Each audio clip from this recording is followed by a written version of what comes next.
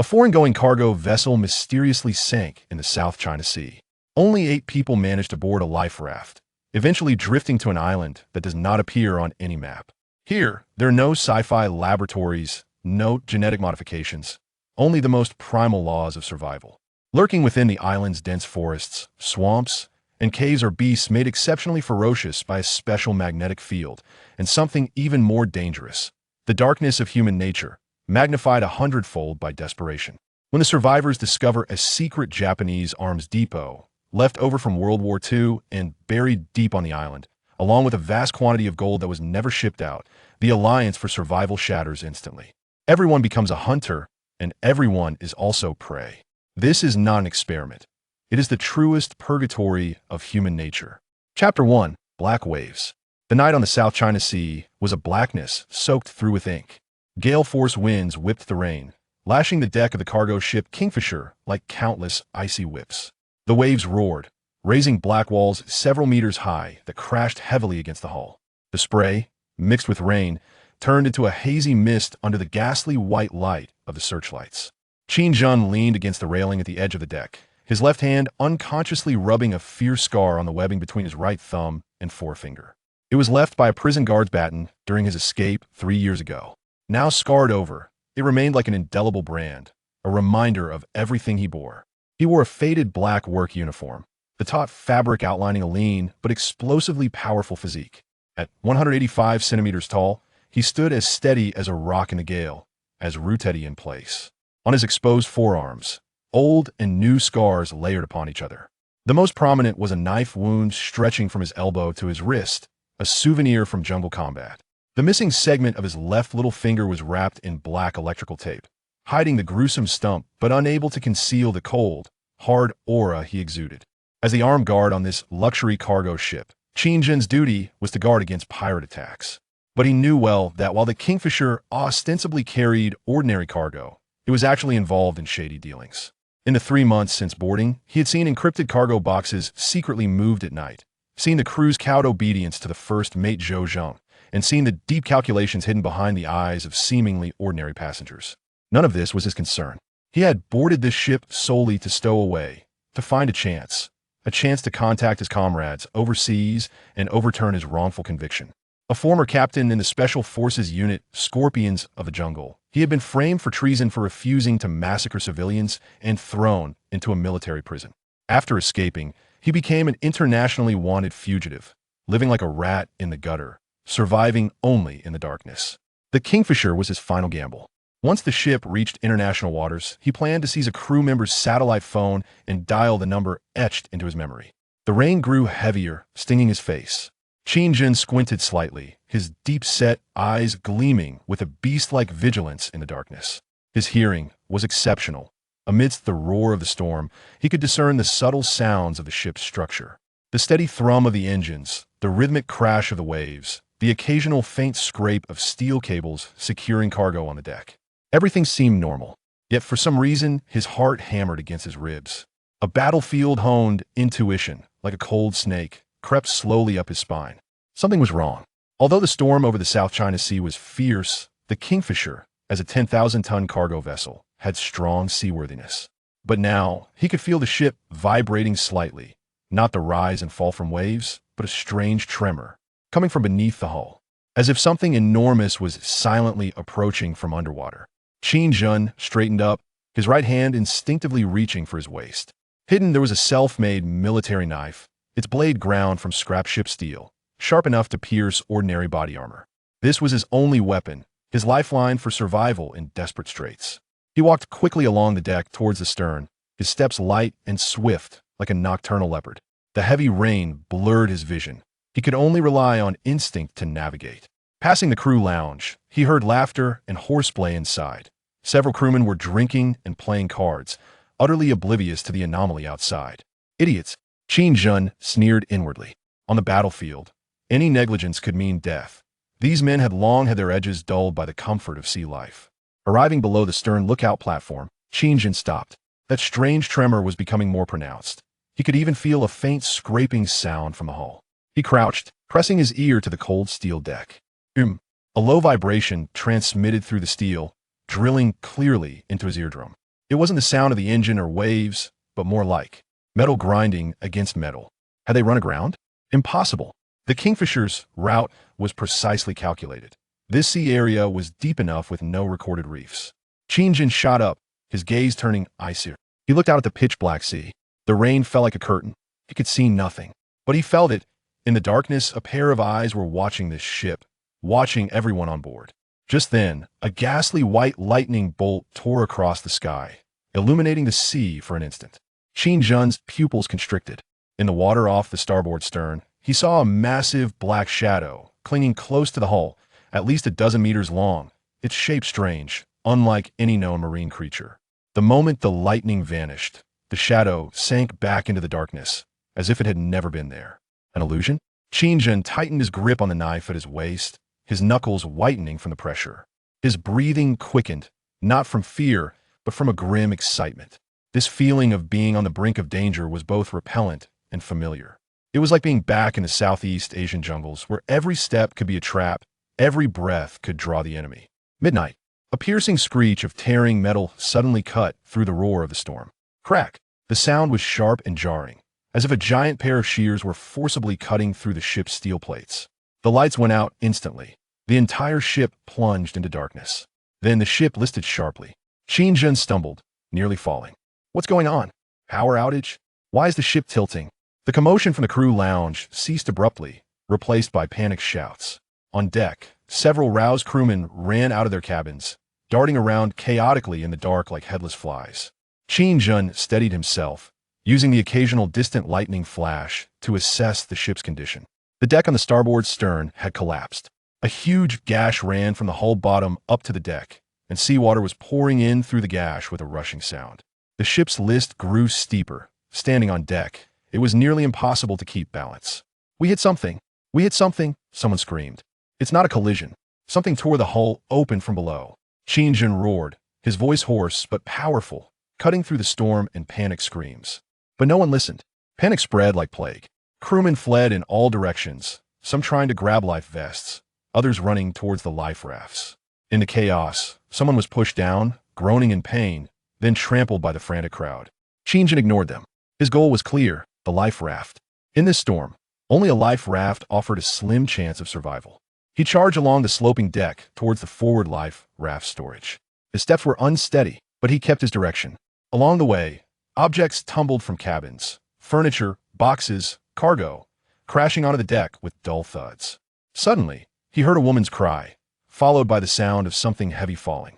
Instinctively, Qingjin looked back. At the entrance to a port-side corridor, a woman lay on the ground, her ankle twisted at an unnatural angle, clearly sprained. She wore a soaked white business suit, her disheveled hair plastered to her cheeks, yet it couldn't hide her delicate features. In her arms, she clutched a silver briefcase tightly, as if it were a priceless treasure. It was her. He recognized her. She was the woman who had caught his attention when boarding, named Lin Wan, said to be an executive from some pharmaceutical group escorting a batch of special medicines. She looked fragile, like a hothouse flower, utterly out of place on this ship of secrets. Now, she was curled on the ground, pale, sweat beading on her forehead, her eyes full of terror and helplessness. The tilting ship prevented her from getting up, and the chaotic crowd could trample her at any moment. Qingjin's step faltered. Helping her would cost time, could even put him in danger. In his world, survival came first. The lives of others were none of his concern. But when he saw how Lin Wan clung to that silver briefcase, saw the glimmer of unwillingness to give up in her eyes, his heart inexplicably ached. That look, it was exactly how his comrades had looked at him back in the jungle, when they were surrounded by the enemy. "Moo!" Qingjin growled, shoving aside two panicked crewmen, and sprinted to Lin Wan's side.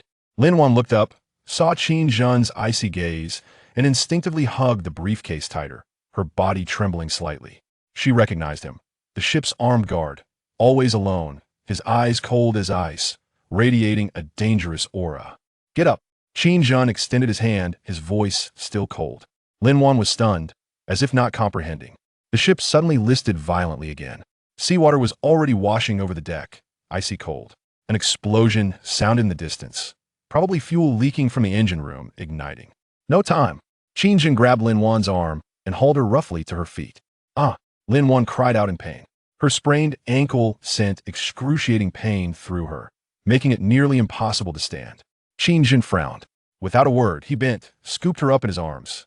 Lin Wan gasped, instinctively throwing her arms around his neck, still clutching the silver briefcase. Qin Jun could feel how light she was and her trembling. He made no unnecessary movements. Holding her, he turned and rushed towards the life raft. The woman in his arms was quiet, not struggling excessively, just holding his neck tightly, her breathing rapid. Qin Jun could smell her faint perfume, mingling with the rain's moisture into a strange scent. For a moment, he suddenly thought of his younger sister. If she were still alive, she'd be about this woman's age, just as fragile. The thought flickered and was gone, suppressed. He was Qin Jun, a fugitive bearing the crime of treason, a soldier with blood on his hands. He had no room for such soft emotions. Reaching the forward life raft storage, Qin Jun saw several people already there, frantically trying to untie the securing ropes. Among them was first mate Zhou Zheng, a tall, burly man, and chief engineer Du Hong, a slightly plump, shrewd-eyed middle-aged man. Qin Jun, you brought a woman along. Zhou Zheng, seeing Qin Jun carrying Lin Wan, scowled and barked. Hurry up and help untie the ropes. The ship's sinking. Qin Jun ignored him, gently setting Lin Wan on the deck beside the raft. Stay here. Don't move. He then joined the effort to untie the ropes. His movements were quick and precise, far more skilled than Zhou Zheng or Du Hong. In the jungle, he'd untied countless similar rope traps. This was child's play. Crack! The last rope snapped. The life raft popped open with a whoosh and hit the water. At that moment, the ship lurched violently again. Qin Jun and the others lost their footing, sliding towards the sea. Jump! Qin Jun roared, launching himself into the raft. Zhou Zheng and Du Hong followed, scrambling aboard clumsily. Lin Wan, gritting her teeth against the searing pain in her ankle, jumped in after them. The instant the raft cleared the ship, the Kingfisher emitted a deafening roar. Its hull snapped in two.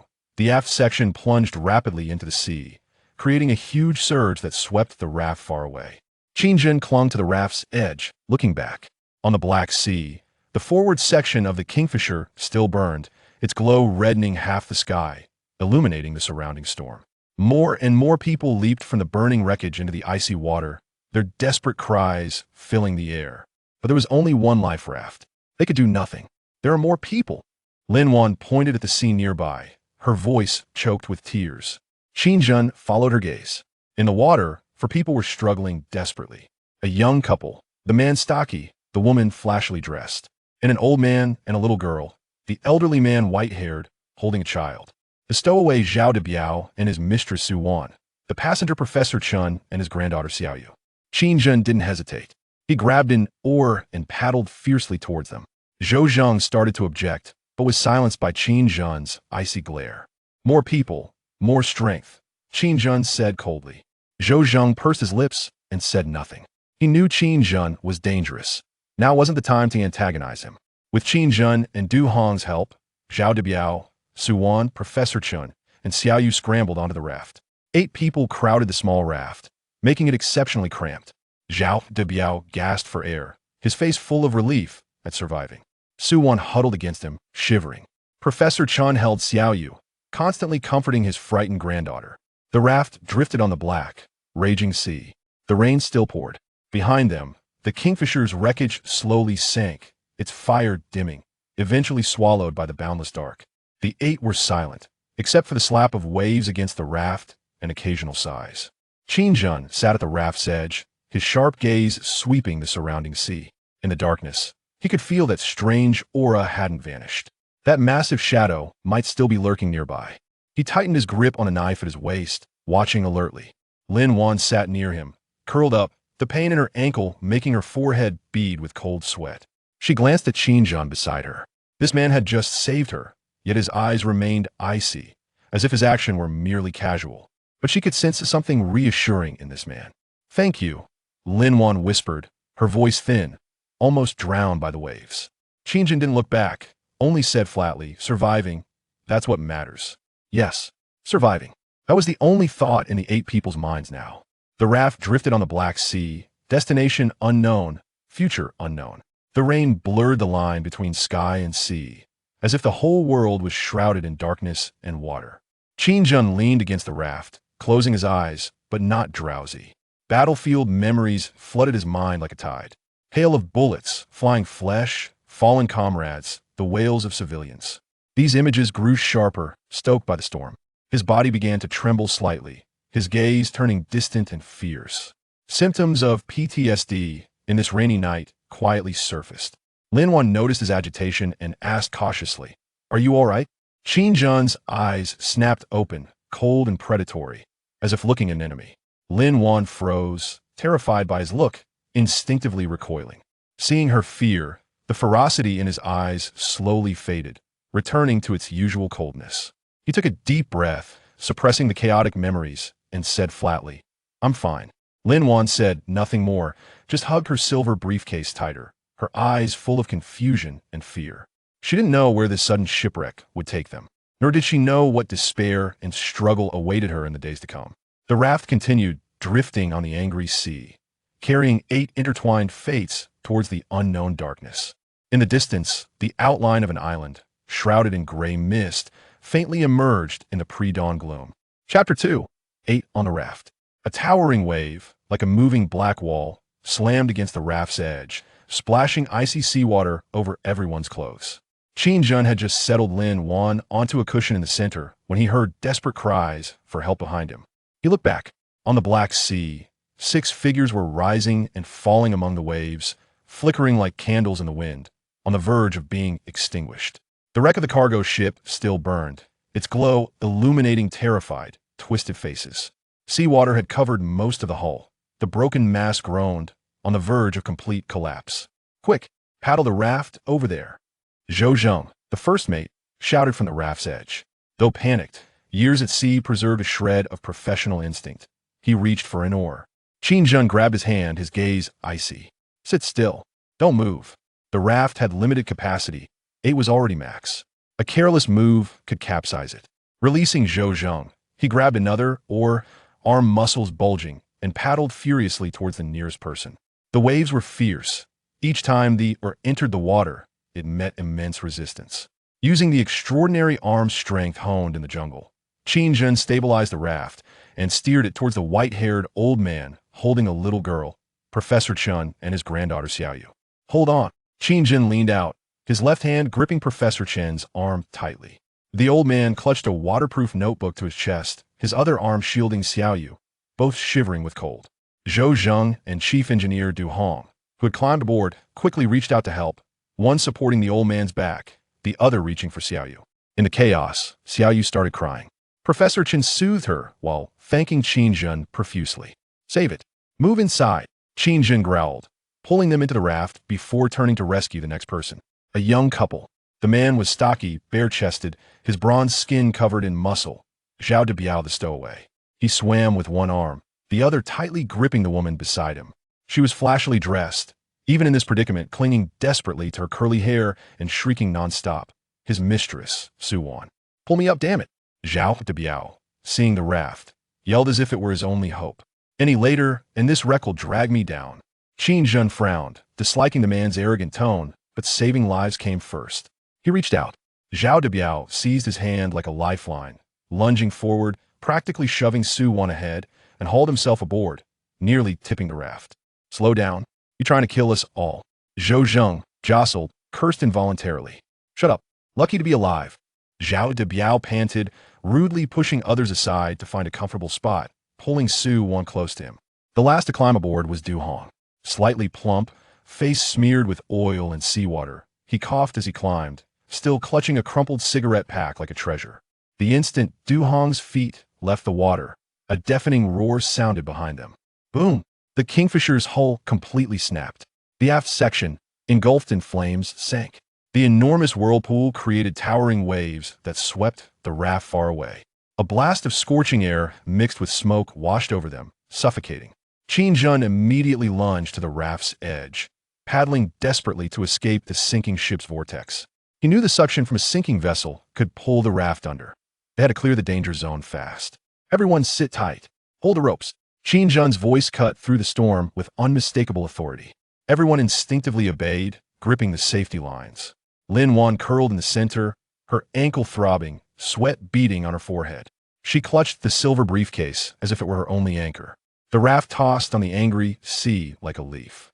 The rain still poured, Icy seawater constantly splashed in, soaking everyone, making them shiver. No one spoke, only the slap of waves, occasional coughs, and sobs.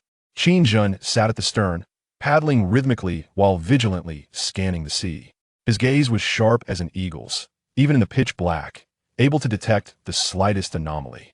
The strange aura he'd felt earlier hadn't dissipated. Instead, with the ship sinking, it grew stronger. He felt, deep in the dark water, something watching them, like a jungle predator waiting for the right moment to strike. Damn this weather, Zhao Debiao grumbled, wiping rain from his face. Shouldn't have stowed away. This is sending me straight to hell.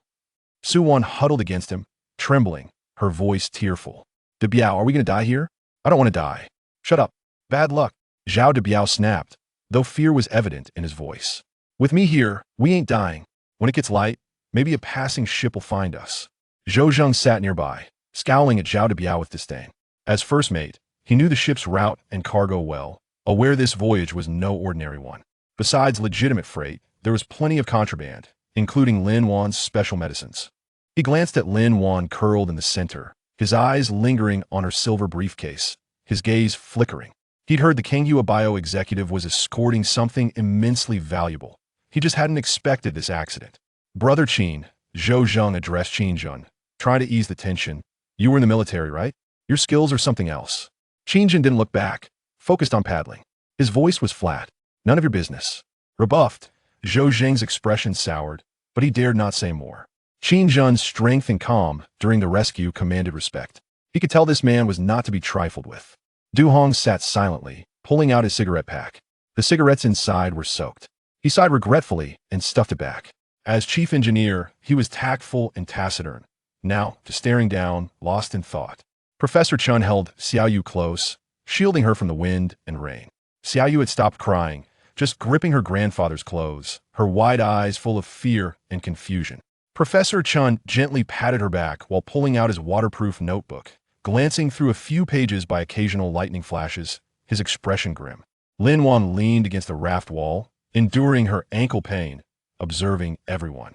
Despite her predicament, professional instinct made her analyze those around her. Qin, the man who'd saved her, was undoubtedly the most dangerous. His scars, his cold eyes, his skilled movements all pointed to an extraordinary past. Yet, he was also the only one who gave her a sense of security. Zhou Zheng, the first mate, seemed capable and sharp, but his eyes held calculation, showing interest in her briefcase. Zhao Debiao, the stowaway, was crude, selfish, brutal, likely to betray others to save himself. Su Wan, his mistress, was timid, weak, dependent, probably useless in a crisis. Du Hong, the chief engineer, was quiet, seemingly harmless, but unreadable. Professor Chun and Xiaoyu, the old man and child, were the most vulnerable, needing protection. Lin Wan gently stroked her silver briefcase. Inside were not only the special medicines, but also antibiotics, surgical instruments, and a miniature satellite beacon in a hidden compartment. This case was her leverage in this desperate situation. She couldn't lose it. How's your ankle? A cold voice suddenly asked nearby. Lin Wan looked up. Qin had stopped paddling and was examining her swollen ankle. Hurts a bit. Probably sprained. Lin Wan said softly, trying to sound calm. Qin said nothing, bent, grasped her ankle, and gently squeezed. Lin Wan gasped in pain, instinctively trying to pull back, but he held firm. No broken bones, just a ligament sprain. Qin released her, his tone flat. Try not to move it. You'll make it worse. He pulled a roll of gauze from his tactical pack and tossed it to her. Bandage it yourself. Lin Wan was surprised this cold man would care about her. She took the gauze, clumsily trying to wrap her ankle, but pain and awkwardness made it impossible. Qin frowned, impatiently crouched, took the gauze, and expertly bound her ankle. His movements were quick yet surprisingly gentle, causing no extra pain. Lin Wan watched his focused profile, rain streaming down his angular face, revealing scars both light and dark beneath. For a moment, she felt this man might not be as indifferent as he seemed. Thank you, Lin Wan whispered. Qin didn't respond. Finishing the bandage, he immediately stood, grabbed the oar, and resumed paddling. But his strokes seemed slightly slower, the raft's direction subtly adjusted to avoid the largest waves. The night deepened. The rain showed no sign of stopping. Everyone was cold, hungry, exhausted. Zhao Debiao and Su Wan leaned together, drowsy. Zhou Zheng and Du Hong also closed their eyes, conserving energy. Professor Chun held Xiaoyu, humming a lullaby. Lin Wan leaned against the raft wall, fighting a strong urge to sleep. She dare not. In these conditions, falling asleep could mean never waking. She forced herself to stay alert, watching with Qin Jun. You seem worried? Lin Wan asked softly. Qin Jun glanced at her, not denying it. This sea area is wrong. What do you mean? Lin Wan's heart tightened. The ship didn't hit a reef or another vessel. Qin Jun's voice was low. Something tore it open from below. Lin Wan's pupils dilated. You mean, a sea monster? I don't know what it was. Qin Jun shook his head. But it wasn't any normal marine creature. He remembered the enormous shadow, unease rising. That thing might still be near. Just then, Xiaoyu pointed into the distance, her voice trembling slightly. Grandpa, look. What's that? Everyone startled awake, looking where she pointed. On the black horizon, a blurry outline appeared, like an island, shrouded in thick gray mist, barely visible in the storm. An island. We see an island. Zhao Debiao was first to react, yelling excitedly. We're saved. Zhou Zheng and Du Hong also showed ecstasy, but Qin Jun and Professor Chen remained grim. Qin Jun squinted, studying the island. Its outline was irregular, like a crouching sea beast. The mist obscured everything, but he sensed the island held things more terrible than any sea creature. Professor Chan adjusted his glasses, his gaze complex. This sea area isn't on any chart. That island is probably uninhabited. Uninhabited meant no rescue, no supplies, only unknown danger. Zhao Debiao's excitement instantly deflated. Uninhabited? Then going there's still a death sentence. Better than feeding the fish out here, Zhou Zheng said coldly. Islands have fresh water food. That's our only hope. Qin Jin said nothing, just paddled faster. Whatever dangers the island held, they had no choice. The raft supplies were gone. They had to reach land. The raft drifted slowly towards the mysterious island. The mist thickened, enveloping it completely, like a giant maze waiting to swallow them. Lin Wan clutched her silver briefcase, her heart full of dread. She didn't know if this sudden island would bring hope or deeper hell. Qin Jun stood at the stern, his gaze cold and unwavering. He knew the real test was just beginning. Whatever dangers lay ahead, he had to survive to clear his name, to shed the injustice branded upon him. 8 people, one small raft, on the black, raging sea, slowly approaching the mist-shrouded mystery. Their fates, from this moment, were irrevocably bound to this unknown island. Chapter 3. The black sand beach. The dawn broke like a sharp blade, slicing through the heavy gray mist. As the first ray of light pierced the clouds and illuminated the surface of the sea, the 8 individuals aboard the lifeboat finally beheld the island before them. It loomed like a slumbering behemoth in the South China Sea, its massive and indistinct silhouette shrouded in a veil of hazy vapors, rendering its true form indiscernible. As the lifeboat drew nearer, the island's features gradually came into focus, enveloping them in an eerie atmosphere. Contrary to their expectations of a golden beach, they were confronted with an expanse of black coastline stretching into the distance. The grains of sand were not ordinary silt, but pure ebony, resembling charred coal, glistening dully under the morning light. The waves crashed against the black shore, churning up white foam only to swiftly recede, leaving behind moist traces akin to the claw marks of a colossal beast. Why is the sand black? Zhao Debiao's eyes widened in disbelief. Having spent years along the coastal regions and witnessed countless islands and beaches, he had never encountered such an uncanny black sediment. Suan clutched Zhao Debiao's arm tightly, her voice trembling. This place is frightening. Do we really have to go ashore? Are we to wait for death in the sea? Zhou Zheng shot her a cold glance, his tone laced with impatience. After a night of drifting, he was utterly exhausted, and his sole thought was to reach land swiftly in search of fresh water and sustenance. Qin Zheng remained silent, squinting as he scrutinized the island's coastline. At the end of the black beach lay a dense jungle, with towering trees stretching skyward, their intertwined branches and leaves forming an impenetrable green curtain, devoid of any signs of human activity. The air was thick with a damp, briny scent mingled with the odor of decaying vegetation, causing a sense of unease to swell in their chests. His instincts screamed warnings. Something was amiss with this island. Yet, as Zhou Zheng had stated, they had no alternative. Grip the rope tightly and prepare to land. Qin Zheng's low voice shattered the silence. He rose to his feet, vigorously paddling with the oar, steering the lifeboat toward a relatively gentle stretch of shore. The waves remained tumultuous, repeatedly pushing the lifeboat towards the beach and then dragging it back into the ocean. Observing this, Zhao Debiao and Zhou Zheng quickly lent a hand, assisting Qin Zheng in securing the lifeboat. Du Hong supported Professor Chun, cautiously shielding Xiaoyu, fearful that the child might be drenched by the waves. Lin Wan sat in the center of the raft, clutching a silver suitcase tightly. The pain in her ankle rendered her pale, yet she strove to maintain her composure, her vigilant gaze sweeping the shoreline. Under Qin Zheng's command, the 8 individuals supported one another and finally set foot on the enigmatic black sand beach. The gravel beneath their feet was icy and piercing, each step jarring as if treading upon countless tiny pebbles. After just 2 steps, Lin Wan stumbled due to the pain in her ankle, but fortunately, Qin Zheng was there to steady her. "Thank you," Lin Wan whispered, raising her eyes to meet his.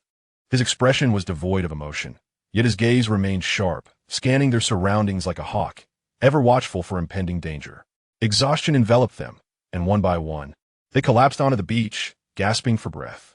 The night of drifting had drained them of all their strength, and at that moment, all they yearned for was a moment of rest. Qin Zheng did not take a moment's respite. He rose to his feet and commenced a meticulous examination of his surroundings. He strolled along the shoreline, his gaze diligently scanning every inch of land, leaving no anomaly overlooked. Upon the blackened gravel, only the traces of the lapping waves were evident, devoid of human footprints, discarded refuse, or even the rare droppings of seabirds, as if this isle had never been graced by human presence. "Hey, where are you going?" Zhao Debiao called out, unable to restrain himself, as he noticed Qin Zheng departing alone. Qin Zheng did not look back. He merely waved his hand, signaling that he was merely surveying the situation. Lin Wan watched the retreating silhouette of Qin Zheng, a tangle of complex emotions swelling within her heart. This man was invariably reticent, yet he possessed an uncanny ability to instill a sense of inexplicable safety at critical moments. She glanced down at the silver suitcase cradled in her arms, her fingers absently caressing its surface. This suitcase concealed her secrets and harbored her hope for survival amidst despair. "What shall we do now?" Du Hong inquired, producing a waterlogged pack of cigarettes from his pocket, sighing as he turned to Zhou Zheng. Zhou Zheng furrowed his brow, his gaze sweeping over the assembled individuals. "First, let's take stock of what we have on us and see what might be useful." Upon hearing this, everyone began to rummage through their belongings. After a night of drifting and soaking in seawater, most items had either been ruined or lost. Zhao Debiao searched for an extended period, eventually retrieving a rusted knife and a few crumpled banknotes from his pocket, cursing under his breath, "Damn it, we've lost everything. This wretched island has no sign of life. We'll surely starve to death here." Su Wan's situation was even more dire. Apart from her thoroughly soaked clothes, she possessed nothing. She leaned helplessly against Zhao Debiao, tears brimming in her eyes as she lamented, "Debiao, I'm so hungry, I'm so thirsty." Zhou Zheng's predicament was scarcely better. He had only an empty wallet and a waterproof watch, which had ceased functioning at the moment of the cargo ship's calamity. Professor Chun retrieved a black waterproof notebook from his pocket. Fortunately, he had clutched it closely, preventing it from succumbing to the seawater. He opened the notebook, which contained observations and sketches of marine life, now serving as his solitary source of solace. He held Xiaoyu tightly, softly reassuring her, "Do not fear, dear. Grandpa will protect you." Du Hong once more produced the crumpled pack of cigarettes, cautiously opening it, only to find that the cigarettes had dissolved into pulp from the seawater. He shook his head in dismay, tucking the pack back into his pocket as though it were a rare treasure. Lin Wan clutched her silver suitcase tightly. It was her sole possession and her anchor in this dire predicament. She did not open it, but embraced it even more fervently. In the end, all eyes turned to Qin Zheng. He appeared to be the only one maintaining a semblance of composure, his tactical backpack still secured upon his back, possibly harboring useful items. Shortly thereafter, Qin Zheng returned. His expression remained largely unchanged, yet a hint of gravity had settled in his gaze. "What have you discovered? Are there any signs of human activity around?" Zhou Zheng inquired eagerly. "There are no traces of human activity," Qin Zheng replied. Qin Zheng shook his head. The coastline was extensive, flanked by sheer cliffs and dense jungles, devoid of any signs of boats docking, and devoid of fresh water and food. The expressions on everyone's faces instantly grew more grim. Without fresh water and sustenance, Their survival on this desolate island would be fleeting. Are we not doomed? Suwon's cries grew louder. What good is crying? Qin Zheng shot her a cold glance, the chill in his eyes silencing her immediately. This was not the time for despair. We must urgently seek fresh water and food. As he spoke, he unstrapped his tactical backpack and unzipped it. Inside, there were few items, but each was practical. A finely sharpened military dagger, a package of compressed biscuits, with only 2 biscuits remaining, a military canteen, a box of matches, a roll of bandages, and a compass. These items had been stealthily brought aboard, and now they had unexpectedly become the group's lifeline. This is all we have. Qin Zheng laid out the contents on the beach. We will share the compressed biscuits to stave off our hunger for now. The canteen can be used to store fresh water, the matches to start a fire, and the bandages to tend to wounds. As everyone gazed at the meager supplies on the beach, their eyes were filled with longing. In such dire circumstances, these simple items were more precious than gold. WWII could not resist reaching for the compressed biscuits, but was firmly restrained by Qin Zheng. We cannot afford to eat excessively. Qin Zheng's voice was icy. We do not know when we might find our next meal. We must ration our supplies. WWII's face reflected discontent, yet under Qin Zheng's frosty gaze. He dare not protest, and reluctantly withdrew his hand. Qin Zheng divided the 2 biscuits into 8 portions, 1 for each person. The biscuits were somewhat soggy, but driven by hunger, they devoured them ravenously. A mere morsel could barely quell their hunger, instead intensifying their cravings. Now, let us inventory our supplies. Qin Zheng repacked his belongings into his backpack and turned to the others. Aside from my tactical backpack, what do you have that may be useful? Zhou Zheng produced his waterproof watch, stating, "This watch still tells time. It may be of some utility." Professor Chun raised his waterproof notebook, saying, "This notebook is waterproof and can be used to record important matters." Du Hong hesitated for a moment before pulling out the soaked cigarette case.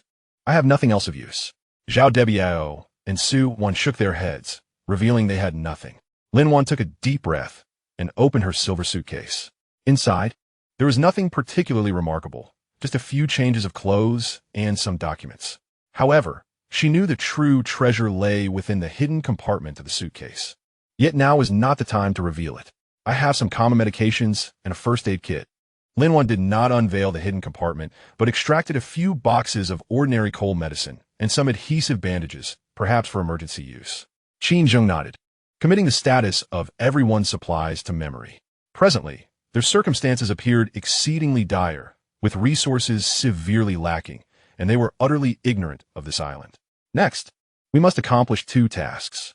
Qin Zheng's gaze swept over each individual present, his tone resolute. First, we must locate fresh water and food. Second, we must investigate the environment of this island to ascertain if there exists a viable means of escape. "I refuse." Zhao Debiao immediately objected. "This cursed place is fraught with dangers. Who knows what lurks in the jungle? If you wish to go, then go ahead. I shall remain here and await rescue." "Rescue?" Qin Zheng scoffed. "This island does not appear on any nautical charts. No ships will pass by. Waiting for rescue will only lead to death. That is still preferable to venturing into the jungle to meet my demise." Zhao Debiao retorted defiantly, fear evident on his face. Having glimpsed the jungle's ominous appearance, he was convinced it concealed something terrifying. Qin Zheng chose not to argue with him. Instead, he advanced step by step towards Zhao Debiao. His pace was slow, yet each footfall felt as though it pressed upon Zhao Debiao's heart. As Qin Zheng drew nearer, a formidable sense of oppression enveloped the atmosphere, emanating a battle-hardened aura that chilled Zhao Debiao to the bone, compelling him to instinctively retreat a few steps. "What do you intend to do?" Zhao Debiao exclaimed, his bravado faltering. Qin Zheng remained silent, his gaze locked onto Zhao Debiao's eyes. His expression was as frigid and fierce as a beast on the brink of fury, poised to pounce and rend his prey apart at any moment. Zhao Debiao, unnerved by the intensity of Qin Zheng's stare, averted his gaze, instinctively bowing his head. On this island, one must either survive or perish. Qin Zheng's voice was deep and gravelly, imbued with an undeniable authority. "If one wishes to live, one must comply with my directives." Not only Zhao Debiao, but the others present were also struck by the palpable menace radiating from Qin Zheng. They began to grasp that this reticent man was no ordinary armed guard. He had been stained by blood, having witnessed the true depths of hell. Zhou Zhang's eyes flickered momentarily as he regarded Qin Zheng, filled with trepidation. Yet he recognized the truth in Qin Zheng's words. On this desolate island, only through unity could they hope to survive. Brother Qin is correct, Zhou Zheng declared, taking the lead in affirming their course of action. We cannot remain idle. We must proactively seek a path to survival. I am willing to accompany Brother Qin in exploring the island. Du Hong nodded eagerly. I shall join as well. Having worked on ships for many years, I possess considerable strength and can be of assistance. Professor Chen sighed. I am too old to traverse this terrain. I shall remain here with Xiaowu and await your return. Miss Lin, your ankle is injured. You should also stay here to rest. Lin Wan shook her head, her resolve unwavering. Although my ankle is injured, I possess some knowledge of first aid and may be of help. Furthermore, I wish to locate fresh water and food as swiftly as possible. Qin Zheng regarded Lin Wan, not opposing her decision. He was aware of her keen observational skills, which might enable her to notice things that others would overlook. Very well, Qin Zheng nodded, commencing the allocation of tasks. WWII. You and Su Wan shall remain here to guard the supplies and construct a simple shelter. Zhou Zheng and Du Hong, accompany me to the edge of the jungle to seek fresh water and food. Lin Wan, follow closely behind us and remain vigilant of your surroundings. Alert us to any developments. Zhao Debiao harbored intentions of dissent, yet upon encountering the frigid gaze of Qin Zheng, he ultimately swallowed his words, relenting with palpable reluctance. Qin Zheng refrained from further discourse, shouldering his tactical backpack and firmly grasping the military dagger at his waist as he led the way into the depths of the jungle. Zhou Zheng and Du Hong hastily followed suit, while Lin Wan persevered despite the ache in her ankle, limping behind them. On the black sandy beach, only Zhao Debiao, Su Wan, Professor Chen, and Xiao Yu remained. Zhao Debiao gazed at the vanishing figures of Qin Zheng and the others of the jungle's edge, a trace of resentment flickering across his countenance. Su Wan nestled closely beside him, her eyes brimming with fear and trepidation. Deeper within the jungle, the trees loomed overhead, obscuring the sun and casting a dim light. The air was saturated with dampness and the scent of decaying vegetation, while the ground was carpeted with thick layers of fallen leaves and moss, making progress exceedingly arduous. Qin Zheng led the group with a grace reminiscent of a nimble cheetah, deftly clearing obstructive branches and vines with his dagger. His gaze was as sharp as an eagle's, meticulously scrutinizing every detail around him. The footprints on the ground, the scratches on the trees, the state of the plant life. Any anomaly did not escape his keen observation. He understood that in such an unfamiliar jungle, even the slightest oversight could spell disaster. Zhou Zheng and Du Hong followed closely behind, scarcely daring to breathe. They had never encountered such dense foliage nor experienced such an oppressive atmosphere. The surrounding silence was unnerving, broken only by the sound of their footsteps and the occasional bird call, sending shivers down their spines. Lin Wan trailed at the rear, her ankle throbbing more painfully with each step, yet she gritted her teeth and persevered. Her watchful gaze swept the environment, relying on her exceptional observational skills to note any potentially useful information. She observed that the plants here grew unusually tall, with some vines as thick as an adult's arm, adorned with sharp thorns. Watch your step. Qin Zheng suddenly halted, whispering caution. The group promptly stopped, following his gaze to a patch of unassuming moss on the ground, a shade darker than its surroundings. Qin Zheng used his dagger to part the moss, revealing a bottomless pit beneath, its walls lined with sharp wooden spikes. A trap? Zhou Zheng's expression shifted. It seems more like a naturally formed hole, Qin Zheng replied, shaking his head. Regardless of its origin, caution was paramount. He gestured for the others to circumvent the pit and proceed onward. After traversing for over half an hour, a gentle sound of flowing water suddenly reached them. Water! Du Hong's face lit up with joy, and he hastened his pace. Qin Zheng swiftly grasped his arm, cautioning him. Wait, do not act impulsively. He signaled for the group to halt and cautiously approach the sound of the water. Before long, he returned, a hint of satisfaction gracing his features. It is a small stream, and the water appears quite clear. Upon hearing this, the group collectively exhaled in relief. In this hot and humid jungle, fresh water was the essence of life. Qin Zheng led the group to the stream's edge. The brook was not wide, merely a few meters across, with crystal-clear waters revealing the smooth pebbles beneath. The gentle flow of the stream produced a melodious sound. "At last, we have found water," Du Hong exclaimed, eager to bend down and drink. "Wait," Qin Zheng once again interposed, halting him. He crouched down to meticulously examine the quality of the stream's water. Casting a glance at the surrounding environment, the flora encircling the stream flourished abundantly, and the water's surface bore no debris, appearing remarkably pristine. Yet, he remained vigilant and picked up a stone from the ground before tossing it into the water. The stone created a ripple, and the stream retained its clarity. Qin Zheng observed the while longer and noticed small fish and crabs darting about in the water, indicating that the stream was likely free of toxins. It was safe to drink, but one should not consume excessively or drink directly with their hands. Qin Zheng retrieved a military canteen from his backpack, carefully filled it with water, and handed it to Lin Wan, urging her to drink first. Lin Wan hesitated momentarily before accepting the canteen and sipping cautiously. The cool, sweet water instantly alleviated her thirst. After finishing, she passed the canteen to Zhou Zheng, who, along with Du Hong, took their turns to drink. Qin Zheng himself took only a small sip, merely moistening his throat. He understood that in such circumstances, maintaining a clear mind was paramount. Succumbing to momentary thirst could lead to irrationality. Lin Wan observed Qin Zheng's actions, and her sense of reliance on him intensified. This man was always composed, prudent, and attentive to the needs of others. In this dire predicament, his presence made everything seem less daunting. Once they had quenched their thirst, the group's spirits lifted considerably. Qin Zheng glanced at the sky and remarked that it was getting late, suggesting they follow the stream in search of food. If they were unsuccessful, they would return to the beach and continue their exploration the following day. The group nodded in agreement, trailing behind Qin Zheng as they ventured upstream. They all acknowledged that finding food was their most pressing task at hand. Deep within the jungle, sunlight filtered through the gaps in the leaves, casting dappled shadows. The stream flowed gently, as if whispering the secrets of the island. The figures of Qin Zheng and his companions meandered through the dense foliage. Chapter 4. Establishing rules. The journey back from the stream to the black sand beach felt interminably long. Lin Wan's ankles swelled increasingly, and with each step, it felt as though she were treading on razor blades. The excruciating pain caused beads of cold sweat to form on her forehead.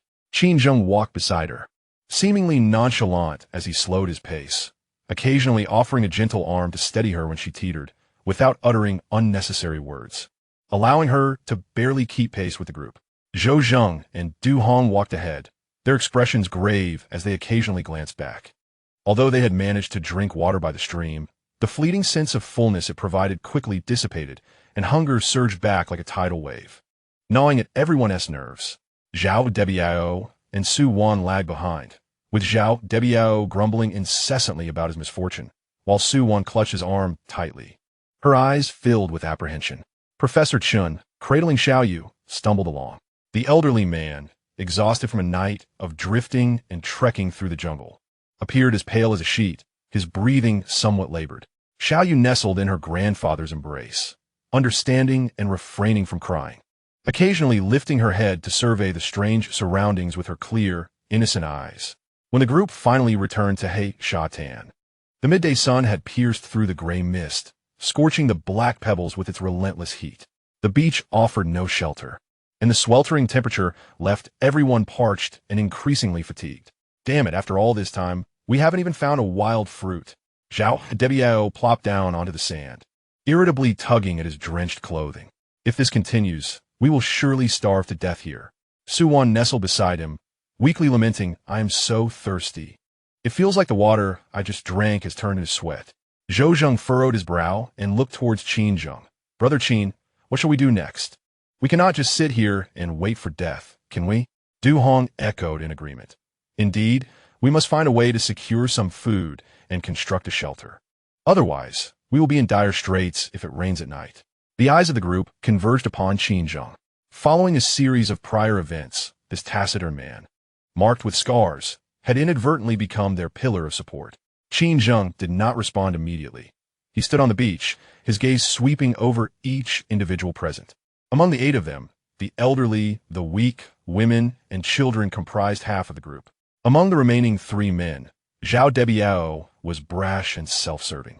Zhou Zheng appeared astute yet harbored his own motives, while Du Hong was honest but lacked initiative. The challenge of surviving on this enigmatic island was formidable. He inhaled deeply, the air saturated with the briny scent of the sea and the searing heat of the black pebbles. Hunger and thirst gripped each throat like invisible hands, exacerbating the anxiety of those already fragile in spirit. Now was not the time for complaints. Qin Zheng's voice was cold and resolute, akin to a shard of ice, instantly quelling the group's restlessness. To survive, they must adhere to the rules. He stepped to the center of the beach, halted, turned, and with a piercing gaze surveyed the crowd. I will assign tasks. Why should we listen to you? Zhao Debiao immediately retorted, defiantly arching his neck. You are merely a guard from the ship. Now that it has sunk, we are all survivors, so what gives you the right to command? Qin Zheng disregarded him and continued. Zhou Zheng, Du Hong, you two should collect debris along the shoreline, be it wooden planks, ropes, or plastic bottles. Bring back anything usable. We need materials to build a shelter and start fire. Zhou Zheng hesitated for a moment, but eventually nodded. All right. Du Hong hastily agreed, picking up a nearby stone to pry loose any debris trapped in the pebbles. Zhao Debiao, you will search for firewood at the edge of the jungle. The more, the better. Qin Zheng's gaze finally landed on Zhao Debiao, his tone brooking no argument. I refuse. Zhao Debiao sprang to his feet. The jungle is fraught with danger. Who knows what lurks within? If you want to go, go yourself. I will stay here and wait. Perhaps a ship will pass by at some point. Do you truly believe a ship will pass? Qin Zheng scoffed, the chill in his eyes causing Zhao Debiao to shudder involuntarily. This island is not on any navigational charts, and after the tempest yesterday, any ship would have long strayed off course.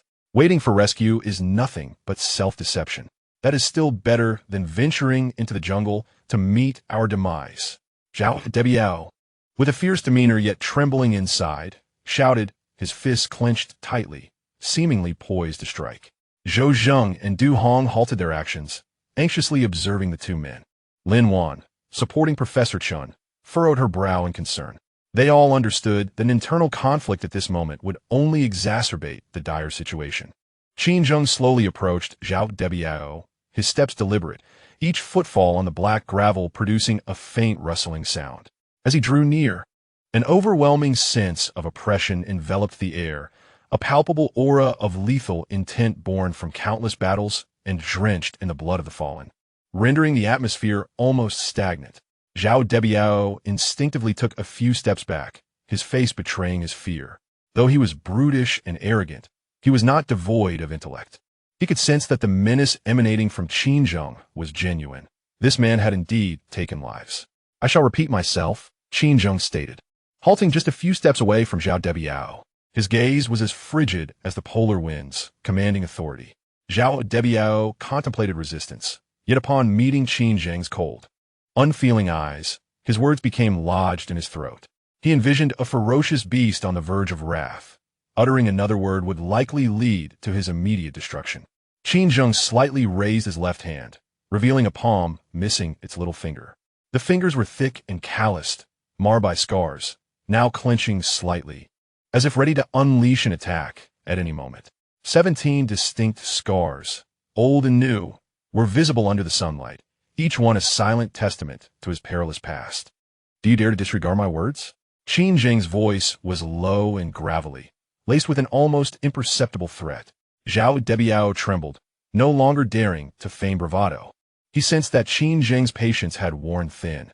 Any further defiance would surely lead to dire consequences. Swallowing hard, the arrogance on his face gradually gave way to fear.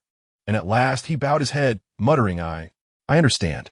Upon witnessing Zhao Debiao relent, a semblance of calm returned to Qin Zheng's gaze. He turned to Lin Wan and said, Lin Wan, your ankle is injured. Remain at the camp to care for Professor Chun and Xiaoyu. Be vigilant of your surroundings, and shout at the first sign of danger. Lin Wan nodded, replying softly, all right. She perceived the wisdom in Qin Zheng's strategy, which considered everyone's circumstances while maximizing resource utility. She helped Professor Chun to sit on a relatively flat rock, then retrieved a clean cloth from her bag to gently wipe the dirt from Xiaoyu's face. I will scout the surrounding area for additional water and food sources and mark hazardous zones, Qin Zheng concluded, his gaze sweeping over the group. Remember, no one is to leave the camp's perimeter without my return. Should you encounter any danger, raise an alarm immediately. With that, he donned his tactical backpack, gripped the military dagger at his waist, and turned towards the jungle. His silhouette stood tall and resolute against the backdrop of the black beach and verdant foliage, exuding an air of solitary bravery. The others watched as Qin Zheng vanished into the depths of the jungle, their hearts a tumult of emotions. They finally came to realize that this taciturn man was not only exceptionally skilled, but also possessed remarkable leadership qualities. On this perilous island fraught with danger, perhaps only by heeding his command could they hope to survive. Let us hasten to our tasks, Zhou Zheng promptly suggested to Du Hong. Du Hong nodded in agreement, and the two swiftly made their way towards the shoreline to begin gathering debris. WWII hesitated for a moment, but ultimately stood up reluctantly and ambled toward the edge of the jungle. As he walked, he glanced back frequently, fearful that Qin Zheng might suddenly return. Su Wan observed his retreating figure, wanting to follow, but was abruptly pushed aside by Zhao Debiao, who admonished, "Stay here, do not follow, and create chaos." Su Wan pouted in grievance, but ultimately complied, remaining at the campsite, seated upon a rock, her gaze vacantly fixed on the sea. After Lin Wan assisted Professor Chen to sit down, she began to scrutinize the surrounding environment meticulously. The beach, with its black pebbles baked by the sun, felt scalding underfoot, particularly uncomfortable to tread upon. Not far from the shore, the relentless waves crashed against the coast, producing a cacophony of sound. At the forest's edge, dense trees intertwined, forming a verdant barrier that separated the beach from the jungle. Professor Chen coughed several times, his complexion still pale. He retrieved a waterproof notebook he carried and, after opening it, began to jot down notes with a pen he had on hand. Little Yu nestled beside her grandfather, her small hand tightly clutching his clothing, occasionally casting curious glances at her surroundings. "Professor Chen, how are you feeling?" Lin Wan inquired with concern. The professor looked up, managing a weak smile. "I am fine. Just a bit weary." "Thank you, Miss Lin." He paused and continued. "This island is peculiar. The black sands, the extraordinarily dense jungle, and, as Brother Qin mentioned, the absence of any signs of human activity. I suspect this may be an undiscovered island." Lin Wan nodded. "I find it quite strange as well. Moreover, the flora and fauna here seem markedly different from what we are accustomed to." She recalled the enormous vines and sharp thorns she had seen in the jungle, a wave of unease washing over her. "It is always prudent to be cautious," Professor Chen sighed. "Brother Qin is a reliable person. By following him, we might have a chance of surviving." Lin Wan remained silent, merely nodding in acknowledgement. She gazed towards the jungle with growing concern for Qin Zheng's safety. The jungle was rife with peril, and no one could predict what dangers he might encounter. Meanwhile, Zhou Zheng and Du Hong were diligently collecting debris near the coastline. The waves continuously washed various items onto the beach, including broken planks, frayed ropes, discarded plastic barrels, and remnants of unknown marine creatures. "Du Hong, look at this!" Zhou Zheng suddenly exclaimed, bending down to pick up a glimmering metal piece washed up by the sea. "This appears to be a part of a vessel. I wonder if it could be of use." Du Hong approached to examine it, shaking his head. "This is too fragmented. It is likely of little value. Let us focus on finding more planks and ropes, which we will need to construct a shelter." Zhou Zheng nodded, tossing the metal piece aside as he continued his search for useful items. As he searched, he occasionally cast furtive glances toward the dense thicket, his eyes flickering with unspoken thoughts.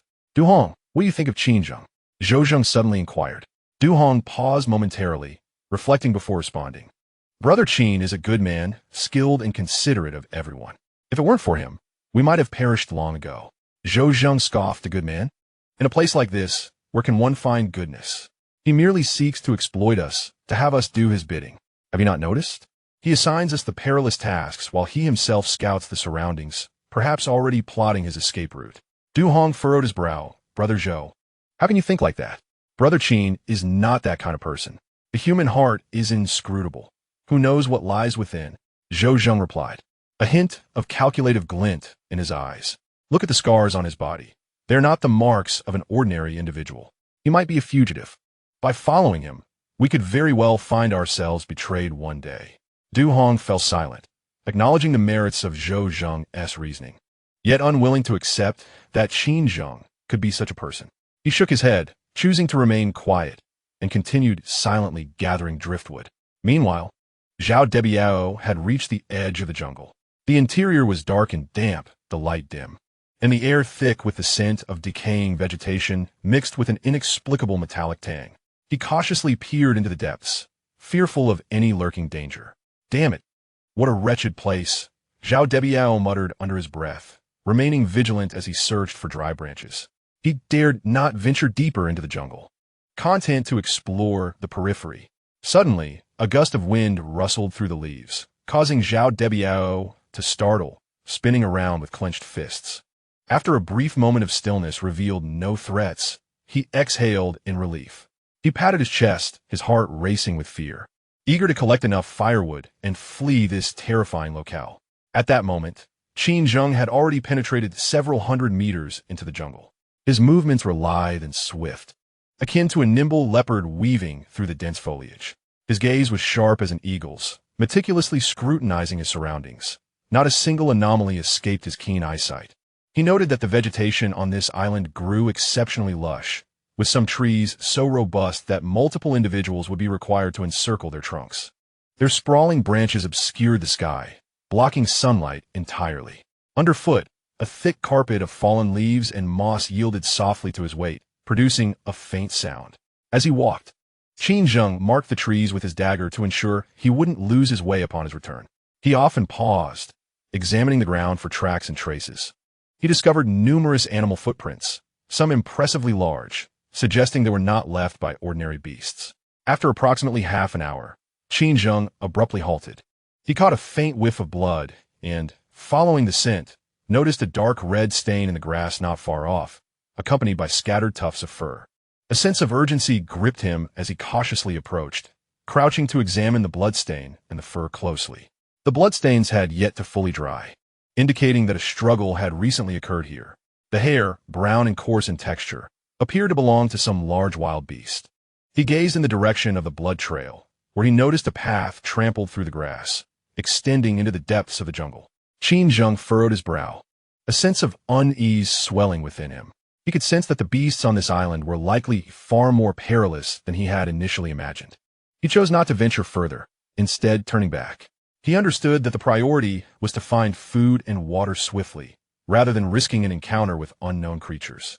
Following the markers he had previously left, he hastened back to the camp. By the time Qin Zheng returned to the camp, it was already afternoon. Zhou Zheng and Du Hong had gathered a considerable amount of flotsam, stacked upon the beach, over a dozen wooden planks, several bundles of rope, and a few plastic barrels. Zhao Debiao had also managed to collect some firewood. Although the quantity was modest, it was sufficient for kindling a fire. Upon seeing Qin Zheng's return, Lin Wan promptly stood up. "You're back. Did you find anything?" Qin Zheng nodded, his gaze sweeping over the supplies gathered by the others, and replied, "The situation is not optimistic. There are signs of large wild beasts in the jungle, and they are quite dangerous. However, I did locate a patch of wild fruit trees. We could go gather some tomorrow." Hearing about the wild fruits, joy illuminated the faces of the group. Zhao Debiao, unable to contain his excitement, immediately inquired, "Where are the fruit trees? Let us go pick them now." "That is not an option," Qin Zheng promptly declined. "It is already late, and visibility in the jungle is poor, making it easy to encounter danger. We will go at first light tomorrow." Though Zhao Debiao felt a tinge of dissatisfaction, he refrained from arguing. He recognized that Qin Zheng was indeed correct.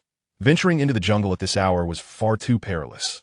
Without further ado, Qin Zheng began constructing a shelter.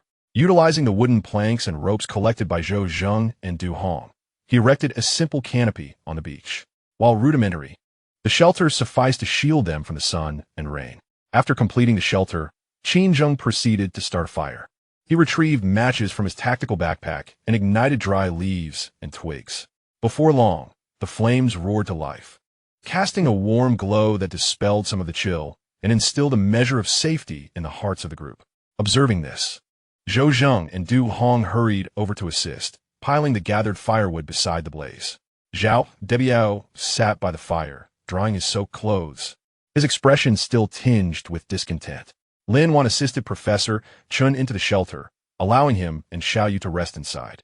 She produced a first aid kit from her suitcase, intending to check on Professor Chen's condition, but he gently declined. "There's no need, Miss Lin. I am fine. Merely a bit fatigued. You should rest as well. Your ankle is still injured." Lin Wan smiled, choosing not to press the matter further.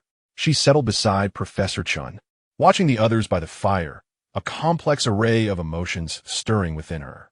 On this perilous, isolated island, the 8 of them, hailing from diverse backgrounds and with varying objectives, were bound together by shipwreck. What the future held, she could not foresee, but she understood that to survive, they must unite and adhere to the rules set forth by Qin Zheng.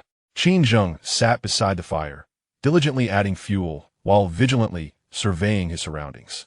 As night descended, eerie howls echoed through the jungle, sending chills down his spine. He understood that the true trial was only just beginning.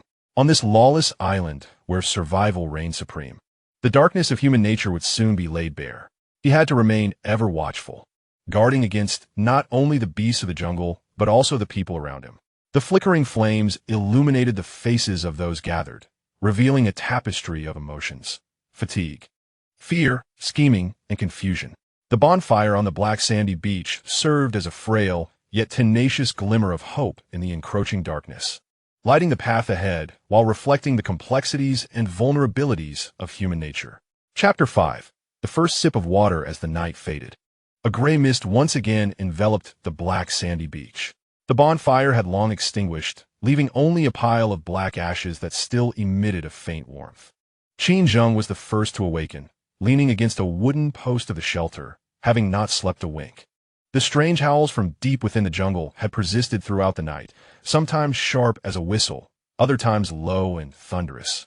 Resembling a colossal creature lurking in the shadows, tightening his chest with unease. He rose, stretching his stiff limbs, the bones cracking softly in protest. The scars on his body throbbed subtly in the humid air, remnants of the battlefield, serving as a constant reminder to remain vigilant. The others in the camp were still asleep, each in varying postures. Zhao WWII curled in a corner, snoring thunderously, drool trickling from the corner of his mouth as he appeared to dream sweetly. Su Wan nestled beside him, her brow furrowed. A look of terror etched on her face, as if the night's howls had frightened her. Zhou Zheng and Du Hong leaned against one another, their sleep restless, occasionally twitching, their eyes still carrying a hint of wariness even in dreams.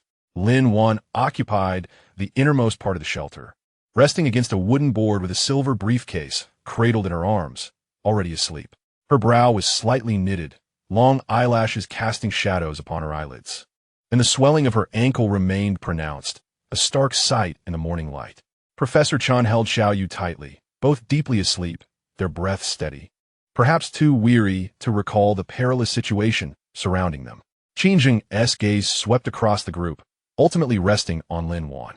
This seemingly fragile woman possessed an extraordinary resilience. Since the shipwreck, though she had been in a passive state, she had never truly collapsed, even managing to care for Professor Chen and Xiao Yu with a calm demeanor. A flicker of emotion stirred within Qin Zheng, but it was swiftly replaced by a chilling caution. On this isolated island, anyone could potentially pose a threat.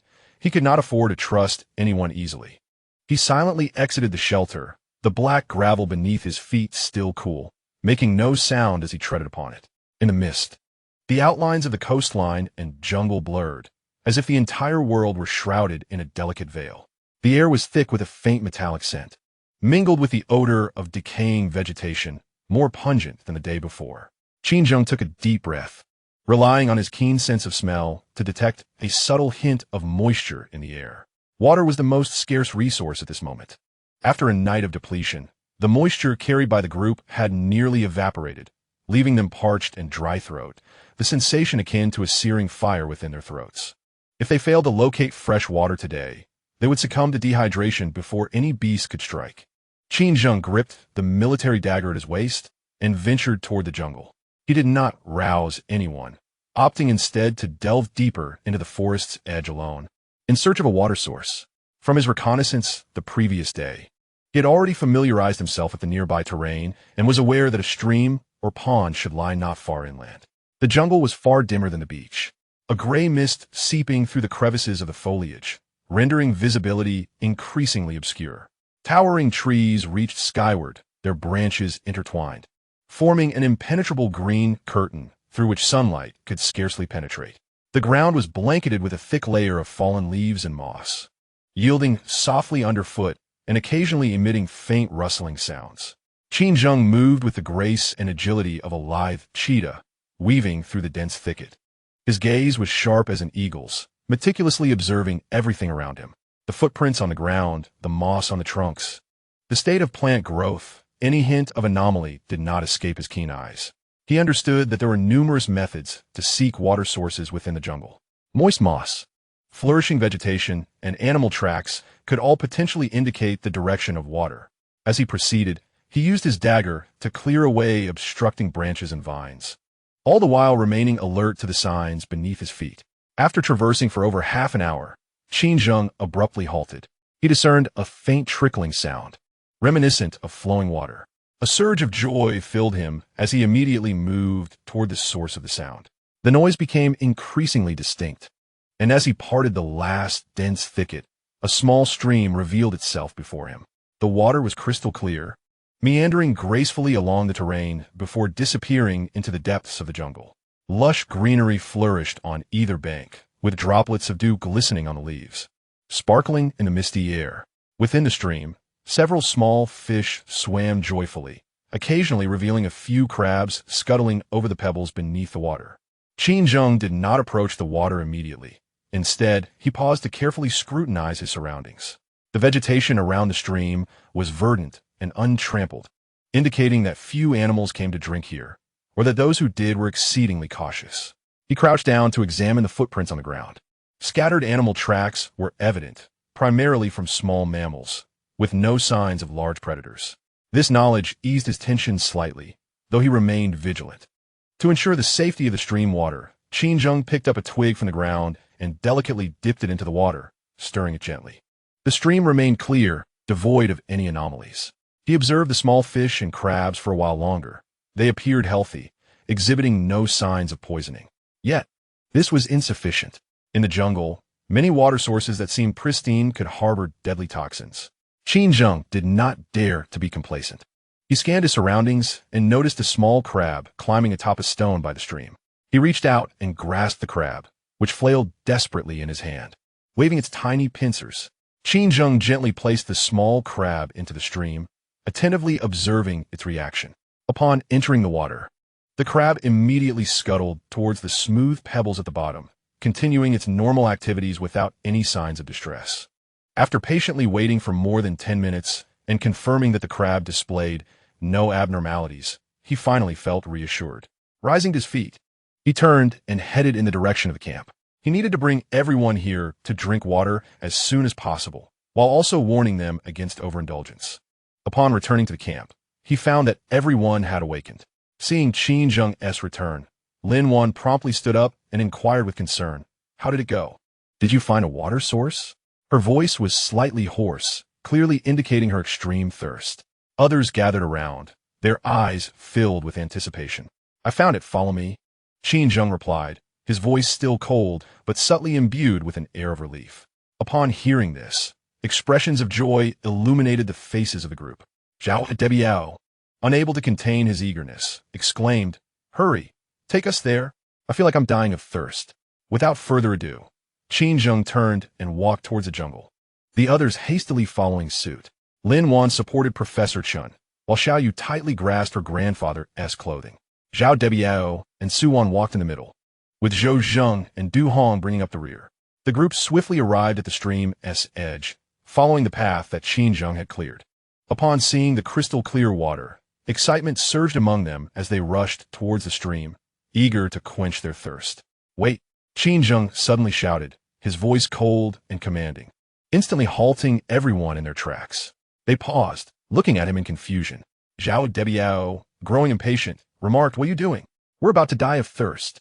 While the stream water was indeed safe, one must not indulge excessively. Qin Zheng's gaze swept across the group, his tone serious. After prolonged dehydration, drinking a large volume of water suddenly could lead to water intoxication, which could even endanger one's life. Upon hearing this, astonishment spread across their faces. They had only been focused on quenching their thirst, completely overlooking this critical issue. Lin Wan looked at Qin Zheng, a glimmer of admiration flickering in her eyes. She had not anticipated that this seemingly cold-hearted man possessed such extensive survival knowledge, which only intensified her sense of reliance on him. Ignoring the group as surprise, Qin Zheng approached the stream, crouched down, and cupped his hands to scoop up some water, sipping it slowly. After taking just a few sips, he paused, standing upright to address the others. Each person may only drink a small amount, and it should be done in several intervals. Having said this, he retrieved a military canteen from his tactical backpack, filled it with water, and handed it to Lin Wan. You drink first, your ankle is injured, and you need to replenish your fluids, but take it slowly. Gratefully accepting the canteen, Lin Wan cast a thankful glance at Qin Zheng and began to sip cautiously. The stream water was cool and sweet, instantly alleviating her parched throat. After finishing, she passed the canteen to Professor Chun, who took a few sips before handing it to Xiaoyu. Watching everyone drink slowly, Zhao Debiao felt as restless as an ant on a hot pan. His thirst was overwhelming, and he could hardly contain himself. Seizing an opportunity when Qin Zheng was not paying attention, he stealthily dashed to the stream, crouching down to gulp the water greedily. Zhao Debiao! Qin Zheng barked sharply, his gaze icy. Zhao Debiao was taken aback, his actions momentarily stilled, yet he swiftly resumed drinking, exclaiming, I care not for water poisoning. I am parched to the brink of death. Since we are all destined to perish, why not indulge in a hearty drink first? Qin Zheng furrowed his brow, but refrained from further admonishing him. He understood that individuals like Zhao Debiao were impervious to counsel. If he insisted on drinking, any forceful intervention would only incite conflict. The primary concern now was to ensure everyone replenished their hydration and maintained their stamina. Zhou Zheng and Du Hong approached the stream, mimicking Qin Zheng's method, sipping delicately. Although they too felt thirst pangs, they recognized the wisdom in Qin Zheng's words and dared not gamble with their lives. Su Wan observed Zhao Debiao gulping water and, unable to resist, approached the stream to take a few gentle sips. She refrained from consuming too much, fearful of potential poisoning. After quenching their thirst, the group felt revitalized. The dryness of their mouths was alleviated, and some color returned to their faces. Qin Zheng regarded the group and declared, While the stream's water is safe, we cannot linger here indefinitely. We must swiftly locate sustenance and return to our camp. The others nodded in agreement, aware that food was equally urgent. After a day of exhausting efforts, their stomachs were already rumbling, and without finding nourishment, they would not last long. Zhao Debiao, having had his fill of water, wiped his mouth and questioned, Food? Where might we find food? This wretched place is devoid of any sign of life. Do you expect us to feast upon leaves? The jungle was replete with edible flora and fauna. With careful searching, they were certain to find something. Qin Zheng's gaze swept across the surrounding thicket, his tone resolute. I shall lead you in the search for food, but first, I have a stipulation. From this moment forth, everyone must adhere to my commands and refrain from acting independently. His voice was cold and grave. The island was fraught with peril, and any lapse in caution could spell disaster. Should anyone disobey orders and an accident ensue, they would bear the consequences. Zhao Debiao wished to retort, but upon meeting Qin Zheng's icy stare, his words faltered in his throat. He recognized the truth in Qin Zheng's assertion. On this desolate island, only by obeying his guidance could they hope to survive. Zhou Zheng and Du Hong promptly nodded, expressing their willingness to follow Qin Zheng's lead. Lin Wan, supporting Professor Chun, also inclined her head in agreement. Qin Zheng nodded in satisfaction and instructed, Very well. Zhou Zheng and Du Hong, accompany me in the search for food. Lin Wan, tend to Professor Chun and Xiaoyu, and remain here until our return.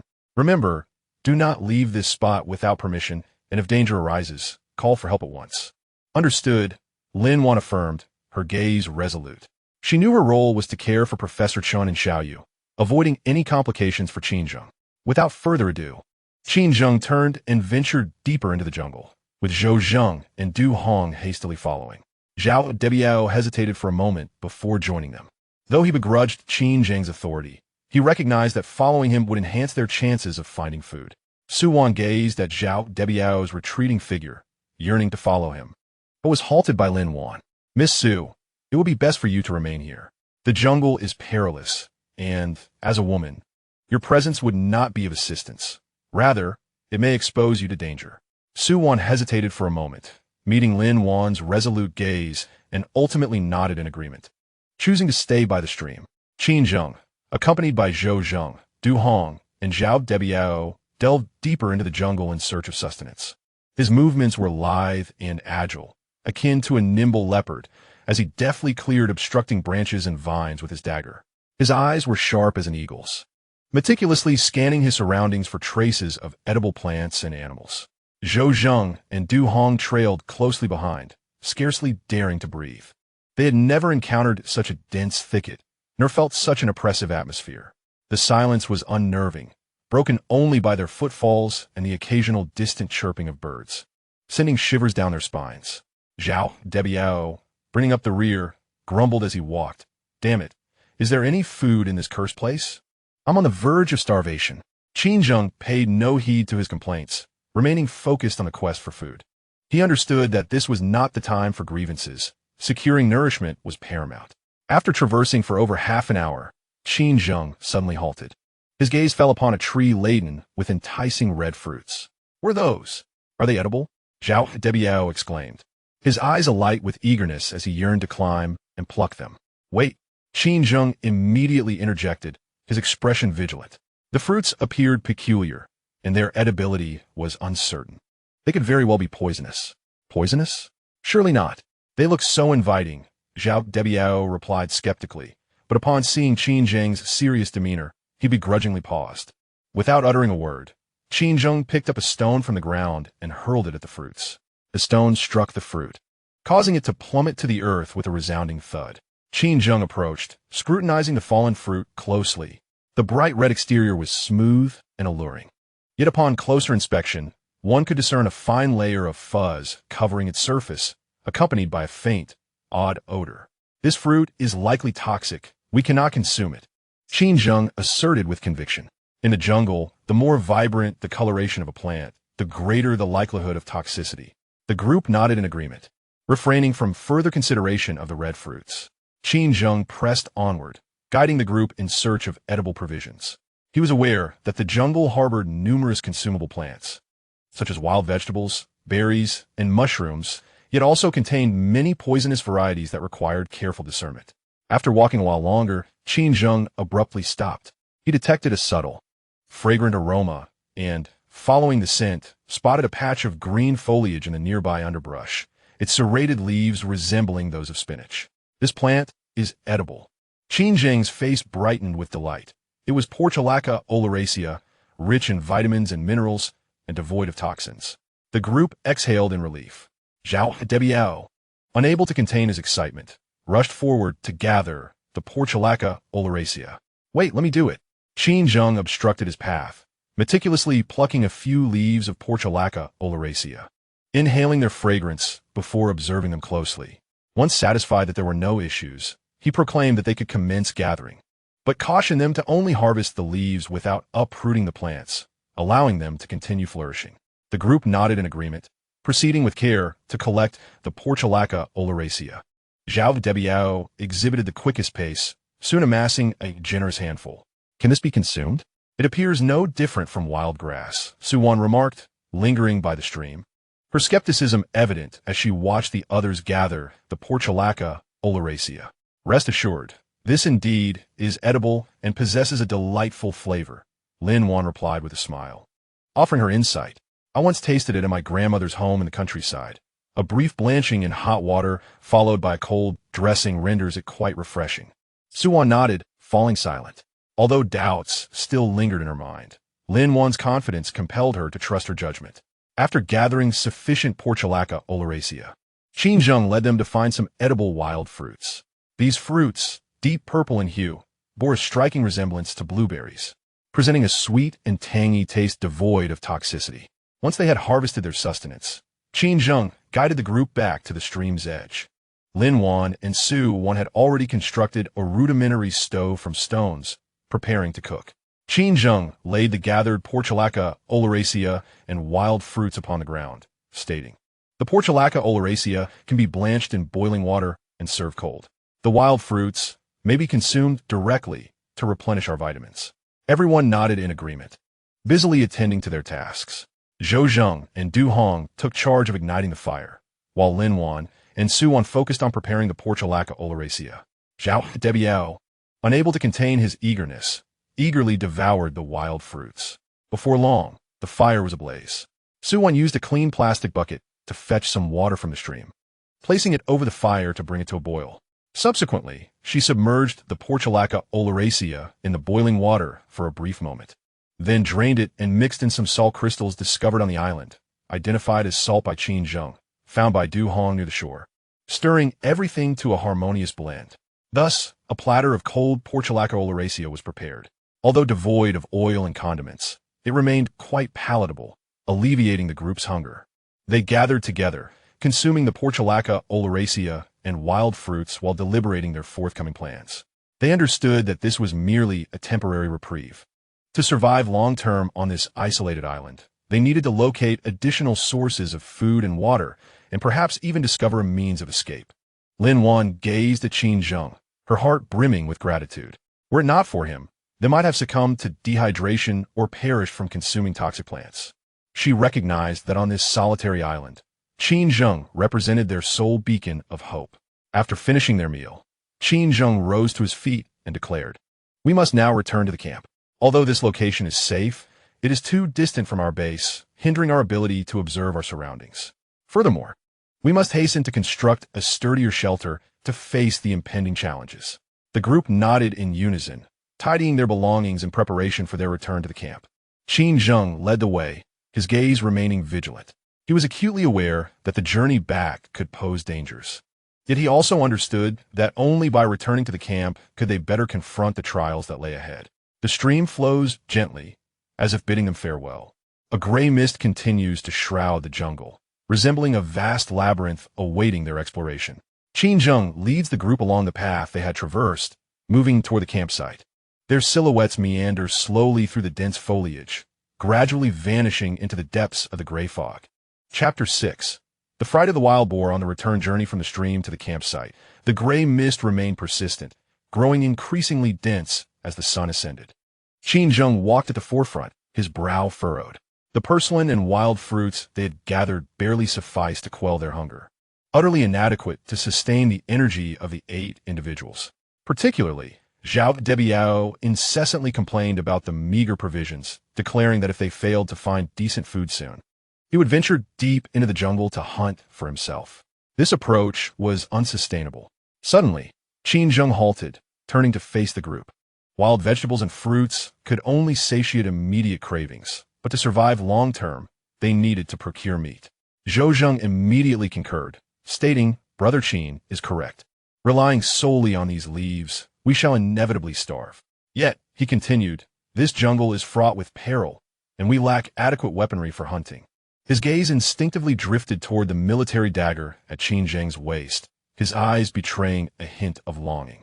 The dagger was exceptionally sharp, the only object they possessed that could be deemed a weapon. Ignoring Zhou Zheng's gaze, Qin Zheng spoke in a grave tone. "I will take 2 individuals to probe the edges of the jungle in search of signs of large game. Lin Wan, you shall remain at the campsite to tend to Professor Chun and Xiao Yu, and stay vigilant. Zhou Zheng, you are responsible for reinforcing the shelter and gathering more flotsam for use. I will accompany you." Zhao Debiao exclaimed immediately, a glimmer of greed flickering in his eyes. "In my youth back home, I hunted wild boars and hares, so I possess some experience." Qin Zheng cast him a sidelong glance, but remained silent. He was aware that Zhao Debiao had no real understanding of hunting. Rather, he sought an opportunity to scavenge valuable items in the jungle or find a way to escape Qin Zheng's control. However, with manpower scarce, Du Hong was rather docile. Zhou Zheng had ulterior motives, and only Zhao Debiao still possessed some strength to be of assistance. "Du Hong, you shall accompany me as well," Qin Zheng ultimately decided. Du Hong paused in surprise, but quickly nodded. "All right, Brother Qin, I will follow your lead." "Wait, I wish to join as well," Professor Chen interjected unexpectedly, adjusting his glasses atop his nose. "I have some knowledge of plants and animals. Perhaps I can assist in discerning which prey is edible and identifying areas where large animals may roam." Qin Zheng hesitated momentarily. Professor Chun was advanced in years and not in the best of health. Venturing deep into the jungle indeed posed some danger. Yet, there was merit in his words. Professor Chen's knowledge could prove beneficial. Grandpa, I want to go with you. Xiao Yu tugged at the hem of Professor Chen's garment, looking up with a mix of curiosity and courage in her eyes. Xiao Yu cannot go. The jungle is far too perilous. Lin Wan promptly interjected, kneeling to pat Xiao Yu's head. You should stay at the campsite, and I will tell you stories, all right? Xiao Yu shook her head, gripping Professor Chen's hand tightly. I want to stay with Grandpa. I want to be a burden to everyone. Professor Chen smiled gently, stroking Xiao Yu's head. Let her accompany me. I will take good care of her. Moreover, with Xiao Yu's presence, I feel a greater sense of assurance. Qin Zheng gazed into the resolute eyes of the grandfather and grandson, ultimately nodding in agreement. Very well, but you must remain closely behind me and refrain from acting independently. Should danger arise, crouch down immediately and remain still. Understood, Uncle Qin. Xiao Yu replied obediently. Once all arrangements were finalized, Qin Zheng donned his tactical backpack, clenched the military dagger at his waist, and led the way into the depths of the forest. Du Hong and Zhao Debiao followed closely, while Professor Chen held Xiao Yu's hand, cautiously bringing up the rear. The forest was far darker than the fringes, with gray mist seeping through the gaps in the foliage, rendering the visibility hazy. The trees towered mightily, their branches intertwining to form an impenetrable green curtain through which sunlight could scarcely penetrate. The ground was blanketed with a thick layer of fallen leaves and moss, yielding softly underfoot and producing a faint rustling sound. Qin Zheng moved with grace and agility, akin to a nimble leopard, continuously wielding his dagger to clear the obstructing branches and vines. His gaze was sharp as that of an eagle, meticulously surveying his surroundings in search of large animal tracks.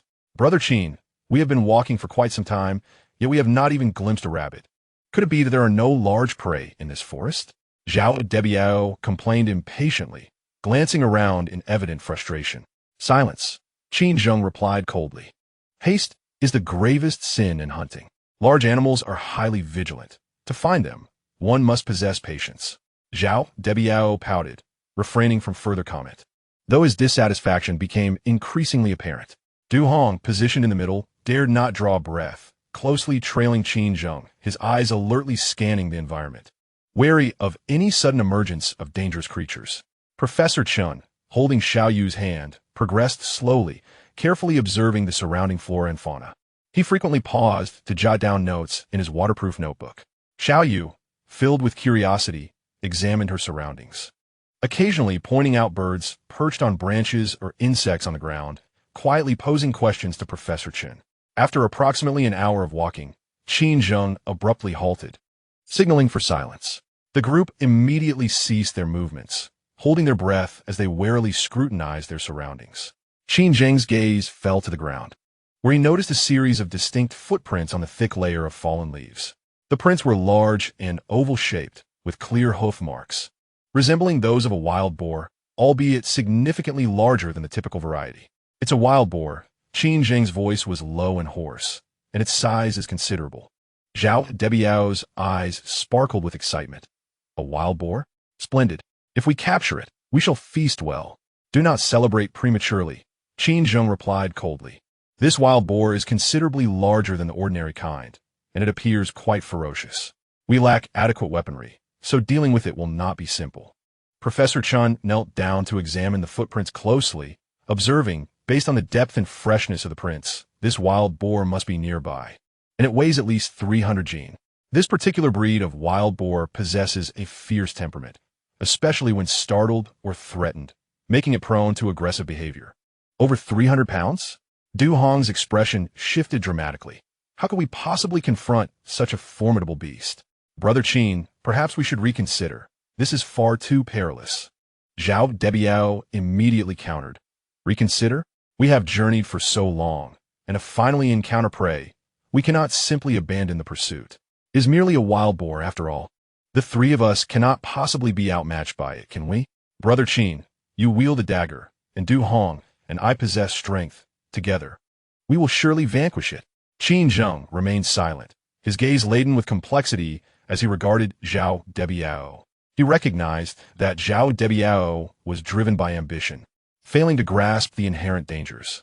However, in light of the dire food scarcity, this wild boar represented a rare opportunity. Should they succeed in hunting it, they could alleviate the hunger of their group for several days.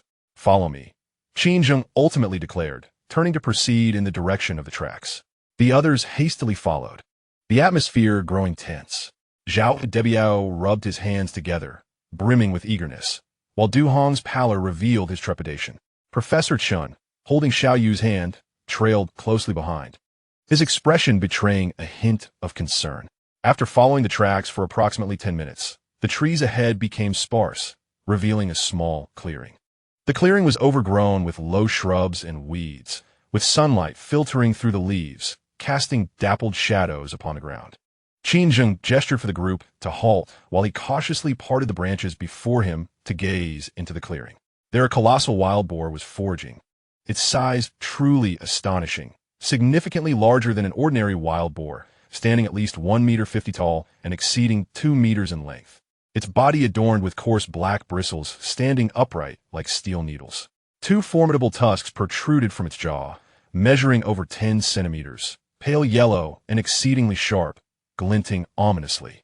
The wild boar seemed to sense something amiss, abruptly lifting its head, eyeing Qin Zheng with vigilance. Its eyes were large, dark red, brimming with wildness and aggression. That it, Zhao Debiao lowered his voice, a flicker of greed and excitement flashing in his eyes as he clenched his fists, eager to charge forward. Qin Zheng seized him, his gaze frigid. Do not act impulsively.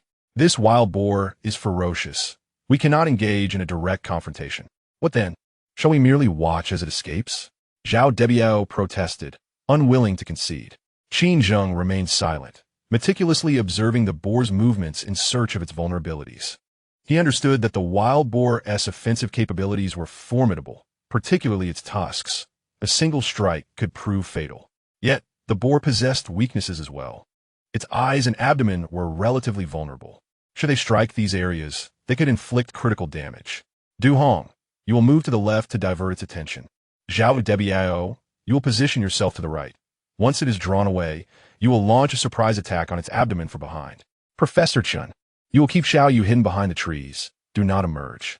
Qin Zheng swiftly assigned the tasks, his voice low yet commanding. Understood.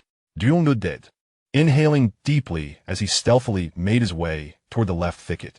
Although Zhao Debiao was somewhat reluctant, he understood that this was currently the best course of action, and he could only nod slightly before moving towards the trees on his right.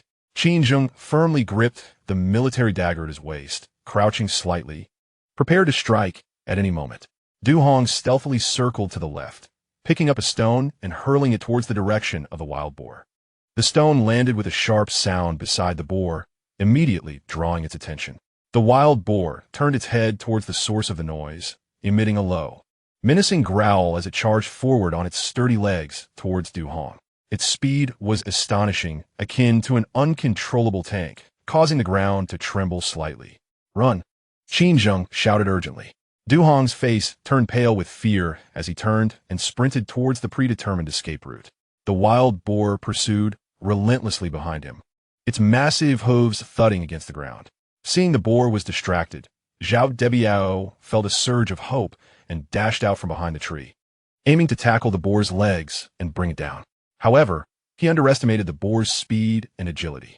Just as he was about to leap onto the boar, it suddenly halted, pivoting sharply to charge at Zhao Debiao. His expression changed drastically as he realized it was too late to evade. He stared into the gaping maw filled with tusks, fear flooding his mind, rendering him momentarily paralyzed. At that critical moment, Qin Zheng surged forward, the military dagger glinting menacingly as he aimed for the boar's eye. The boar sensed the threat and let out an enraged roar, abandoning Zhao Debiao to charge at Qin Zheng instead. With an icy demeanor, Qin Zheng showed no sign of fear as he sidestepped the boar's assault, slashing the dagger towards its neck. Yet, the boar's thick, coarse bristles dulled the blade's edge, resulting in only a shallow wound that oozed a trickle of blood. The boar, now even more furious, turned and charged at Qin Zheng again, its speed and force intensifying. Qin Zheng evaded while searching for an opportunity to counterattack, knowing that he could not engage the boar directly and must instead rely on his agility to wear it down, waiting for the optimal moment to strike. Seeing Qin Zheng in peril, Du Hong quickly grabbed a sturdy branch and swung it at the boar's back. The branch struck with a loud crack but inflicted no damage, only serving to further incite the beast. The boar turned and charged towards Du Hong, who, terrified, fled in haste. Chaos ensued as the three men, Qin Zheng, Du Hong, and Zhao Debiao, were pursued by the colossal wild boar. Professor Chun, holding on to Xiaoyu, cowered behind a tree, trembling with fear, yet feeling utterly helpless. As Zhao Debiao continued to run, he suddenly spotted Professor Chun and Xiaoyu not far away. A selfish thought flickered through his mind. Run! The boar is coming! Zhao Debiao shouted, abruptly changing direction towards them. Both Professor Chun and Xiaoyu were momentarily stunned, bewildered as to why Zhao Debiao was running towards them. Just as the wild boar was about to catch up with Zhao Debiao, he suddenly forcefully shoved Professor Chun beside him, shouting, "The wild boar is here! Quickly, come after me!" Caught completely off guard, Professor Chun stumbled and fell to the ground. Given his advanced age and frail health, the fall caused him to feel a sharp pain in his chest, prompting an involuntary cough that brought forth a trickle of blood from the corner of his mouth. "Grandpa!" Xiaoyu cried out in terror, desperate to rush over and assist Professor Chun. "Xiaoyu, do not come over!" Professor Chun shouted, struggling to rise, only to discover that his ribs felt as if they were broken, causing unbearable pain that rendered him immobile. The wild boar's attention was instantly drawn to the fallen Professor Chun. It emitted an enraged roar and charged towards him, raising clouds of dust with its massive hooves. "Beast!" Qin Zheng observed this scene, his eyes flashing with an immense fury. He was taken aback by Zhao Debiao's selfishness and cowardice, pushing an elderly man towards the wild boar to save himself. Without hesitation, Qin Zheng summoned all his strength and sprinted towards the wild boar. His speed was akin to lightning. Just as the boar was about to collide with Professor Chun, he leaped onto its back, thrusting his military dagger fiercely into the creature's eye. With a sickening thrust, the dagger penetrated deep into the wild boar's left eye, causing blood to spurt forth instantaneously. With a pitiful scream, the wild boar thrashed violently, attempting to dislodge Qin Zheng from its back. Its strength was formidable, and Qin Zheng clung tightly to the boar's mane, his body swaying perilously with its movements, nearly flung off. Gritting his teeth, Qin Zheng endured the violent shaking, forcing the dagger deeper, completely extracting the wild boar's left eye. The boar became even more frenzied, charging violently towards a nearby tree. Anticipating this, Qin Zheng leaped off just as the boar collided with the trunk, rolling to the side and narrowly avoiding the impact. The wild boar crashed into the tree with a dull thud, causing the tree to tremble violently, shedding numerous leaves and branches. Its right eye, too, became obscured from the brutal impact, and its movements grew sluggish. Seizing this opportunity, Qin Zheng charged again, aiming the dagger at the wild boar's right eye. With another sickening thrust, the dagger pierced the wild boar's eye, extracting it as well. Now blinded, the wild boar descended into utter madness, careening wildly and bellowing, yet continually colliding with trees due to its impaired vision, sustaining more and more wounds, blood gushing forth profusely. Qin Zheng offered no respite. He circled behind the boar, and as it crashed about chaotically, he leaped onto its back once more, driving the dagger deep into its carotid artery. With a final, anguished roar, the wild boar's body stiffened, then slowly collapsed, twitching a few times before falling still. Qin Zheng jumped down from the boar's back, gasping for breath. The fierce struggle had drained all his strength, and he was now drenched in the boar's blood, presenting a particularly gruesome sight. He paid no heed to the crumpled figure of Zhao Debiao on the ground, nor did he concern himself with the shaken Du Hong. Instead, he rushed to Professor Chen's side, crouching down to gently lift him. "Professor Chen, how are you?" Qin Zheng's voice bore a subtle hint of concern. Professor Chen coughed, his face as pale as parchment, blood constantly oozing from the corners of his mouth. "I believe my ribs may be broken. Grandfather, do not frighten me." Xiaoyu knelt beside Professor Chen, sobbing with heart-wrenching anguish.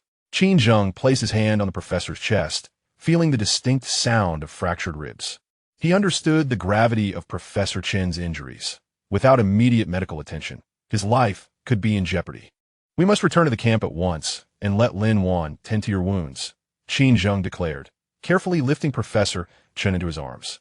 Du Hong hurried over to assist, in supporting the professor. WWII sat on the ground, his heart filled with dread as he beheld the icy glare from Qin Zheng. He realized that his earlier actions had irrevocably enraged Qin Zheng, who would surely not let him off lightly. Qin Zheng did not cast a glance at WWII, merely holding Professor Chen as he instructed Du Hong. You go take care of the wild boar's carcass and try to salvage any useful parts. We will return to the camp first. Understood, Brother Qin. Du Hong nodded and promptly set off to manage the wild boar's remains. Qin Zheng cradled Professor Chen, with Xiao Yu trailing closely behind, crying and calling out for her grandfather. They made their way toward the camp, leaving Zhao Debiao alone on the ground, his eyes filled with terror and despair. In the jungle, sunlight filtered through the gaps in the leaves, casting light upon the wild boar's lifeless body. The ground stained crimson with blood. A harrowing battle had finally come to an end, yet new perils were just beginning. Professor Chen's severe injuries and Zhao Debiao's selfishness had sown the seeds of division within this fragile alliance of survivors. Chapter 7. The Value of Medicine on the Mist-Shrouded Forest Path. Qin Zheng's arm bulged with veins as he held Professor Chen. The elderly man curled within his embrace, his complexion ghastly pale, the blood trickling from his lips staining Qin Zheng's work attire. Each labored breath was accompanied by excruciating pain from his broken ribs, eliciting muffled groans. Xiao Yu trailed closely, her small hand tightly gripping the hem of Qin Zheng's clothing, silent tears streaming down her cheeks, afraid to wail, only occasionally choking out a call for her grandfather. Du Hong carried a hefty portion of the wild boar's hind leg, the heavy flesh swaying on his back, blood dripping down his pants, leaving winding trails on the fallen leaves. He glanced back at Professor Chen in Qin Zheng's arms from time to time, his expression a mixture of concern and an unmistakable hint of apprehension. Zhao Debiao lagged behind, dejected, hands stuffed in his pockets, occasionally stealing glances at the stoic figure of Qin Zheng ahead, his gaze rife with fear and unease. Earlier in the jungle, in a desperate bid for survival, he had pushed Professor Chen toward the wild boar, an act witnessed by all. Now, confronted with Qin Zheng's cold demeanor, he dared not even breathe, terrified that Qin Zheng might suddenly turn to settle the score with him. Brother Qin, shall I carry Professor Chen for a while? You must be weary from holding him for so long. Du Hong finally spoke, unable to bear the sight any longer. Qin Zheng did not look back, his voice icy. No need, we must hurry to the camp and let Lin Wan attend to the wounds. His pace remained unwavering, each step taken with resolute strength. Although Professor Chen on his back was not overly heavy, maintaining one position for an extended period had rendered his arms sore and nearly unbearable. Yet he understood that Professor Chen's injuries were urgent and required immediate medical attention. The group traversed the jungle in silence, accompanied only by the sounds of their footsteps, Professor Chen's groans and Xiao Yu's sobs. The gray mist thickened, visibility diminished, and the surrounding trees appeared as monstrous entities, looming ominously in the fog, sending chills down their spines. After an indeterminate amount of time, they finally discerned the outline of the camp. Lin Wan, Su Wan, and Zhou Zheng were anxiously awaiting at the entrance. Upon seeing their return, they rushed forward. Qin Zheng, you're back. Lin Wan's voice carried a note of relief, but her expression turned pale as she noticed the gravely injured Professor Chen in Qin Zheng's arms. What happened to Professor Chen? He was gored by a wild boar. Qin Zheng's voice was hoarse as he carefully laid Professor Chen onto the wooden planks of the shelter. Quickly, do you have any first aid supplies? Hurry and tend to him. Without hesitation, Lin Wan nodded and turned towards her silver briefcase. She crouched down, swiftly opening it and rummaging within. Su Wan and Zhou Zheng gathered around, curiously observing Lin Wan's actions. Zhao Debiao stood to the side, wishing to explain, yet was halted by Qin Zheng's frigid glare. He could only sulkily silence himself and retreat, not daring to utter another word. Lin Wan's fingers deftly explored the contents of the briefcase until she soon discovered a concealed compartment. Gently pressing the switch, the compartment popped open with a click. Inside were neatly arranged boxes of medication and a set of precision surgical instruments, all well packaged and evidently treated to remain unaffected by seawater. Are these antibiotics and analgesics? Zhou Zheng's eyes sparkled with recognition as he identified the packaging. These were expensive imported medications, akin to treasures in such dire circumstances. Su Wan also leaned in, her gaze greedy as she beheld the contents of the compartment. She understood that on this deserted island, medicine was more precious than gold. Whoever possessed it held the key to survival. Ignoring their covetous stares, Lin Wan swiftly retrieved a box of antibiotics, a vial of analgesics, a roll of sterile bandages, and some disinfectants. Her movements were both practiced and proficient, clearly indicative of her having undergone relevant first aid training. Professor Chun, I'm going to treat your wounds now. It may hurt a bit, so bear with it, Lin Wan said softly as she uncapped the analgesic bottle, pouring out 2 white tablets and handing them to Professor Chun. With great difficulty, Professor Chun opened his mouth to swallow the tablets, casting a grateful glance at Lin Wan. Thank you, Miss Lin. Lin Wan remained silent, beginning to assess Professor Chen's injuries. She gently unfastened his clothing, exposing the skin on his chest. It was severely bruised, with a noticeable indentation at the site of the fractured rib. The surrounding skin had turned dark and swollen, a truly harrowing sight. At least 2 ribs are fractured, and there may be slight internal bleeding. Lin Wan's expression was grave. There was no opportunity for further examination, so she could only stabilize the wound, administer antibiotics to prevent infection, and observe the situation. As she spoke, she retrieved a sterilized cotton ball, dipped it in antiseptic solution, and cautiously disinfected Professor Chen's wound. The professor trembled in pain, beads of cold sweat covering his forehead, yet he gritted his teeth and refrained from uttering a single groan. Xiaoyu stood nearby, watching her grandfather in agony, tears streaming down her cheeks once again.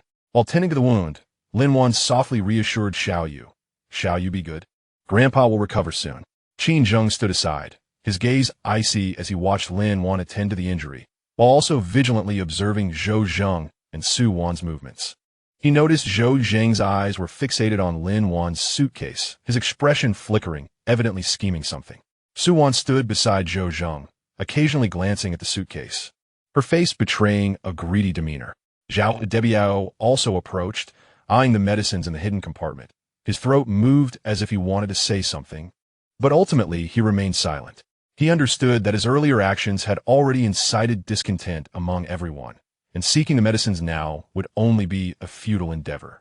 Lin Wan secured Professor Chen's chest tightly with a bandage to minimize the vibrations at the fracture site. Then, she took out an antibiotic, poured one out, and helped the professor swallow it.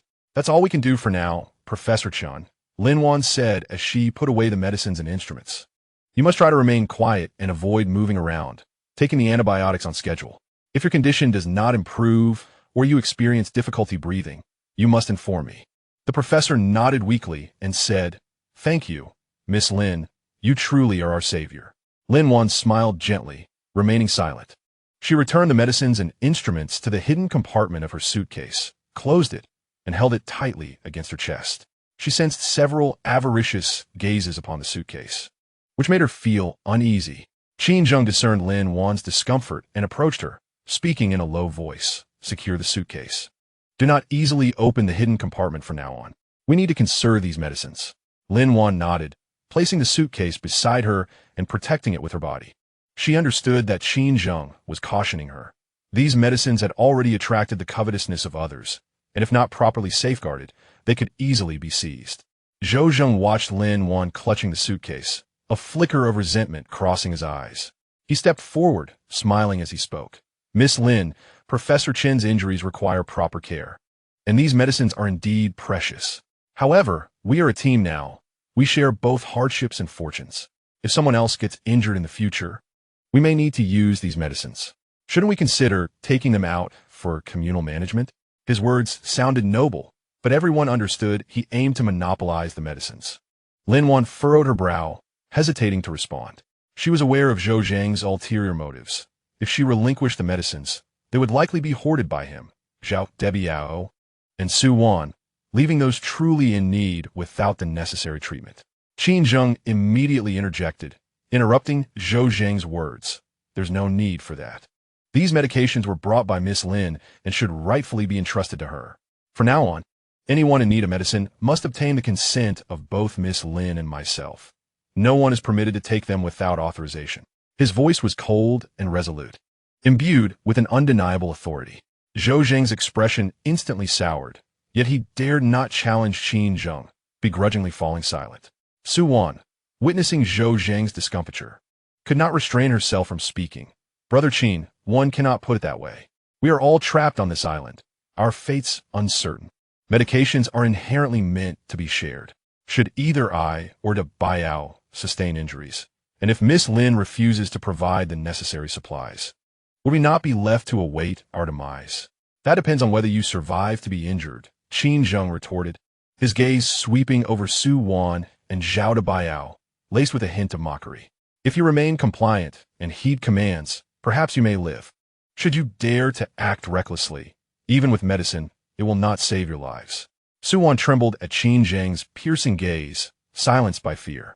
Zhao WWII lowered his head, anxious that Qin Zheng might direct his ire towards him. Du Hong stood nearby, observing the scene with myriad thoughts. He understood that Qin Zheng's steadfast defense of Lin Wan was not solely due to her possession of medicine. More importantly, Lin Wan was a capable and principled individual. In contrast, Zhou Zheng, Zhao WWII, and Su Wan were consumed by selfishness and avarice. Such individuals would inevitably reap the consequences of their actions. Disregarding Zhou Zheng and the others further, Qin Zheng approached Du Hong, glancing at the wild boar meat on his back. Place the meat down. We shall prepare it. Tonight, we can enjoy a hearty meal. Du Hong nodded and set the wild boar meat on the ground. Qin Zheng drew a military knife from his waist and began to process the boar carcass. His movements were deft and precise, swiftly skinning the boar and slicing the meat into chunks, which he placed on a nearby stone. The savory aroma of the wild boar meat gradually wafted through the air, tantalizing everyone's taste buds. After a day filled with toil and trepidation, everyone was already famished. The scent of the meat made their mouths water uncontrollably. All right, we shall take turns roasting the meat, Qin Zheng announced as he distributed the prepared meat among the group. Remember, each person may only have a small piece. Do not indulge excessively. We must plan for the days ahead. Everyone nodded in agreement, accepting the wild boar meat from Qin Zheng and began roasting it beside the fire. The sizzling of the meat blended with its enticing aroma, slightly easing the atmosphere around the campsite. Lin Wan sat beside Professor Chun, attending to him while taking small bites of the roasted meat. She cast a glance at Qin Zheng, her heart brimming with gratitude. Were it not for Qin Zheng, she might have perished in the shipwreck or been bullied by Zhao WWII and others. Although Qin Zheng appeared cold and unfeeling, he had repeatedly shielded her, Professor Chun, and Xiao Yu, allowing her to feel a glimmer of safety amidst the perils of this isolated island. After finishing his meal, Qin Zheng did not rest. He approached his tactical backpack, unzipped it, and began to inspect the items within. He adjusted the straps of his backpack, securing the zipper tightly, and bound it with a rope to reinforce his control over it. He was acutely aware that within his backpack lay essential survival supplies, including compressed biscuits, matches, and a compass, all of which had drawn the covetous eyes of Zhou Zheng and others. On this desolate island, the darkness of human nature could erupt at any moment. Thus, he must remain ever vigilant to safeguard his provisions in order to endure the dire circumstances. Zhou Zheng observed Qin Zheng fortifying his backpack, a flicker of discontent crossing his gaze, yet he dared not voice his thoughts. He understood that Qin Zheng's strength far surpassed his own, and any attempt to covet Qin Zheng's backpack would undoubtedly lead to his demise. Zhao WWII and Su Wan also took note of Qin Zheng's actions, exchanging a glance that conveyed both greed and helplessness. They too harbored desires to seize Qin Zheng's backpack and Lin Wan's suitcase, but their apprehension of Qin Zheng's prowess left them only to silently plot in their hearts. As night descended, the gray mist thickened, and eerie howls echoed from the depths of the jungle, sharp at times, mournful at others, sending chills down one's spine. Qin Zheng organized the watch schedule and then settled by the fire, keenly observing his surroundings. Lin Wan, clutching her suitcase, leaned against the wooden planks of the shelter, finding it difficult to sleep. She gazed at Qin Zheng's silhouette by the fire, her mind swirling with thoughts. She recognized that this island was merely a prelude. The true trials lay ahead. The emergence of pharmaceuticals had already created rifts among the survivors, and as time wore on, resources dwindled, magnifying the darkness of human nature. The conflicts and disputes among them would likely become more terrifying than the beasts of the jungle. Professor Chun had fallen asleep, yet his brow remained furrowed, evidently still burdened by the pain of his wounds. Xiao Yu nestled beside him, also asleep, her face stained with remnants of uncried tears. Zhou Zheng Suwan and Zhao Debiao sat across from the fire, whispering to one another while occasionally casting furtive glances at Qin Zheng and Lin Wan, their eyes brimming with calculation. Qin Zheng overheard their murmurs but chose to disregard them. He was aware that Zhou Zheng and the others were surely scheming, yet he felt no concern. As long as he remained vigilant and protected himself, Lin Wan, Professor Chun, and Xiao Yu, Zhou Zheng and the others would hesitate to act rashly. The flames of the fire gradually diminished, and the night deepened. Qin Zheng rose to add more firewood, rekindling the flames that illuminated every corner of the camp. He gazed into the flickering flames, his expression cold and resolute. Thoughts of his comrades and the injustices he had faced surged in his mind. He silently vowed to survive, to escape this island, to find his comrades, and to clear his name. For this goal, he would spare no effort, even if it meant opposing the entire world.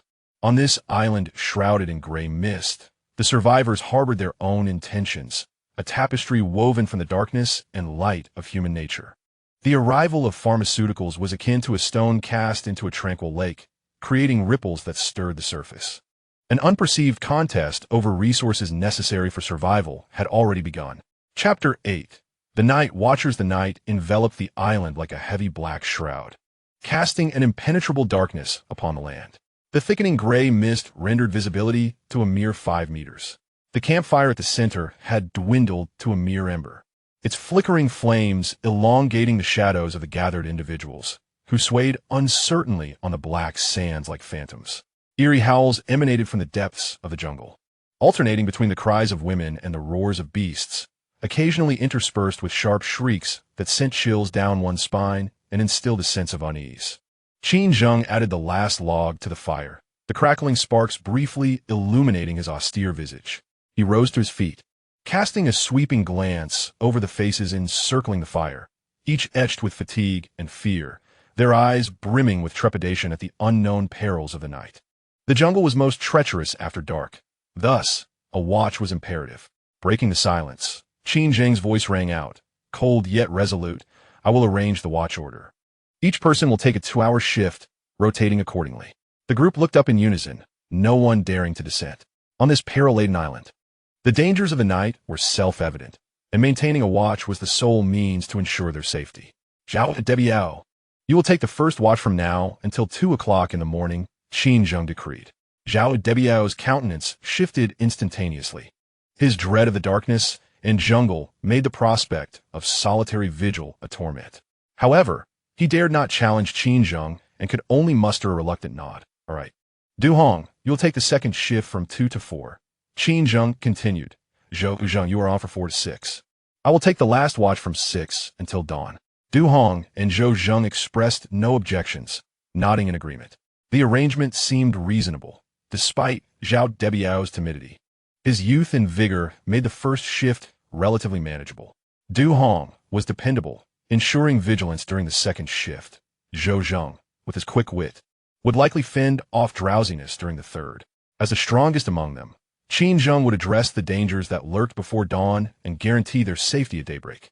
Maintaining alertness during the watch was paramount, necessitating keen observation of their surroundings. Qin Zheng's gaze fixated on Zhao Debiao, his tone particularly severe.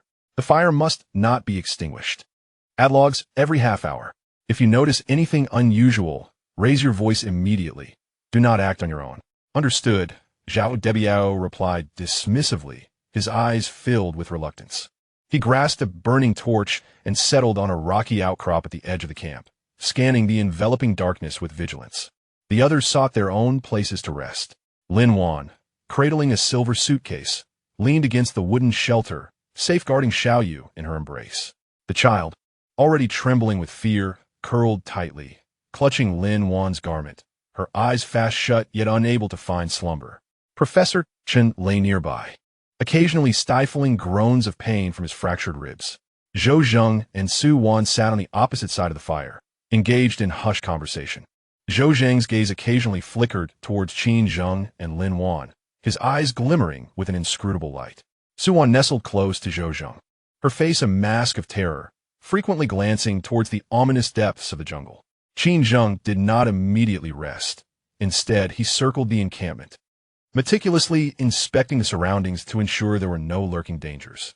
Upon returning to the fire, he placed his tactical backpack beside him, with his hand poised on the military dagger at his waist, maintaining a state of heightened vigilance. As time gradually passed, the night deepened. Zhao Debiao sat upon a rocky outcrop, the torch in his hand having burned down considerably, its glow dimming. His nerves were taut, every sound emanating from the depths of the forest causing him to tremble. He fixed his gaze on the shadowy jungle, as if a terrifying beast might leap forth at any moment. Memories of the enormous wild boar from earlier in the day flooded his mind, alongside images of Professor Chun, whose ribs had been shattered by the beast, and the chilling gaze of Qin Zheng, coupled with the sharpness of his dagger. Fear coiled around his heart like a vine, rendering his breaths labored and his palms slick with cold sweat. A faint rustling of footsteps emanated from behind the encampment. Zhao Debiao was suddenly jolted, every hair on his body standing on end. He instinctively tightened his grip on the torch and shouted, "Who goes there? Who is it?" The footsteps ceased abruptly. His heart raced wildly as he raised the torch, directing its light towards the source of the sound. In the darkness, a vague figure was slowly rising, appearing slender, as if it were a woman. "Is it a beast?" Zhao Debiao's voice trembled, recalling Qin Zheng's warning about the potential presence of large predators on the island. Intensifying his fear, without further thought, he hurled the torch towards the figure while shouting, "There's a beast! Get up! There's a beast!" The torch arced through the air, landing at the figure's feet, igniting sparks. Ah! A sharp female scream pierced the still night, revealing it to be Suwan. She had merely risen in the night and was unprepared to be mistaken for a beast, startled by the torch. Her scream shattered the silence, awakening everyone in the camp. Qin Zheng sprang to his feet, his gaze as sharp as an eagle's, directed towards the source of the commotion.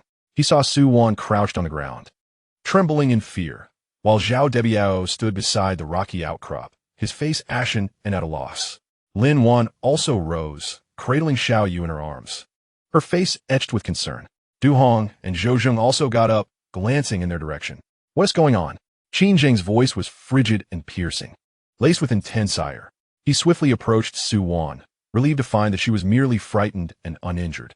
"I thought it was a beast," Zhao Debiao stammered, his eyes darting away, unable to meet Qin Zheng's gaze. Suwan, regaining her composure, began to cry in indignation. "Zhao Debiao, are you out of your mind? I merely got up in the night, and you threw a torch at me. Do you wish to set me ablaze?" "I didn't mean to. I was just so frightened," Zhao Debiao muttered, his head bowed in a feeble defense. Qin Zheng approached him, his icy glare capable of slaying. He remained silent, yet his unwavering stare bore into Zhao Debiao, exuding a palpable aura of menace that sent chills down Zhao Debiao's spine, making him involuntarily take several steps back, nearly losing his balance. "Do you understand that your actions nearly cost her life?" Qin Zheng's voice was deep and hoarse, each word piercing like an icicle into Zhao Debiao's heart. "I know I was wrong." Zhao Debiao's voice trembled with a hint of sobbing. He was genuinely frightened, not only of the beasts lurking in the jungle, but also of Qin Zheng.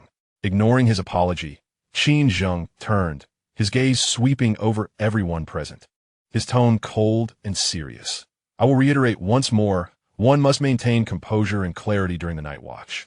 Panic is unacceptable, and any unauthorized actions are forbidden. Should an incident arise from personal folly and fear, the consequences shall be borne by you." His gaze lingered on Zhao Debiao, emphasizing his words. "Zhao Debiao, this is the first and last warning. If there's a next time, I shall make you understand what true danger entails." Trembling with fear, Zhao Debiao nodded repeatedly.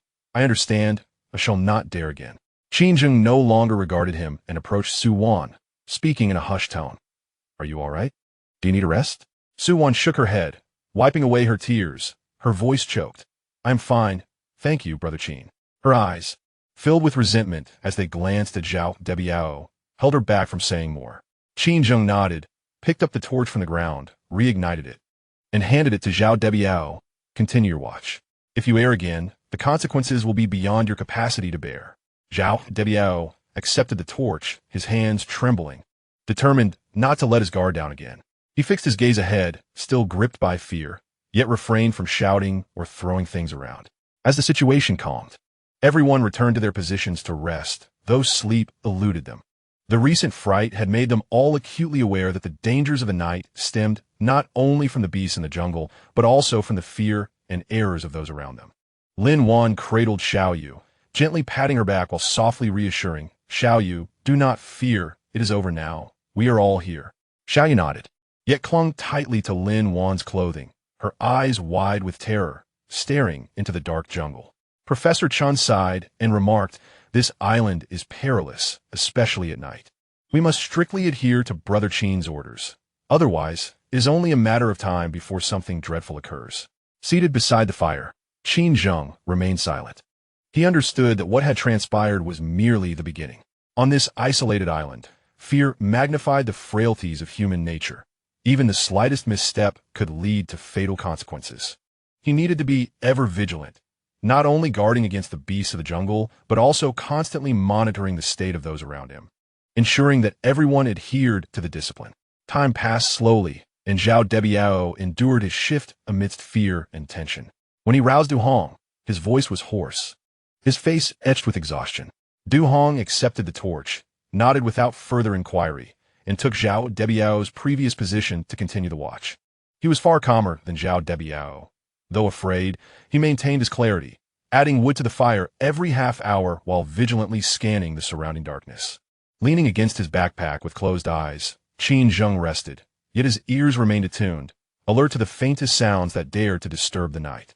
The howls deep within the jungle have not ceased, yet he can discern that the majority of those sounds stem from ordinary beasts, posing no immediate threat to the camp. At 4 a.m, Du Hong roused Zhou Zheng from his slumber.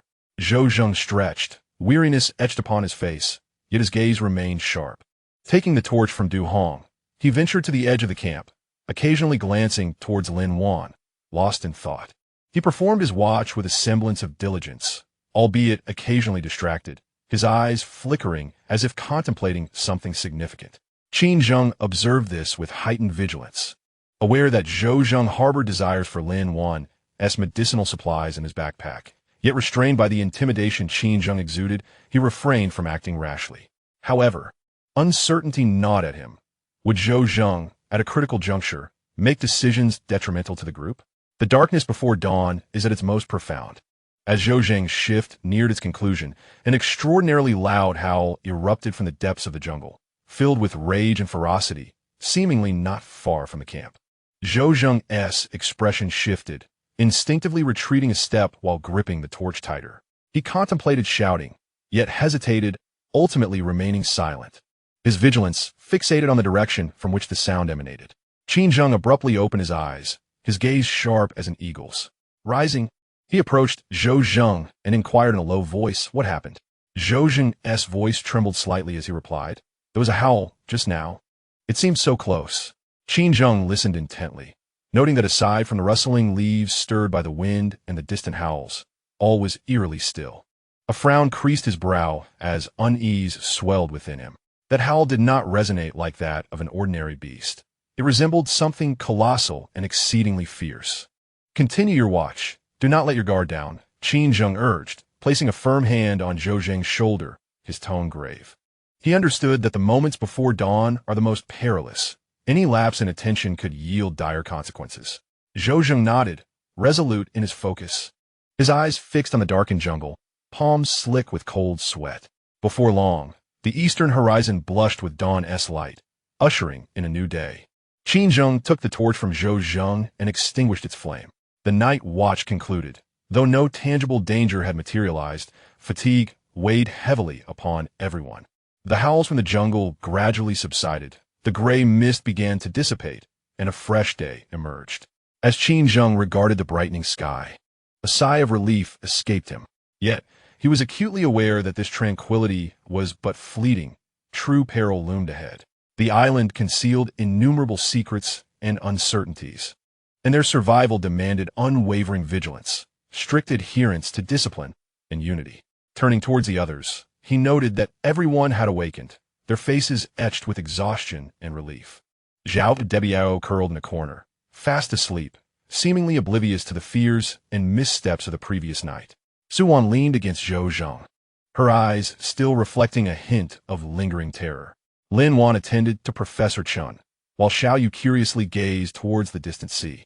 Qin Zheng inhaled deeply, the air infused with the briny scent of the ocean and the fresh aroma of foliage. A new day heralded new challenges. They must seek additional sources of sustenance and water, reinforce their shelters, and confront the potential threats that may arise. However, what weighs most heavily on his mind is the darkness of human nature. The events of last night have sounded an alarm. He must exercise greater caution in navigating the relationships among the survivors to ensure that this fragile alliance does not easily fracture. As the sun gradually rises, it illuminates the black sands and dense jungles. Chapter 9. Footprints on the beach. The gray mist dissipates in the morning light, golden rays piercing through the clouds, casting a warm glow upon the cold black sands. The fatigue of a night slightly eases under the dawn's embrace, while the aroma of roasted wild boar wafts through the camp, a breakfast prepared by Du Hong, who rose early to stoke the fire. Lin Wan sits beside the shelter, carefully changing Professor Chen's bandages. After a night of rest and the effects of medication, Professor Chen's spirits have improved somewhat. Yet the pain from his fractured ribs still leaves him pale, speaking in hushed tones. Xiao Yu sits quietly beside him, holding a smooth branch, drawing circles in the black sand, her gaze betraying a hint of fear from the night past. "Grandpa, are you feeling better?" Xiao Yu asks softly, lifting her head. Professor Chen manages a faint smile and nods. "Much better." Xiao Yu is so well behaved. Qin Zheng stands at the edge of the camp, gazing out at the distant sea. The water shimmers in deep blue-green hues, waves crashing against the black beach, frothing in white foam. His sharp eyes scan the coastline and the distant jungles, ever vigilant. Following last night's vigil and WWII's antics, he is acutely aware that the dangers on this island arise not only from the beasts lurking in the depths of the jungle, but also from the frailty and fears inherent in human nature. Zhou Zheng, Su Wan, and WWII sit by the fire, silently consuming the roasted wild boar. Zhou Zheng's gaze occasionally flits toward Lin Wan's silver suitcase, only to quickly avert, lost in thought. WWII appears somewhat distracted, glancing toward the jungle intermittently, evidently still haunted by the terrors of the previous night. Su Wan nestles beside WWII, taking small bites of meat, her face etched with unease. "Brother Qin, would you care for some food?" Du Hong approaches with a piece of golden-brown roasted wild boar, offering it to Qin Zheng. Qin Zheng accepts the meat, nodding in gratitude. He takes a bite, the savory flavor of the wild boar enveloping his senses. Though devoid of seasoning, it remains delectable under the compulsion of hunger. At that moment, Xiao Yu suddenly stands up on the beach, branch in hand, pointing toward the distant sands and exclaiming, "Sister, Grandpa, look! What is that?" Upon hearing her words, everyone turns to follow her gaze. Before them, not far from the camp, a line of enormous footprints becomes apparent.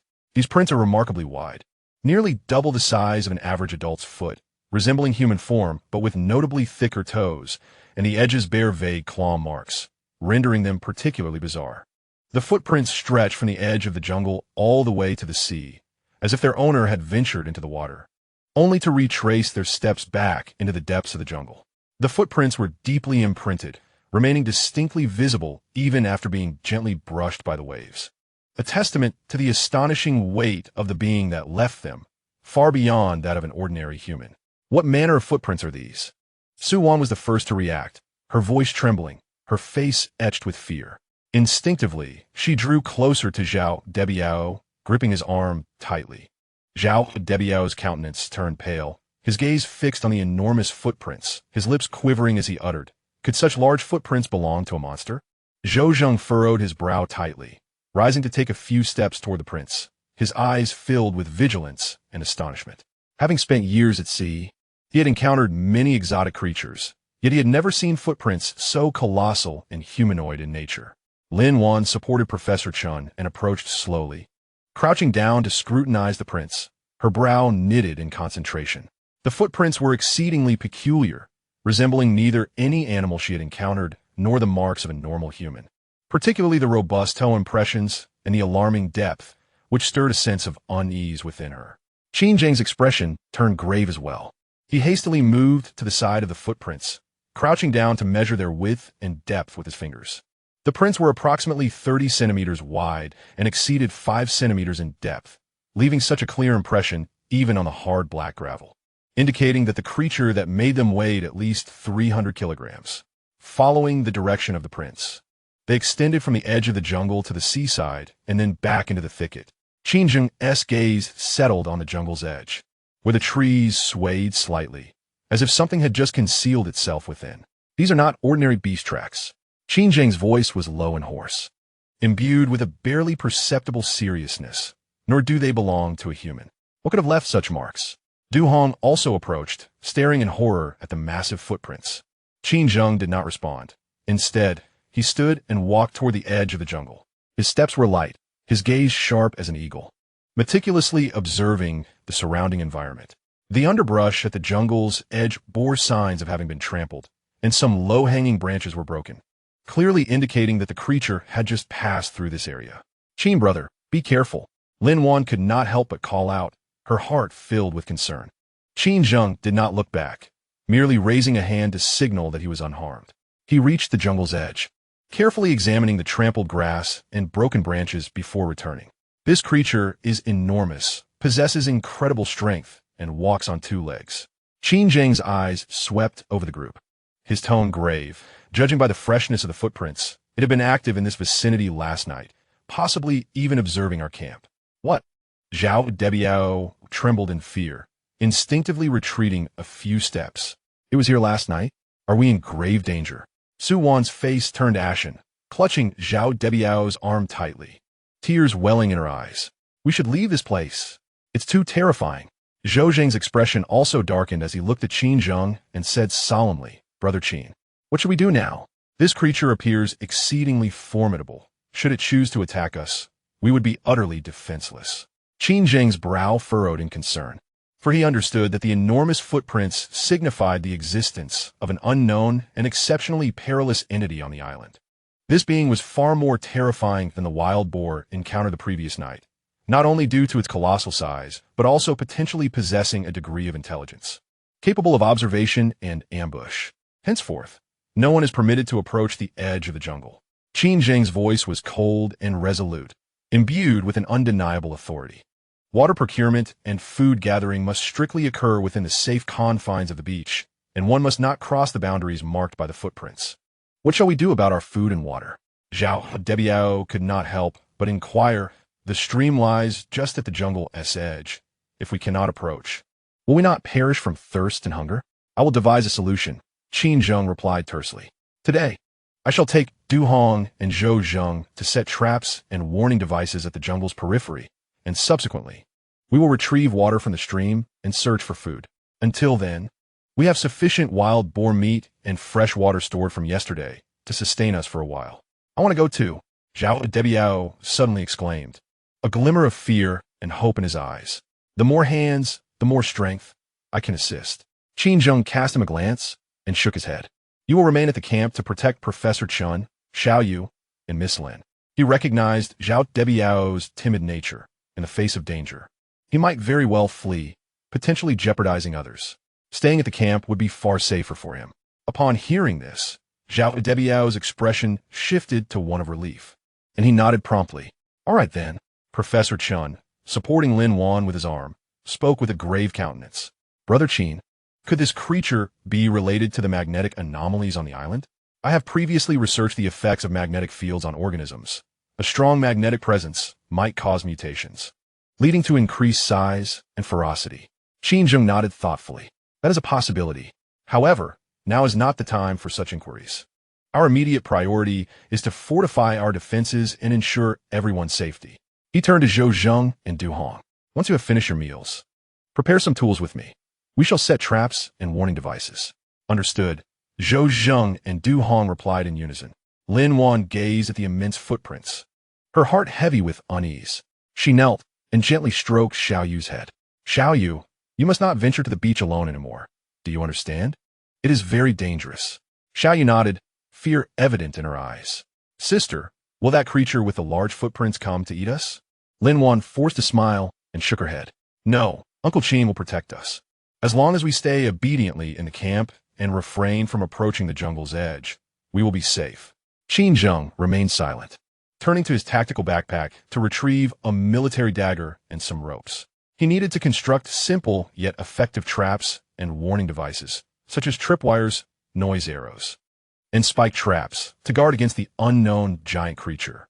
Zhou Zheng and Du Hong had finished their meals and began assisting in gathering materials. Du Hong procured some sturdy branches and vines, while Zhou Zheng collected sharp stones and shells to craft the spikes. Lin Wan supported Professor Chun as they returned to the shelter for a respite, subsequently commencing the meticulous organization of her suitcase. She opened the concealed compartment to inspect the medical supplies and surgical instruments within, ensuring that everything was in impeccable order. In the event of an injury, these supplies and instruments would be the linchpin of survival. Zhao WWII and Su Wan sat uneasily beside the camp, their demeanor betraying a palpable anxiety. Zhao WWII occasionally cast anxious glances towards the fringes of the jungle, his eyes brimming with trepidation. Su Wan nestled closely against him, her arms crossed tightly over her chest. Remaining silent, Qin Zheng displayed remarkable agility, adeptly sharpening branches into lethal spikes with his dagger. He then secured these spikes onto the branches with vines, crafting rudimentary spike traps. Furthermore, he fashioned a tripwire trap using rope, one end affixed to a tree while the other connected to a signal arrow. Any creature that disturbed the tripwire would trigger the arrow, sounding an alarm. Duong and Duong assisted diligently. Duong, possessing considérable strength, was tasked with transporting branches and digging the trap pits, while Zhou Zheng focused on securing the spikes and tripwires. The trio worked in harmonious collaboration, achieving high efficiency. Qin, brother, will these traps be sufficient to deter that colossal creature? Zhou Zheng inquired, fastening a spike, a hint of concern lacing his tone. Qin Zheng shook his head. It is difficult to say. These traps will only serve as a warning and provide a modicum of defense. Genuinely stopping it will be quite challenging. What we can do now is to delay its assault, buying ourselves precious time to react. He paused and added, most importantly, we must remain ever vigilant. Upon hearing the alarm, we must be ready for battle. If it truly launches an attack, we can only fight with every ounce of our strength. Du Hong's complexion paled slightly, yet he nodded resolutely. Very well, Qin, brother, I will heed your words. Whatever it may be, if it dares to approach, we shall confront it head-on. Qin Zheng glanced at him, feeling a stir of appreciation. Despite du Hong et ses malgré simple nature. He possessed a spark of bravery in critical moments. Qin Zheng patted Du Hong on the shoulder. Do not worry, as long as we work in concert. Victory is not beyond our grasp. As the sun ascended higher in the sky, the temperature began to rise. Qin Zheng and his companions established 3 defensive lines between the camp and the jungle. The first was the tripwire alarm for early warning. The second comprised the spike traps to hinder and injure foes. The third was the rope trap designed to ensnare the legs of adversaries. Once the traps were set, Qin Zheng led Du Hong and Zhou Zheng to the nearby stream to fetch water. They approached the jungle's edge cautiously, maintaining a constant vigilance, ready to retreat at the slightest hint of danger. The stream's water remained crystal clear, devoid of any unusual footprints or signs. The trio swiftly filled their water bottles and plastic containers before returning to the camp. Upon their arrival, Lin Wan had prepared a simple lunch, featuring roasted wild boar and some forest fruits.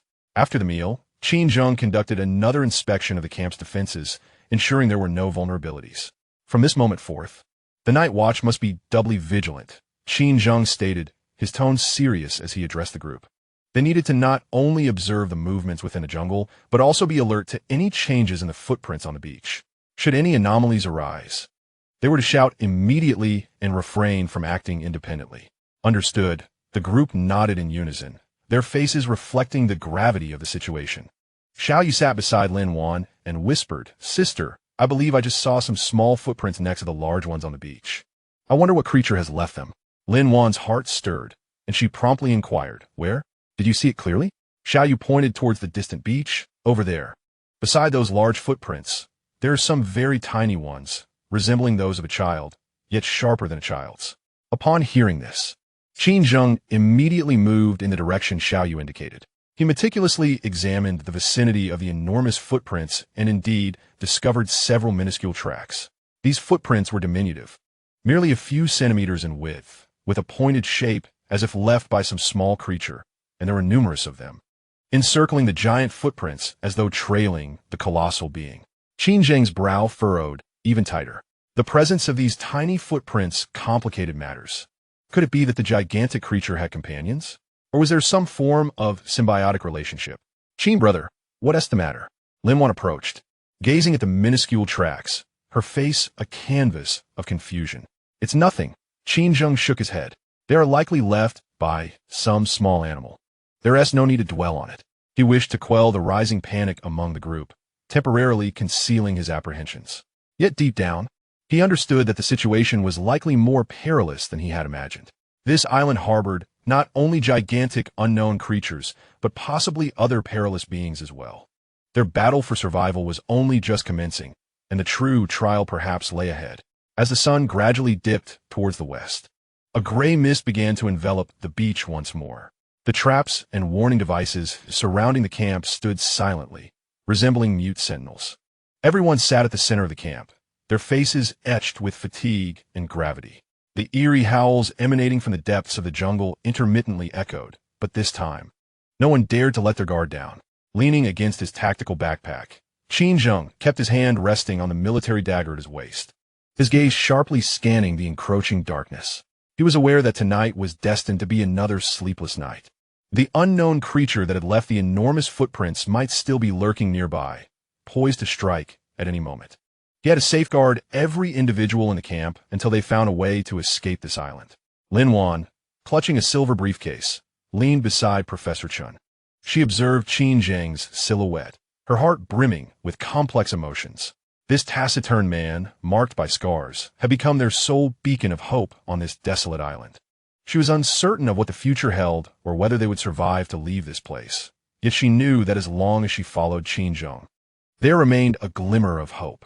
The massive footprints on the beach loomed like a heavy shadow, casting a pall over everyone's hearts.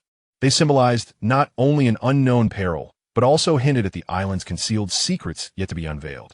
Chapter 10.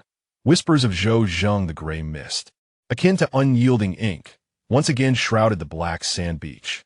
The terror brought forth by the gigantic footprints entwined around each individual's heart like creeping vines.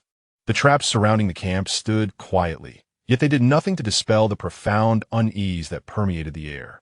The waves crashed against the black gravel, producing a muffled sound reminiscent of a great beast's breath, interwoven with the eerie howls that occasionally emanate from the depths of the jungle, enveloping the entire camp in a stifling atmosphere. After assigning the sentry duties, Qin Zheng led Du Hong deeper into the edge of the jungle to reinforce the traps they had previously set, while also establishing additional warning mechanisms. Qin Zheng's silhouette appeared particularly resolute amidst the gray mist, yet there lingered a touch of aloofness, as if the fears of this island were of no concern to him. His focus was solely on survival itself. Lin Wan sat beside the shelter, carefully feeding water to Professor Chun. The professor's complexion remained pale, and the pain in his ribs made swallowing an arduous task. Even a slight cough would pull at his wounds, causing his brow to furrow tightly. Xiao Yu sat obediently beside him, her small hands clutching her grandfather's clothing, her eyes filled with worry, having lost all interest in play.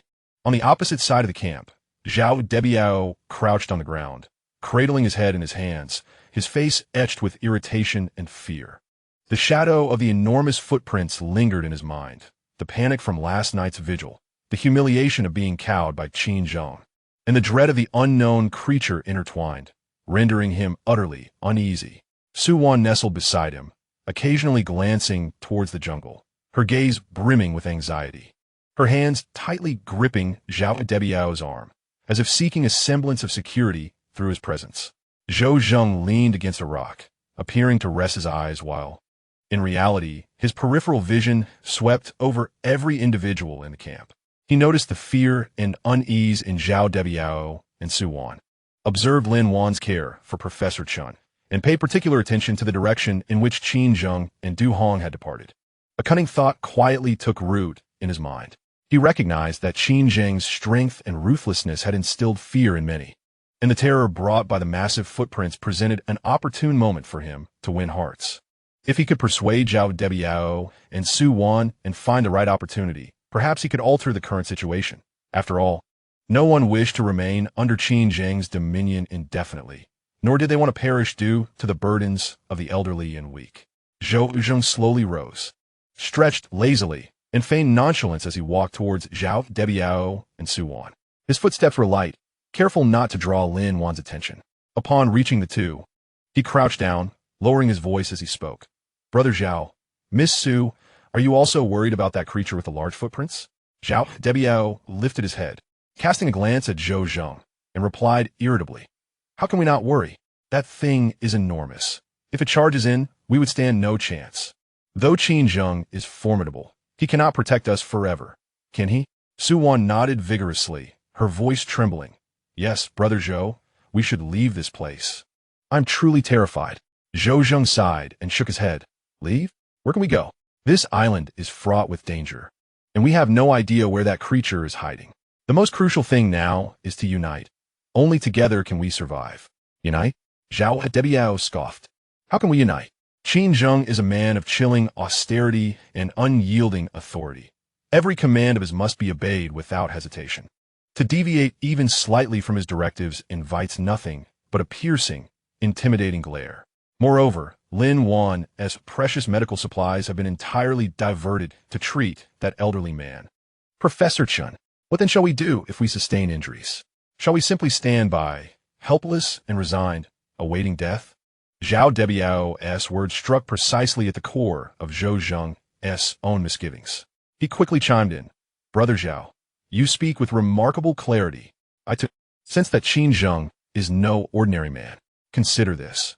As an armed guard, his martial prowess is exceptional. His body bears countless scars. Surely his origins are shrouded in mystery. Though he appears to safeguard us now, he may merely be exploiting our utility.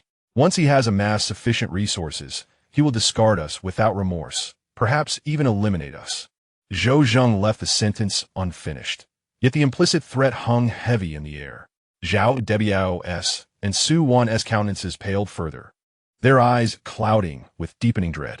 Elder Brother Zhou, do you mean Qin Zheng intends to harm us? Su Wan stammered, her voice trembling with disbelief. Zhou Zheng lowered his voice, his tone hushed and enigmatic.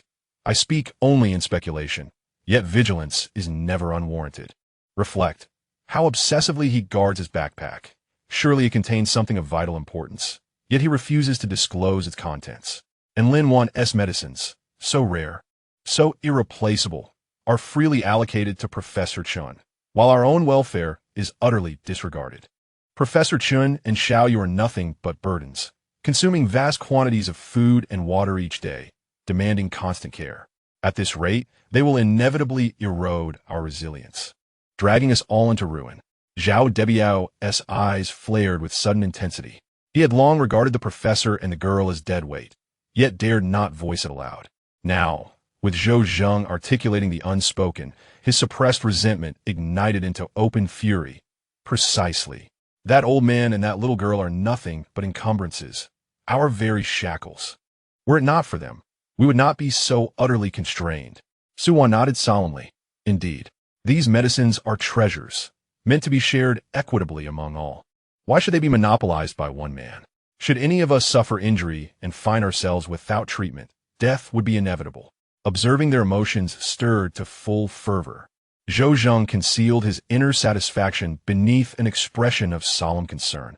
I share your conviction. Lin Wan's medical supplies must be placed under collective stewardship, accessible to all who require them, distributed justly and without bias. Furthermore, Qin Zheng's presence is perilous. We must no longer submit to his dominion.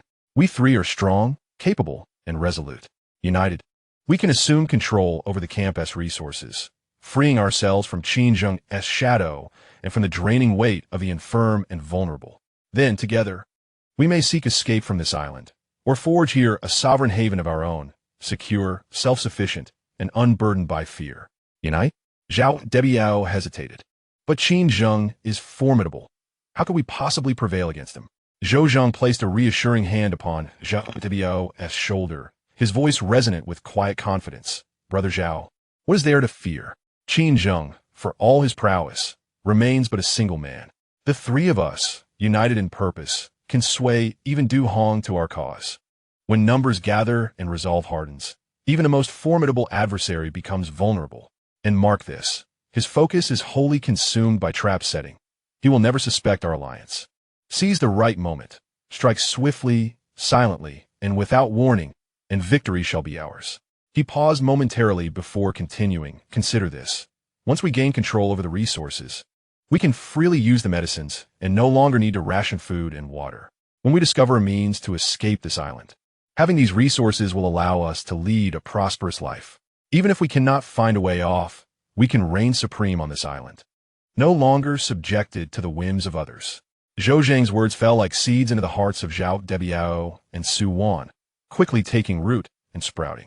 As they observed Zhou Zhang's unwavering confidence, they recalled Qin Zhang's cold demeanor and the burdens brought by Professor Chun and Xiao Yu, causing the scales of their hearts to tilt gradually. Zhao WWII clenched his fists, a fierce glint flashing in his eyes. All right, Brother Zhou, I shall heed your counsel. Let us join forces to seize the resources and no longer bow to Qin Zhang. Su Wan, though still somewhat apprehensive, nodded in agreement upon witnessing Zhao WWII's resolve. The future Zhou Zhang painted was too enticing. I will follow your lead. As long as we can survive without fear, I am willing to do anything. Seeing both of them in accord, Zhou Zhang revealed a subtle smile. He lowered his voice and said, "Good. From this moment forth, we shall be allies. This matter must remain confidential. We must not allow Qin Zhang and Lin Wan to discover our intentions. For now, we shall feign compliance to Qin Zhang while discreetly observing his movements, seeking the opportune moment. When the time is ripe, we will act." Seizing Lin Wan's handbag and Qin Zhang's backpack, thereby securing the medicines and resources for ourselves. At that point, we need not concern ourselves with Professor Chun and Xiao Yu's burdens. Indeed, Zhao WWII and Su Wan nodded in unison, their eyes filled with aspirations for the future and discontent with their current predicament. Zhou Zhang cautioned, "Remember, we must communicate privately from now on. Do not speak in the central camp to avoid alerting Lin Wan. Though she appears fragile, she is astute and closely associated with Qin Zhang. We cannot afford to be careless." "Understood, Brother Zhou," Zhao WWII and Su Wan replied in harmony. Just then, the footsteps of Qin Zhang and Du Hong echoed from a distance. Zhou Zhang immediately signaled to Zhao WWII and Su Wan, and the three swiftly dispersed, feigning nonchalance. Zhao WWII resumed squatting on the ground, fiddling with the gravel. Su Wan stood and walked toward Lin Wan, pretending to assist Professor Chen, while Zhou Zhang leaned against the rocks, closing his eyes as if nothing had transpired. Upon returning to the camp, Qin Zhang and Du Hong were both dusted with dirt and grass. Qin Zhang's expression remained impassive as he scanned the camp with piercing eyes, reassured only when he noted that everyone was present and nothing seemed amiss. The traps have been reinforced, and additional tripwires have been set. We will detect any movement nearby at once. Qin Zhang's voice was deep and gravelly. Next, we will take turns resting while remaining vigilant, should anything unusual arise. We shall shout immediately. Understood. The group nodded in agreement, none the wiser to the clandestine dealings among Zhou Zhang, Zhao WWII, and Su Wan. Lin Wan observed Qin Zhang's fatigued demeanor, feeling a surge of complex emotions within her. She could sense that Qin Zhang was tirelessly striving to protect everyone. Yet the atmosphere within the camp grew increasingly oppressive, as if each individual harbored a secret within their heart. A glance at Zhou Zhang revealed a flicker in his gaze, and upon observing Zhao WWII and Su Wan, she noted their expressions were somewhat unnatural. A subtle unease stirred within Lin Wan, an instinct that something was amiss, though she could not articulate it. Qin Zhang remained oblivious to Lin Wan's disquiet. He approached the campfire, added more firewood, and then sat beside it. Taking a sip from his water flask, his eyes fell upon the distant edge of the jungle, filled with vigilance. He understood that the owner of the enormous footprints was still nearby, and danger could strike at any moment. He had to remain ever alert to safeguard each member of the camp. Zhou Zhang observed Qin Zhang's silhouette, a barely perceptible cold smirk gracing his lips. He was aware that a conspiracy against Qin Zhang had quietly commenced. Once the opportune moment arrived, he could usurp control, becoming the master of the camp and enjoying all its resources. Zhao WWII and Su Wan were merely pawns in his quest for ambition. Zhao WWII cast a covert glance at Zhou Zhang, then at the silver briefcase in Lin Wan's grasp, his eyes glinting with avarice. He began to envision a scenario where he commanded the pharmaceuticals and resources, free from Qin Zheng's influence, liberated from fear. Su Wan, standing beside Lin Wan, appeared to assist in caring for Professor Chun, yet in reality, she was surreptitiously scrutinizing Lin Wan's every move, particularly regarding the silver briefcase. Her heart brimmed with a longing for the pharmaceuticals, alongside dreams of a brighter future. The mist thickened, rendering the atmosphere within the camp increasingly stifling. The shadow of the enormous footprints, Zhou Zheng's machinations, and the collective greed and fear of the individuals intertwined, forming an invisible web that enveloped the entire camp. An unrecognized struggle for resources and survival had subtly begun. Yet Qin Zheng remained like an iceberg, steadfast in guarding the camp. Unaware that a tempest aimed at him was imminent, Lin Wan's unease intensified. She clutched the silver briefcase tightly, her gaze cautiously scanning each individual around her. She understood that the perils on this isolated island arose not only from the wild beasts and unknown entities lurking in the jungle, but also from the darkness within human hearts. She had to remain vigilant, safeguarding herself, Professor Chun, and Xiao Yu to endure this treacherous battle for survival. The waves continued to crash against the black sands, and the howls from deep within the jungle echoed intermittently. Each person in the camp harbored their own thoughts, while they appeared calm on the surface. Beneath lay a tumultuous current. The seeds of division had already been sown, waiting for the right moment to break ground and shatter this fragile alliance of survivors entirely. Chapter 11. Qin Zheng's trap. The mist, like gauze, enveloped the jungle, rendering it impenetrable. Qin Zheng shouldered his tactical backpack, casually grasping a bundle of resin-soaked vines. His gaze sweeping across the camp. Lin Wan was crouched beside the shelter, tending to Professor Chen's wounds. Feeling his gaze upon her, she looked up, her brow slightly furrowed. Should we wait a bit longer? The fog is too thick. Visibility in the jungle is poor. The longer they delayed, the more perilous it became. The voice of Qin Zheng lacked warmth. The owner of the footprints lingered nearby, and it was imperative to swiftly establish the warning network. He glanced at Du Hong, signaling readiness to proceed. Du Hong nodded eagerly, seizing the stone axe and rope at his side, hastening to follow Qin Zheng. The words of Zhou Zheng from the previous night had stirred a sense of unease within him, yet in the presence of Qin Zheng, that discomfort was instinctively quelled by a profound reverence. The scars adorning this man's body and the fierceness in his gaze served as constant reminders that following Qin Zheng would maximize their chances of survival. As the two ventured into the jungle, a gray mist swiftly enveloped their figures. Lin Wan observed the direction in which they vanished, a twinge of concern creeping into her heart. She sensed an increasingly eerie atmosphere within the camp. Zhou Zheng's calculating gaze upon her, coupled with the perpetual anxiety of WWII and Su Wan, suggested a brewing tempest. Deep within the jungle, the dim light filtered through the interwoven branches of towering trees, creating a natural canopy overhead. The ground, blanketed in thick, decaying leaves, exuded a damp, moldy odor, mingling with the fresh scent of vegetation, rendering each breath laborious. Qin Zheng advanced ahead, his steps light, each footfall landing on the sparse roots beneath the leaves, producing almost no sound. His eyes, sharp as those of a hawk, scanned every blade of grass and twig, bending occasionally to examine the traces on the ground. A broken, trampled twig, a patch of dew-kissed moss, each detail serving as a basis for his spatial assessment. Qin brother, where shall we set the traps?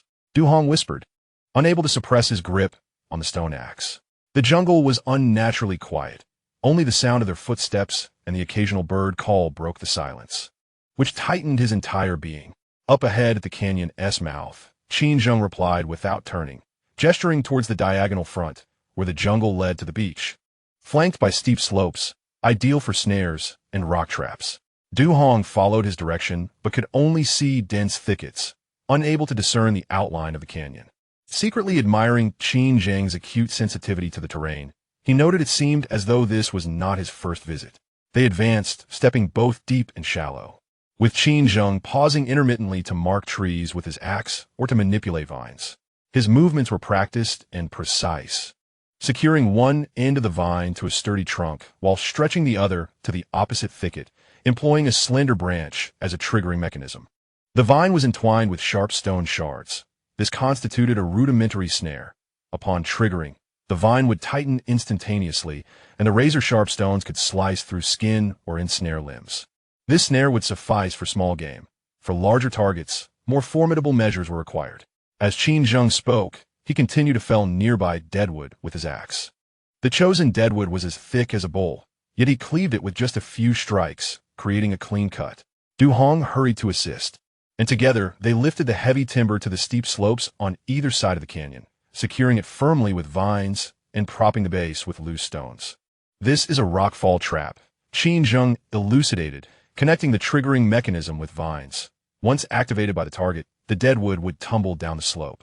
And even if it did not prove fatal, it would certainly ensnare the victim. Du Hong gazed at the heavy timber, unable to suppress a gulp. He could envision the dire consequences that would ensue if that withered branch struck him. After setting up the traps at the mouth of the canyon, Qin Zheng led Du Hong deeper into the jungle, commencing the arrangement of warning mechanisms. He suspended several dry branches from the vines, securing them on either side of the pathway at the jungle's edge. The moment anything brushed against the vines, the branches would produce a distinct clattering sound, audible even amidst the thick fog. These warning devices would alert us to any approaching entities. Qin Zheng brushed off the dirt from his hands and continued, "Next, we shall set a few hunting snares to see if we can capture some wild rabbits or mountain chickens to replenish our food supplies." Du Hong nodded and busied himself alongside Qin Zheng. Gradually, he forgot his unease, immersing himself in the task at hand. Qin Zheng's professionalism and composure inspired confidence, leading Du Hong to believe that as long as he adhered to Qin Zheng's directives, they would surely confront the dangers of the island. While they were setting hunting snares in a clearing amidst the trees, Qin Zheng suddenly spoke, his tone casual, as if engaging in idle conversation. "Did you encounter pirates during your youth aboard a ship?" Du Hong's movements abruptly halted, and he nearly dropped the rope he was holding. He looked up in astonishment at Qin Zheng. "Brother Qin, how did you know?" This was a topic he seldom broached. It had been 20 years since he first sailed as a deckhand, and during one fateful voyage, they had encountered pirates. After boarding, the pirates wreaked havoc, and he had narrowly escaped by hiding in the cargo hold, witnessing the horrific slaughter of his crewmates, an event that left an indelible shadow on his heart.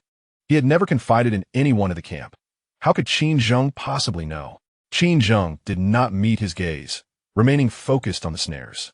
His voice was calm, "I guessed.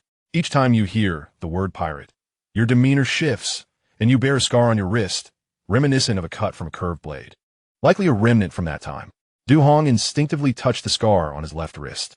That mark was indeed a souvenir from the pirate's curved sword. Though it had healed, it left a profound impression. He was taken aback by Qin Zheng's keen observation. "I was only 18 my first time at sea." Du Hong's voice grew hoarse, as if ensnared in memory. "When the pirates boarded, they killed indiscriminately. Both the captain and the first mate perished. I hid in a crevice of the cargo hold, watching them strip the ship of its goods and set it ablaze. Had it not been for a passing fishing vessel that rescued me, I would have perished." Qin Zheng finally ceased his work, turning to face him. His gaze remained cold, yet it seemed to harbor an imperceptible empathy. Surviving is no small feat. Those simple 5 words caused Du Hong's eyes to well with emotion. Throughout the years, he had never shared this chapter of his past with anyone. Each recollection was fraught with fear and helplessness. Yet, Qin Zheng's words made him feel understood. "Indeed, it is no easy matter." Du Hong sighed. "Since that incident, I have never dared to venture far out to sea again, only engaging in short-distance transport close to shore." He hesitated, the resignation and despair evident on his face, yet he did not continue. Qin Zheng did not press further, returning his attention to the snares. Life inevitably brings forth various unforeseen events. It is of paramount importance, in times of peril, to discern whom to trust and whom to follow. Du Hong felt a stirring within, raising his gaze towards Qin Zheng. In that moment, he comprehended that Qin Zheng was not merely broaching the subject casually, but was subtly hinting at something significant. Recalling the words previously spoken by Zhou Zheng, urging him to unite against Qin Zheng, the scales of Du Hong's heart abruptly tipped. Although Zhou Zheng's rhetoric was enchanting, his eyes betrayed nothing but avarice and scheming. In contrast, Qin Zheng, despite his cold and unyielding demeanor, consistently safeguarded the entirety of their camp through his actions, and his expertise and strength were their greatest assurance of survival. By comparison, Zhou Zheng's promises were but fleeting illusions. Aligning himself with Qin Zheng was, without doubt, the most prudent choice. Brother Qin, I understand your intent. Du Hong inhaled deeply, his tone resolute. From now on, I shall heed your guidance. Whatever you instruct me to do, I will comply. A faint curve appeared at the corner of Qin Zheng's mouth, though it swiftly vanished, his visage returning to its frigid countenance. There is no need to follow my lead. Simply trust your own judgment. He paused momentarily before adding, but remember, on this island, betrayal and greed will only lead to a swifter demise. A shiver coursed through Du Hong, and he nodded earnestly. I comprehend. I will never betray you, nor allow greed to cloud my judgment. Qin Zheng ceased speaking and continued to set traps for hunting. Yet Du Hong sensed a shift in the atmosphere between them. The previous awe tinged with distance had transformed into a budding trust. He realized that Qin Zheng's earlier remarks were not solely a test, but an attempt to draw him closer, and he had made the most sagacious decision. The two continued their labors amidst the jungle, and gradually, the mist began to dissipate, allowing sunlight to filter through the leaves, casting dappled shadows upon the ground. The traps set by Qin Zheng multiplied, extending from the mouth of the canyon deep into the thicket, forming a tightly woven defensive net. Some traps lay concealed beneath fallen leaves, while others were camouflaged within the underbrush. Any approaching target would find it nearly impossible to escape unscathed. Very well, that should suffice. Qin Zheng stood, stretching his stiff limbs. These traps are adequate to contend with most dangers. Let us return. Du Hong nodded and followed Qin Zheng on their way back. He gazed at the hidden traps around them, feeling a profound sense of security. With these traps in place, even if the owner of those massive footprints returned, they would be forewarned and might even inflict significant damage. On the return journey, Du Hong could not suppress his curiosity. Brother Qin, did you serve in the military before? Your trap-setting techniques and your agility do not resemble those of an ordinary armed guard. Qin Zheng's stride faltered momentarily, his gaze sharpening as if scrutinizing Du Hong. A wave of unease swept over Du Hong, and he quickly added, I was merely inquiring. If it is inconvenient to discuss, please disregard my question. After a few seconds of silence, Qin Zheng slowly replied, I did serve in the military, but later retired. He offered no further elaboration, his tone imbued with an unmistakable detachment, clearly unwilling to delve deeper into the topic. Du Hong, discerning the hint, refrained from pressing further. He understood that everyone harbors their own secrets, and Qin Zheng was no exception, as long as Qin Zheng was willing to protect them and lead them toward survival. The nature of his secrets held little significance. As the two individuals returned to the camp, the afternoon had already settled in. Lin Wan, upon seeing their arrival, hurried over to inquire, how did it go? Have the traps been set? Yes, Qin Zheng replied. We have laid traps and warning mechanisms from the mouth of the canyon deep into the jungle. We will be alerted immediately should anything approach. Lin Wan exhaled in relief and nodded. That's good to hear. Professor Chen's condition has improved significantly. He just woke up and had a bit of water. Qin Zheng glanced towards a shelter, where Professor Chen rested against a wooden plank. Though his complexion remained pale, his spirit appeared considerably better than before. Xiao Yu sat beside him, feeding him wild fruits. Zhou Zheng, WWII, and Su Wan approached as well, Zhou Zheng wearing a facade of insincere smiles. Brother Qin, we appreciate your efforts. With these traps in place, we can feel considerably more secure. Qin Zheng disregarded Zhou Zheng's pretentiousness and calmly advised, be vigilant during the night watch. If you hear the warning signal, do not panic. Assess the situation before acting. All right, we understand. Zhou Zheng quickly nodded, a glimmer of barely perceptible malice flashing in his eyes. He noticed that Du Hong's gaze towards Qin Zheng had shifted. It was no longer one of fear, but had transformed into a semblance of trust. This deepened his unease, for he realized that winning Du Hong over was now an impossibility. Zhao Debiao and Su Wan lingered behind Zhou Zheng, their eyes flickering with uncertainty, refraining from meeting Qin Zheng's gaze.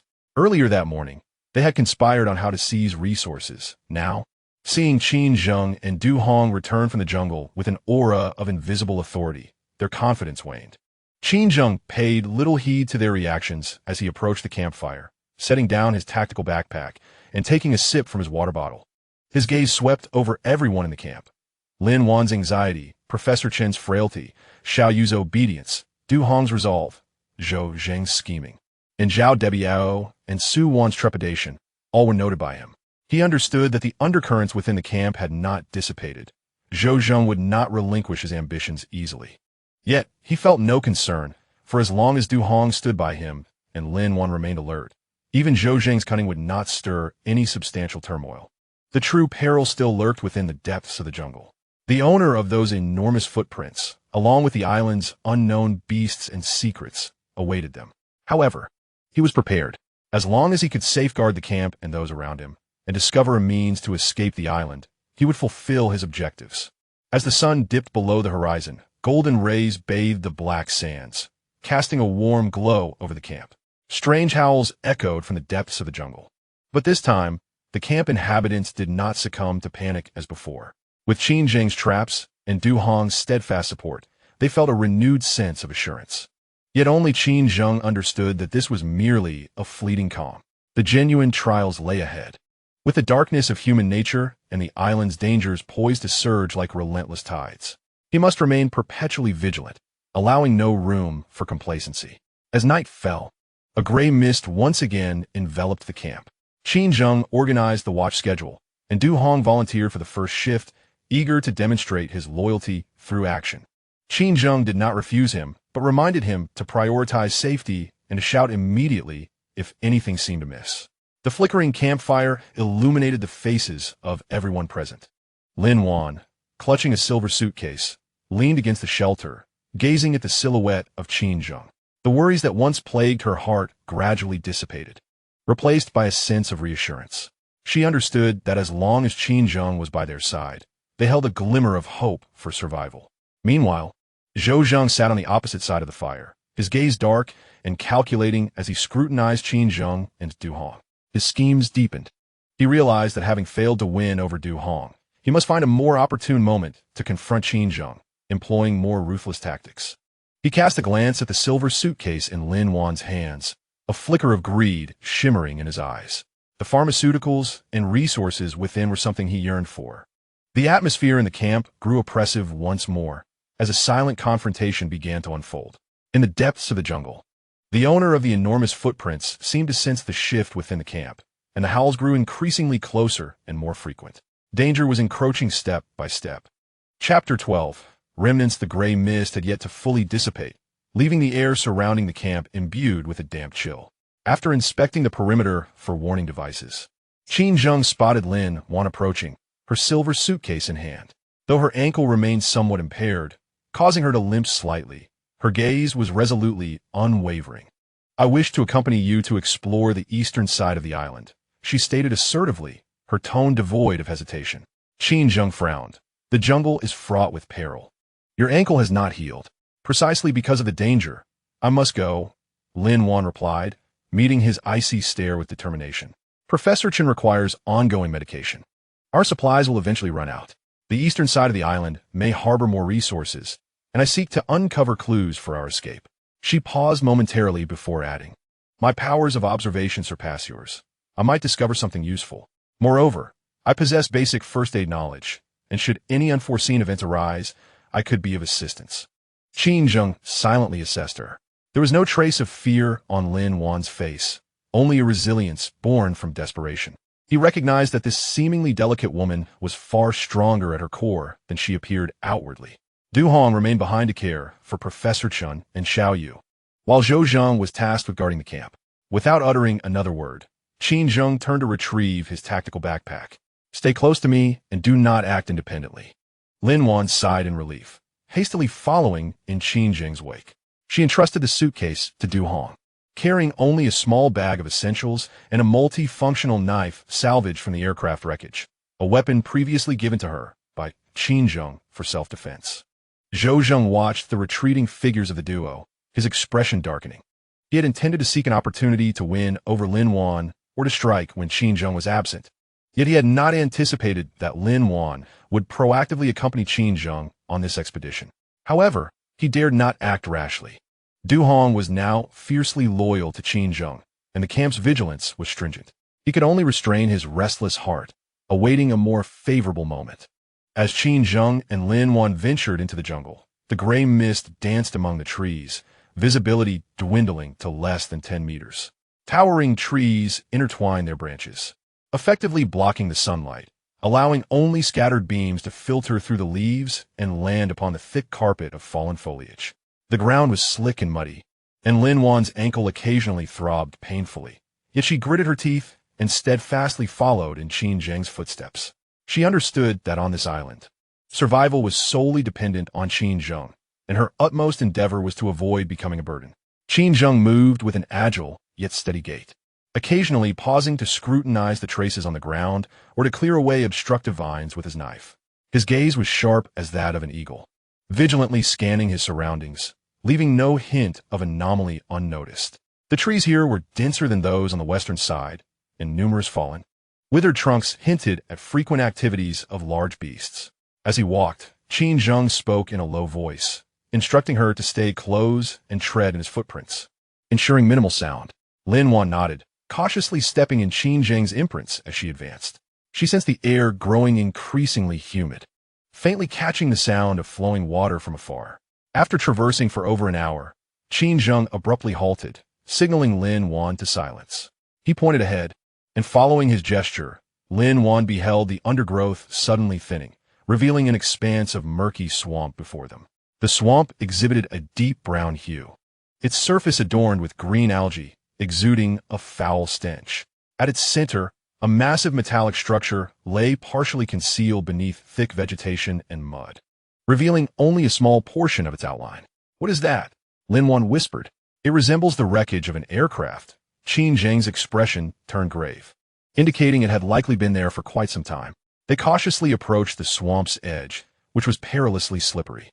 Qin Zheng severed a sturdy branch and cautiously probed the mud to ascertain the ground's solidity before leading Lin Wan closer. As they neared, the outline of the aircraft wreckage became increasingly distinct. It was a small American transport plane, most of its fuselage submerged in the swamp. Its wings broken and scattered across the muddy ground, the body corroded and entwined with vines, presenting a dismal sight. It appeared to be from the World War II era. Qin Zheng observed the aircraft's model and remarked solemnly that it might have crashed while on a mission, forced to land in this place. A complex emotion surged within Lin Wan. The presence of this aircraft implied that others, once like them, had been trapped on this island. Yet, the degree of its dilapidation suggested that those individuals might have met with misfortune. "Can we get closer to examine it?" Lin Wan inquired. Qin Zheng nodded. "Be cautious. The swamp is treacherous. Do not approach the edges." They circled the swamp's perimeter, seeking a path to the aircraft wreckage. Ultimately, they discovered a relatively dry patch of ground on the eastern side, merely a few meters away from the remains of the plane. Qin Zheng ascended the wreckage first. The metal of the fuselage was severely rusted, creaking underfoot as if it might collapse at any moment. He meticulously inspected the body for safety before signaling Lin Wan to follow. With gritted teeth, Lin Wan bore the pain in her ankle as she climbed onto the aircraft wreckage. Standing atop the fuselage, she surveyed her surroundings, noting the damaged cockpit. Its instrument panel shattered and littered with various rusted components. "There are bones in the cockpit." Qin Zheng's voice echoed from the direction of the cockpit. Lin Wan hastily approached the cockpit, where she beheld two skeletons seated side by side in the pilot and co-pilot seats. The bones were severely corroded, entwined with the surrounding metallic components. Their garments had long since decayed, leaving only tattered rags clinging to the skeletal remains. They were likely the pilots of the aircraft. Lin Wan crouched down, scrutinizing the bones. Judging by their positions, it appeared they may have perished instantly due to a violent impact during an emergency landing. Qin Zheng remained silent, meticulously examining the cockpit in hopes of discovering something of value. However, the aircraft had been down for too long, and most items had either rotted or rusted, yielding no significant findings. "Let's explore the cabin," Qin Zheng declared, rising and making his way toward the cabin. The door to the cabin was damaged, hanging precariously from one side of the fuselage. Qin Zheng exerted considerable force to pull it open, and a wave of pungent decay assaulted their senses, inducing nausea. Lin Wan instinctively covered her nose, enduring the discomfort as she followed him inside. The cabin was a scene of utter disarray, strewn with decomposed supplies and shattered components. Several crates had collapsed, their contents scattered across the floor, rendering most unrecognizable. Qin Zheng and Lin Wan meticulously searched the cabin. Lin Wan, with her keen observational prowess, discovered a rusted iron box beneath a heap of putrid fabric. Qin Zheng, there's a box here, Lin Wan exclaimed. He hurried over, gingerly extracting the iron box from beneath the fabric. Its surface was encrusted with rust, and the lock had succumbed to corrosion, but with a firm twist, Qin Zheng managed to pry it open. Inside the box lay no valuable items. Merely a handful of dry matches, a multi-tool knife, and a water-damaged journal, severely warped. The matches are still usable, Lin Wan exclaimed in delight. She carefully retrieved one match and struck it against the inner wall of the box. With a sharp crack, the match ignited, emitting a faint flame. Qin Zheng took the match, extinguished it, and returned it to the box. This multi-tool knife is quite useful as well, he observed, picking it up. Though its blade bore some rust, it remained sharp. The journal was undoubtedly the most precious find. The pages were yellowed and crumpled, with many inscriptions now barely legible. Yet fragments could still be deciphered. This journal might document their experiences following the emergency landing. Lin Wan cautiously extracted the journal, placing it in the sunlight to dry. Once we return, we can dry it further. Perhaps it will yield clues about this island, she suggested. Qin Zheng nodded, recognizing that this journal might be their sole means of grasping the island's history. He continued to search the cabin, but found nothing else of worth. Let us depart. There is nothing more to be found here, he said. We shall take the iron box and return to the camp swiftly. Lin Wan nodded, placing the journal, matches, and multi-tool knife into the iron box and holding it closely to her chest. The two of them carefully descended the aircraft wreckage and headed toward the camp. On the way back, Lin Wan could not help but inquire, do you think there were other passengers aboard this aircraft, aside from the pilots? Qin Zheng shook his head. It is difficult to say. From the perspective of the aircraft's dimensions, it appears that this plane is primarily designated for the transportation of goods, likely devoid of any additional passengers. However, the possibility of a few individuals accompanying cannot be entirely dismissed. If there are other individuals, where might they be now? Lin Wan's mind was rife with questions. Had they already departed from this island, or had they met with misfortune? Qin Zheng offered no response. He understood that the latter scenario was far more probable. The perils of this island are numerous: colossal beasts, enigmatic magnetic fields, and perhaps even unknown creatures lurking about. Surviving with just a handful of humans is an arduous task. Lin Wan refrained from pressing further. She sensed that Qin Zheng's mood mirrored her own heaviness. The revelation of the aircraft's wreckage did not bestow upon them the hope of escape. Rather, it deepened their awareness of the island's dangers, which far exceeded their initial imaginings. The two traversed the silence, their footsteps and the occasional chirping of birds the only sounds in the dense jungle. Lin Wan's ankle throbbed increasingly, yet she gritted her teeth and endured without uttering a single complaint. She understood that this was not a time for weakness. Returning to the camp swiftly to dry the logbook was imperative for uncovering further useful clues. After approximately 2 hours of walking, they finally beheld the contours of the camp. Du Hong and Xiao Yu were waiting at the entrance, and upon their return, they hurried over to greet them. Brother Qin, Miss Lin, you have returned, Du Hong exclaimed, a joyful smile illuminating his face. Was everything smooth? Did you find anything of value? We discovered the wreckage of an aircraft and a metal box containing matches, a multifunctional knife, and a logbook, Qin Zheng replied, handing the box to Du Hong. Xiao Yu curiously leaned in to inspect the contents of the box, her eyes sparkling with intrigue. Uncle Qin, Sister Lin, did you find the plane? Were there pilots aboard? Lin Wan gently patted Xiao Yu's head, responding with tenderness. There were 2 pilot uncles on the plane, but they have fallen asleep and will never awaken.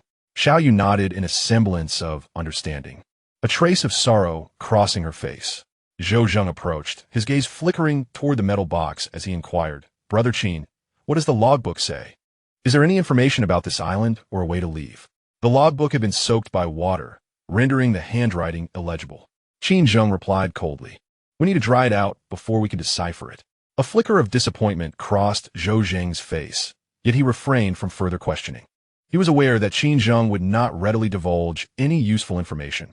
They could only await the logbooks drying before seeking further insights. Qin Zheng and Lin Wan entered the camp, placing the metal box beside the fire.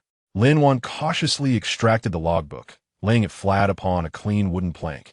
securing it with branches and positioning it near the fire to dry gradually.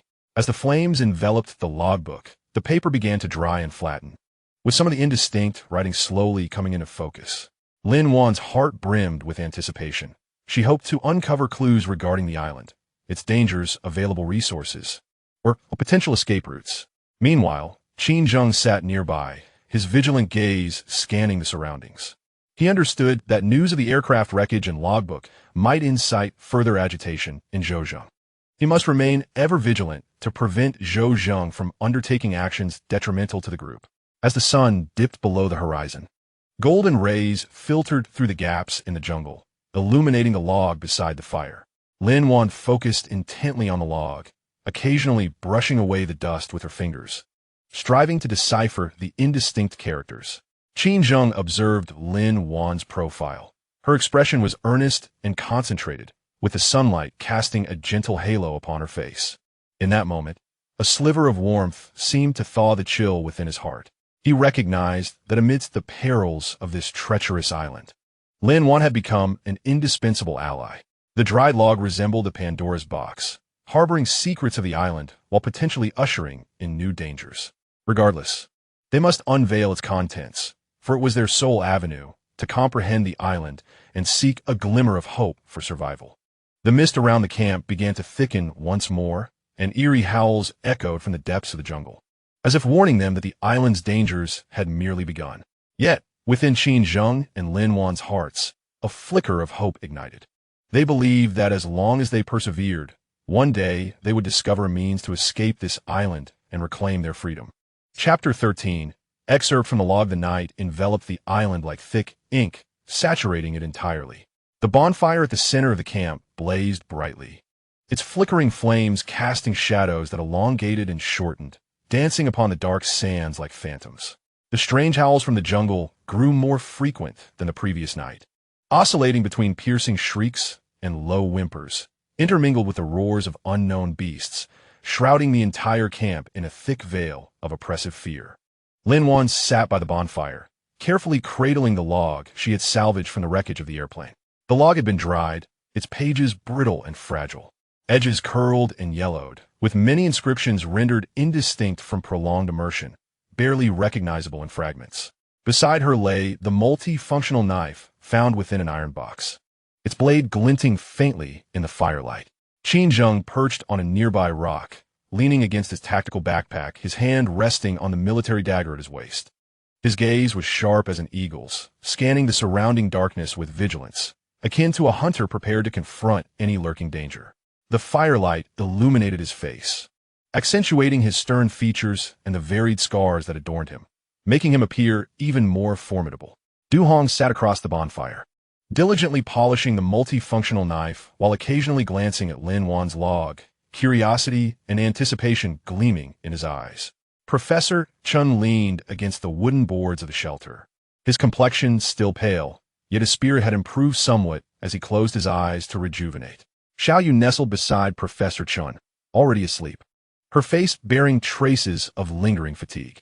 Zhou Zheng and Su Wan sat at the edge of the camp, engaged in hushed conversation, intermittently casting glances at the log in Lin Wan's hands, their eyes flickering with unspoken calculations. Zhou Zheng's heart brimmed with avarice as he speculated that the log might contain the secrets to escape the island or hidden treasures lurking within its confines. Securing such information could liberate him from Qin Zheng's grasp and allow him to depart the island alone. Lin Wan inhaled deeply, cautiously turning to the first page of the log. The handwriting had become blurred, revealing only scattered letters and numbers, evidently the flight records of the pilot. She turned the pages one by one, painstakingly deciphering the inscriptions. On October 17, 1944, the weather was overcast. We received orders to transport a shipment of supplies to the Southeast Asian front. The aircraft was functioning normally, with an expected arrival at the destination in 3 days. On October 19, 1944, torrential rains besieged us. We encountered a fierce storm, causing the plane to lose control and deviate from its course. The compass malfunctioned, spinning uncontrollably and rendering us directionless. We could only rely on our experience to continue flying. On October 20th, 1944, the weather was unknown. The aircraft ran out of fuel. forcing us to make an emergency landing on an uncharted island. A thick mist enveloped the area, severely limiting visibility. The island's flora was dense, suggesting it had never been trodden by human feet. Lin Wan whispered the contents of a log, her voice soft yet resonant in the stillness of the night. Reaching every ear present, the group held their breath, listening intently, their faces reflecting astonishment and curiosity. It was unexpected that this aircraft had been from the World War II era, having crashed here over 70 years ago, Du Hong remarked with a tone steeped in nostalgia.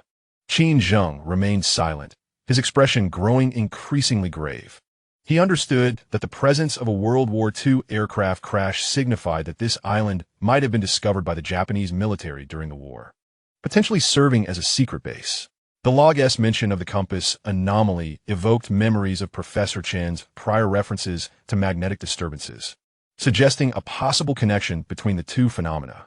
Lin Wan continued to peruse the log, the subsequent entries becoming progressively more indistinct, with many pages adhering to one another, rendering them inseparable. She patiently pried apart the sticky pages with her fingers, carefully deciphering the text. We landed in a quagmire, the aircraft severely damaged beyond repair. We had no choice but to abandon the plane and search the island for survival resources. This island is extraordinarily peculiar. The compass is utterly useless, leaving us unable to ascertain our direction. The flora here towers ominously, and the wildlife is exceptionally fierce. We have already endured several attacks, resulting in injuries to 2 team members. We discovered some bizarre footprints on the island, enormous in size and unlike any known animal. My God, where on earth are we? Upon reaching this point, Lin Wan felt a tightening sensation in her chest. The log's mention of colossal footprints mirrored those they had found on the beach, indicating that over 70 years ago, such enormous unknown creatures inhabited this island and have persisted to this day. They had also encountered enormous footprints. Du Hong's complexion paled instantly. Realizing the implications, this creature had existed on the island for over 70 years, a terrifying prospect indeed. Suan clutched Zhou Zheng's arm tightly, her body trembling slightly, her face etched with fear. Brother Zhou, we should leave this place. This island is far too perilous. Sooner or later, we will be killed by these creatures. Zhou Zheng remained silent, his gaze growing increasingly sinister. He understood that leaving the island was utterly impossible. They were devoid of boats and navigational equipment, forced to struggle for survival on this desolate land. However, the enormous footprints and the eerie magnetic field mentioned in the journal intensified his unease. Lin Wan continued to sift through the journal, the subsequent entries more fragmented, yet certain key revelations sent chills down her spine. There is light in the Western Valley. We have decided to venture there in search of assistance. However, the valley is rampant with ferocious beasts of enormous size. We paid a heavy price merely to approach it. Near the valley, we discovered some alluring red berries. One team member could not resist plucking a few and consuming them, only to succumb to hallucinations, becoming frantic and attacking us. We had no choice but to bind him, yet he ultimately broke free and fled deep into the jungle, never to return. Warning: do not consume the red berries. They are hallucinogenic. We found traces of human activity in the valley, including abandoned constructions and some rusted weapons.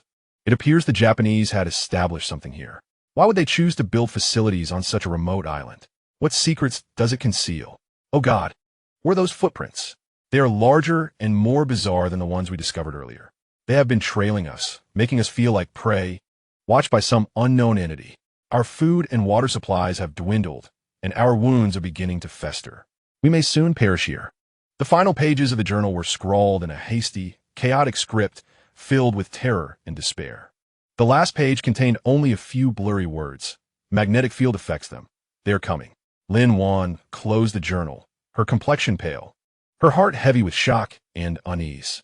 The contents of the journal provided her with a profound new understanding of the island. It was not only characterized by an unusual magnetic field and inhabited by colossal unknown creatures, but it also harbored secret facilities left by the Japanese during World War II, and the red berries on the island possessed hallucinogenic properties, rendering danger omnipresent. What did the journal say? Did it mention a way to leave this place? Zhou Zheng asked eagerly, his eyes gleaming with avarice and anticipation. Lin Wan shook her head, her voice hoarse.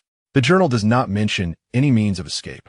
It only documents their experiences after crash landing, noting the island's aberrant magnetic field, the malfunctioning compass, the presence of enormous unknown creatures, and the facilities left by the Japanese during World War II.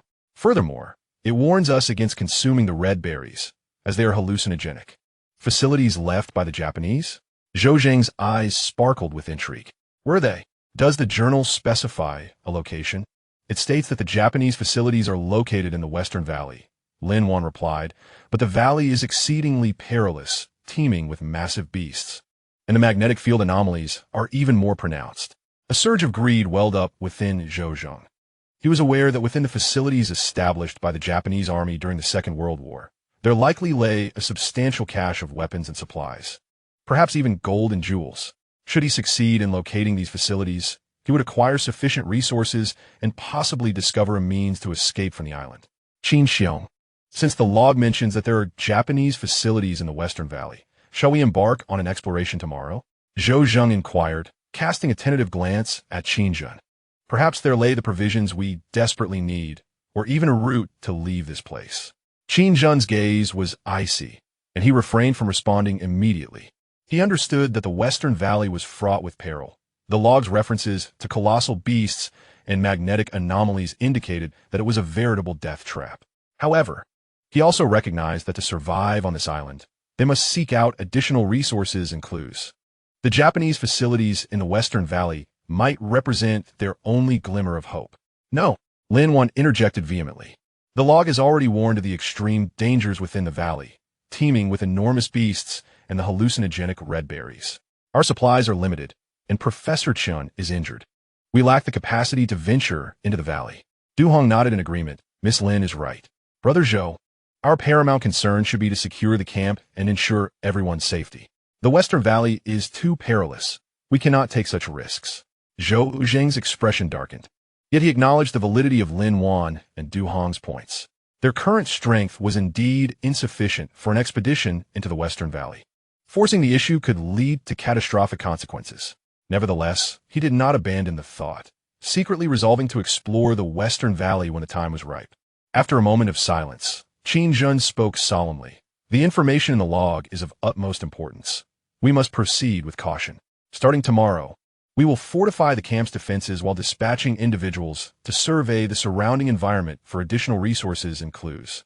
As for the Western Valley, we shall refrain from venturing there until we are adequately prepared. Everyone nodded in agreement, with no one daring to oppose Qin Zhen's decision. He had now become the linchpin of the camp. His choices were intricately linked to the survival of all, and dissent was not to be entertained.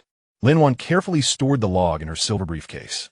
This journal represented their sole means of comprehending the island, and it must be safeguarded diligently. She regarded Qin Zhen, her heart awash with complex emotions. The island's perils exceeded their worst fears, yet with Qin Zhen present, she felt a flicker of reassurance.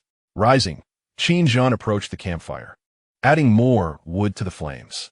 The fire blazed more fervently, illuminating every corner of the camp.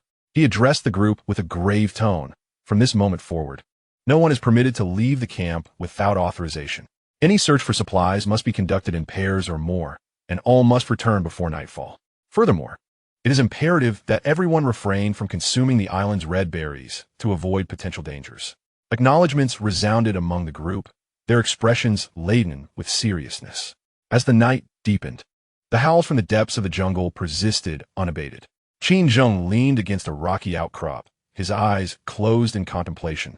Yet his ears remained acutely attuned to the surrounding sounds, no subtle noise escaping his notice. He was acutely aware that the unknown creature mentioned in the log may be lurking nearby, and danger could strike at any moment. Lin Wan sat beside the campfire, watching the flickering flames, her mind swirling with myriad thoughts. The contents of the log instilled a deep sense of dread about the island. It had also fortified her resolve to survive. She understood that only by relying on Qin Zheng and fostering unity could they navigate the perilous landscape of this island and discover a means of escape. Zhou Zheng sat at the edge of the camp, his gaze dark and brooding as he observed Qin Zheng and Lin Wan. The greed and ambition festering within him had not diminished in light of Qin Zheng's warnings. Rather, they had intensified. He vowed to uncover the facilities left by the Japanese forces, seize the resources within, and liberate himself from Qin Zheng's grasp to escape the island alone. Su Wan nestled close to Zhou Zheng, her face etched with fear and uncertainty. She was unsure of her chances for survival or what the future held. Seeking solace in Zhou Zheng's presence, Du Hong sat by the campfire, meticulously polishing his multifunctional knife, his eyes reflecting unwavering determination. He was cognizant of the island's dangers. Yet he trusted in Qin Zheng's capabilities and believed that as long as they stood united, they would surely overcome the challenges ahead. Professor Chun and Xiao Yu had already succumbed to slumber, emitting soft snores. In this perilous environment, sleep had become a rare luxury. As the campfire waned and the darkness deepened, each person in the camp harbored their own thoughts, awaiting dawn amidst fear and unease. The facilities in the Western Valley and the immense unknown creature loomed over them like two ominous shadows, heralding a more formidable challenge on the horizon. Qin Zheng opened his eyes, gazing towards the west where the valley mentioned in the log lay, the site of the Japanese facilities. He recognized that there resided the secrets of the island and the hope for their survival. Yet, he also understood that uncovering these secrets would demand a significant sacrifice. He tightened his grip on the military dagger, his expression sharpening with resolve. The night was as dark as ink, fraught with peril. Chapter 14. Photographs and helmets. The morning mist had yet to dissipate, and the jungle was steeped in the damp, earthy scent of decaying leaves. Lin Wan carefully stowed the dried log into her suitcase and lifted her gaze to Qin Zheng. The log mentions Japanese facilities in the Western Valley. And what about that helmet? Shouldn't we revisit the plane wreckage? Perhaps there are overlooked clues. Qin Zheng, engaged in inspecting the tools in his tactical backpack, paused at her words. He recalled the log's mention of Japanese constructions and the enormous footprints on the beach, his expression darkening. Du Hong will stay to watch over Professor Chun and Xiao Yu. Zhou Zheng will accompany us. Zhou Zheng's eyes lit up at this declaration, and he immediately responded. Great, I'll join you. The more hands, the better. He calculated that since the log had been discovered amidst the plane wreckage, there might be other treasures hidden there, possibly even the exact location of the Japanese facilities. Zhao WWII shrank back slightly, whispering, I want to go too. He was truly reluctant to remain at the camp, confronting the unknown perils. Accompanying the main group instead provided him with a greater sense of security. You stay. Qin Zheng coldly declined, asserting that the camp required a watchful guardian to prevent unforeseen incidents. He harbored no trust in Zhao WWII's courage in the face of danger. This man would only serve as a hindrance. Su Wan hastily grasped Zhao WWII's arm, whispering, Let us remain at the camp. The outside is far too perilous. Having listened to the log entries from the previous night, she was filled with dread regarding the jungle and yearned to remain in the relatively safe confines of the camp. Qin Zheng ceased to elaborate, hoisting his tactical backpack and setting off ahead. Lin Wan followed closely behind, with Zhou Zheng hastening to keep pace. The three soon vanished into the mist-laden jungle. The path to the swamp was somewhat easier than the day before, as Qin Zheng had marked the way, steering clear of treacherous, slippery traps. The jungle enveloped in morning fog was eerily tranquil, with only the sound of their footsteps and the occasional bird song, while the distant murmur of flowing water added to the unsettling atmosphere. Qin brother, what do you suppose we might find within the aircraft wreckage? Could there be weapons or maps? Zhou Zheng inquired, testing the waters as they walked. I do not know. Qin Zheng replied succinctly, his vigilant gaze scanning the surroundings. We shall find out upon arrival. Lin Wan remained silent, her focus fixated on the flora along the way. The log had warned of the hallucinogenic properties of red berries. She needed to memorize the appearance of this plant to prevent others from consuming it by mistake. She indeed spotted numerous red berries growing among the low shrubs, their vibrant hue appearing enticing, yet concealing lethal dangers. After more than half an hour, the trio reached the edge of the swamp once more. The aircraft wreckage loomed in the morning fog, resembling a slumbering giant. The mist above the swamp thickened, reducing visibility to less than 5 meters. As a foul stench assaulted their senses. Be cautious and follow my footsteps, Qin Zheng advised, stepping onto the dry ground discovered the previous day. Lin Wan and Zhou Zheng followed closely, approaching the aircraft wreckage with utmost care. The rust on the fuselage glimmered with a dark sheen amidst the morning mist, while vines dangled from the wings like the tendrils of a colossal beast. "We will split up, prioritize safety, and do not stray too far," Qin Zheng announced. Ascending the fuselage to inspect the interior of the cabin, Lin Wan circled to the rear of the wreckage. The day before, she and Qin Zheng had primarily examined the cockpit and front cabin, leaving potential oversights at the tail. The rear of the aircraft was severely deformed, ensnared by thick mud and vines. She utilized her multi-tool to sever the vines, meticulously clearing away the surrounding debris. Zhou Zheng headed straight for the midsection of the cabin, his gaze darting across the scattered wreckage in hopes of uncovering valuable items or useful weapons. However, most of the supplies within the cabin had succumbed to decay, leaving only a few rusted parts and tattered fabric, which left him somewhat disheartened. After tidying up for a while, Lin Wan's fingers suddenly brushed against a hard object, trapped beneath a fractured metal plate. With considerable effort, she moved the plate aside, revealing a rusted iron box, smaller than the one found the day before, and seemingly a personal belonging of the pilot. "Qin Zheng, I have discovered an iron box," Lin Wan exclaimed. Qin Zheng promptly descended from the cockpit and swiftly approached her side.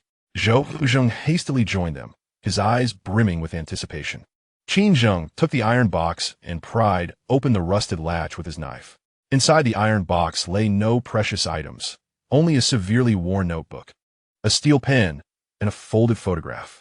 The notebook and pen had decayed beyond recognition, devoid of any worth. Lin Wan picked up the photograph, which had turned yellow and brittle with age, its edges frayed, yet the image was still vaguely discernible. The photograph depicted two individuals clad in American pilot uniforms from the Second World War, beaming with radiant smiles as they stood together. Between them stood a local man, his skin a deep brown, dressed in rudimentary animal hide, wielding a long spear. The background revealed a portion of an aircraft wreckage, and in the corner of the photograph, a steel helmet could be faintly seen, partially buried in the earth. The helmet was a deep green, marked unmistakably with a red rising sun emblem, the iconic insignia of the Japanese army. It was indeed a Japanese helmet. Lin Wan's voice quivered with excitement, as this confirmed the authenticity of the records in the journal. The Japanese had indeed been active here and had interacted with the locals. Zhou Zheng leaned in for a closer look, a glint of greed flashing in his eyes. This means the Japanese facilities must be nearby, perhaps concealed with vast amounts of weapons and gold. Qin Zheng's gaze fixated intently on the helmet in the photograph, his expression sharpening suddenly, akin to a hunter who had spotted its prey. His fingers unconsciously grazed the scar on his left hand where a finger once was, a dull ache stirring within. He recalled his military career, having encountered numerous landmines and fortifications left by the Japanese during his combat in the Southeast Asian jungles. Those helmets adorned with the red rising sun were the most terrifying symbols etched in his childhood memories. His father had been a soldier during the War of Resistance, perishing under the artillery fire of the Japanese. This helmet stirred the deep-seated hatred and anguish buried within him. "Qin brother, what troubles you?" Lin Wan noticed Qin Zheng's unusual demeanor and inquired with concern. Qin Zheng snapped back to reality, his gaze returning to its icy composure, and shook his head. "It's nothing." He took the photograph and scrutinized its details. The local man appeared robust, his spear rudimentary yet keen. The Japanese must have established facilities here, likely oppressing or slaughtering the locals. The indigenous attacks mentioned in the journal could very well have been a form of resistance from the local populace. However, Zhou Zheng's thoughts were elsewhere as he remarked. "Regardless, the Japanese facilities must hold treasures. If we find them, we can secure weapons and gold, and leave this island." "Let us find it first," Qin Zheng replied coldly, handing the photograph back to Lin Wan. "Keep this safe. It is an important clue." Lin Wan cautiously placed the photograph into her briefcase, her mind swirling with questions. Why had the Japanese established a base on this remote island? What had become of the local man in the photograph? Was he among the indigenous people mentioned in the journal?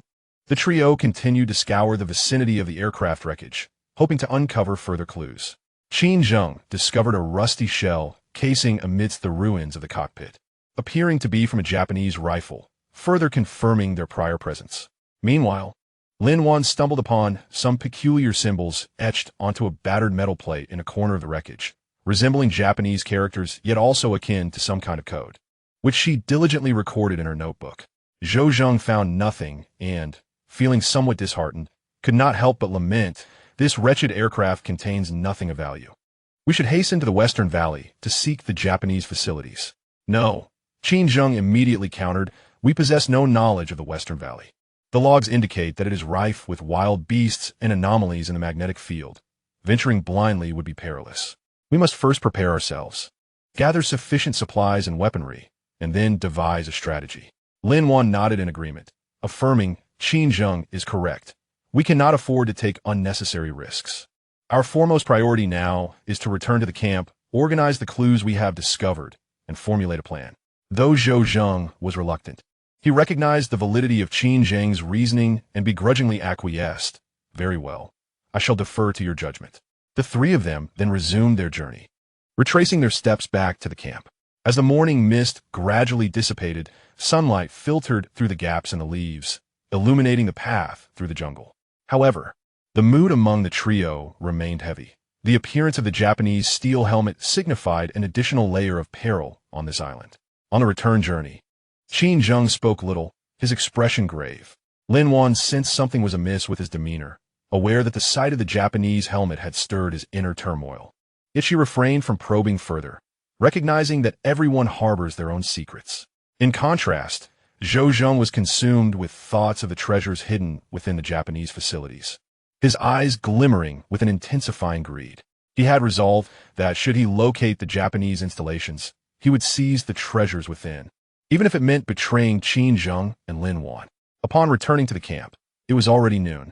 Du Hong was cooking meat by the fire. Professor Chen leaned against the shelter, resting his eyes, while Xiao Yu played on the beach.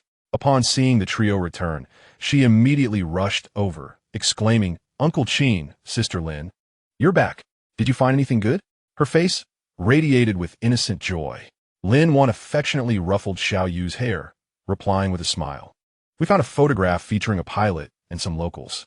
Du Hong approached, inquiring, what did you find? Any further clues regarding the Japanese facilities? We discovered a photograph of a Japanese steel helmet, along with a shell casing from a Japanese rifle. Qin Zheng replied, handing the casing to Du Hong. It is certain that the Japanese have indeed operated here. The Western Valley is likely to contain their facilities. Du Hong examined the shell casing closely, his expression turning grave. I never imagined there would truly be Japanese facilities on this island. This is exceedingly dangerous. Zhou Zheng, unable to contain his enthusiasm, exclaimed, what is there to fear? Once we acquire the weapons and gold from the facilities, we can escape this place. I believe we should head to the Western Valley without delay. No. Professor Chen interjected suddenly, his eyes opening, his face pale, yet resolute. The logs mention that the magnetic field in the Western Valley is abnormal. The beasts are enormous. And there are hallucinogenic red berries. Proceeding blindly would be tantamount to courting death. Our immediate priority is to fortify the camp, gather ample supplies and water, and prepare thoroughly before contemplating an exploration of the valley. Professor Chen's words garnered the support of Lin Wan and Du Hong. Though Zhou Zheng was reluctant, he recognized the wisdom in Professor Chen's counsel and temporarily suppressed his ambitions. Qin Zheng nodded in agreement, stating, Professor Chen speaks the truth. From today onwards, we shall be divided into two groups. One group will fortify the camp and set additional traps, while the other will gather supplies and water, searching for edible plants and game. Zhou Zheng, you and WWII will be responsible for reinforcing the camp. Du Hong, you and I will focus on collecting supplies and sourcing water. Lin Wan, you'll care for Professor Chen and Xiao Yu, while also organizing the clues we discover and identifying the flora on the island. Excellent. Everyone nodded in agreement, with no objections raised. Once the tasks were assigned, the group immediately sprang into action. Zhou Zheng and WWII gathered branches and vines, commencing the fortification of their shelter and the establishment of traps. Meanwhile, Du Hong followed Qin Zheng, armed with tools as they headed to the creek to collect water and search for food. Lin Wan settled by the campfire, producing photographs and a notebook to meticulously examine the clues contained therein. Xiao Yu sat beside Lin Wan, peering curiously at the photographs. Sister Lin, who are the people in the pictures? Who is the one wearing the hat? The man in the photograph is the pilot uncle, and the one wearing the hat is a soldier from the Japanese army. Lin Wan patiently explained. What is the Japanese army? Xiao Yu asked, perplexed. They are the villains. The ones who invaded our country a long time ago. Lin Wan succinctly elucidated, wishing to shield the child from the darker aspects of history too soon. Professor Chen leaned nearby, gazing at the photographs with a sigh. It is surprising to find traces of the Japanese army on such a remote island. During World War II, they established many secret bases throughout Southeast Asia, and this island is likely one of them. They may have constructed facilities here to store supplies, or perhaps conduct some clandestine experiments. Clandestine experiments? Lin Wan's heart stirred. Are you suggesting that the island's anomalous magnetic field and the enormous beasts may be linked to the experiments of a Japanese army? There's a possibility, Professor Chen nodded. During World War II, the Japanese army conducted numerous cruel experiments. It is conceivable that they carried out biological experiments here, resulting in mutations among the island's fauna and affecting the magnetic field. Lin Wan was filled with shock, if this were indeed the case. The danger posed by the island far exceeded their expectations.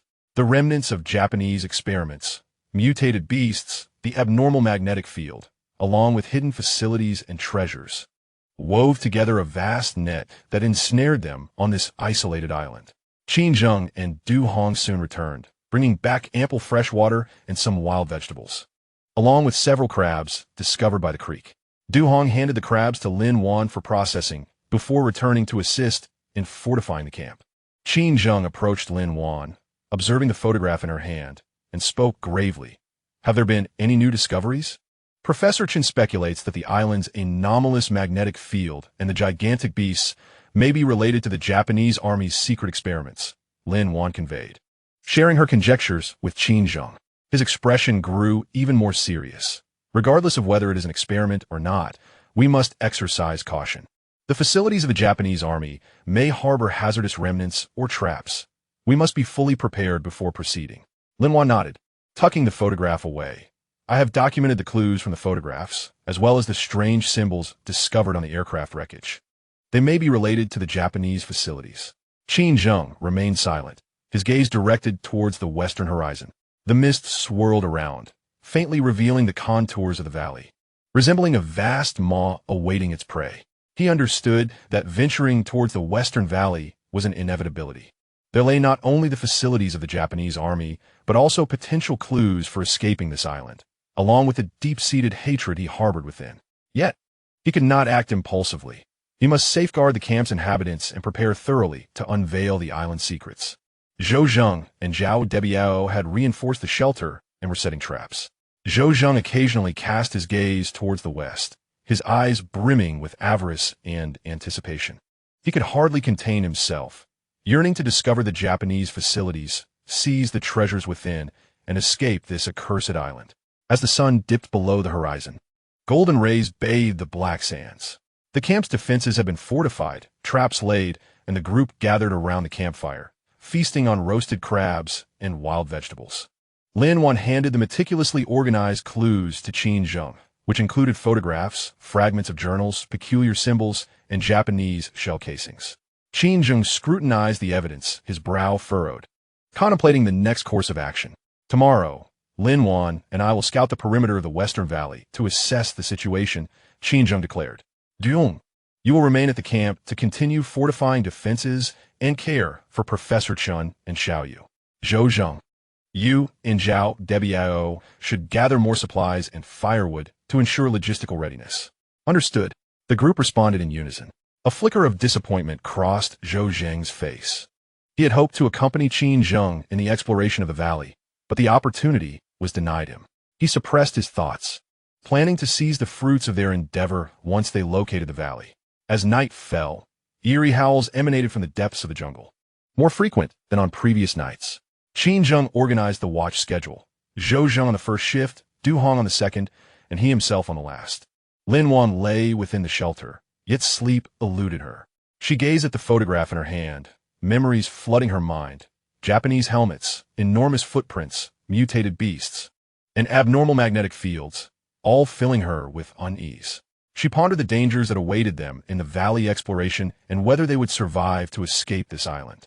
Leaning against a rock, Qin Zheng vigilantly scanned the surrounding darkness, the cold shell casing of a Japanese bullet gripped firmly in his hand, heightening his clarity of mind. He recalled his father's sacrifice and his own grievances as a tumult of hatred and resolve surged within him. He must survive, unveil the island's secrets, find a means of escape, clear his name, and appease his father's spirit. Zhou Zheng sat at the edge of the camp, his gaze darkly fixed on Qin Zheng's silhouette. His heart brimmed with greed and cunning. He had resolved that once he discovered the location of the Japanese facilities, he would devise a way to seize the treasures within, regardless of the cost. The night was as dark as ink, fraught with peril. This forsaken island, abandoned by the Japanese, harbored not only mutated beasts and abnormal magnetic fields, but also the greed and darkness of humanity. Chapter 15. Venomous snakes and first aid. The jungle on the return journey exuded an even greater tranquility than before. As the morning mist dissipated, sunlight pierced through the gaps in the foliage, casting dappled shadows upon the ground. Amidst the moist aroma of decaying leaves mingled with the refreshing scent of flora. The occasional chirp of birds accentuated the eerie silence. Qin Zheng led the way, his military dagger occasionally slicing through the obstructive vines, his keen gaze scanning the surroundings with unwavering vigilance. The recent discovery of a Japanese military helmet among the wreckage had instilled in him a vague sense that the dangers of this island extended far beyond the formidable beasts and the anomalous magnetic field. Lin Wan followed closely in the middle, clutching tightly to a briefcase containing photographs and journals, her mind incessantly replaying images of the Japanese helmet and the local inhabitants.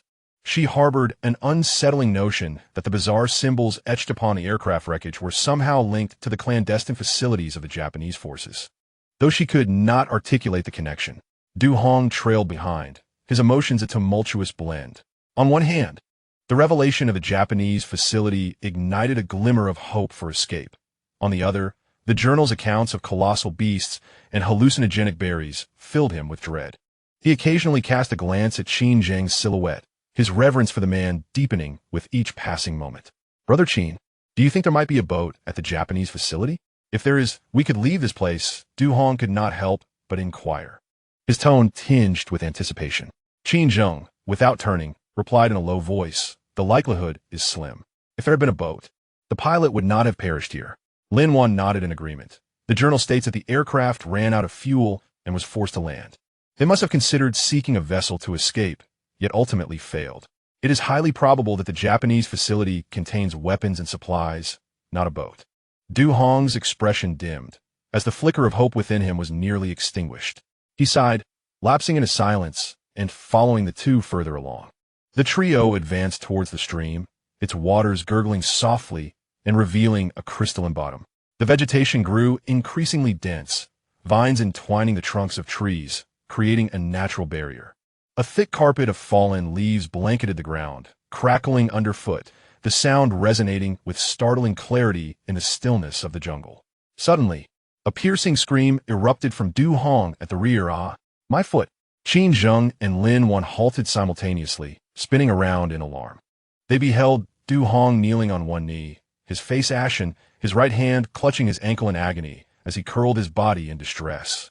Beside his ankle, a vibrantly colored venomous snake slithered slowly towards the underbrush, its body a brilliant green interspersed with black markings, its triangular head unmistakably indicative of its lethal nature. It's a venomous snake. Lin Wan's expression shifted dramatically as she quickly rushed to Du Hong's side. Qin Zheng swiftly turned, his eyes narrowing as he unsheathed his military dagger in an instant. He initially intended to pursue and dispatch the snake, but upon observing the rapidly swelling and darkening wound on Du Hong's ankle, he abandoned that thought. The immediate priority was to save Du Hong's life, not to hunt the serpent. Do not move, Lin Wan shouted, restraining Du Hong, who was attempting to rise. The more you move, the faster the blood circulates, and the quicker the venom spreads. Du Hong trembled violently, cold sweat beading on his forehead, his voice tinged with a whimper. Miss Lin, am I going to die? My foot hurts terribly. It's becoming more numb. Stay calm. You will not die. Lin Wan, while soothing Du Hong's emotions, swiftly examined his wound. The two puncture marks left by the snake's fangs were distinctly visible, and the surrounding skin had begun to blacken and swell, spreading rapidly in a discernible manner. Qin Zheng, quickly, help me find a shoelace or a sturdy vine, Lin Wan urged, simultaneously retrieving her multifunctional knife from her pocket. And hand me that small knife found in the wreckage of the plane, quickly. Qin Zheng reacted promptly, immediately unteeing his shoelace and tossing it to Lin Wan. Then retrieving the rusty, yet still sharp small knife from his tactical backpack. He made no unnecessary movements, simply crouching beside Du Hong, his gaze focused on Lin Wan. Awaiting her next command, Lin Wan took the shoelace and swiftly wrapped it around Du Hong's ankle approximately 10 centimeters above the wound, pulling it tight. Her movements were decisive and skilled, showing no signs of panic despite the urgency. This would temporarily halt the venous blood flow and slow the spread of the venom, but cannot be tied too tightly lest it lead to tissue necrosis. As she explained, she used a multifunctional knife to cut open the pant leg at Du Hong's ankle, revealing the swollen, darkened wound. Qin Zheng, I need you to enlarge the wound slightly with the knife, and then apply pressure to expel the venomous blood. Remember, only apply pressure. Do not suck it out with your mouth to avoid poisoning yourself. Without hesitation, Qin Zheng accepted the small knife from Lin Wan, sterilizing it over the campfire before carefully making a precise incision at Du Hong's wound. The moment the blade grazed his skin, dark venomous blood gushed forth, emitting a faintly foul odor. Endure it, Lin Wan urged as she held Du Hong's shoulder, instructing Qin Zheng begin to apply pressure and do so swiftly with moderate force. Qin Zheng nodded, gripping Du Hong's ankle with both hands, his thumbs pressing on either side of the wound as he forcefully squeezed inward. The black venomous blood continued to flow from the wound, dripping onto the fallen leaves below, instantly corroding small black holes into them. Du Hong writhed in agony, cold sweat soaking his clothes, and he continuously groaned in pain. Ah, it hurts. It hurts too much. I can't hold on. Just a little longer. It will be over soon. Lin Wan firmly held Du Hong, her gaze resolute. Think about it. If you die, you will never see your family again, and you will be forever trapped on this island. You must endure to survive. Perhaps Lin Wan's words had an effect, as Du Hong's struggles gradually lessened. He merely gritted his teeth, enduring the excruciating pain, the veins on his forehead throbbing. Qin Zheng did not pause for a moment, continuing to apply pressure to the wound until the blood transformed from black to dark red, and finally to bright red, before he ceased. The venomous blood was nearly expelled. Lin Wan sighed in relief and immediately retrieved a small bottle of mineral water from her suitcase, pouring it over the wound to rinse it. Qin Zheng, please heat the knife a bit more. We need to cauterize the wound with high temperature to destroy any remaining venom. Qin Zheng complied, holding the small knife over a lit lighter until the blade glowed red hot. He signaled Lin Wan to hold Du Hong steady, then without hesitation pressed the searing knife against Du Hong's wound. The high-temperature blade made contact with the skin, producing a piercing sound, and a waft of burnt odor filled the air. Du Hong let out a heart-wrenching scream, darkness enveloping his vision as he nearly succumbed to unconsciousness. Hold on. Don't faint, Lin Wan urged, pinching Du Hong's acupoint with force. Qin Zheng swiftly withdrew the small knife, observing the charred scar formed by the burn on Du Hong's wound, and solemnly stated, the venom should have been neutralized. Without hesitation, Lin Wan retrieved antibiotics and bandages from a hidden compartment in her suitcase, meticulously applying them to Du Hong's injury and then tightly wrapping it. This is a potent antibiotic to prevent infection. Your wound is deep. Although the toxic blood has been expelled and the venom neutralized, close monitoring is essential. Should you experience fever or worsening of the wound, you must inform me immediately. Having completed these actions, Lin Wan finally exhaled in relief, collapsing onto the ground, beads of sweat glistening on her forehead. The emergency treatment, though brief, had tested her physical and mental fortitude profoundly. As Du Hong regained his composure, he gazed at Lin Wan's pale face and Qin Zheng's composed demeanor, filled with gratitude. He struggled to rise, but was firmly held down by Lin Wan. You mustn't move yet. The venom hasn't fully metabolized. Walking will accelerate your blood circulation and could exacerbate your condition. Miss Lin, Brother Qin, thank you for saving my life. Du Hong's voice trembled, his eyes glistening with tears. If it weren't for you, I might have perished. This kindness I, Du Hong, shall never forget. Qin Zheng stood up, sheathing his dagger, and replied nonchalantly, no need for thanks.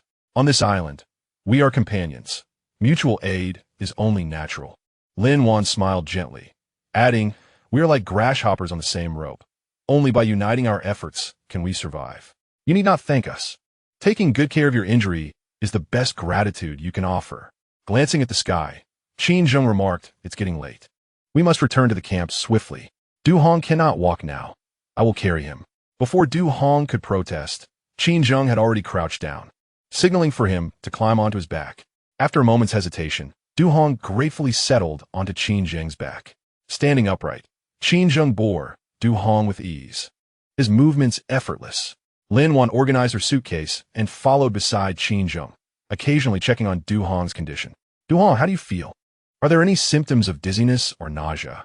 "No, just a bit of numbness in my foot and some pain at the wound, but it's much better than before," Du Hong replied, his voice regaining its calmness.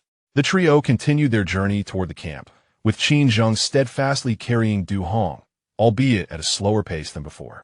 Lin Wan walked alongside, attentively observing their surroundings while engaging Du Hong in conversation to divert his attention. "Du Hong, you've been sailing for many years. You must have visited quite a few places," Lin Wan inquired. Du Hong nodded. "Indeed, I have been sailing for over 20 years, visiting numerous ports both domestically and abroad. I had hoped to earn some money on this voyage, but I never expected to encounter such an ordeal. Don't lose heart. We will certainly escape from here," Lin Wan comforted, stating that once they locate the Japanese Army's secret facilities and acquire sufficient weapons and supplies, their chances of survival would significantly improve, and perhaps they might even discover a way to escape the island. Upon mentioning the Japanese facilities, Du Hong's eyes brightened. "Indeed, as long as we can find the Japanese facilities, hope shall be restored. Miss Lin, Brother Qin, once I have recovered, I will certainly accompany you. Whether it be to the Western Valley or elsewhere, I will follow your lead." Qin Zheng remained silent, yet Lin Wan sensed that his taut shoulders had relaxed slightly. Du Hong's change in attitude was undoubtedly good news for them. On this perilous island, having an additional reliable companion meant an extra measure of hope for survival. The vegetation along their path grew increasingly sparse, and the outline of the black sand beach could be discerned in the distance. Faintly, the voices of Zhao, WWII, and Su Wan could be heard from the direction of the camp, accompanied by the laughter of Xiao Yu. They were nearing the camp. Lin Wan exhaled in relief and quickened her pace. Qin Zheng also hastened his steps, soon returning to the camp. Zhao, WWII, and Su Wan were conversing by the campfire, while Xiao Yu played on the beach. Upon seeing the three return, she immediately ran over. "Uncle Qin, Sister Lin, Uncle Du, you're back." Xiao Yu's innocent smile faltered as she noticed Du Hong on Qin Zheng's back. "Uncle Du, what happened to you?" "It's nothing, just a snake bite. I've already treated it," Du Hong replied with a smile, his tone tinged with a hint of fear.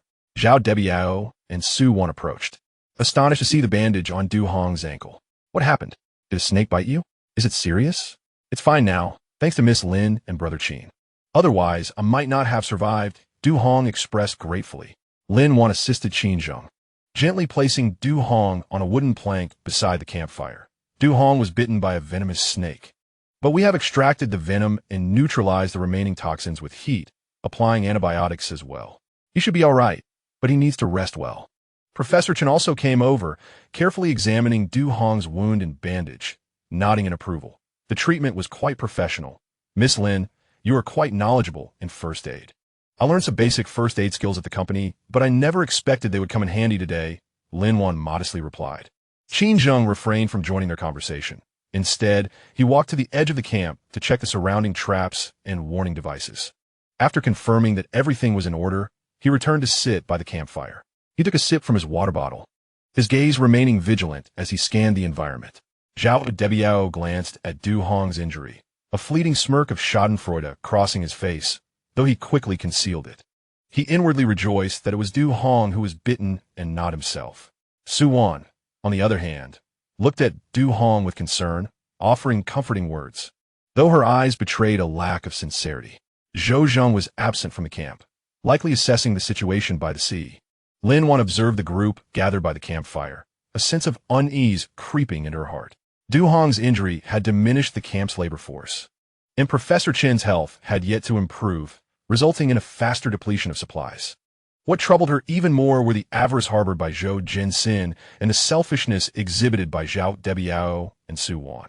These sentiments loomed like ticking time bombs, poised to detonate at any moment. Qin Zheng seemed to sense Lin Wan's unease and murmured softly, "Do not worry, I am here." Those 5 simple words alleviated much of Lin Wan's anxiety. She turned her gaze toward Qin Zheng, although he was taciturn and seemingly cold-hearted. He had an uncanny ability to provide a sense of security at critical junctures. As the sun dipped below the horizon, golden rays cascaded upon the ebony sands. Du Hong leaned against a wooden plank, gradually regaining color in his face. Professor Chen rested with his eyes closed, while Xiao Yu quietly accompanied him. Not far away, Zhao WWII and Su Wan were engaged in hushed conversation. Lin Wan sat beside the campfire, organizing the medications in her possession. She noticed that they had utilized a considerable amount of antibiotics, leaving only a scant supply. She would need to conserve them carefully. She lifted her gaze to Qin Zheng and said, "Qin Zheng, our antibiotics are running low. If more injuries occur, we may find ourselves insufficiently stocked." Qin Zheng nodded in acknowledgement. "I understand. Tomorrow, I will venture into the jungle to see if I can find some herbs to replace the antibiotics." "Did you not identify a type of leaf that can stop bleeding and reduce inflammation? Perhaps we could discover other useful herbs as well." "Very well," Lin Wan replied. "I will accompany you. I am more familiar with herbal identification than you are." "No, you must remain at the camp to care for Du Hong and Professor Chen." Qin Zheng immediately countered, "The jungle is far too perilous, and your ankle injury has yet to heal. You cannot afford to take further risks." Lin Wan was about to argue, but was silenced by the resolute look in Qin Zheng's eyes. "Be obedient, stay at the camp. I will exercise caution." Lin Wan gazed into Qin Zheng's eyes, recognizing his determination, and chose not to press further. "Then you must be careful if you encounter danger. Return immediately and do not be reckless." Qin Zheng nodded in silence. He understood that each excursion on this island could entail peril, yet to survive, he must embrace the risks ahead. As nightfall descended, Zhou Zheng returned to the camp. Upon noticing Du Hong's injury, he exhibited a look of surprise. After inquiring about the situation, he uttered a few insipid words of comfort and then sat in silence nearby. His gaze frequently darted towards Lin Wan's suitcase, his greed unabated. The campfire flickered, casting light upon each face in the gathering. The traps and warning devices surrounding the camp stood vigilantly, safeguarding this fragile refuge. From the depths of the jungle came strange howls, clearer than in previous nights, as if those colossal beasts were drawing nearer. Du Hong, leaning against the plank, had fallen asleep, though his face still bore traces of fatigue. Lin Wan sat by the fire, contemplating the herbs in her hands, her mind swirling with thoughts. She was uncertain whether Qin Zheng would encounter danger while foraging for herbs in the jungle, whether Professor Chen's condition would improve, or if they would uncover the secrets of the Japanese military's facilities and find a way to escape this island. Qin Zheng rested against a rock, his vigilant gaze scanning the surrounding darkness. He was acutely aware that the perils of this island were multiplying. The secret facilities of the Japanese military, the towering beasts, the anomalous magnetic fields, and the insatiable greed and darkness within humanity all threatened their very existence. He must remain vigilant at all times, safeguarding each individual in the camp until a way to escape this island is discovered. The night envelopes like ink, fraught with peril. Du Hong's injury casts a heavier pall over the atmosphere, and the morrow looms, fraught with uncertainty and danger. Chapter 16. The eve of division. The dying rays of the sun have completely submerged beneath the horizon. A gray mist descends like a cold veil, slowly shrouding the black sandy beach. As Qin Zheng entered the camp with Du Hong on his back, Zhao Debiao and Su Wan were huddled by the rocks, warming themselves by the fire. Upon seeing their return, a smirk of schadenfreude surfaced on their faces. Zhou Zheng was nowhere to be found, and beside the campfire sat only Professor Chen and Xiao Yu, nestled together as the evening breeze carried a chill that made the flames crackle. Lin Wan, disregarding her own fatigue, promptly assisted Du Hong in sitting down, meticulously re-examining his wounds. The bandages were thoroughly soaked with cold sweat. Although the swelling around the wound had diminished somewhat, Du Hong's complexion remained pallid, his lips tinged with an unhealthy shade of bluish-purple. She retrieved an antibiotic from the hidden compartment of her suitcase, hesitating momentarily before administering it to Du Hong. "The supply of antibiotics is dwindling." Qin Zheng's voice pierced through the air from behind, his gaze fixated on Lin Wan's actions, sharp and discerning. They could last at most 2 more days. Lin Wan's hand hesitated briefly before she nodded. She understood better than anyone the preciousness of the medication. In the past few days, to treat Professor Chen and Du Hong, the already scarce antibiotics had been consumed at an alarming rate, and should anyone else be injured or fall ill, they would find themselves utterly helpless. At that moment, Professor Chin suddenly erupted into a violent, raspy cough, as if he were attempting to expel his very lungs. Crouched on the ground, his body trembled incessantly, his forehead burning with fever, intermittently muttering incoherently. "The red berries of the magnetic field. Do not touch them. They are coming, grandfather." Xiao Yu, terrified, turned pale and rushed to Professor Chen's side, clutching his clothing tightly. "Grandfather, wake up. Don't scare me." Lin Wan hurried over, placing her hand on Professor Chen's forehead, which was alarmingly hot. Her heart sank as she recognized that the wound had become infected, leading to a high fever. Compounded by the shocks and the damp environment of the past few days, Professor Chen's body was nearing its breaking point. "We must reduce his temperature." Lin Wan gritted her teeth, rummaging through her suitcase for the last remaining antipyretic, crushing it and mixing it with water, carefully administering it to Professor Chen. She then tore a piece from her own clothing, soaked it in stream water, and placed it on his forehead, repeatedly wiping his neck and palms in an attempt to help him cool down. Xiao Yu knelt beside her, dutifully assisting Lin Wan in wringing out the fabric. Tears streaming down her cheeks, falling onto the sand, quickly absorbed by the cold grains. Qin Zheng squatted down, observing Professor Chen's agonizing state, his brow furrowed tightly. He lifted his gaze to Zhao WWII and Su Wan, who were coldly watching, their lips curling with a hint of derision, as if Professor Chen's suffering had no bearing on them whatsoever. "Go fetch some dry twigs." Qin Zheng's voice was as frigid as ice, his gaze directed at Zhao WWII. Zhao WWII recoiled slightly, an unwilling expression crossing his face. "It's nearly dark. The jungle is fraught with danger. Isn't there still firewood available? Do as you are told." The gaze of Qin Zheng suddenly transformed into a fierce glare, imbued with a chilling aura of murderous intent. He seemed to suggest that one might perish here or be carried away by a wild beast. Zhao WWII trembled at the intensity of his stare, refraining from uttering another word as he hastily pulled Su Wan away, grumbling as they made their way toward the edge of the forest. As Su Wan took a few steps, she cast a glance back at Professor Chen by the campfire, curling her lip in disdain and murmuring under her breath, "That old fool is nothing but a burden, wasting so much medicine."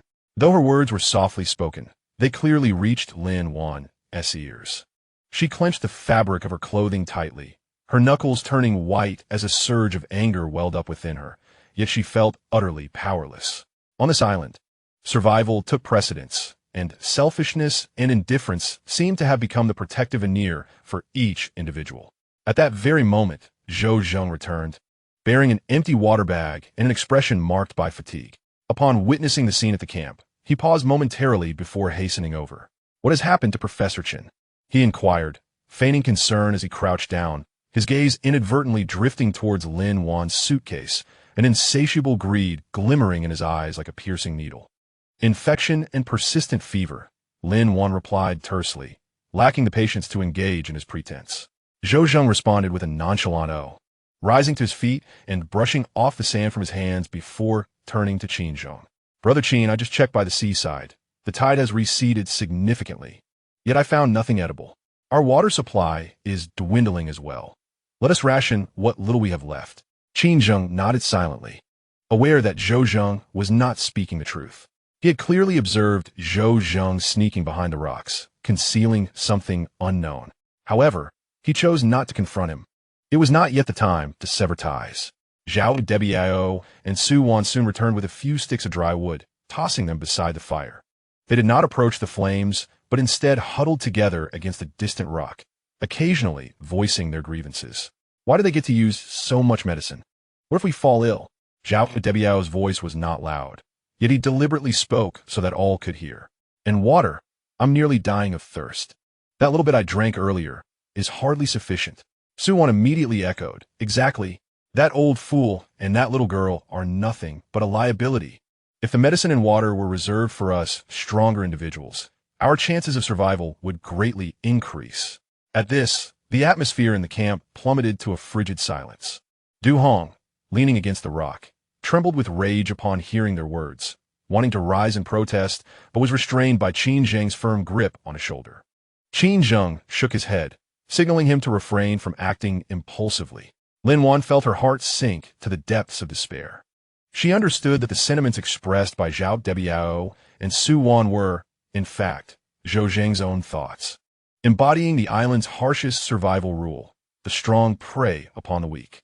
Professor Chun and Xiao Yu were frail and elderly. Du Hong was injured. They were all mere consumers of resources, burdens to carry. Meanwhile, Zhou Zheng, Zhao Debiao, and Su Wan had long since regarded them as disposable pawns. The flickering light of the campfire cast alternating shadows and illuminations upon each face. As Lin Wan gazed at Professor Chen's flushed visage and listened to his disjointed ramblings, a profound sense of helplessness enveloped her. She glanced down at her suitcase, where only a single dose of antibiotics remained, and the fever-reducing medicine was nearly depleted, with clean drinking water in alarmingly short supply. At that moment, Zhou Zheng quietly rose to his feet and made his way toward the rocky outcrop. His movements were subtle, seemingly seeking a moment of privacy, yet Qin Zheng's gaze remained fixed upon him.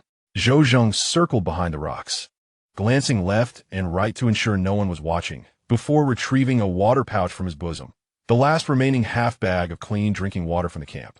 He carefully unscrewed the pouch and took a few cautious sips, subsequently concealing it within the crevices of the rocks, covering it with sand. After completing this act, he dusted off the sand from his hands and nonchalantly returned. All of this was witnessed by Qin Zheng, whose expression grew colder, his fingers unconsciously stroking the military dagger at his waist. He had long suspected Zhou Zheng's restlessness, yet he had not anticipated such selfishness. Hoarding the last of their drinking water. As the night deepened, the eerie howls from the depths of the jungle drew closer, as if colossal beasts were prowling just beyond the camp's perimeter. Zhao Debiao and Su Wan's complaints grew increasingly vocal, as they began to openly accuse Lin Wan of favoritism, claiming she had reserved all the medical supplies for Professor Chun and Du Hong, while criticizing Qin Zheng's autocratic manner in resource allocation.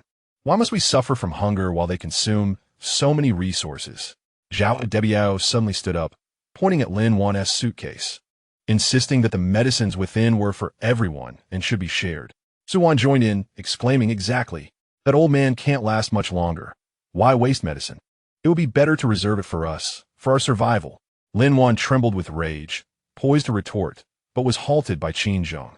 Rising to his feet, he cast a lethal glance at Zhao Debiao and Su Wan, his gaze silencing them instantly.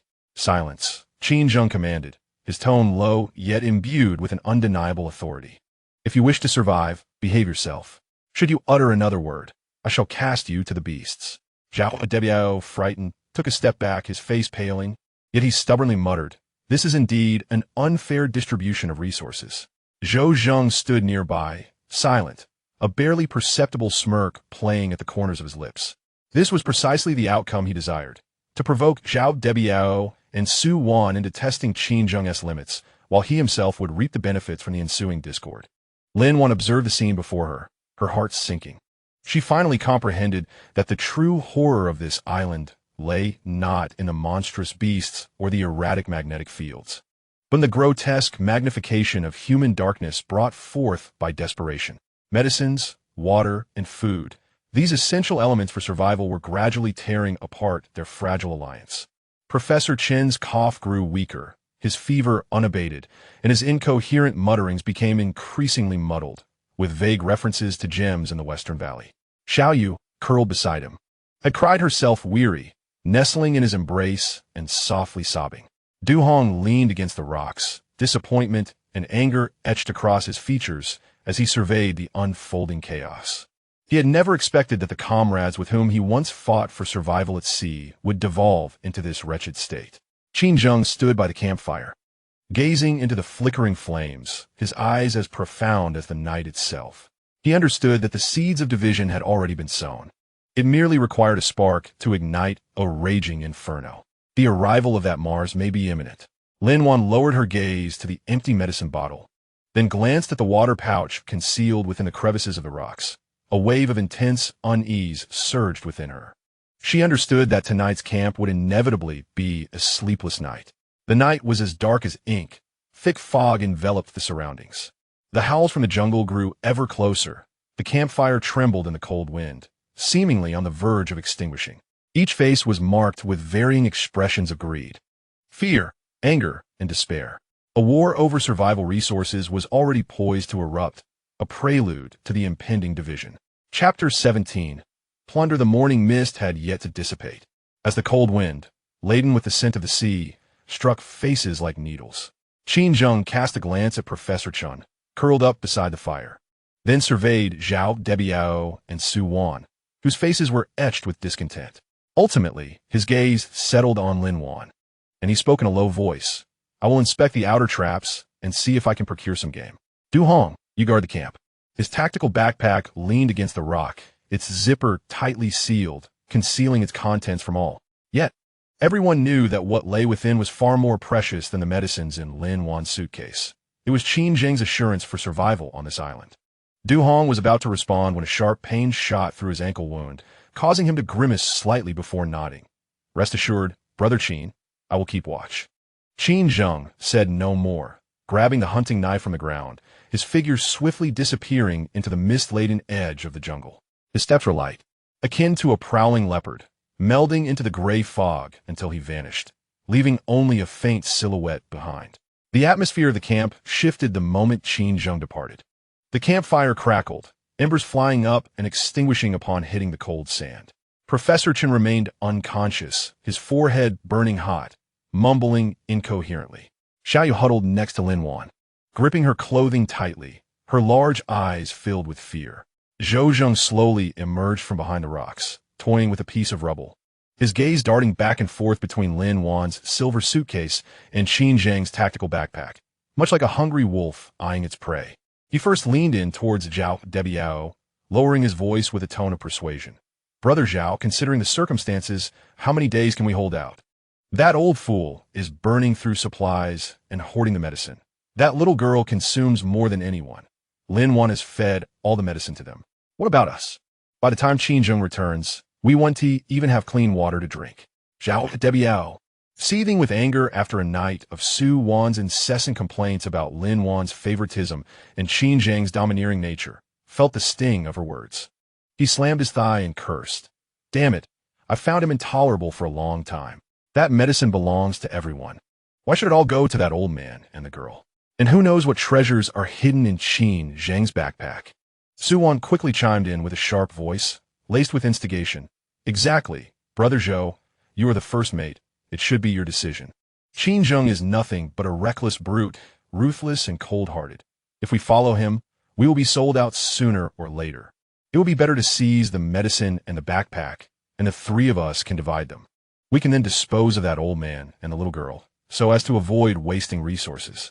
Zhou Zheng had been eagerly awaiting this suggestion. Out of the corner of his eye, he glanced at Du Hong, who was frowning at them. Zhou Zheng immediately assumed a pained expression. Brother Du Hong, you heard that too. We do not wish to harm anyone. We merely seek to survive. That old fellow cannot last much longer. And the little girl is merely a burden. Lin Wan's medicine and Qin Zheng's backpack are our means of survival. If you are sensible, join us. You will not be deprived of your share. Du Hong's face flushed crimson in an instant. Struggling to rise, the wound on his ankle throbbed painfully, and beads of cold sweat formed on his forehead. Zhou Zheng, what nonsense are you spouting? Brother Qin has saved us, and Miss Lin has saved my life. Professor Chun and Xiao, you are so pitiable. How can you utter such words? Pitiable? Zhao Debiao sneered, stepping forward and spitting in Du Hong's face. Can pity fill one's stomach? Can it protect us from wild beasts? Can it help us escape this island? Du Hong, do not be so ungrateful. Qin Zheng treats you well. That is merely exploitation. Once he has used you up, you will be the first to perish. Su Wan joined in, urging Brother Du Hong. Think about it. With your injury, you will be rendered useless. Qin Zheng is still protecting you, but once his supplies are depleted, do you truly believe he will care for you? It is better to join us, seize the medicine and the backpack, and ensure our own survival. Du Hong trembled with rage, pointing at Zhou Zheng, his lips quivering. Zhou Zheng, what are you plotting? While Brother Qin is out hunting, you are scheming here. Are you even human? Enough nonsense. Zhou Zheng's expression darkened, a glint of malice flashing in his eyes. Zhao Debiao, make your move. Zhao Debiao could hardly contain himself. He lunged at the silver suitcase beside Lin Wan with a feral growl. Lin Wan's face drained of color as she instinctively clutched the suitcase to her chest and stepped back, shielding Xiao Yu behind her. Zhao Debiao, do not come any closer. Get away. Zhao Debiao shoved Lin Wan aside. Already having twisted her ankle, she could not withstand such a force and stumbled, falling onto the sand. The suitcase slipping from her grasp and hitting the ground with a thud. Xiao Yu, frightened, cried out, rushing to Lin Wan's side. Sister Lin, I am scared. Pick up the suitcase. Zhou Zheng barked, his eyes gleaming with greed. Su Wan hurried over, reaching for the suitcase. Du Hong, his eyes nearly popping with rage, disregarded the pain in his ankle and lunged forward, pushing Su Wan aside and fiercely protecting the suitcase beneath him. You will not take it. Du Hong, you are courting death. Zhao Debiao, furious, raised his foot to kick Du Hong. Du Hong let out a muffled groan, curling up in pain but still clinging desperately to the suitcase. Su Wan joined in, tugging at Du Hong along with Zhao Debiao. Let go. Quickly let go. That suitcase belongs to us. Zhou Zheng approached slowly, looking down at the pinned Du Hong with disdain. A cold smile curled upon his lips. Du Hong, you are refusing to accept kindness and are inviting punishment instead. I had hoped to assist you, but since you have chosen to be obstinate, do not blame us for being unmerciful. With that, he lifted his foot and aimed it at Du Hong's injured ankle. Ah! Du Hong emitted a heart-wrenching scream, cold sweat instantly saturating his garments. The excruciating pain in his ankle nearly caused him to faint. He clenched his teeth resolutely, yet did not relinquish his grip on the suitcase. Zhou Zheng, you beast! My brother Qin will not let you escape. He will undoubtedly return. Return? Zhou Zheng chuckled derisively, crouching down to pat Du Hong's face, his tone venomous. Even if he does return, what of it? There are 3 of us and only one of him. Once we seize his backpack and procure the medicine, we shall discard him to feed the beasts. Zhao Debiao and Su Wan had firmly pinned Du Hong to the ground, and Su Wan's hand was already reaching for the suitcase's latch.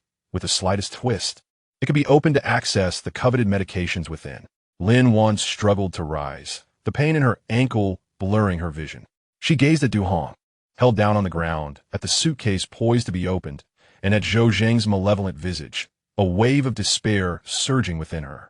In that moment, Du Hong summoned all his strength, lifting his head abruptly towards the forest and letting out a soul-rending cry. Brother Qin, help! Zhou Zheng and his cohorts are robbing us. This cry echoed like a thunderclap, shattering the silence of the beach. Zhou Zheng's expression shifted instantly. He had not anticipated that Du Hong, in such a state, would dare to call for Qin Zheng. Panic seized him, and he shouted fiercely, "Shut up! Be silent!" Zhao Debiao, equally flustered, exerted even greater force to muffle Du Hong's mouth, exclaiming, "I told you to stop shouting. I commanded you to be quiet." Though Du Hong's mouth was covered, he could not produce sound, yet he continued to struggle fiercely, wheezing as he fixed his gaze on the forest, his eyes brimming with hope. Lin Wan joined in a desperate shout. "Qin Zheng, hurry back. They are stealing the medicine." Xiao Yu, terrified, cried even harder, yet echoed, "Uncle Qin, help!" Their cries penetrated the thick mist, resonating deep into the forest. Zhou Zheng was now thoroughly panicked. He was acutely aware of Qin Zheng's prowess and ruthlessness. If Qin Zheng truly heard them, none of the 3 would escape. "Hurry! We must seize the suitcase." Zhou Zheng was drenched in sweat, personally lunging to pry Du Hong's hands away. "Quickly! Qin Zheng is returning." Zhao Debiao and Su Wan were also frantic, the 3 of them tugging at Du Hong with all their might, the beach descending into chaos.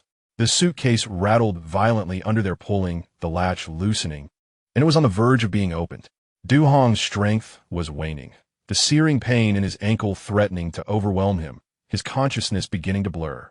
Yet, he clung tenaciously to the suitcase, recalling the moments when Qin Zheng had saved him, the sight of Lin Wan tending to his wounds, and the helpless expressions of Professor Chun and Xiao Yu. He could not let go. Absolutely not.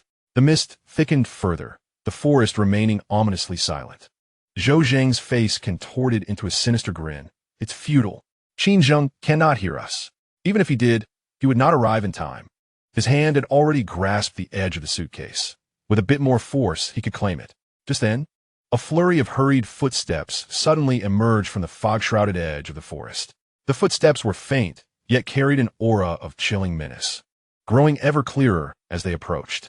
Zhou Zheng's hand abruptly froze. Zhao Debiao and Su Wan also ceased their actions, their faces ashen, all three gazing intently towards the thicket. Amidst the dense fog, a tall silhouette gradually emerged. A hunting knife glinted in hand, reflecting cold light. His gaze was as frigid as frost, reminiscent of a predator returning from the hunt. Qin Zheng had returned. Chapter 18. Thunderous Tactics. The gray mist, akin to solid ice, enveloped Qin Zheng as he stepped forth from the edge of the forest. His footsteps were light upon the damp black sands, yet they struck like a hammer upon the hearts of Zhou Zheng, Zhao Debiao, and Su Wan. The hunting knife he wielded bore traces of bloodied leaves, remnants from a wild rabbit he had dispatched while setting traps. Zhao Debiao was the first to react, firmly gripping Du Hong's hand, on the verge of seizing the silver briefcase. Hearing the footsteps, he swiftly turned, locking eyes with Qin Zheng's icy stare, instantly paralyzed with terror. A primal scream escaping his throat. Qin Zheng. This cry shattered the stillness of the camp.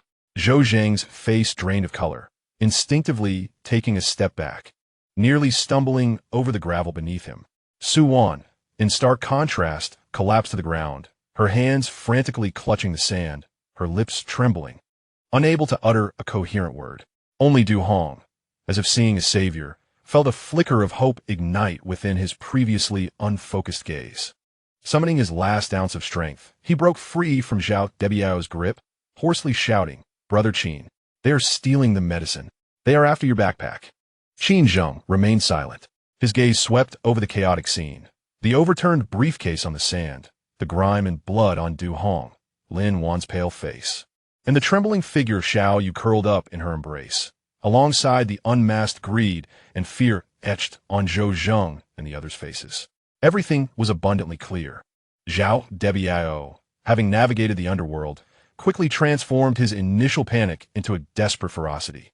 Noticing that Qin Zheng was armed only with a hunting knife while he had 3 companions at his side, he felt a surge of confidence. With a swift motion, he drew a dagger from his waist, one he had salvaged from the wreckage of a cargo ship and kept hidden. "Qin Zheng, mind your own business." Zhao Debiao brandished the dagger, its tip aimed at Qin Zheng, his voice cracking with fear. "The resources on this island rightfully belong to the strong. Protecting these burdens will lead to your demise. Hand over the backpack, and we may yet spare your life." Zhou Zheng quickly chimed in, eager to align himself. "Yes. Qin Zheng, we do not wish to be your enemies. If you surrender the backpack and the medicine, we can collaborate. Leaving this island will certainly benefit you." Su Wan echoed the sentiment with an urgent scream. "Hand it over, or we shall not hold back." The 3 formed a triangle, slowly advancing towards Qin Zheng. They believed that their numbers would overpower this taciturn man. Finally, Qin Zheng made his move. He did not charge forward nor engage in any superfluous actions. At the moment Zhao Debiao lunged with the dagger, Qin Zheng's body suddenly glided sideways like a leopard, effortlessly evading the blade's edge. Simultaneously, his left hand shot out like lightning, precisely grasping the wrist of Zhao Debiao, who was wielding a knife. A sharp crack echoed across the beach, accompanied by the anguished scream of Zhao Debiao that seemed to pierce the heavens.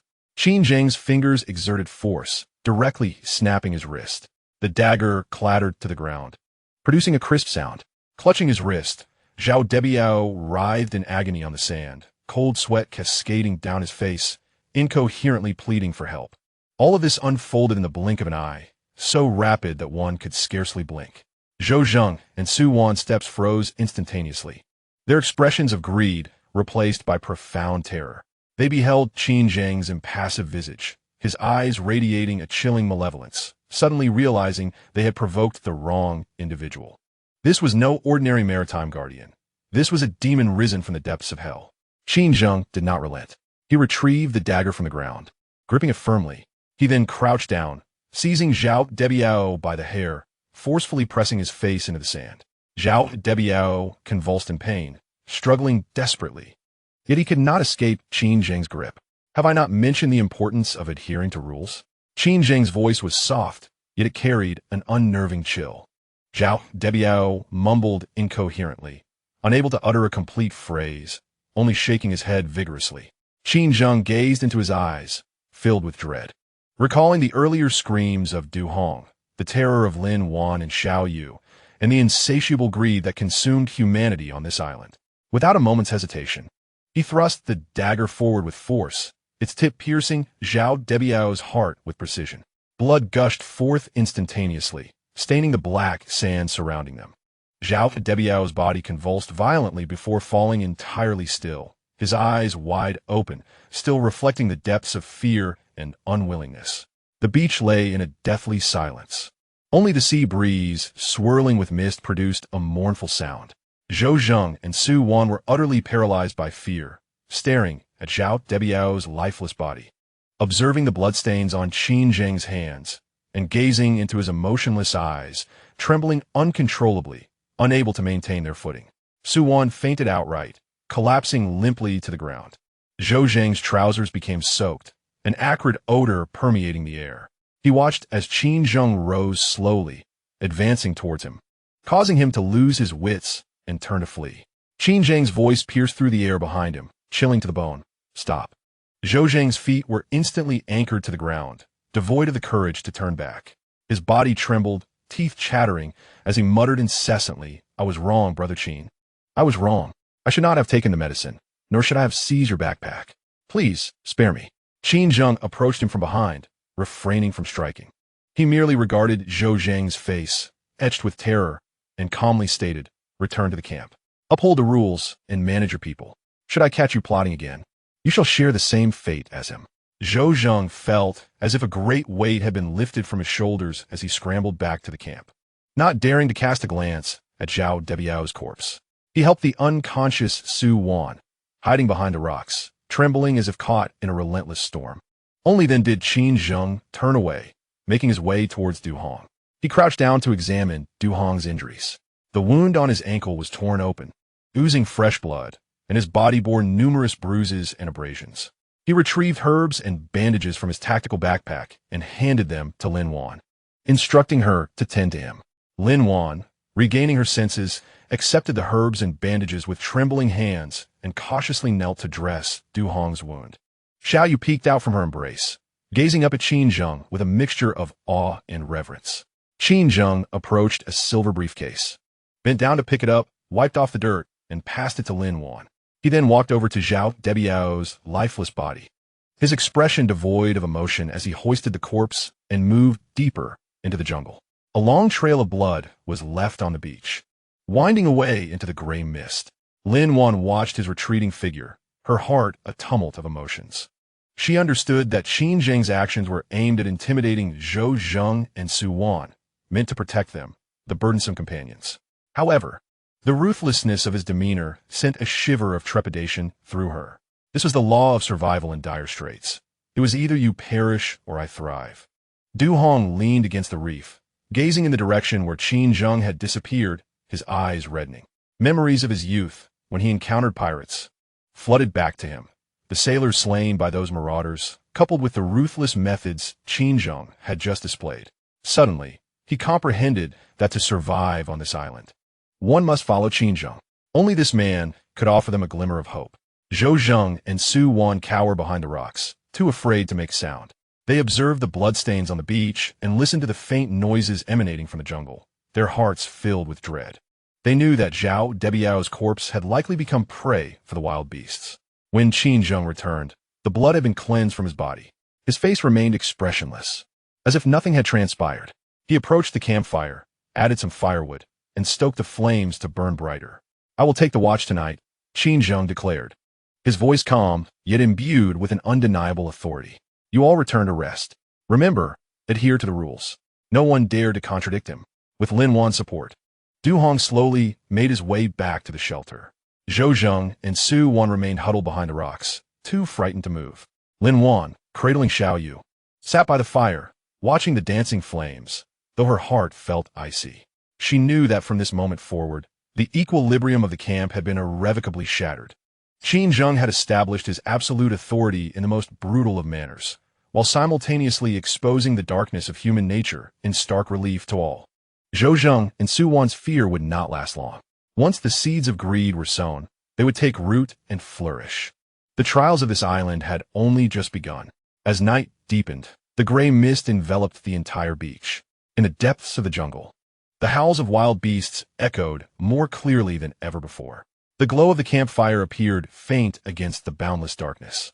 Leaning against the reef, Qin Zheng gripped his hunting knife, his vigilant gaze scanning the surrounding shadows. There was no sign of fatigue on his face, only a chilling calm. He was aware that this night would not be tranquil. The seeds of hatred had already been sown in the hearts of Zhou Zheng and Su Wan. The beasts of the jungle, drawn by the scent of blood on the beach, were poised for action. Yet he felt no fear. From the moment he set foot on this island, he was prepared for battle, to survive, to seek redemption, to protect those who had not yet been consumed by greed. The crackling of the campfire sent sparks into the air, illuminating Qin Zheng's scarred visage. His gaze resembled that of a wolf in the night, sharp and ferocious. Survival in dire circumstances has never been mere words. It is a war waged with the stakes of life itself. Chapter 19. Bloodstains and choices. As Qin Zheng's silhouette vanished into the misty embrace of the jungle, the blood on the black sand continued to exude warmth. The dark red liquid seeped into the cold gravel, slithering like a serpent towards the encroaching tide. The sea breeze whisked past, carrying with it a salty, fishy scent, mingled with the faint echoes of WWII's unfinished pleas for mercy. Zhou Zheng and Su Wan huddled behind the rocks, scarcely daring to breathe. Su Wan had yet to recover from her fright. Her complexion was as pale as parchment. Her body trembled like leaves in an autumn gust. Her gaze fixated on the pool of blood, her lips quivering, unable to utter a single word. Zhou Zheng fared little better, his fists clenched tightly, knuckles widening. His eyes darting between the jungle and Qin Zheng's tactical backpack, the fear in his gaze overshadowing his greed, yet harboring an undercurrent of unwillingness. They had witnessed Qin Zheng's ruthlessness, the sharp crack of bone, the precise thrusts. Those unflinching eyes were far from the demeanor of an ordinary maritime guard. It was the aura of one who had clawed their way out of a mountain of corpses, a ferocity capable of crushing lives to mere dust. Lin Wan crouched beside Professor Chun, her fingertips brushing against the fevered brow of the elderly man, and her heart sank. The fever medication had long been exhausted, and only a half bottle of antibiotics remained, already administered to Du Hong. Professor Chen's breaths were growing ever weaker, his chest rising and falling like a flickering candle in the wind, each inhalation accompanied by heart-wrenching coughs, his murky eyes half open, mumbling incoherently. Little Yu nestled in Lin Wan's embrace, her small hand clutching tightly to the fabric of her clothing, her large eyes brimming with unshed tears. Yet she dared not voice her fear. She observed the bloodstains on the beach, the trembling figures of Zhou Zheng and Su Wan huddled behind the rocks, and the deep, shadowy jungle in the distance, her tiny frame filled with trepidation. Du Hong leaned against the rocks, the wound on his ankle torn open, blood soaking through the bandage, causing cold sweat to bead on his forehead. He watched Lin Wan's diligent figure, the frail state of Professor Chun, then turned his gaze toward the jungle. His eyes filled with complexity. He recalled the moment Qin Zheng had saved him, Lin Wan's calm demeanor as she treated his snakebite, and Zhao Debiao's menacing visage just moments prior. In this island's harsh reality, kindness and cowardice are original sins. Only ruthlessness and unity can ensure survival. Time passed, though its measure was uncertain, when a rustling sound emanated from the jungle. Zhou Zheng and Su Wan's bodies tensed instantly, Su Wan even stifling a suppressed scream. Her hands clamped over her mouth. Lin Wan, too, raised her head, her grip on Professor Chen's hand tightening slightly, her gaze alertly directed toward the jungle's edge. The figure of Qin Zheng emerged from the gray mist. His attire was speckled with mud and dried leaves, while the bloodstains on his hands had been meticulously cleaned. The hunting knife was sheathed at his waist, and his gait remained steady, reminiscent of a solitary wolf patrolling its territory. His gaze swept over the individuals on the beach, ultimately resting upon the bloodstains, now gradually diluted by the encroaching sea, causing his brow to furrow ever so slightly. The scent of blood would attract wild beasts. Qin Zheng's voice was soft, yet resonated like a stone cast into a still camp, causing every heart to quiver in unison. He did not glance at Zhou Zheng or Su Wan, but proceeded directly to his tactical backpack, bending down to unzip it and retrieving a small pouch wrapped in waterproof cloth. Upon opening it, he revealed a collection of dried herbs. which he had foraged earlier in the jungle, capable of reducing inflammation and fever, albeit far less effective than antibiotics. Lin Wan immediately grasped his intent, accepting the herbs, mashing them with creek water, and carefully prying open Professor Chun's mouth to administer the mixture. The bitter juice of the herbs caused Professor Chun's throat to stir, eliciting a faint groan, and his eyes seemed to glimmer slightly. Qin Zheng crouched to inspect Du Hong's wounds, then glanced at the small Yu nestled in Lin Wan's embrace, before finally focusing on Zhou Zheng and Su Wan. The rules for the night watch have changed. Qin Zheng's voice was as cold as ice. I will take the first half of the night, and Zhou Zheng will take the latter half. Su Wan, you're responsible for tending the bonfire. It must not be extinguished. Zhou Zheng shivered involuntarily, nodding vigorously, yes, Brother Qin, I understand. He dared not utter a word of rebuttal, nor even lift his gaze to meet Qin Zheng's eyes. Su Wan hurriedly responded, her voice barely above a whisper, I will keep a close watch. Without further comment, Qin Zheng approached the bonfire, adding more dry twigs to stoke the flames, causing them to blaze more fiercely. The flickering orange light illuminated his chiseled features and the fierce scar across his face, rendering him even more formidable. The atmosphere in the camp was so oppressive it was suffocating. Silence reigned, punctuated only by the mournful wail of the sea breeze and the crackling of the fire. Zhou Zheng and Su Wan huddled behind the rocks, hesitant to approach the bloodstains or Qin Zheng himself. Du Hong leaned against the rocks, eyes closed in repose. Yet he could feel Qin Zheng's penetrating gaze fixed upon them. Lin Wan remained beside Professor Chun, periodically checking his temperature and offering him sips of creek water. Little Yu lay across her lap, her eyelids growing heavier until she could no longer resist her drowsiness, finally succumbing to sleep with tears lingering at the corners of her eyes. As night deepened, the gray mist thickened. The howls of beasts emanating from the depths of the jungle were clearer than ever. The sound was hoarse and harrowing, akin to famished predators in search of prey, sending shivers down one's spine. Zhou Zheng cowered behind the rocks, his face pale, ears perked high, fearful of missing any sound. Su Wan sat by the bonfire, idly poking at the wood with a stick, her gaze hollow as she stared into the dancing flames, her entire body trembling. Qin Zheng leaned against his tactical backpack, gripping his hunting knife, his vigilant eyes scanning the surrounding darkness. His ears twitched, attuned to every sound reverberating through the jungle. The footsteps of wild beasts echoed. The rustling of leaves danced with the wind, and the waves crashed upon the shore with a rhythmic roar. He understood that tonight would not be tranquil. The scent of Zhao WWI's blood hung in the air like a death knell, beckoning the ferocious creatures lurking in the depths of the forest. Just then, Professor Chun abruptly succumbed to a fit of coughing. The cough was more violent than before, as if he were attempting to expel his very lungs. He suddenly opened his eyes wide, his murky gaze sweeping across the camp before settling on Lin Wan's face. His lips moved, seemingly eager to utter a word. Lin Wan hurriedly leaned down, bringing her ear close to his lips. Professor Chun, what do you wish to say? I am listening. Professor Chen's breath was faint, his voice intermittent, like a candle flickering in the wind. Xiao Yu. Lin Wan immediately cradled Xiao Yu and placed her beside Professor Chen. Startled awake, Xiao Yu rubbed her eyes and whispered, Grandpa. Professor Chun extended his frail hand, trembling as he grasped Xiao Yu's small hand, then turned his gaze to Lin Wan, his eyes brimming with imploration. Despite his frail strength, he clutched their hands tightly, unwilling to release his grip. To the west, Professor Chen's voice grew ever fainter, each word seemingly exhausting his last reserves of energy. The magnetic field affects living beings. Lin Wan's heart sank abruptly. Memories of the pilot's log flooded her mind.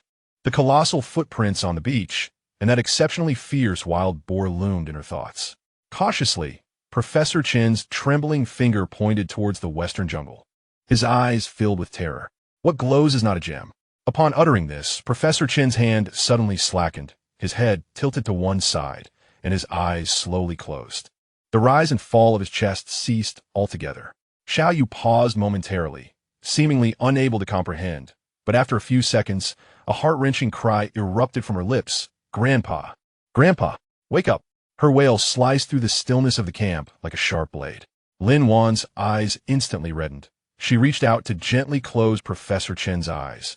Her throat constricted as if clogged with cotton, rendering her speechless. Du Hong opened his eyes, gazing at Professor Chen's lifeless form, his eyes glistening with unshed tears. He sighed and slowly turned his head towards the western jungle, his expression heavy with gravity.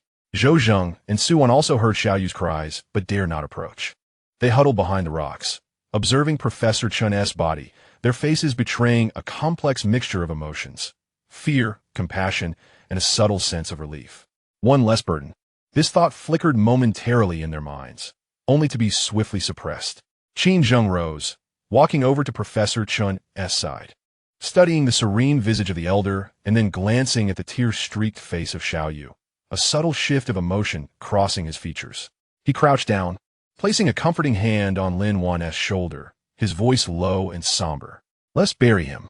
Lin Wan nodded, stifling her tears as she, alongside Du Hong, sought a secluded spot away from the camp, using their meager tools to dig a grave. Qin Zheng approached, assisting in gently lowering Professor Chen's body into the pit, then covering it with soil and stones. Xiao Yu knelt before the grave, sobbing uncontrollably. "Grandpa, do you not want me anymore?" Grandfather Lin Wan knelt down, embracing Xiao Yu in his arms, gently patting her back as he choked out, "Xiao Yu, dear, grandfather is merely asleep. He will watch over us from above."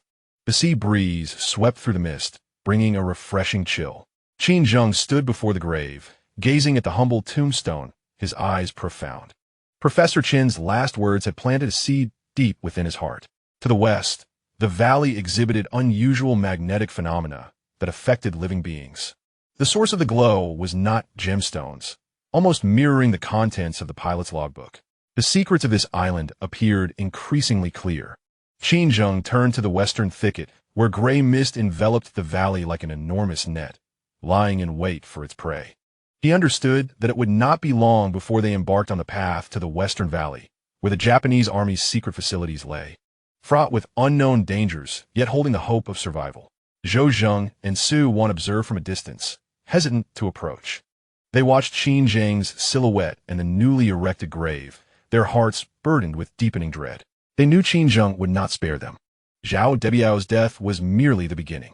As night deepened, the howls of beasts in the jungle grew closer. Qin Zheng turned towards the campsite, his gaze filled with a chilling intent. He realized that tonight's trial had only just commenced. Bloodshed would summon the beasts, while greed would incite slaughter. Surviving on this island had never been an easy task. The flickering light of the campfire appeared feeble against the vast darkness. Qin Zheng gripped his hunting knife tightly, his eyes sharp as an eagle. He waited, anticipating the arrival of the beasts and the resurgence of humanity's darkness. Chapter 20. Relocation. As the morning mist drifted over the black sandy beach, a thin layer of moisture had already gathered on Professor Chen's new grave. The mound was small, constructed from scattered stones, lacking a headstone, with only a crooked branch protruding at the top, pointing towards the western valley. Xiao Yu knelt before the grave, clutching Professor Chen's waterproof notebook. Her fingertips repeatedly caressed the creases of the cover as silent tears fell onto the sand, leaving small damp marks. Qin Zheng stood not far away, his gaze sweeping over the patch of blood that had been mostly washed away by the sea, then turning towards the deep jungle. The stench of the sea grew stronger. Not merely the saltiness of the ocean, but also a faint whiff of decay. The metallic scent of Zhao WWI's blood was being carried by the morning mist deeper into the jungle. Remaining here meant they would not survive the night. Qin Zheng's voice shattered the silence, as cold and unyielding as the rocks upon the beach. His gaze fell upon the group, devoid of excess emotion, only a near-cruel calmness. "Pack your things. We must relocate." The words relocate echoed in each person's heart like a heavy stone. Du Hong was momentarily taken aback, but quickly regained his composure, struggling to stand. The wound on his ankle throbbed painfully, cold sweat beading on his forehead, yet he gritted his teeth and nodded. "Yes, we must relocate. The scent of blood will attract the beasts. It is no longer safe here." Lin Wan also regained her composure, cradling the weeping Xiao Yu in her arms, gently patting her back, her gaze suffused with understanding. The black sandy beach stretched out expansively, devoid of shelter, once preyed upon by wild beasts. It would lead to certain demise. Furthermore, Zhao WWI's death, along with the discord between Zhou Zheng and Su Wan, had transformed this campsite into a powder keg ready to ignite at any moment. Only Zhou Zheng and Su Wan's expressions darkened. Zhou Zheng's lips quivered as if he wished to voice something. Yet upon meeting Qin Zheng's frigid gaze, the words caught in his throat. He was acutely aware that Qin Zheng was correct, but relocating signified relinquishing this familiar beach, plunging into the unknown jungle, where dangers lurked far more terrifying than the beasts upon the sand. Su Wan's reaction was even more visceral, already shaken by Zhao Debiao's demise. The very mention of relocation sent her into a complete breakdown. She collapsed onto the ground, clutching her hair with both hands, emitting a piercing wail. Relocate? Where to? The jungle is teeming with monsters. We will die. I refuse to relocate. I want to stay here. Her cries shattered the morning mist, resonating with a haunting sorrow. Xiao Yu, frightened to her core, trembled and clung tightly to Lin Wan's neck, burying her face in her embrace, her shoulders quaking uncontrollably. Qin Zheng's expression darkened. He approached Su Wan deliberately, each step upon the sand echoing ominously. He spoke not a word, merely standing before her, looking down from a position of authority. His eyes held no anger, only a chilling, desolate silence, reminiscent of the icy depths of the jungle's hidden pools. Suane Savs abruptly ceased, gazing into Qin Zheng's eyes. She felt as though all strength had been sapped from her, her body trembling like a leaf in the wind, her lips quivering, unable to articulate a single coherent thought. Memories of Zhao Debiao's death flooded her mind, the sound of cracking bones, the pool of blood staining the black sand. She dared not protest further. Qin Zheng's gaze lingered upon her face for several seconds before slowly shifting away, his voice remaining cold and unyielding. 5 minutes. Gather all usable supplies, food, water, herbs, weapons. Discard anything unnecessary. With that, he turned towards his tactical backpack, swiftly accounting for the supplies.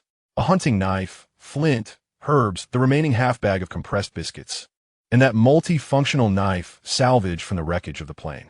He organized the items methodically, zipping them up tightly, his movements brisk and efficient, devoid of any hesitation. Lin Wan too commenced her tasks.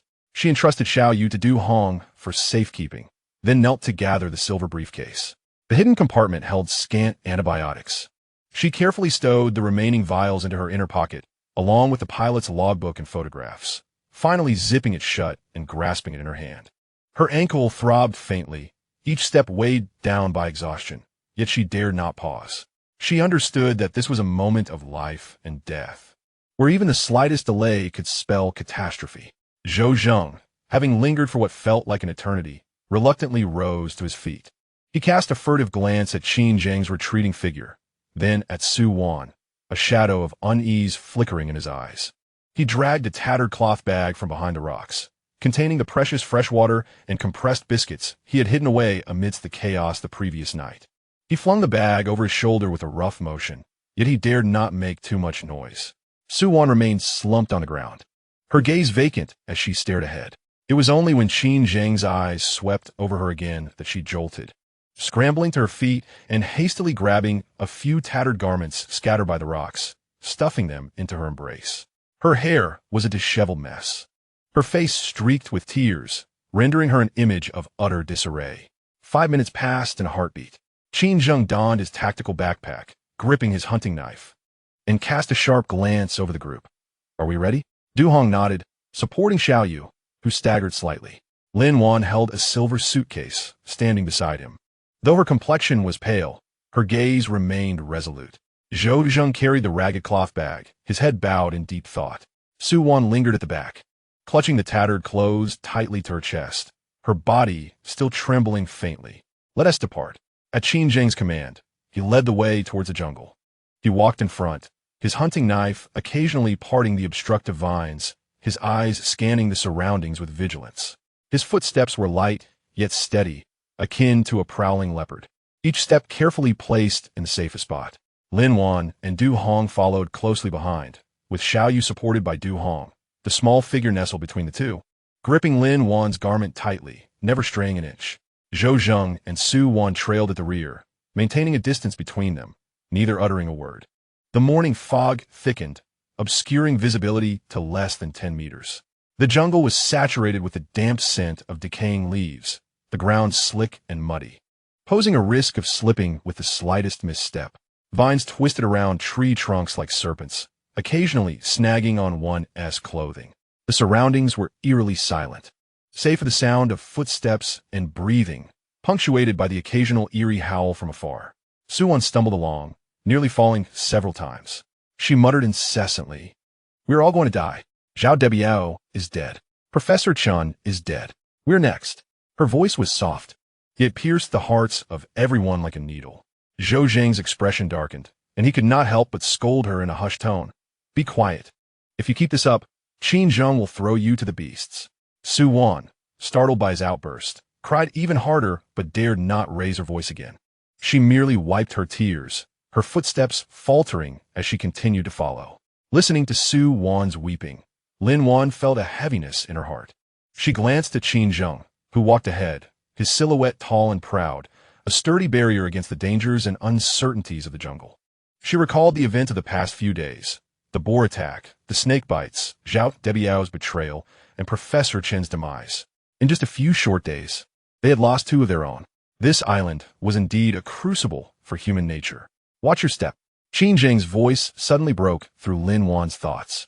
She looked up and realized there was a patch of slippery moss ahead, nearly stepping onto it. She quickly steadied herself and expressed her gratitude to Qin Zheng. Qin Zheng did not turn back. He merely nodded slightly and continued to advance. And beads of cold sweat began to form on his forehead. He gritted his teeth, unwilling to utter a sound, yet could not suppress a series of muffled groans. Lin Wan, noticing his discomfort, halted her steps and retrieved some herbs from her suitcase, intending to reapply a bandage. Qin Zheng also paused, crouching down to examine Du Hong's wound, which had become inflamed. Furrowing his brow, he asked, "Can you endure it? If not, I will carry you." Du Hong quickly shook his head, gasping for breath as he replied, "No need. I can endure it. I cannot burden everyone." Qin Zheng said nothing further, simply retrieving a clean strip of cloth from his tactical backpack and handing it to Lin Wan. "Rebandage it tightly. It will alleviate the pain." Lin Wan nodded and cautiously assisted Du Hong in removing the bandage, reapplying the herbs, and securing the cloth tightly. Du Hong trembled with pain, but bit his lip and refrained from crying out.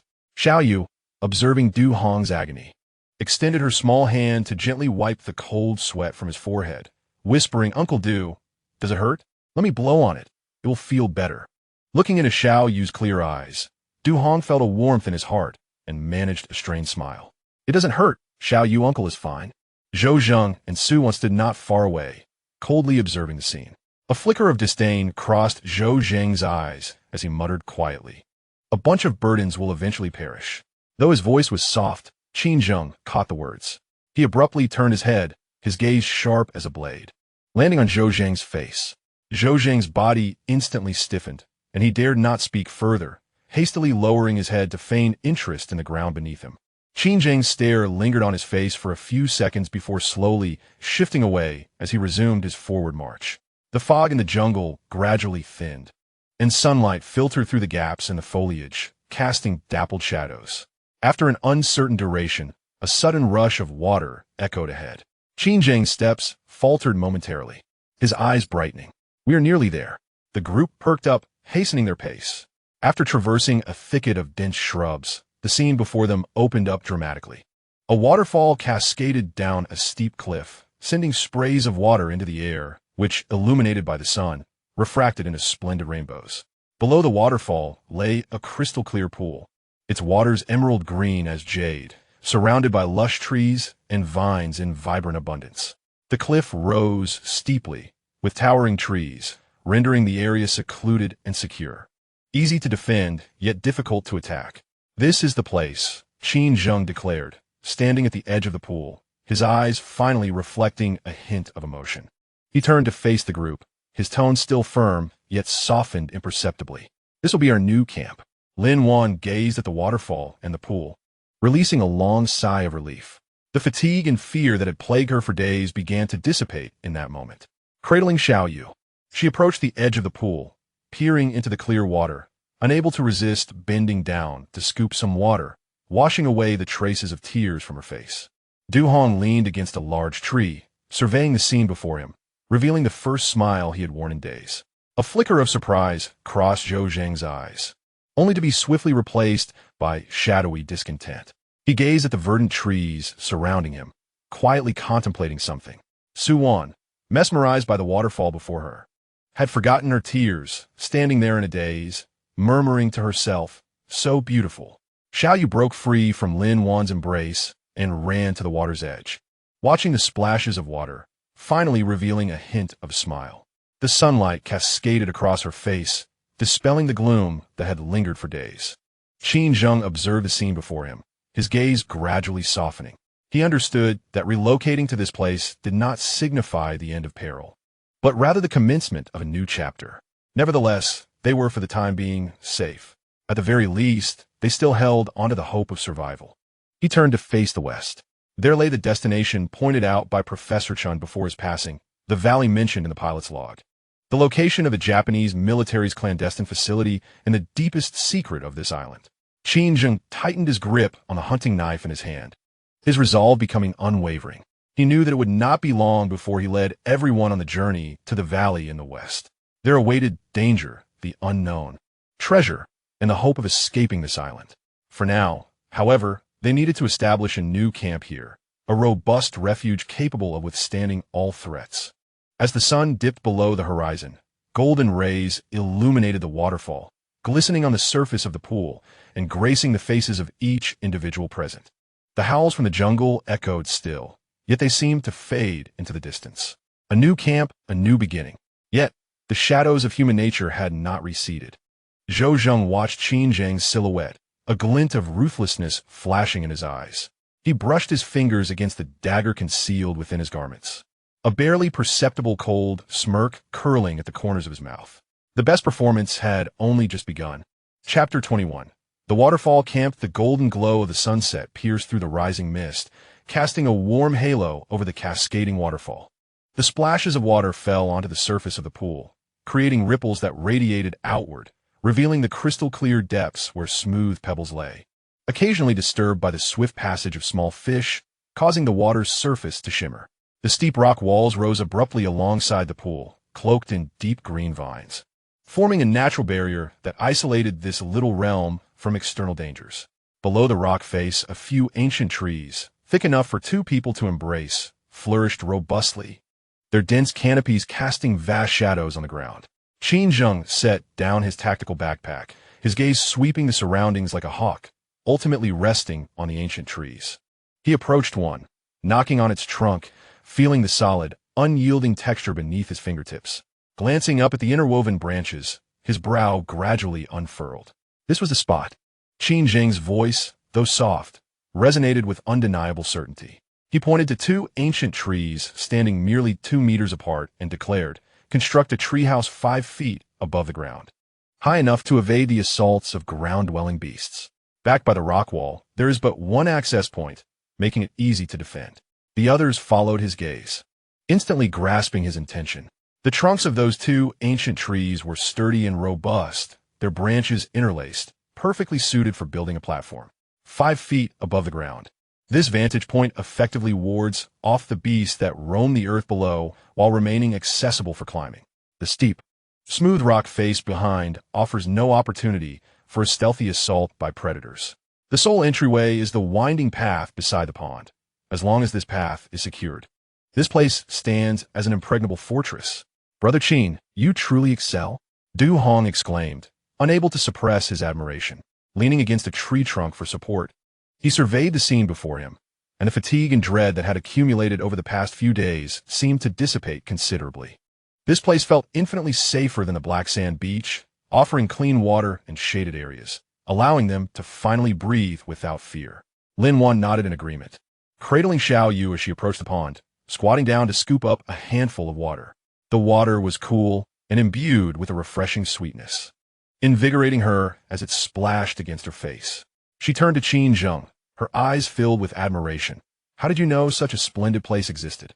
"I discovered it by tracking the beast's footprints," Qin Zheng replied succinctly, already springing into action. He retrieved a multi-functional knife from his tactical backpack and approached a nearby vine, deftly cutting a thick vine with a swift motion. Du Hong, still nursing a foot injury, was tasked with organizing supplies, meticulously sorting food, water, and herbs. Lin Wan gathered some dry grass and soft leaves with Xiao Yu to lay down in the treehouse later. Zhou Zheng, Su Wan, follow me to chop wood and gather vines. Zhou Zheng's expression faltered, revealing his reluctance. He had hoped to find a cool spot to rest, yet found himself summoned to work upon arrival. However, meeting Qin Zheng's cold gaze, his complaints were swallowed, and he could only respond begrudgingly, understood. Su Wan trembled in fear, glancing at the glinting multifunctional knife in Qin Zheng's hand, and then at the dense foliage, her lips quivering as she struggled to utter a word. Ultimately, it was Zhou Zheng who gave her a gentle push, prompting her to sluggishly follow behind. Qin Zheng disregarded their trepidation, skillfully wielding his knife to cut through vines and branches. His movements were agile, each stroke landing precisely on the vine's nodes. And soon he had amassed a significant pile of vines. Zhou Zheng and Su Wan trailed behind. Zhou Zheng managed to chop some thin branches, while Su Wan merely collected the dried twigs scattered on the ground, her gaze vacant. Lin Wan, accompanied by Xiao Yu, gathered dry grass and leaves on the grassy bank by the pond. Xiao Yu was remarkably understanding, despite the traces of tears on her face. She diligently assisted Lin Wan in collecting grass, enduring cuts from the blades without complaint. "Are you tired, Xiao Yu? If you are, take a break," Lin Wan said tenderly, gently stroking her head and carefully wiping the wounds on her small hands with a handkerchief she always carried. Xiao Yu shook her head, looking up at Lin Wan with wide eyes, her voice soft. "Sister Lin, I'm not tired. Let's hurry and gather the grass so we can sleep well tonight. Grandpa said that as long as we live well, we will surely leave this island." Lin Wan felt a pang in her heart, gazing into Xiao Yu's clear eyes, and she fought back tears, nodding resolutely. "Yes, we will definitely leave here." The two girls collected a full armful of dry grass and leaves before returning to the ancient tree, where Qin Zheng and Zhou Zheng had already chopped a considerable amount of wood and vines, piling them on the ground. Du Hong sat on a stone, meticulously organizing the supplies, placing the remaining compressed biscuits and fresh water into waterproof bags, and categorizing the dried herbs with care. "Let me assist you," Lin Wan said as she set down the dried grass and leaves she had been carrying, moving to Du Hong's side to help him with the task. Du Hong smiled and handed her a waterproof bag, saying, "These contain the compressed biscuits and fresh water. Conserve them. They should last us a few days." The herbs were gathered by the Qin brothers. They possess anti-inflammatory and fever-reducing properties. "Keep them safe. They may prove useful in the future." Lin Wan nodded, carefully accepting the waterproof bag and placing it into her silver suitcase. She understood that these supplies represented their hope for survival and must not be squandered. Qin Zheng had already commenced the construction of the treehouse. He selected 2 sturdy branches and securely bound them to the trunks of 2 ancient trees with vines, creating a platform frame at a height of 5 feet. He then laid the cut timber across it, anchoring them firmly with vines. His movements were practiced, indicating he was accustomed to such tasks. Zhou Zheng stood nearby, occasionally lending a hand by passing him wood, yet his gaze frequently darted toward Qin Zheng's tactical backpack, which seemed to conceal some secret. Su Wan sat on a nearby stone, observing the unfolding scene with a vacant stare. The echoes of Zhao Debiao's agonizing screams before his death reverberated in her mind, along with the blood-stained black sand. She realized there was no turning back. She could only follow Qin Zheng and take each step as it came. Time passed, and the sun began to set, casting shadows as twilight enveloped the surroundings. The treehouse frame had been completed, and Qin Zheng added a thick layer of dry grass and leaves on top, creating a soft and comfortable surface. He then chopped a few branches to fashion a rudimentary ladder connecting the treehouse to the ground. "All done," Qin Zheng declared, brushing the dust from his hands and surveying the treehouse with a glimmer of satisfaction in his eyes. "We shall spend the night here." The group exhaled in relief at the sight of the treehouse nestled between the ancient trees. It marked their first genuine shelter since arriving on the island, alleviating their fears of nocturnal beasts, the biting winds of the beach, and the constant anxiety that had plagued them. Lin Wan ascended the ladder, cradling Xiao Yu. Though the treehouse was not spacious, it was sufficient for the 5 of them to huddle together. The grass and leaves spread across the floor provided a soft, comfortable resting place. She gently placed Xiao Yu on the grass, smoothing her hair as she whispered, "Xiao Yu, we can finally enjoy a good night's sleep." Xiao Yu nodded, curling up in Lin Wan's embrace, inhaling the fragrant aroma of the grass, and soon succumbed to slumber. Du Hong also climbed into the treehouse, leaning against the tree trunk while gazing at the waterfall and pool outside, a long-forgotten smile gracing his face. This is wonderful, if only it could last forever. Qin Zheng remained silent, leaning against the edge of the treehouse, his hunting knife in hand, vigilantly scanning the encroaching darkness. He was acutely aware that this tranquility was but a fleeting moment. Danger had not retreated. The beasts of the jungle and Zhou Zheng's inner turmoil were volatile threats, capable of igniting at any moment. Zhou Zheng was the last to ascend to the treehouse. His gaze swept around the interior before settling on Qin Zheng's tactical backpack, a barely perceptible smirk curling at the corners of his mouth. He found a corner to sit in, feigning a state of relaxation while keeping his ears attuned to the sound around him. Su Wan huddled beside Zhou Zheng, her body trembling slightly. She dared not look at Qin Zheng, nor at Lin Wan or Du Hong, but instead lowered her head, fixated on the tips of her shoes. As the night deepened, the fog thickened. The sound of the waterfall was particularly pronounced in the stillness of the night, occasionally interrupted by the distant howls of unknown beasts. Muffled by the dense foliage, the treehouse was quiet, save for the rhythmic breathing of Xiaoyu. Lin Wan cradled Xiaoyu, gazing at the moonlight outside, her heart a tumult of emotions. Memories of her days at Kanghua Biotechnology flooded her mind, the vibrant life she once led starkly contrasting with their current predicament, evoking a deep sense of nostalgia. Qin Zheng remained steadfast against the edge of the treehouse, the blade of his hunting knife glinting ominously. His gaze was fixed on the western jungle, the direction indicated by Professor Chun before his demise, the valley mentioned in the pilot's log, the site of the Japanese military's clandestine facility. He knew that it would not be long before they embarked on the path to the Western Valley, a place fraught with danger, uncertainty, and the flicker of hope for survival. For now, however, they needed a rest, to conserve their strength for the challenges that awaited them on the morrow. Moonlight streamed through the gaps in the leaves, casting a silvery sheen upon each face within the treehouse. Outside, in the darkness, a pair of glimmering green eyes quietly observed, vanishing in an instant. Danger was never far away. Chapter 22. The early warning network. As the dawn broke through the morning mist, Qin Zheng was already awake. Leaning against the trunk at the edge of the treehouse, he had not slept a wink. The hunting knife remained firmly grasped in his hand, its cold blade reflecting the vigilance in his eyes. The fleeting green eyes from the previous night pricked at his heart. They were no ordinary beasts, likely of considerable size, adept at lurking and observing. The others in the treehouse were still asleep. Xiaoyu curled up in Lin Wan's embrace, breathing steadily, her cheeks still stained with tears. Du Hong leaned against the opposite trunk, his brow furrowed, the wound on his ankle preventing him from resting soundly. Zhou Zheng and Su Wan were huddled in a corner, Zhou Zheng turning in his sleep, mumbling incoherently, shadows lingering in his gaze, even in slumber. Su Wan, like a soulless marionette, stared vacantly at the mist outside the treehouse. Lost in thought, Qin Zheng rose quietly, striving to make no sound. He descended the rudimentary wooden ladder, his feet landing on the damp ground, immediately sensing an unusual tremor, subtle, as though something was moving in the nearby jungle. He squinted, scanning the surrounding woods. The fog had yet to dissipate, the air thick with the scent of damp, decaying leaves, occasionally punctuated by eerie bird calls. He could not afford to wait. Qin Zheng whispered to himself, his gaze sharpening. He had to establish the early warning system before nightfall. He turned towards the tactical backpack, retrieving a razor-sharp dagger and a half-filled pouch of gunpowder salvaged from the wreckage of the aircraft, sufficient for their needs. Approaching Du Hong, he gently tapped him on the shoulder. Du Hong jolted awake, relief washing over him upon recognizing Qin Zheng. He quickly rose to his feet, wincing as the injury on his ankle flared up. "Brother Qin, what is it? Is there trouble?"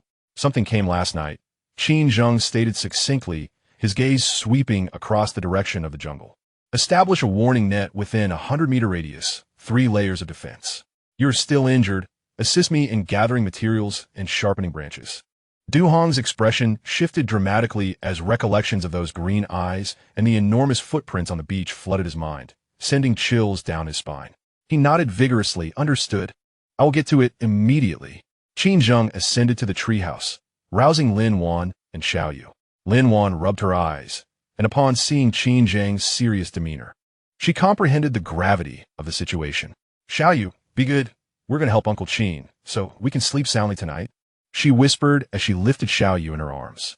Xiao Yu nodded, still a bit frightened, but obediently declared, Sister Lin, I will help. Finally, Qin Zheng approached Zhou Zheng and Su Wan, his tone icy. Get up, we have work to do. Zhou Zheng, accompany me to cut vines and gather branches. Su Wan, collect empty cans. The more, the better. Zhou Zheng's countenance darkened.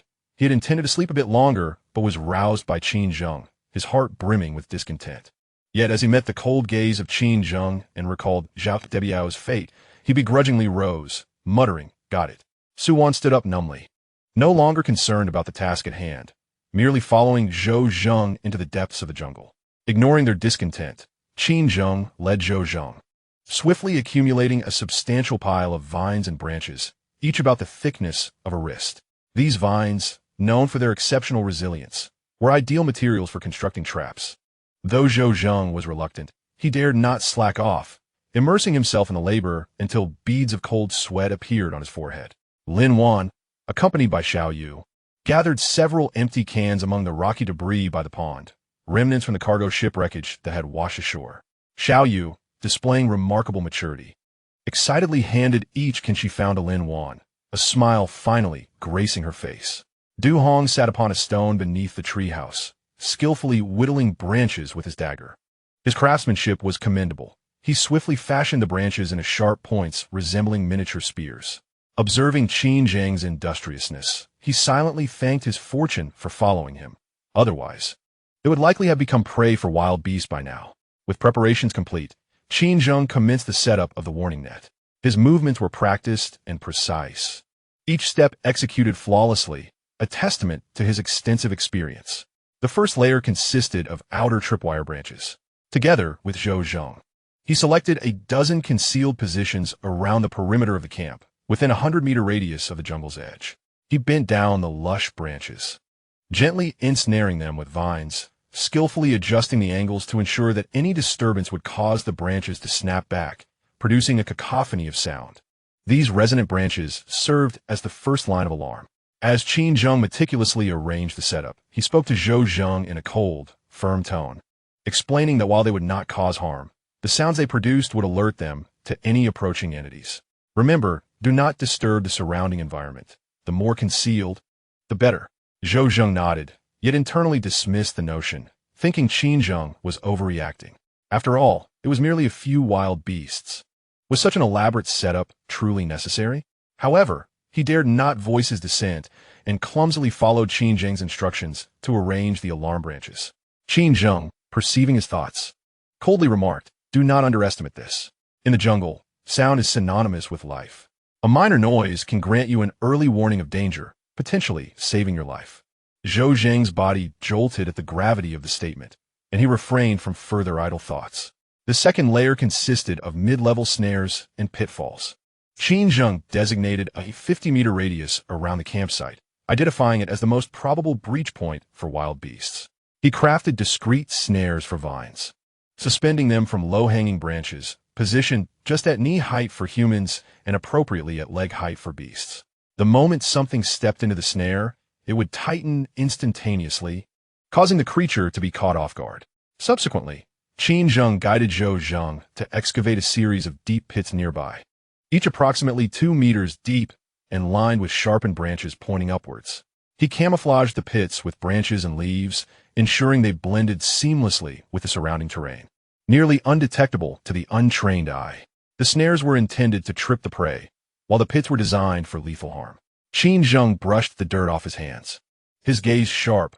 Should anything fall into the pit, it would likely sustain severe injuries, if not death. Zhou Zheng gazed at the treacherous pits, shivering involuntarily. He finally comprehended that Qin Zheng was not merely making a mountain out of a molehill. Rather, he was orchestrating a deadly trap. The third layer comprised the hollow cans collected by Lin Wan and Xiao Yu. Qin Zheng strung the empty cans together with rope, suspending them around the branches of the treehouse to create a circular barrier. The cans were closely spaced, such that any contact with the rope would cause them to collide, producing a sharp, clear sound. This constituted the final line of defense. Qin Zheng said to Lin Wan, his expression softening slightly, "As long as something approaches the treehouse, we will be alerted immediately." Lin Wan nodded, her confidence bolstered by the sight of the cans hanging from the branches. She understood that with these 3 layers of warning systems in place, they could sleep soundly at night. Xiao Yu, observing the cans, curiously inquired Uncle Qin, "Will these cans really scare away the beasts?" Qin Zheng knelt down, affectionately ruffling Xiao Yu's hair, a rare smile gracing his lips as he replied, "Indeed. They will produce a loud noise, which the beasts will fear." Xiao Yu, somewhat comprehending, nodded with a beaming smile. After establishing the 3 layers of warning systems, Qin Zheng felt it was still insufficient. He recalled the pouch of gunpowder, his gaze flickering momentarily as he resolved to construct a rudimentary explosive alarm device. He divided the gunpowder into several portions, carefully placing them into a number of empty canisters, and then fashioned several fuses from dried vine fibers. One end of each fuse was inserted into the gunpowder, while the other was connected to the inner canister string. As soon as something triggered the canister string, the fuse would ignite, resulting in an explosion of the gunpowder. Qin Zheng explained to the group, his expression tinged with caution. The quantity of gunpowder was limited, sufficient only to create noise without causing harm, yet ample enough to scare away wild beasts. Du Hong gazed at the canisters filled with gunpowder, unable to suppress his admiration, exclaiming, "Brother Qin, you truly are remarkable. With this, we will be much safer." Lin Wan nodded in agreement, her eyes filled with admiration. She found herself increasingly perplexed by Qin Zheng. This man harbored numerous secrets and possessed an array of skills. Zhou Zheng observed the gunpowder canisters, a glimmer of greed flashing in his eyes. He understood that this gunpowder could not only serve as an alarm, but also be utilized to fabricate weapons. He secretly contemplated that if he could seize this gunpowder, perhaps he could free himself from Qin Zheng's control. Su Wan, however, numbly observed the proceedings, disinterested and indifferent. Her sole desire was to survive, even if it meant living like a dog. As the sun dipped below the horizon, golden rays bathed the warning nets surrounding the camp, casting a warm glow upon the cold traps. Qin Zheng stood atop the treehouse, his sharp gaze sweeping over the surrounding jungle like that of an eagle. The 3-tiered warning net, combined with the rudimentary explosive alarm device, fortified the camp with an impenetrable defense. Lin Wan, cradling Xiao Yu, stood beside Qin Zheng, her heart filled with a sense of security as she surveyed the scene before her. She knew that as long as Qin Zheng was present, they would survive. Du Hong leaned against the edge of the treehouse, a long-lost smile gracing his face as he regarded the concealed traps. He felt that he had finally glimpsed a glimmer of hope for survival. Zhou Zheng lingered in the corner of the treehouse, his eyes darkly fixed on Qin Zheng's silhouette, mentally calculating his next move. He was aware that this battle for survival had only just begun. Su Wan curled up in the corner of the treehouse, her gaze vacant as she stared into the distant sea, lost in thought. As night deepened, mist once again enveloped the area. Strange howls echoed through the jungle, though they seemed much farther away than before.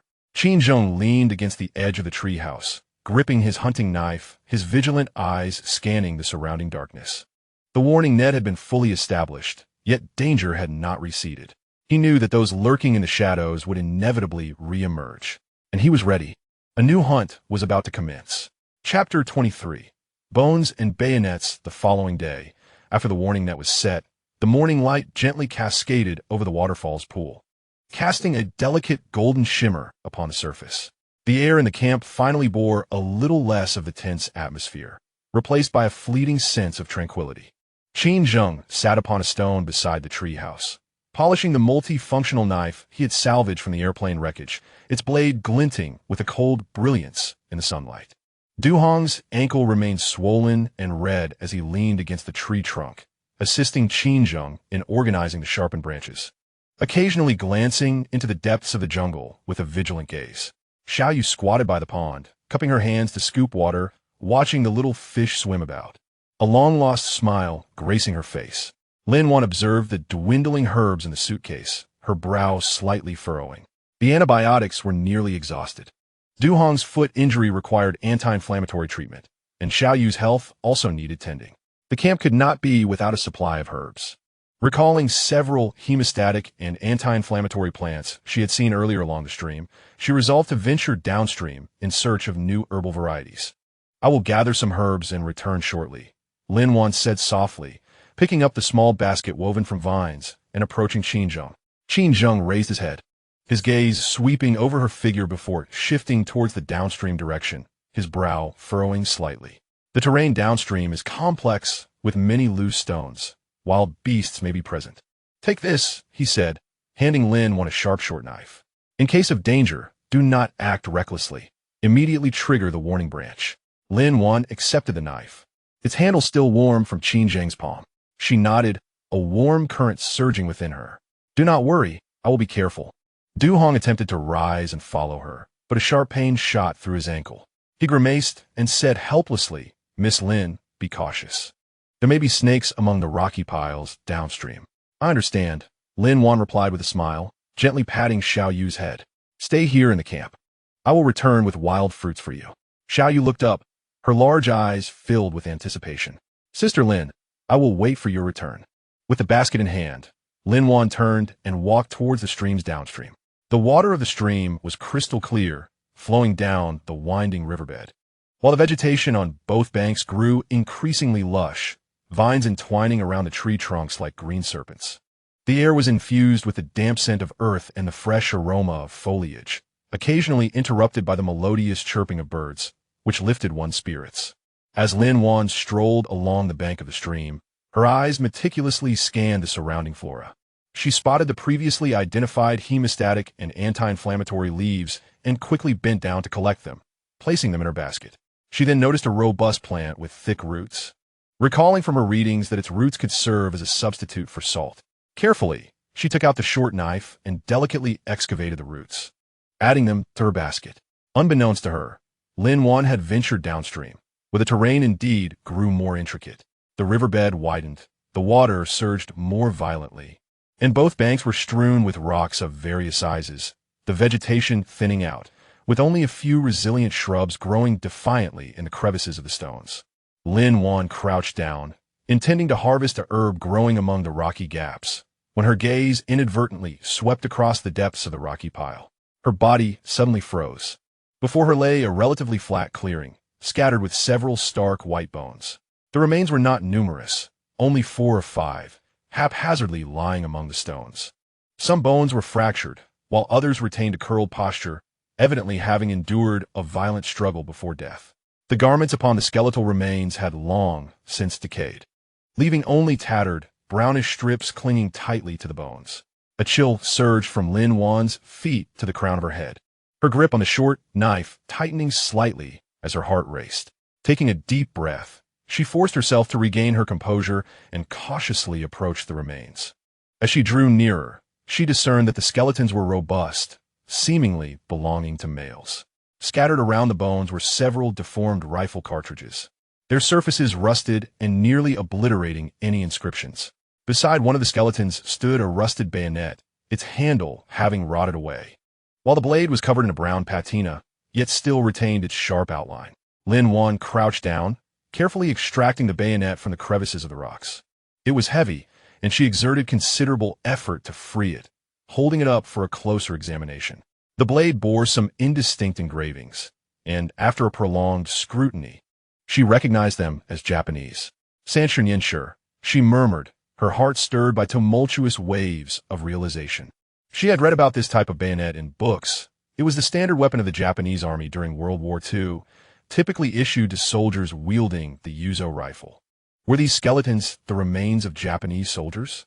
Her gaze swept once more over the bones and the cartridges, her mind flashing back to the red rising sun insignia on the helmet found amidst the wreckage of an aircraft, as well as the blurred Japanese inscriptions and murals on the cave walls. It became evident that the traces of Japanese military activity on this island were not isolated. Why had these soldiers met their demise here? Were they victims of a beast's onslaught, or had they been slain by another faction? Lin Wan's mind brimmed with questions. Upon further inspection of the skeletons, she noticed a distinct hole in the skull of one, appearing as though it had been pierced by a sharp object. Meanwhile, another skeleton had several broken ribs, evidently the result of a violent impact. At that moment, a gust of wind swept through, stirring the fallen leaves and producing a rustling sound. Lin Wan snapped back to reality, recalling Qin Zhang's admonitions. Hastily, she placed the bayonet and a few cartridges into her basket, also gathering some herbs before turning back towards the campsite. Her pace quickened, yet her thoughts were a chaotic jumble. The sight of the bones and the bayonet weighed heavily upon her heart, instilling a sense that the secrets of this island were far more intricate than she had ever imagined. After covering a short distance, Lin Wan heard a sudden rustling noise, causing her heart to tighten as she instinctively gripped her knife, scanning her surroundings with vigilance. Upon closer inspection, she realized she had inadvertently triggered the outer alarm branches set by Qin Zhang. The branches, entangled by vines, snapped back with a crisp sound. Relieved, Lin Wan quickly restored the branches to their original position and hastened her steps toward the campsite. Upon her return, she found Qin Zhang inspecting the traps of the warning net. Seeing her return, he exhaled in relief. "Why have you been gone for so long?" "I discovered something," Lin Wan replied, her voice slightly hurried as she set down her basket, retrieving the rusted bayonet and several cartridges. "Look." Qin Zhang's gaze settled upon the bayonet, his eyes suddenly sharpening with intensity. He grasped the weapon, gently tracing the inscriptions on its blade with his fingers, his brow furrowed tightly. A Type 30 bayonet. Standard issue for the Japanese army. Du Hong approached, his countenance shifting dramatically upon seeing the bayonet and the spent cartridge. Japanese forces? Could it be that remnants of the Japanese army have lingered on this island for all these years? No. The heavy rust on these items indicates they are at least several decades old. Lin Wan shook her head, revealing to the two her discovery of the skeletal remains, which appear to belong to a male. Some skulls bore puncture wounds, while others had fractured ribs, suggesting they had endured a struggle before their demise. Qin Zhang's expression deepened in contemplation. Holding the bayonet, he walked to a stone and placed it down, scrutinizing it carefully. These remains might be those of Japanese soldiers from World War II. They likely met with an unfortunate fate here, or victims of foul play. Victims of foul play? Du Hong's face paled further. Could there be others on this island? It is hard to ascertain, Qin Zhang replied, shaking his head. He picked up a cartridge, examining it closely. These were from a Yoshibaka rifle, compatible with the bayonet. It seems these Japanese soldiers were conducting some form of operation on this island back then. Lin Wan recalled the murals on the walls of the Crystal Cave, depicting scenes of Japanese forces constructing underground fortifications and transporting crates, a hint of speculation stirring within her. Might they have been building secret installations? Qin Zhang nodded, a grave look crossing his features. It is indeed plausible. The murals in the Crystal Cave, the steel helmets amidst the wreckage, along with these remains and the bayonet, all point to this island having served as a covert base for the Japanese during World War II. But why did they perish here? Lin Wan inquired. Qin Zhang remained silent, merely shaking his head.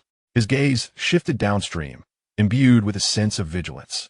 Xiao Yu also approached, frightened by the sight of the rusted bayonet. Retreating behind Lin Wan. Sister Lin, what is this? It looks terrifying. Lin Wan quickly picked up Xiao Yu, gently patting her back to reassure her. Fear not. This is an artifact from long ago. The atmosphere at the camp grew heavy once more. The skeletal remains and bayonet loomed like a shadow over each person's heart. Qin Zhang secured the bayonet and the cartridges into his tactical backpack. This matter must remain confidential for now. From this day forth, no one is permitted to venture downstream alone. Both Lin Wan and Du Hong nodded in agreement, understanding that Qin Zhang's concerns were far from unwarranted. The emergence of these remains signified that the dangers of this island extended beyond mere wildlife. As the sun descended, golden rays cascaded over the waterfall's pool, scattering a delicate shimmer of light. Lin Wan, cradling Xiao Yu, sat upon a stone beside the treehouse, gazing into the distant jungle, her heart heavy with unease. She sensed that the demise of those Japanese soldiers was no mere coincidence. This island harbored secrets yet to be unveiled. Leaning against the tree trunk, Qin Zhang gripped his hunting knife, his eyes scanning the encroaching darkness with vigilance. He understood that the skeletal remains and the bayonet were merely the beginning. The island's secrets were gradually being unraveled. As the secrets unfold, an array of dangers silently approaches. The night deepens, and mist once again envelopes the surroundings. Eerie howls echo through the jungle, clearer than ever before. Qin Zhang grips his hunting knife tightly, his gaze as sharp as that of an eagle. He understands that tonight is destined to be another sleepless night. Chapter 24. Lin Wan's herbalism as dawn broke. Lin Wan was awakened by a dull ache in her wrist. It was an old wound inflicted by the claws of a bat, the scabbed area irritated by the night's humidity. As her fingertips grazed the surface, she could feel a thin layer of scab, beneath which lay remnants of swelling yet to subside. She glanced down at the small figure of Xiaoyu curled beside her. The little girl sleeping soundly, her long eyelashes casting a small shadow on her eyelids, her lips slightly pursed as if dreaming of something sweet. Outside the treehouse, Xinzheng was already awake. Leaning against the trunk, he held the gleaming knife, his eyes fixed on the downstream of the creek. The very place where Lin Wan had discovered the skeletons of Japanese soldiers and their bayonets. The morning mist rolled over the pond, rendering his silhouette somewhat hazy. Yet his eyes shone like stars in the dark night, imbued with an unshakable vigilance. Lin Wan shifted gently, striving not to awaken Xiaoyu. Her fingers brushed against the lock of the silver suitcase, feeling its cold touch. The antibiotics within had nearly run out, with the last remaining dose reserved for Du Hong, leaving only a few packets of painkillers and some surgical instruments. She understood all too well that these supplies would not last long, should anyone suffer injury or infection again. They would be rendered powerless. The skeletal remains downstream lingered in her mind, those stark white bones, the rusted bayonets. And Xinzheng's solemn gaze all served as reminders that the perils of this island extend beyond the wild beasts and the darkness of human nature. To survive, she cannot solely rely on the medications in the suitcase. She must seek alternatives, find the antidote that belongs to this island. Lin Wan's gaze swept slowly across the jungle surrounding the camp. The morning light filtered through the gaps in the foliage, illuminating the dense vegetation, with dewdrops on the leaves refracting tiny sparkles. She recalled the illustrations of tropical plants she had encountered while working at Kanghua Biotech. Remembering her mentor's words, every rainforest conceals life-saving herbs and deadly poison. The distinction lies in one's ability to recognize them. "I will take a look around," Lin Wan announced. Approaching Xinzheng, her voice barely above a whisper. "We are running low on supplies, and I wish to search for usable plants." Xinzheng turned his head, his gaze landing on the wound on her wrist, his brow furrowing slightly. "Be cautious, do not wander far. Stay within the perimeter of the warning net." He paused and added, "Take the short knife with you, and should you trigger the alarm, return immediately." Lin Wan nodded, accepting the short knife he offered, and retrieved the small woven basket she had made earlier from the treehouse. At that moment, Xiaoyu stirred awake, rubbing her eyes as she looked at her. "Sister Lin, where are you going?" "I'm going to gather some leaves to make you a little grasshopper," Lin Wan replied with a smile, gently patting her head. "You be good and stay at the camp, helping Uncle Du keep an eye on the supplies, all right?" Xiaoyu immediately straightened her small frame and nodded vigorously. "All right. I will keep a close watch and ensure that Uncle Zhou does not move around." Lin Wan felt a warmth in her heart as she turned and ventured into the thicket with her basket. The morning mist had yet to dissipate, and the air was saturated with the damp fragrance of grass and wood. The fallen leaves beneath her feet were thick and soft, yielding gently to her steps. Lin Wan proceeded slowly, her eyes sharp as a hawk, carefully scanning the surrounding flora. Her memory was remarkable.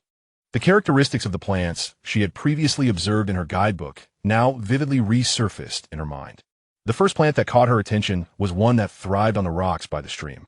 Its leaves were oval-shaped, edged with fine serrations, and its veins were a deep crimson hue, while the underside was covered with a delicate layer of fuzz. Lin Wan crouched down and gently plucked a leaf, bringing it to her nose to inhale its faint, refreshing aroma. She recognized this plant as Zhigzhu Tengyi, commonly found in tropical regions, known for its efficacy in stopping bleeding and alleviating inflammation when crushed and applied to wounds. To confirm her identification, Lin Wan took out her small knife and made a slight incision on her fingertip. Blood immediately oozed forth, and she crushed the Zhigzhu Tengyi leaf in her palm, allowing the green juice to flow between her fingers. Pressing the crushed leaves onto her wound, a soothing coolness instantly spread from her fingertip, significantly alleviating her pain. Before long, the bleeding ceased. Lin Wan exhaled in relief, a smile gracing her face as she began to meticulously collect the leaves, placing them into her basket. She was careful to only harvest mature leaves, avoiding the tender sprouts and refraining from uprooting the plants. understanding that such considerations were essential for the continued growth and replenishment of their medicinal supply. At that moment, a gentle breeze wafted through, carrying with it a faint briny scent. Lin Wan's gaze was drawn to a cluster of plants not far away. These were robust, rhizomatous plants with slender, chive-like leaves, thriving in the moist earth. She approached and carefully dug around the soil with her knife, revealing a segment of pale, yellow rhizome. She recalled the pilot's log she had discovered amid the wreckage, which mentioned hallucinogenic red berries and the island's resources. She remembered that a certain tropical plant's rhizome contained salt and could serve as a substitute for table salt. Lin Wan sliced off a small piece of the rhizome and tasted it, a subtle salty flavor mingling with a hint of the plant's refreshing scent. "This is fantastic." Lin Wan could not help but whisper in delight. Salt is an essential element for survival, replenishing the body's electrolytes and preventing dehydration. Since their arrival on the island, they had not consumed salt, and Du Hong's slow recovery from his foot injury might be related to this deficiency. Lin Wan hastened her efforts, unearthing several pieces of rhizome and placing them into her basket. She planned to dry these rhizomes and grind them into powder later, ensuring their long-term preservation. With her basket in hand, Lin Wan ventured a few more steps deeper into the jungle. Her footsteps were light, never exceeding the perimeter of the alert system. Just as she prepared to turn back, her gaze was suddenly captivated by a mushroom at the base of a grand tree. A cluster of vivid red mushrooms stood out remarkably, resembling flames in their brilliance. The caps of the mushrooms were large, adorned with white spots, and their sturdy stems emerged from the dark, damp soil, entwined with decaying leaves. Lin Wan's expression shifted dramatically as the warning from her mentor flashed through her mind. The more vibrant the color of the mushroom, the more potent its toxicity. Particularly concerning were these red mushrooms with white spots, which contained lethal alkaloids that could induce hallucinations, vomiting, convulsions, and ultimately, a painful demise if ingested. Lin Wan cautiously stepped back, fearful of inadvertently touching the mushrooms. She scrutinized her surroundings and noted the complete absence of any signs of animals having nibbled on them. Even insects seemed to shy away. This further affirmed her assessment that these mushrooms were indeed deadly poison. She drew a short knife and carved a circle in the soil surrounding the mushrooms, marking the location. It was imperative that she remember this spot and warn everyone upon her return to keep well away from it, and certainly not to consume any of these mushrooms. As the sun ascended and the morning mist dissipated, the light in the jungle brightened. Lin Wan glanced at the hemostatic vine leaves and roots in her basket. Nodding in satisfaction, she picked up the basket and turned towards the campsite. Upon her return, she found Qin Zheng inspecting the mid-level snare traps, while Du Hong sat beneath the treehouse, bandaging an ankle wound with strips of cloth. Xiao Yu crouched by the pond, diligently counting the small fish swimming in the water. Zhou Zheng and Su Wan huddled beside a distant rock, Zhou Zheng's gaze darkly fixed on the basket Lin Wan held, while Su Wan remained numbly staring into the distance. "Quite a successful foraging," Qin Zheng remarked as he approached, his eyes falling on the plants within the basket, a flicker of approval crossing his features. Lin Wan smiled and set the basket down, separating the hemostatic vine leaves from the roots. These leaves can stop bleeding and reduce inflammation. They are milder than antibiotics, but quite effective. The roots contain salt and can be ground into powder for seasoning. She paused before informing them of her discovery of the red mushrooms, warning, "There's also a type with red caps and white spots, highly toxic. I have marked the area. Please do not approach it." Du Hong's eyes brightened at this revelation as he gazed at the roots, exclaiming, "That's wonderful. My foot injury has been slow to heal due to a lack of salt. With these, I should recover more swiftly." Xiao Yu rushed over. Her curiosity piqued as she looked at the plants in the basket. "Sister Lin, can these leaves really heal?" "Indeed, they can," Lin Wan replied, gently ruffling her hair. "Once I dry these leaves, we can make medicine packets. In the future, if anyone gets injured, they need not fear." In the following days, Lin Wan began systematically processing the plants. She spread the hemostatic vine leaves atop the treehouse, allowing sunlight to dry their moisture. Once dried, the leaves became brittle and crumbled into powder with the slightest squeeze.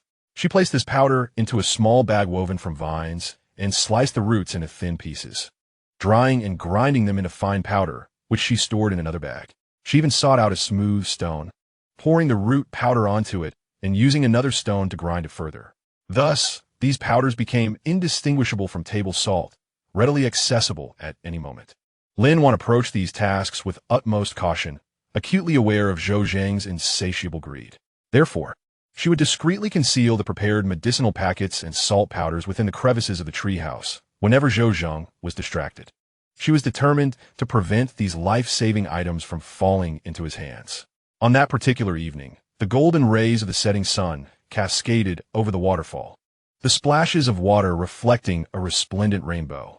Lin Wan sat within the treehouse, grasping a small medicinal pouch meticulously woven from vines. This diminutive pouch, no larger than the palm of her hand, contained dried hemostatic vine leaf powder and root salt powder. She tied the pouch around her waist and gently patted it.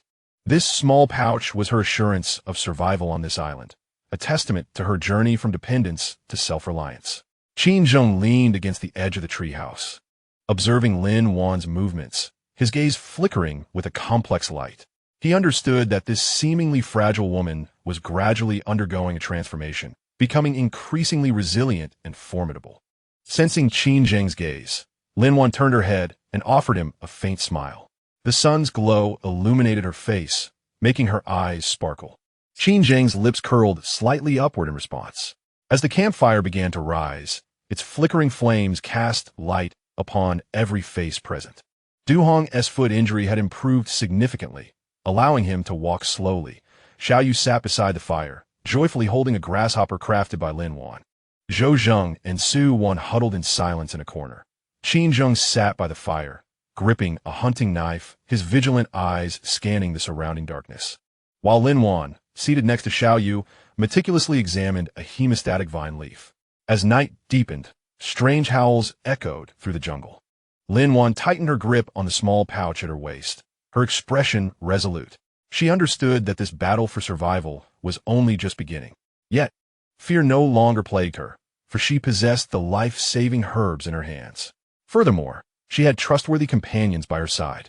Most importantly, she was no longer the dependent individual she once was. She was Lin Wan, capable of enduring on this hellish island. Chapter 25. The trail of Zhou Zheng. During the thickest fog of morning, Qin Zheng discovered that Zhou Zheng and Su Wan had vanished. At that moment, Lin Wan was crouched by the pond, filling a small pouch with dried root powder, while Xiao Yu sat beside her, clutching a grasshopper made of grass and humming an off-key nursery rhyme. Du Hong leaned against the ladder of the treehouse, repeatedly bandaging his ankle wound with a cloth strip. As sunlight filtered through the mist, casting delicate patches of light at his feet. The air in the camp was infused with the scent of herbs and wood ash, a rare tranquility following days of turmoil. Qin Zheng noticed something amiss while inspecting the alert network. He paused beside a banyan tree on the western side of the camp, where two fresh footprints led towards the northwestern jungle. The footprints were faint yet distinctly clear. One belonged to a man, larger in size, with signs of wear on the sole, indicative of Zhou Zheng. The other belonged to a woman, smaller in size, with a crack at the heel, belonging to Su Wan. Qin Zheng's brows instantly knitted together into a frown. He turned and strode back to the camp, his gaze sweeping over a stone in the corner of the treehouse, where Zhou Zheng had previously concealed half a bag of compressed biscuits, now entirely empty. His eyes then fell upon the rocky area where Su Wan had curled up, leaving behind only a faded hairpin that she had once worn in her hair. Zhou Zheng and Su Wan had vanished. Qin Zheng's voice, though not loud, shattered the tranquility of the camp like a stone cast into still water. Lin Wan's movements abruptly halted, some root powder spilling from her hands onto the ground. She lifted her head, gazing toward the northwestern jungle, where the mist was thickest, resembling a dense wall that concealed the secrets of the depths within. When did they disappear? Her voice trembled imperceptibly. It must have been in the latter half of the night. Qin Zheng crouched down, scrutinizing the footprints on the ground. I dozed off for a mere quarter of an hour while on watch. His tone carried a hint of self-reproach, yet was predominantly filled with vigilance. They had left in haste, taking little with them, merely biscuits and water. Du Hong's expression shifted dramatically. He struggled to rise, the wound on his ankle causing him to wince, yet he persevered to Qin Zheng's side, observing the footprints. Those two must have fled. They feared you would hold them accountable, afraid that WWII's fate would befall them. It is not that simple. Qin Zheng shook his head, his finger tracing the footprints, his gaze sharp as an eagle's. Zhou Zheng was not the type to flee meekly. He was cunning, undoubtedly with alternate plans. Lin Wan nodded in agreement, recalling the shadowy, greedy glint in Zhou Zheng's eyes these past days, akin to a venomous snake lurking in the shadows. He had previously sought to ally with Zhao WWII to seize medical supplies and backpacks. Now that Zhao WWII was dead, he would not be willing to accept defeat. Perhaps he sought something. Something? Du Hong's brows furrowed even deeper. Lin Wan's gaze drifted downstream, where she had uncovered the skeletal remains of Japanese soldiers and bayonets. This island concealed myriad secrets. The Japanese fortifications, the pilot's journal, and those enormous footprints. Zhou Zheng might possess knowledge of something. Or perhaps he sought to find something to counter Qin Zheng. Qin Zheng's expression darkened. He recognized the truth in Lin Wan's words. Zhou Zheng was malevolent, greedy, and ruthless. He would not willingly accept a subordinate position, nor remain idle. His escape was not born of fear, but rather a larger scheme. I will pursue them. Qin Zheng rose, dusting off the dirt from his hands, his gaze sweeping over the tactical backpack. You all stay vigilant at the camp and look after Xiaoyu. I shall return shortly. Qin Zheng, I will accompany you. Du Hong immediately interjected, gripping his short knife tightly, his eyes filled with determination. That sly fellow, Zhou Zheng, is too cunning. Is far too dangerous for you to go alone. No. Qin Zheng shook his head, glancing at Du Hong's injured ankle. Your foot has yet to heal, and you would only hinder me. Stay here and protect Lin Wan and Xiaoyu.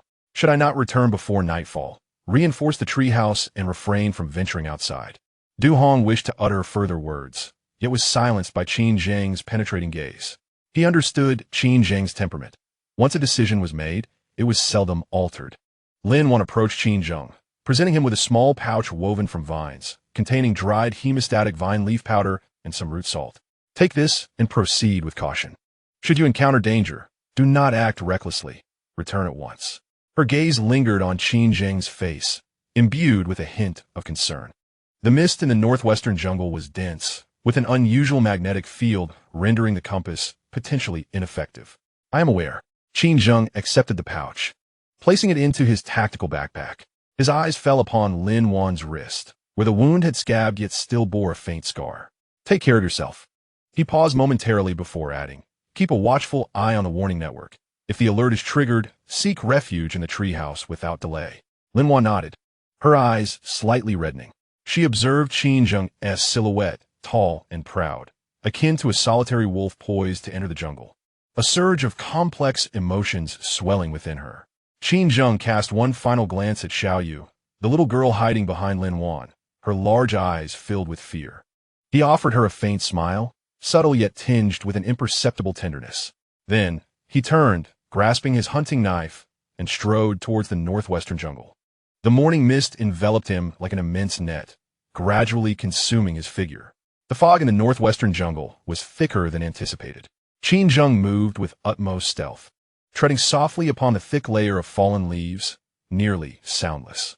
His gaze, sharp as that of a hawk, fixated on the footprints upon the ground, vigilant against any signs of relaxation. The mist surrounded him, imbued with the damp scent of decaying leaves and reducing visibility to less than 5 meters. Occasionally, a few droplets of dew cascaded from the leaves above, striking his shoulder with a chilling touch. His tenure in the Special Forces had honed his skills for tracking in adverse conditions.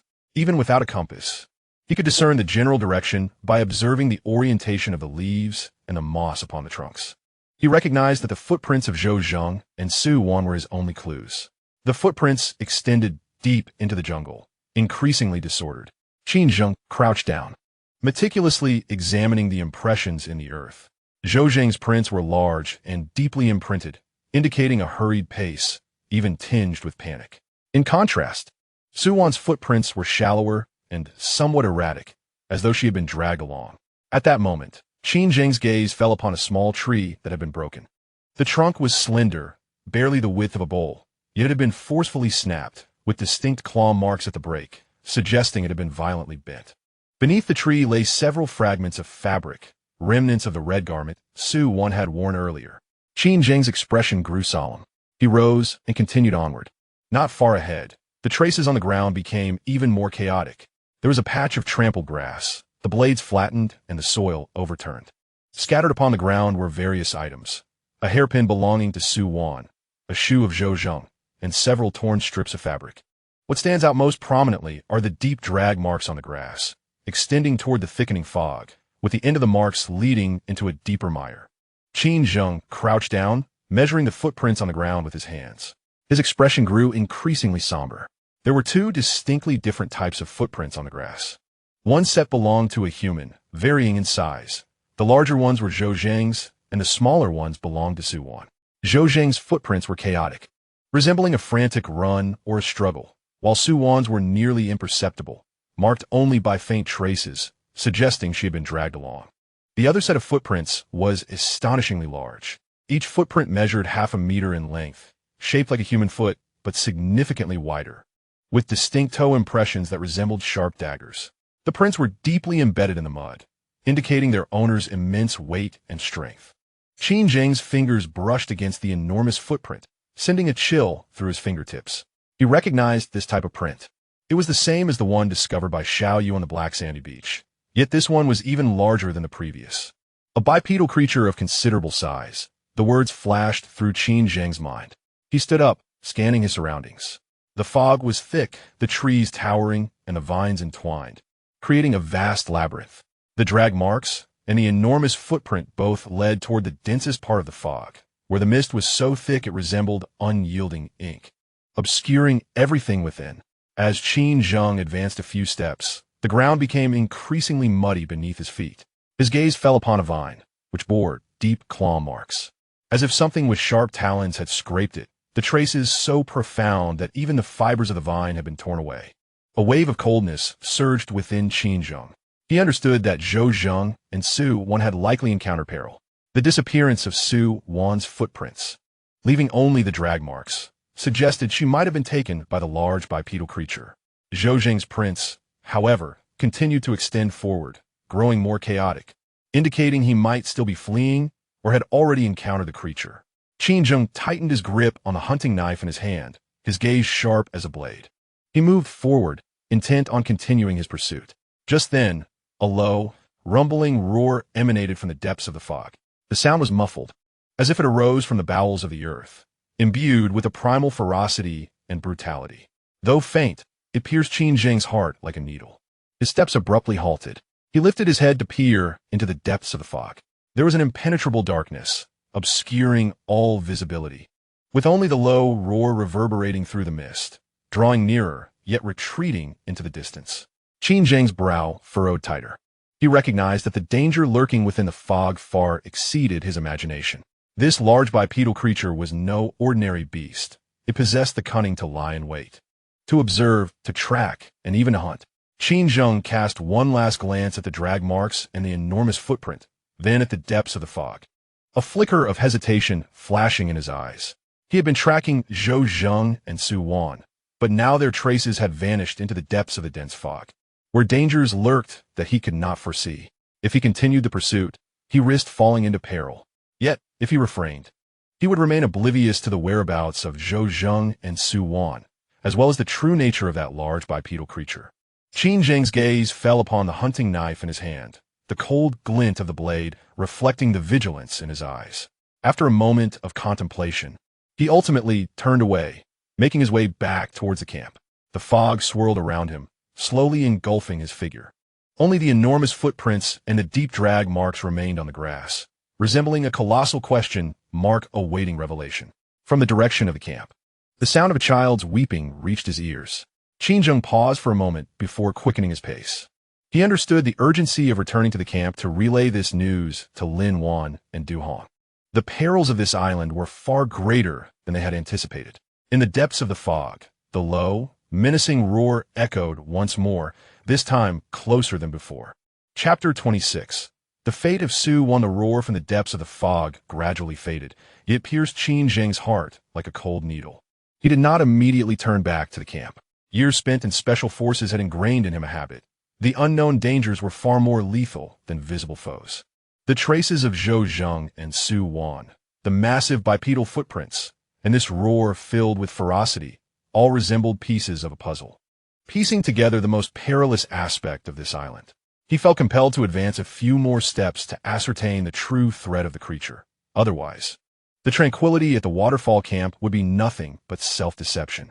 Qin Zheng tightened his grip on the hunting knife, the blade as cold light cutting through the fog, reflecting the steely resolve in his eyes. Taking a deep breath, he suppressed his trepidation and moved forward, following the trajectory of the drag marks. The fog thickened further. Within the damp scent of decaying leaves, a faint hint of blood lingered. This scent was subtle, nearly imperceptible due to the fog's dilution. It did not escape Qin Zheng's keen senses. He lightened his footsteps, ensuring each step fell upon the thickest accumulation of fallen leaves to avoid any noise. The drag marks became increasingly distinct. The deep furrow embedded in the earth was nearly half a foot wide, with the surrounding grass crushed into a pulp, exposing the dark brown soil beneath. Occasionally, torn scraps of fabric clung to the thorns. It was the red floral dress Su Wan had worn, its color strikingly vivid amidst the fog, akin to dried streaks of blood. Qin Zheng's brow furrowed tighter. He could vividly imagine the scene.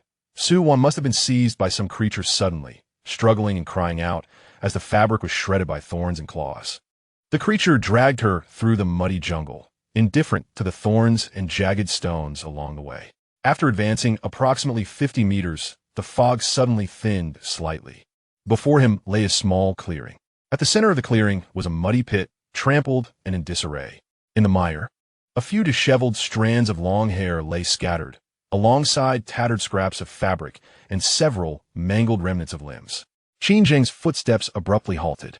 His pupils constricted slightly as his gaze fell upon those severed limbs, his expression devoid of any tumult, enveloped instead in an icy calm. Those were the remains of Su Wan, a slender arm, its wrist adorned with a cheap plastic bracelet that she had worn since her arrival on the island. A few shattered ribs, still bearing patches of flesh that had yet to be entirely devoured, and a twisted ankle, encased in a single red slipper. Its edges gnawed to a state of ruin. The dismembered parts scattered about were no larger than a palm, clearly suggesting that Su Wan had endured a horrific fate after being dragged to this spot. Qin Zheng knelt down, his fingertips gently brushing over the traces in the mire. There was no significant bloodshed, only faint stains, as if washed by rain, indicating that Su Wan may have ceased to breathe by the time she was brought here. His gaze darkened. He recalled the faint, chaotic footprints he had observed earlier at the edge of the northwestern jungle, resembling those of someone being forcibly towed. It was likely that Su Wan had been abandoned by Zhou Zhang before encountering that large bipedal creature. Indeed, it was possible that Zhou Zhang had used Su Wan as bait in his desperate bid for escape. A chill flickered in Qin Zheng's eyes as this thought crossed his mind. The darkness of humanity often surpasses that of beasts. He rose to his feet, scanning the surroundings of the clearing. Encircling the area were dense thickets, several small trees, roughly the size of a bowl, shattered at the waist, their jagged breakpoints suggesting a violent collision. Deeper within the underbrush, more pronounced dragging marks extended towards the densest fog, leading into an abyss of darkness. Qin Zheng's gaze fixed upon those traces, and he discerned clearly that they were the marks of a large bipedal creature dragging its prey.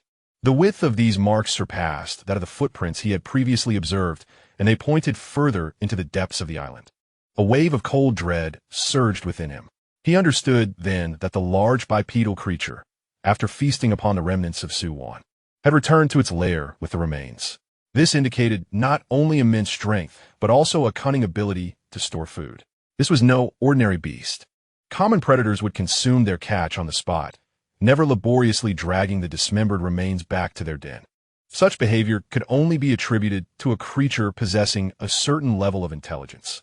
Qin Zheng crouched once more, meticulously examining the footprints in the clearing. Zhou Zhang's tracks abruptly ceased at the edge of the clearing.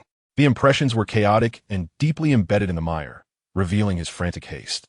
The direction of the tracks led towards the outer edge of the northwestern jungle, away from the lair of the large creature. It was evident that Zhou Zhang had witnessed the entire assault on Su Wan. Rather than attempt to save her, he had seized the opportunity to flee. The corners of Qin Zheng's lips curled into a chilling arc. Zhou Zhang, indeed, proved to be as cunning as a venomous serpent. When danger loomed, he unhesitatingly thrust Su Wan into the fray, trading her life for a fleeting chance to escape. Rising to his feet, Qin Zheng's gaze swept over Su Wan's severed limbs, devoid of any semblance of pity. In this desolate isle, compassion was the most futile of sentiments. The tragic fate of Su Wan was, without a doubt, the consequence of her own choices. She had clung to WWII and followed Zhou Zheng, embodying both greed and cowardice. From the moment she participated in the pillaging of the medicines, she had embarked on an irrevocable path. Without lingering, Qin Zheng retrieved a dagger from his tactical backpack and carved a deep notch into a large tree beside the clearing. This served as his mark, denoting the presence of formidable threats lurking nearby, as well as the fate that befell Su Wan. After completing this task, Qin Zheng turned and strode towards the direction of the waterfall camp. A thick mist began to envelop him once more, gradually consuming his silhouette. The remnants in the clearing grew indistinct within the fog, leaving only a few tattered red fabrics fluttering in the breeze, reminiscent of Su Wan's struggles in her final moments. The journey back was even quieter than the way there. No cries, no footsteps, only the gentle whisper of the mist flowing past his ears. Qin Zheng's steps were steady, each footfall echoing the imprints he had left earlier. His mind replayed the scene in the clearing. Su Wan's dismembered limbs, the chaotic footprints, the broken saplings, and the dragging marks leading deeper into the island. What manner of creature was that large bipedal being? Was it an indigenous inhabitant of the island or a beast mutated by the magnetic forces at play? Qin Zheng could not ascertain. Yet, he was certain that this entity had not been a stranger to human attacks. The colossal footprints discovered on the black sand beach, the skeletal remains of Japanese soldiers amidst the rocky stream below, these were likely intertwined with that creature. It was even conceivable that the Japanese forces left stranded on the island during World War II had fallen victim to that being or a similar entity, leading to their utter annihilation. As this thought crossed his mind, a wave of intense unease surged within Qin Zheng. If that creature possessed intelligence and an understanding of food storage, it could very well follow the trail and discover the waterfall camp. After all, the campfire and the unmistakable scent of humanity were irresistible temptations for such a being. Qin Zheng quickened his pace. He needed to return to the camp swiftly to relay this alarming information to Lin Wan and Du Hong. They must reinforce their defenses and perhaps even re-establish a warning system, expanding their perimeter to 200 or even 300 meters. The dense fog gradually receded behind him. Ahead, the distant roar of the waterfall and the laughter of children became audible. The laughter was bright and clear, akin to a ray of sunshine piercing through the clouds of Qin Zheng's mind. He lifted his gaze towards the source of the mirth. At the edge of the mist, the outline of the waterfall camp began to materialize. The treehouse nestled between two ancient trees, the wisps of smoke rising from the cooking fire, and the figures of Lin Wan and Du Hong. Qin Zheng's footsteps faltered momentarily. His gaze fell upon his own hands, untainted by blood, yet seemingly lingering with the chilling touch of Su Wan's severed limbs. He inhaled deeply, suppressing the tumult within, his expression returning to its characteristic cold calm. He could not allow his unease to affect Lin Wan and Xiao Yu, especially Xiao Yu, who had already lost her grandfather. She could not bear any more fear. Qin Zheng adjusted his breathing, tightened his grip on the hunting knife, and proceeded towards the camp. "Uncle Qin, you're back." Xiao Yu's voice rang out first. Spotting Qin Zheng's figure, the little girl immediately leaped from Lin Wan's embrace and rushed towards him, holding a grass-crafted grasshopper, her face beaming with joy. Lin Wan also looked up, and upon seeing Qin Zheng, a trace of relief graced her features. She set down the herbs in her hands and walked briskly towards him, her gaze scrutinizing Qin Zheng. "Are you all right? Did you find Zhou Zheng and Su Wan?" Du Hong, leaning on a branch, limped over with a worried expression. "Brother Qin, how is it? Did those two escape?" Qin Zheng's gaze swept across the three, finally resting on Xiao Yu's face. He crouched down, took the grasshopper from her hands, and a faint smile appeared at the corner of his mouth. "It's all right. I have news for you." His voice was calm, yet bore an undeniable gravity. Instantly, the smiles of Lin Wan and Du Hong froze on their faces. They looked into the icy depths of Qin Zheng's eyes, a shared ominous premonition rising within them. Qin Zheng stood, his gaze directed towards the northwestern jungle, where thick fog still lingered, resembling a lurking beast awaiting its prey. "Su Wan is dead." Qin Zheng's voice was soft, yet it struck the tranquility of the camp like a stone. Lin Wan's body jolted, and the herbs in her hands fell to the ground. Du Hong's complexion turned ashen, his mouth opening to speak, but found his throat constricted as if filled with cotton, rendering him speechless. Xiao Yu's smile also faltered. She looked at Qin Zheng's face, then at the expressions of Lin Wan and Du Hong, and an inexplicable fear surged within her small frame. She clutched the hem of Qin Zheng's clothing tightly, whispering, "Uncle Qin, what happened to Ansu Wan?" Qin Zheng lowered his head, meeting Xiao Yu's clear eyes, and the chill in his heart seemed to thaw slightly. He gently patted her head, speaking softly. She was taken by the island's beasts. Beasts? Xiao Yu's eyes filled with terror. Is it the kind of beast that made those large footprints on the beach? Qin Zheng remained silent, merely nodding. The atmosphere in the camp plummeted to a freezing point. The roar of the waterfall became acutely pronounced in their ears. The mist from the jungle crept over, bringing with it a damp chill that enveloped everyone. Lin Wan crouched down to pick up the herbs that had fallen, her fingers trembling slightly. Memories of Su Wan's previous demeanor flooded her mind. The woman who always hid behind Zhao WWII and Zhou Zheng, her eyes filled with fear and greed. She had never anticipated that Su Wan's fate would be so tragic. Du Hong leaned against the tree trunk, gasping for breath as the color drained from his face. He recalled the enormous footprints he had seen on the black sand beach, and the words spoken by Qin Zheng. A chill creeping from the soles of his feet to the crown of his head. But what about Zhou Zheng? Du Hong's voice trembled slightly. Had that fellow also fallen prey to the beasts? Qin Zheng shook his head, his gaze directed towards the northwestern jungle. His eyes filled with a piercing coldness. Zhou Zheng has fled. He paused and added, not only did he escape, but he also used Su Wan as bait. This revelation struck Lin Wan and Du Hong like a thunderclap, leaving them in shock. Lin Wan's body quivered as she looked up. Disbelief etched in her eyes. How could he do such a thing? On this island, one could resort to any measure to survive. Qin Zheng's voice was calm, yet it bore an unsettling detachment that revealed the depths of human nature. Individuals like Zhou Zheng are selfish and greedy, readily sacrificing others for their own survival. Du Hong clenched his fists tightly, his knuckles turning white. That beast, when I catch him, I will ensure his demise. Qin Zheng remained silent, aware that Zhou Zheng had undoubtedly retreated deep into the island's heart. That fog-enshrouded area harbored not only the threat of large bipedal creatures, but also countless unknown dangers. Locating Zhou Zheng would be akin to scaling a mountain. Moreover, Zhou Zheng's presence was no longer the greatest threat. The true peril lay in the formidable bipedal creature lurking within the depths of the fog.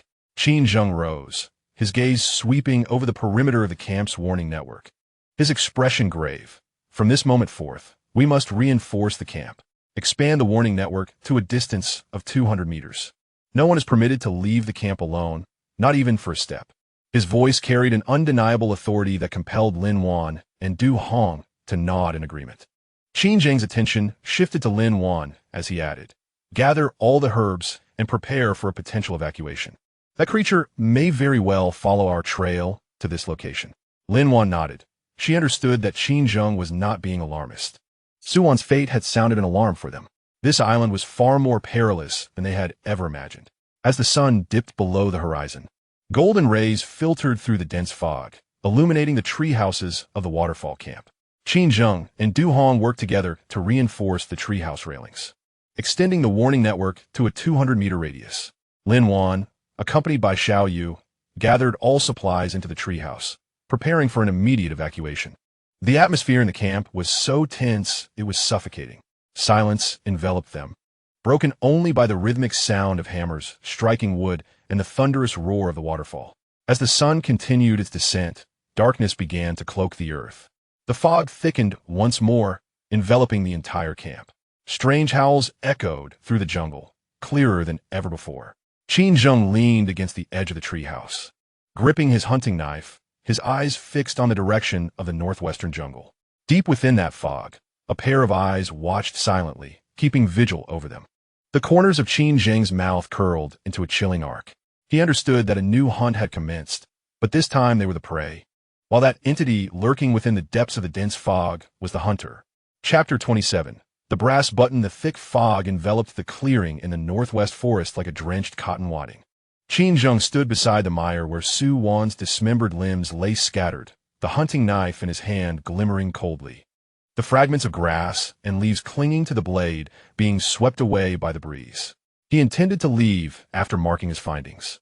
But a fleeting glimpse from the corner of his eye caught a glimmer of something metallic amidst a thicket of thorns at the edge of the mire, dimly shining through the mist. The sheen was faint, mingling with the decaying leaves and muck, easily overlooked if one were not attentive. Qin Zheng halted his steps, frowning. He bent down to part the thorns. The sharp spines grazed the back of his hand, drawing forth beads of blood, yet he remained oblivious to the pain. The moment his fingertips brushed against the object, a chilling sensation surged through him, laden with the weight of rust. It was a brass button. The button was modest in size, approximately 2 centimeters in diameter, its edges eroded by rust into a pockmarked surface, yet the intricate patterns still remained discernible. The front bore the faint engraving of a cherry blossom, its petals nearly erased by the passage of time, leaving only shallow imprints. Beneath the cherry blossom, 2 crooked Japanese kanji characters read 18. Qin Zheng's pupils constricted slightly. He brought the button close to his nose, inhaling deeply. A faint scent of rust was intertwined with a barely perceptible hint of decay, the olfactory remnants of earth and time. His fingertips repeatedly traced the cherry blossom and the characters, and a cascade of memories surged forth. Previous discoveries of Japanese Type 30 bayonets amidst the chaotic stones downstream. The half-buried steel helmets of Japanese soldiers beside the wreckage of an aircraft, and those stark white skeletal remains of the soldiers. Showa 18. This thought emerged without warning. During his service in the Special Forces, Qin Zheng had studied the military equipment of the Japanese Army during World War II. He vividly recalled that Showa 18 corresponded to the year 1943. It was the peak of World War II, a time when the Japanese military expanded across the Pacific theater, establishing numerous secret bases and supply stations on the islands of Southeast Asia. This button belonged to the Japanese Army. Qin Zheng's gaze sharpened abruptly. He straightened up, his eyes scanning Su Wan's severed limbs, the disarray of footprints on the ground, and the small trees that had been broken in the chaos. A chill crept up his spine, slowly ascending to the nape of his neck. The skeletal remains of Japanese soldiers he had discovered downstream had initially seemed coincidental, but now it was evident that they were not. A Japanese button, a Japanese bayonet, a Japanese helmet, and so many skeletal remains were enough to indicate that during World War II, a considerable contingent of Japanese troops had once been stationed on this island. Why were they here? What purpose did they serve? Where did these soldiers ultimately go? A tide of questions surged into Qin Zheng's mind. He recalled the words from the pilot's log. The Japanese built something here. The time of the pilot's emergency landing likely fell during the latter part of World War II. What he had seen might indeed be the remnants left behind following the Japanese withdrawal. The remains of those Japanese soldiers, along with the owner of this brass button, likely belonged to the soldiers who once occupied this island, unable to evacuate in time. Their fate mirrors that of Su Wan. They became prey to that colossal bipedal creature. Qin Zheng's gaze fell upon the thicket on the opposite side of the clearing. The grass there bore a deep indentation, leading to a vague footprint at its end. He approached and crouched down, his heartbeat involuntarily quickening. This was a partial footprint, the front half embedded in the moist soil, while the rear half was obscured by dense grass. The footprint measured over 1/2 meter in length, larger than the one he had previously observed on the black sand beach. Its form resembled that of a human foot, yet was significantly broader, with distinct toe imprints, each resembling a small dagger deeply embedded in the earth. Qin Zheng extended his hand to measure the size of the footprint. His palm barely covered one of the toes. The creature's size was likely even greater than he had imagined. Previously, he had thought it merely a beast mutated by magnetic forces, but now it appeared that this creature might be intrinsically linked to the Japanese soldiers of yore. Were they merely constructing a supply station on this island? Or were they conducting some form of experimentation? Could this enormous bipedal creature be a product of such experiments? As this thought flashed through his mind, a wave of intense unease surged within him. If that were the case, the peril of this island would far exceed his expectations. Rising to his feet, Qin Zheng stowed the brass button in the compartment of his tactical backpack. He scanned the clearing once more, his gaze filled with icy vigilance. This place was a realm of death, the hunting ground of that colossal creature. He needed to depart quickly and relay this discovery to Lin Wan and Du Hong. The fog thickened ominously. Gripping his hunting knife tightly, Qin Zheng turned and headed towards the waterfall camp. His steps were swift yet steady. each footfall carefully placed on the thickest accumulation of fallen leaves to avoid leaving excess traces. He understood that the enormous creature might still be lurking nearby, and he could not afford to leave any clues for it to follow. The jungle was eerily silent. No birds sang, no insects buzzed. Only the sound of his footsteps and the soft flow of the fog could be heard. Qin Zheng's mind replayed the image of the brass button and that immense footprint continuously. The year Showa 18, 1943, Japanese soldiers, experimentation. Mutated creatures. These words formed pieces of a puzzle, slowly assembling the island's most terrifying secret in his mind. He dared not dwell on it further. He only knew that the most crucial thing now was to stay alive. By the time he returned to the waterfall camp, the sun was nearing the horizon. Golden sunlight filtered through the thick fog, casting a warm glow upon the treehouse, enveloping the cold wood in a layer of warmth. Lin Wan was seated beside the ladder of the treehouse, teaching Xiao Yu to weave grasshoppers. Du Hong leaned against a tree trunk, gripping a branch tightly, his gaze hollow as he stared into the distant jungle. Upon catching sight of Qin Zheng, Lin Wan immediately rose to her feet, a hint of concern etching her features. Why had you been gone for so long? Did you encounter any danger? Du Hong, regaining his composure, quickly inquired, Brother Qin, have you discovered any trace of Zhou Zheng? Qin Zheng shook his head, approaching the treehouse and unburdening his tactical backpack. From its compartment, he extracted a brass button. Behold this, he said, his tone calm, yet imbued with an undeniable gravity. Lin Wan and Du Hong's gazes were fixated upon the brass button. Lin Wan stepped forward, gingerly accepting the button. Her fingertips brushed against the cherry blossoms and the number 18 engraved upon it, her brow furrowing in contemplation. Lifting her gaze to Qin Zheng, astonishment filled her eyes. Is this a button from the Japanese army? Qin Zheng nodded. It is from the 18th year of Showa, which corresponds to 1943. It was found alongside Su Wan's remains. 1943, Lin Wan murmured, recalling the pilot's log she had discovered within the wreckage of the aircraft, as well as the skeletal remains and bayonets of the Japanese soldiers downstream. So, the Japanese truly had a presence on this island during World War II? Not merely a presence. Qin Zheng's eyes swept over the group. The skeletal remains of Japanese soldiers downstream, the helmets beside the aircraft wreckage, and this button. All these clues indicate that the Japanese constructed significant facilities on this island back then. Durant les complexions instantly tournées ashore. Leaning closer to the button, his body involuntarily trembled. What were they doing here? Could it be a military base? I cannot say. Qin Zheng replied, shaking his head, his gaze directed towards the northwestern jungle, where a thick mist lingered. What is certain, however, is that the Japanese who remained on this island met a fate akin to Su Wan's. Durant WWII. Memories of the bleached bones of Japanese soldiers and Su Wan's dismembered form flooding his mind, a chill racing from his feet to the crown of his head. Are you suggesting that those Japanese soldiers were consumed by that large creature? Qin Zheng remained silent, merely nodding in affirmation. A wave of cold dread washed over Lin Wan as well. She stared at the brass button in her hand, recalling Professor Chen's final words about the magnetic field affecting organisms in the West. Could it be that the Japanese chose this island to establish facilities due to its peculiar magnetic field, and that the large creature is a product of this magnetic influence? Or perhaps, she pondered, the creature itself was an outcome of Japanese experimentation. Lin Wan dared not delve deeper into these thoughts. She understood that this revelation rendered the island's secrets even more enigmatic and perilous. There is one more matter. Qin Zheng's voice pierced through Lin Wan's reverie, his gaze now imbued with a steely vigilance. Next to Su Wan's remains, I discovered a footprint. It is significantly larger than the ones observed previously on Heisha Beach and within the jungle. A larger footprint? Du Hong's eyes widened in disbelief, his voice quivering as he asked, just how enormous is this creature? At least 3 meters tall. Qin Zheng's voice was soft yet fell upon every heart like a stone. And it is intelligent, capable of lurking, tracking, and even storing food. Storing food. The 4 characters rendered Lin Wan and Du Hong's expressions even more somber. They were reminded of Su Wan's severed limbs and the skeletal remains of the Japanese soldiers, gnawed to the bone. A wave of intense fear surged over them like a tide. Xiao Yu, hiding behind Lin Wan, clutched her garment tightly. Although she could not comprehend the adults' conversation, she sensed the palpable dread emanating from them.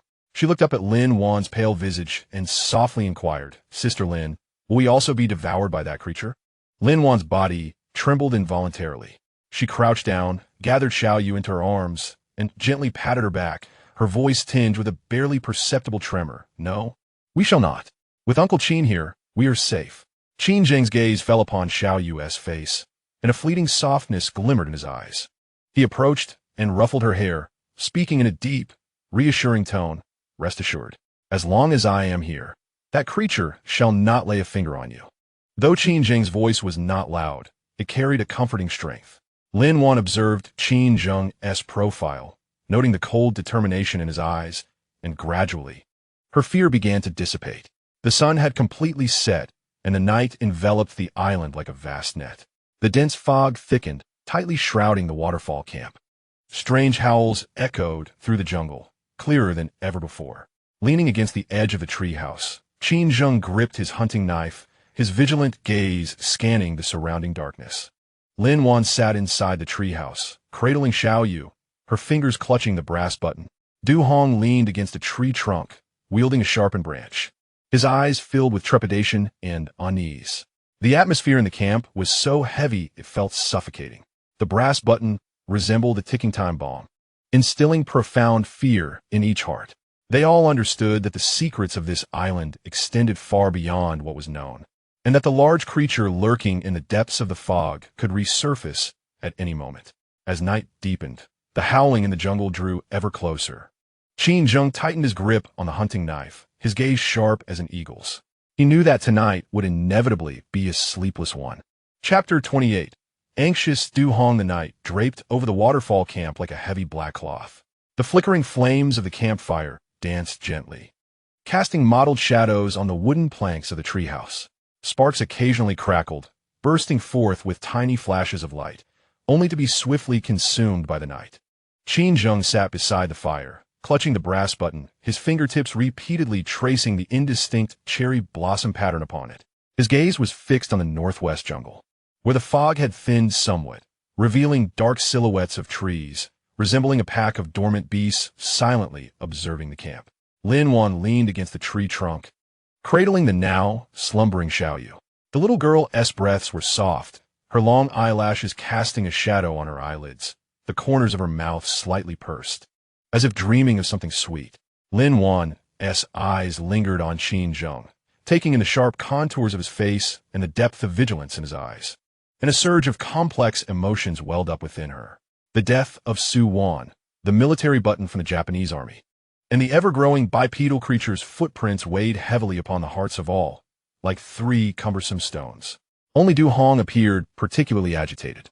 He sat on the opposite side of the campfire, gripping a dry twig in his hand, unconsciously tracing circles in the earth. The tip of the twig had become worn down, leaving chaotic marks in the soil that mirrored his tumultuous emotions. His brow was furrowed tightly, and his gaze flickered restlessly, darting between Qin Zheng and the impenetrable darkness of the jungle. His lips pressed together repeatedly, as if he had something to express, yet dared not utter a word. Qin Zheng had long noticed his unusual demeanor. Since their return to the camp, Du Hong had been in a state of restless agitation. Although the wound on his ankle had healed considerably, he still grimaced from time to time, as though in great pain. Yet Qin Zheng discerned that his suffering did not stem from the injury, but rather from within his heart. Qin Zheng refrained from confronting him. On this island, each individual harbored secrets. Perhaps Du Hong's secret would soon reveal itself in due time. The campfire gradually flickered lower. Qin Zheng added a handful of dry twigs, causing the flames to leap higher for a moment, illuminating Du Hong's pallid face. Beads of cold sweat dotted his forehead, his lips were chapped, and his eyes brimmed with fear and anxiety, as if something were pursuing him, driving him towards a dead end. At last, Du Hong seemed to have made a decision. He abruptly stood up, causing his ankle wound to pull painfully, nearly throwing him off balance. He steadied himself against a tree trunk, gasping for breath, then walked towards Lin Wan. "Miss Lin, I have something to discuss with you." His voice was barely above a whisper, laced with a barely perceptible tremor. His gaze flickered towards Qin Zheng, then quickly averted, as if fearful of being overheard. Lin Wan paused for a moment. She glanced at the small Yu in her arms, and then at Du Hong's anxious demeanor, before gently nodding. She carefully placed Xiao Yu on a pile of hay in the treehouse, draping her own coat over her, and then followed Du Hong to a spot further from the campfire. There, at the edge of the waterfall, the roar of the rushing water grew louder, concealing their conversation. The evening breeze carried a hint of moisture, bringing a slight chill. Lin Wan adjusted her clothing, looked at Du Hong, and softly inquired, "Brother Du, what troubles you? Is there something on your mind?" Du Hong's lips moved, and he opened his mouth, but found his throat painfully parched, rendering him unable to voice a single word. He retrieved a crumpled cigarette box from his pocket, the last pack he had brought to the island, now empty. Clutching the box, his knuckles whitened from exertion, and after a prolonged silence, he finally managed to utter, "Miss Lin, do you believe we still have a chance to leave this island?" Lin Wan's heart sank. She gazed into Du Hong's fearful eyes and observed his trembling hands, gently assuring him, "We will. As long as we endure, there will surely be an opportunity. Brother Qin is resourceful. He'll find a way." "Brother Qin is indeed remarkable," Du Hong replied with a bitter smile, his gaze fixating on the flowing water of the waterfall, his expression hollowed. Yet some things were far more terrifying than that monstrous creature. Lin Wan's brow furrowed in contemplation. She sensed that the matter Du Hong was about to disclose was far from ordinary. "Du Dage, what is it that you wish to convey?" Lin Wan's tone grew somber. "Does it pertain to Zhou Zheng?" At the mention of Zhou Zheng's name, Du Hong's body trembled violently, as if scorched. He abruptly raised his head, his eyes filled with terror. After casting a cautious glance around to ensure Qin Zheng was oblivious to their conversation, he lowered his voice and spoke rapidly. "Miss Lin, I must share something with you, but please do not inform Qin Xiong, as I fear for my life." A sense of alarm surged within Lin Wan. Observing Du Hong's fearful demeanor, she nodded, "Speak freely. I shall keep your secret." Du Hong took a deep breath, as though he intended to expel every ounce of air from his lungs. His voice sank to a near whisper, nearly drowned out by the roar of the waterfall. "Zhou Zheng is colluding with the He Jiao Hao." "He Jiao Hao."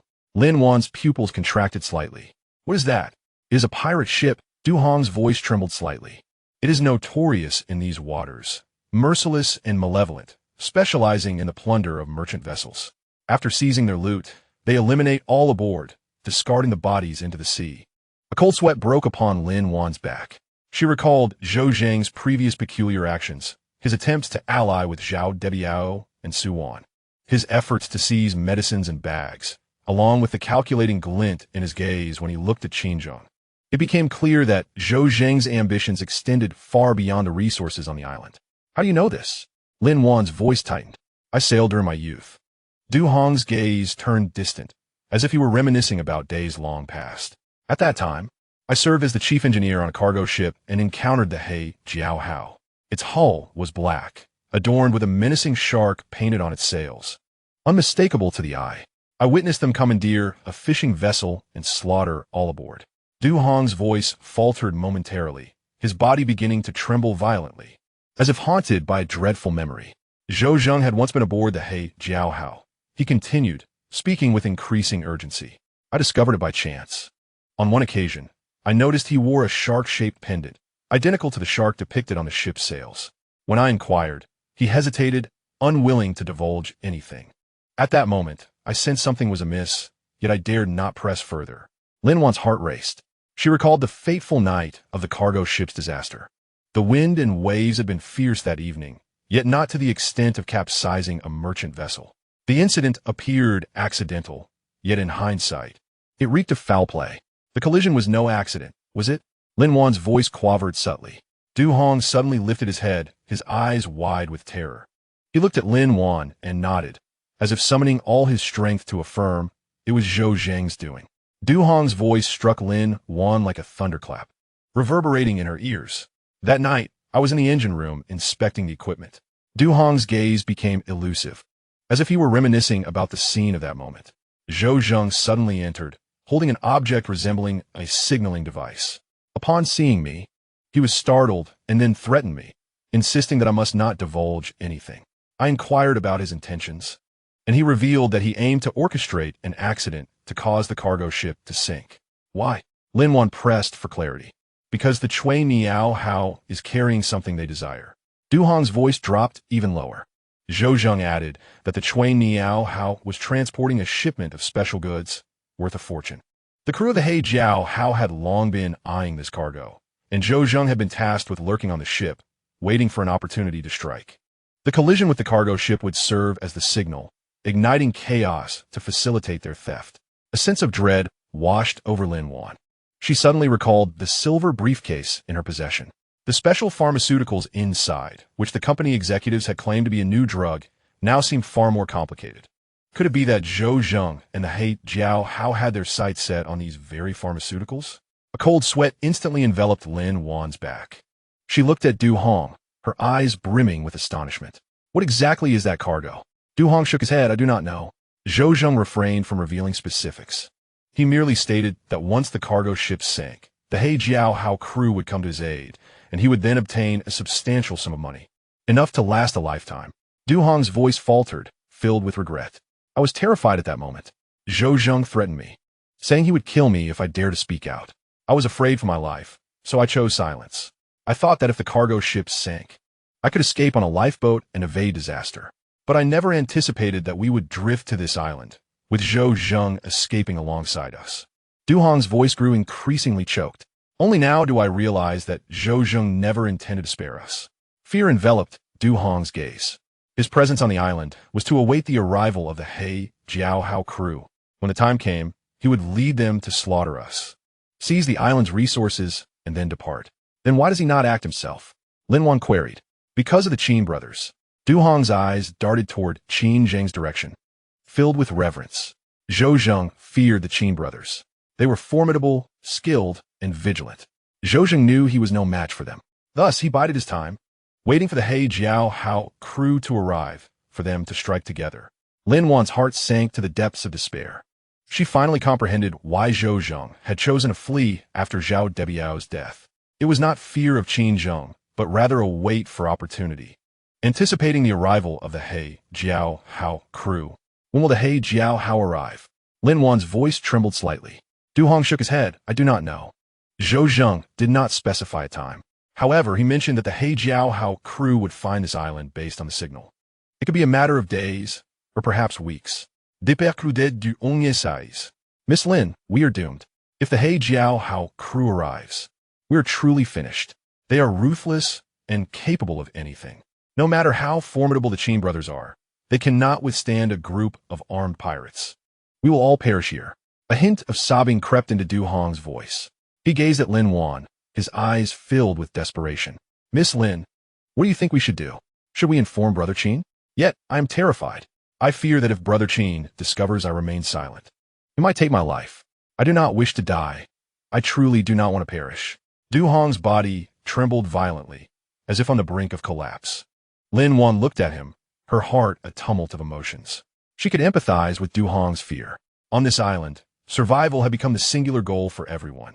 Du Hong, afraid of death, chose silence. Though cowardly, it was a natural human response. Lin Wan took a deep breath, suppressing the shock and fear within her.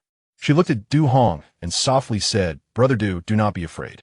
Brother Qin is not the type to kill indiscriminately. He needs to know this information. Only then can we prepare ourselves in advance. Prepare?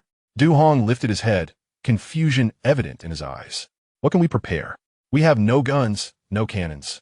How can we fight the pirates? At the very least, we can set traps ahead of time. Lin Wan's gaze became resolute. Brother Qin excels at this. If we can anticipate the pirates' arrival, we can lay more traps on the island to delay them. Perhaps we still have a glimmer of hope. Lin Wan paused, looking at Du Hong before continuing. Moreover, we have Xiao Yu. We cannot let Xiao Yu perish here. At the mention of Xiao Yu, a flicker of guilt crossed Du Hong's eyes. He recalled Professor Chen's dying request and Xiao Yu's clear, innocent gaze. A wave of intense regret surged within him. If he had been a bit braver back then and stopped Zhou Zheng, would so much have been avoided? Yet, Du Hong's voice still carried a hint of hesitation. There is no but. Lin Wan interrupted him, her expression unwavering. Brother Du, this is not the time for doubt. We must inform Brother Qin. Only then do we stand a chance of survival. Lin Wan's gaze shifted towards Qin Zheng's direction. By the campfire, Qin Zheng remained seated, clutching a brass button, his eyes sharp as an eagle's. His gaze seemed to pierce through the darkness, landing on Lin Wan and Du Hong. Lin Wan understood that Qin Zheng might have overheard their conversation. This man was astutely perceptive. Taking a deep breath, Lin Wan patted Du Hong on the shoulder. Let's go tell Brother Qin. Regardless of the outcome, we must face this together. Du Hong looked into Lin Wan's determined eyes and then at Qin Zheng. He struggled internally for a long while, but finally, gritting his teeth as if making a resolution, he nodded. The two of them walked toward the campfire. The night deepened, and the roar of the waterfall echoed in their ears like a song of despair. In the jungle, strange howls emerged, clearer than ever before.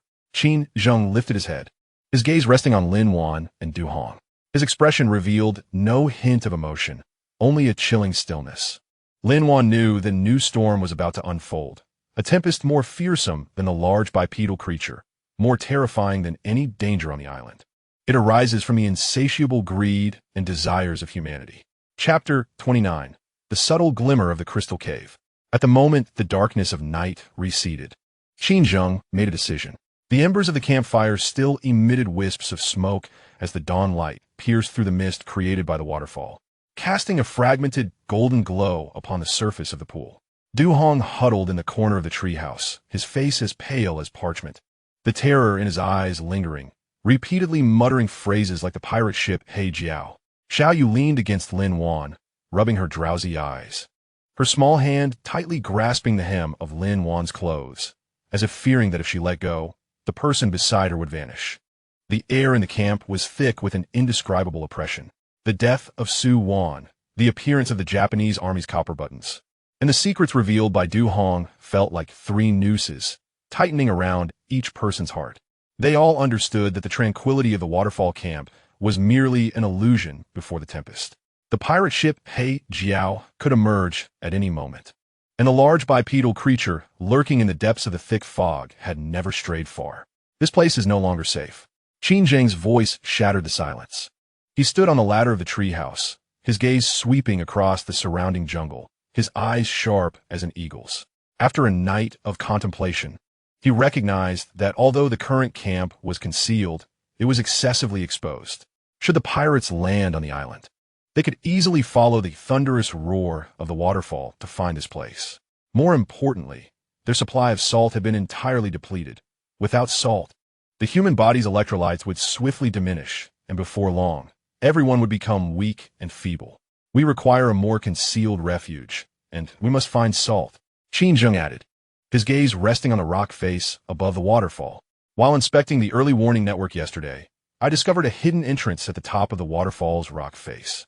It should lead to a cave, perhaps serving as a temporary hiding place. Lin Wan's heart fluttered. She followed Qin Zheng's gaze.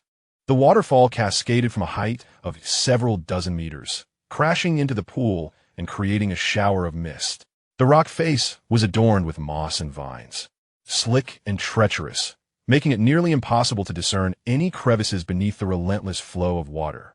Yet, upon closer inspection, there was indeed a protruding rock on the right side of the waterfall, behind which seemed to lie a dark opening, obscured by mist and vines, nearly undetectable without careful observation.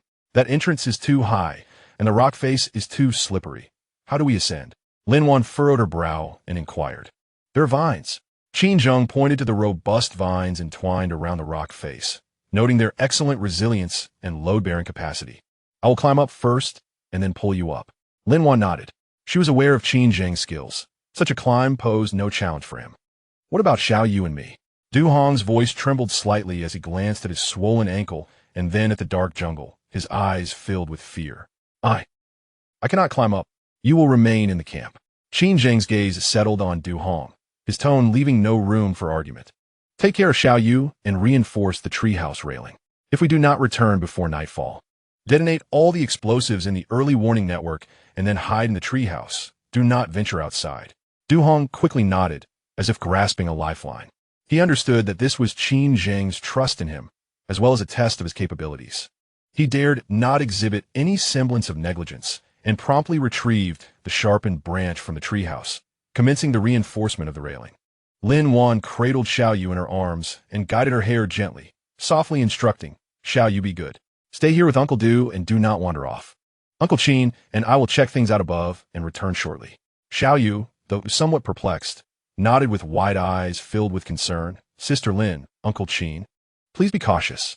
Lin Wan smiled, affectionately ruffling Xiao Yu's hair before turning to grasp the small woven basket, which contained matches, a multifunctional knife, and various herbs. Qin Zheng, having donned his tactical backpack and wielding a hunting knife, proceeded towards the waterfall. The sound of the cascading water was deafening, with the mist striking their faces.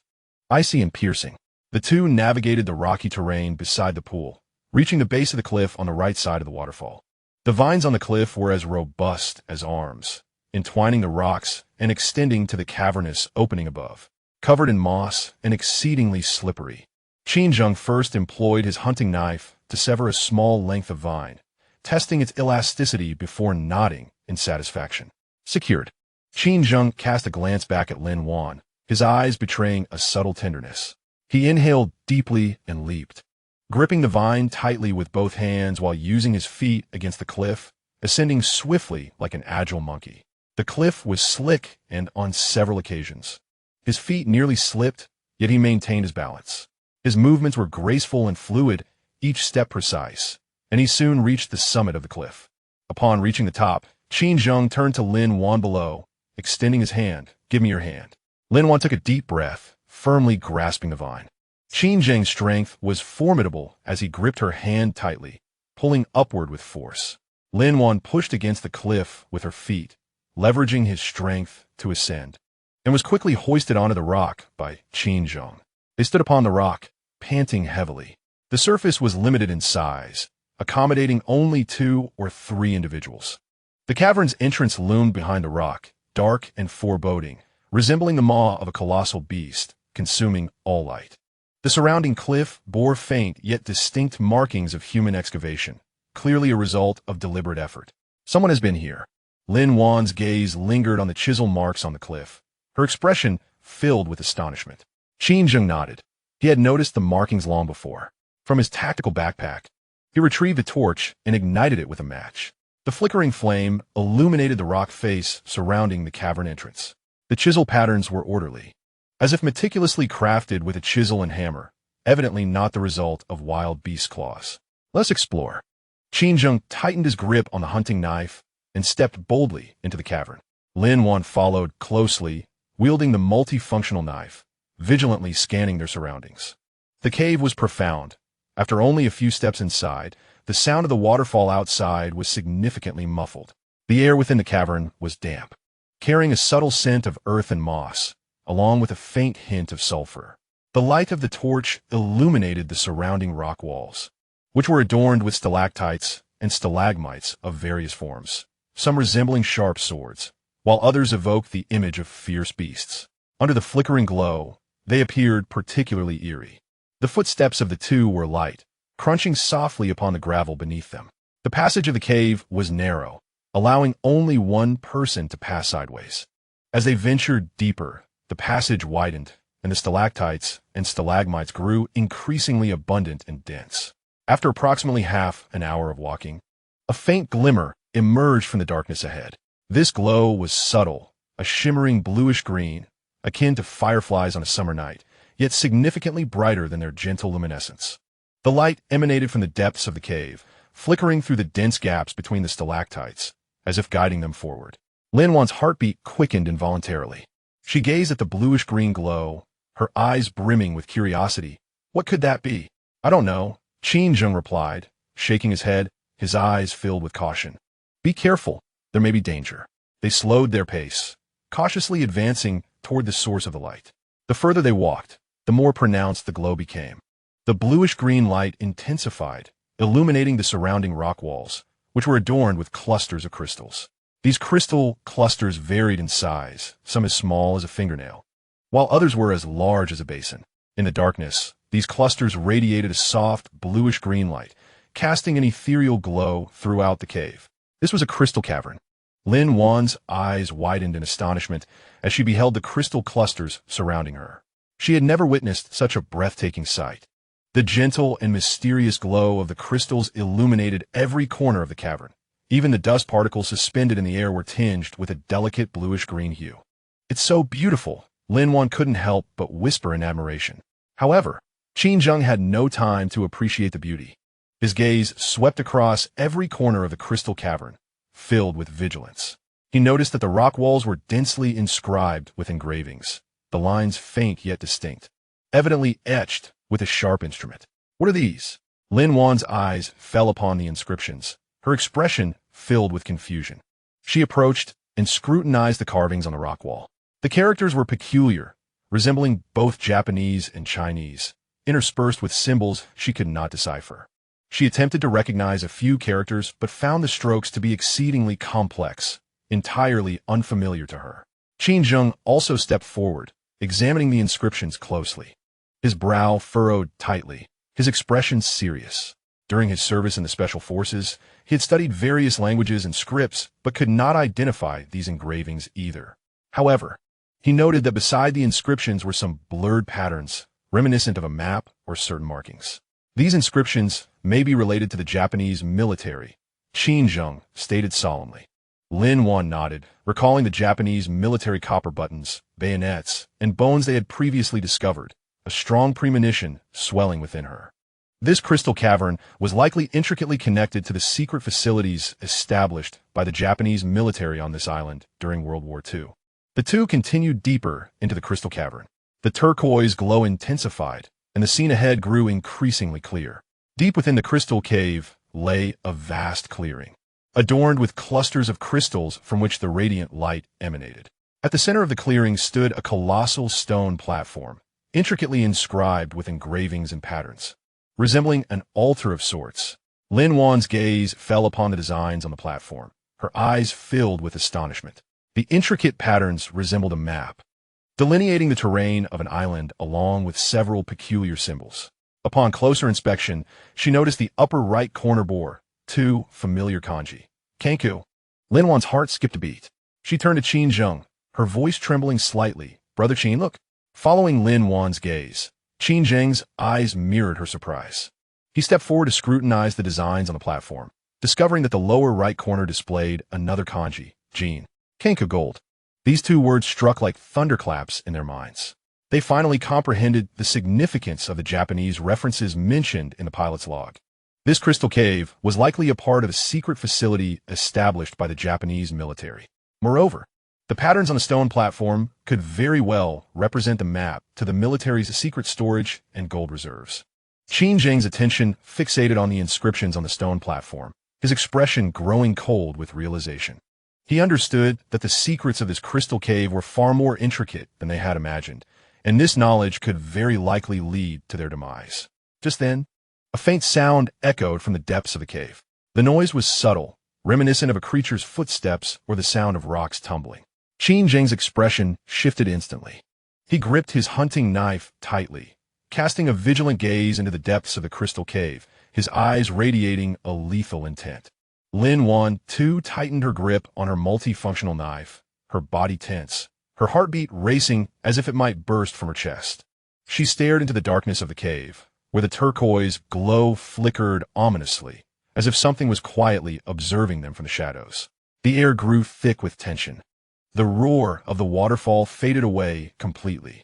Within the cave, only the sound of their breaths remained, accompanied by that elusive rustling. Qin Zheng slowly raised the torch, its flame flickering as it illuminated the darkness of the cave. In the shadows, a pair of eyes glimmered with a haunting light. Those eyes were blood-red. Chapter 30. Murals and maps. The torch's flame surged, tearing open a fissure in the darkness of the cave. The blood-red eyes, now illuminated by the torchlight, appeared particularly sinister. They lurked in the crevices of the crystal clusters, their pupils slitted, fixated on Qin Zheng and Lin Wan, emitting a hissing sound. Qin Zheng reacted with lightning speed. He swiftly pulled Lin Wan behind him, gripping the torch in his left hand while his right hand grasped the hunting knife, the blade gleaming coldly amidst the turquoise light. His body was taut, like a poised cheetah, his gaze imbued with a chilling intent. Do not move. The voice of Qin Zheng was notably low, imbued with a subtle warning, akin to that of a cave lizard startled by flames. Lin Wan's heart raced as she concealed herself behind Qin Zheng, cautiously peering out to behold those blood-red eyes. Indeed, nestled within the crevices of the crystal cluster were several sizable lizards. Their bodies were cloaked in dark green scales, blending seamlessly with the color of the rock wall, their tails thick and elongated, tipped with sharp barbs. These lizards, evidently creatures of the perpetual darkness, had eyes that had regressed to mere sensitivity to light. Provoked by the torchlight, they became exceedingly agitated, yet dared not venture forth. Qin Zheng slowly raised the torch, the warmth of the flames dispelling the surrounding chill. He retreated with deliberate care, his steps light, intent on avoiding disturbance to the lizards. Lin Wan closely followed, gripping a multifunctional knife, her palms dampened with cold sweat. The pair withdrew to a relatively open space, where those blood-red eyes gradually faded from view within the crystal cluster. Lin Wan exhaled deeply, leaning against the frigid rock wall, gasping for breath. In that fleeting moment, she had feared for her life. Yet, Qin Zheng remained vigilant. He tightened his grip on the hunting knife, his gaze sweeping across every corner of the crystal cave, his expression rife with caution. He understood that deeper within this crystal cavern lay more unknown perils. At that moment, Lin Wan's eyes fell upon the rock wall beside her. Her pupils contracted slightly, as if she had stumbled upon something extraordinary. "Chinga, look!" Lin Wan's voice quivered as she pointed at the wall. "There are traces of artificial excavation here." Following her gaze, Qin Zheng observed the wall illuminated by the torchlight, revealing a multitude of intricate markings. These etchings were not of natural origin, but had been painstakingly carved by a sharp instrument. The patterns were remarkably uniform, varying in depth, indicative of prolonged chiseling. Qin Zheng approached, gently running his fingers over the etchings. The rough texture met his fingertips, remnants of soil and debris still lodged within the grooves. His brow furrowed tightly, astonishment filling his eyes. These markings bore the weight of history, dating back several decades. In a low voice, he remarked, recalling the Japanese military insignia, bayonets, and bones he had previously discovered. A strong premonition surged within him. They were left by the Japanese. Lin Wan nodded in agreement. She retrieved her multifunctional knife, carefully scraping away the moss and dirt from the wall. As the layers were removed, more inscriptions were unveiled, predominantly in Japanese. The characters were uneven and appeared to have been etched with a bayonet or chisel. Drawing upon her university studies in Japanese, Lin Wan managed to decipher a few phrases. "Military supplies storage, miasma," she murmured, her voice growing increasingly animated. "And there's Chinese. Caution, miasma, entry prohibited." Qin Zheng's gaze sharpened further. He scrutinized the inscriptions, a memory from a pilot's log flashing in his mind. The Japanese constructed something here. Thus, the very crystal cave observed by the pilot came into focus. The two continued their exploration along the wall. The glow of the torch illuminated the path ahead, revealing an increasing number of inscriptions on the rock face, growing ever denser. In addition to Japanese and Chinese characters, there were some incomprehensible symbols, resembling certain markings. The shapes of these symbols were peculiar. Some resembled triangles, others circles, and some appeared like serpentine forms. After traversing approximately 10 meters, the inscriptions on the rock face abruptly vanished, replaced by a rudimentary mural. This mural, painted with a certain black pigment that had oxidized to a deep hue, still allowed for the discernment of its content. The lines of the mural were coarse yet vivid, depicting a scene of soldiers clad in Japanese military uniforms engaged in the construction of underground fortifications. Within the image, the soldiers were seen laboriously carrying heavy wooden crates, struggling as they moved forward. The crates bore the insignia of the Rising Sun flag, alongside some indistinct Japanese characters. The entrance to the fortification was a formidable iron door, inscribed with warnings of a military-restricted area. Beside the door stood several soldiers armed with rifles, their expressions grave. In the lower right corner of the mural, an enormous footprint was illustrated. The shape of the footprint was identical to one that Qin Zheng had previously observed on the black sandy beach and within the northwestern jungle. Adjacent to the footprint was a red cross, seemingly serving as a warning of imminent danger. Lin Wan's heartbeat quickened as she gazed at the footprint in the mural. Memories of Su Wan's fate flooded back, sending a chill coursing from her feet to the crown of her head. Had these soldiers been ambushed by that colossal bipedal creature? Lin Wan's voice trembled. Qin Zheng remained silent, his gaze fixed on another part of the mural. There, a group of soldiers was illustrated transporting crates into the underground facility. The crates were uniformly shaped, likely containing weapons and ammunition.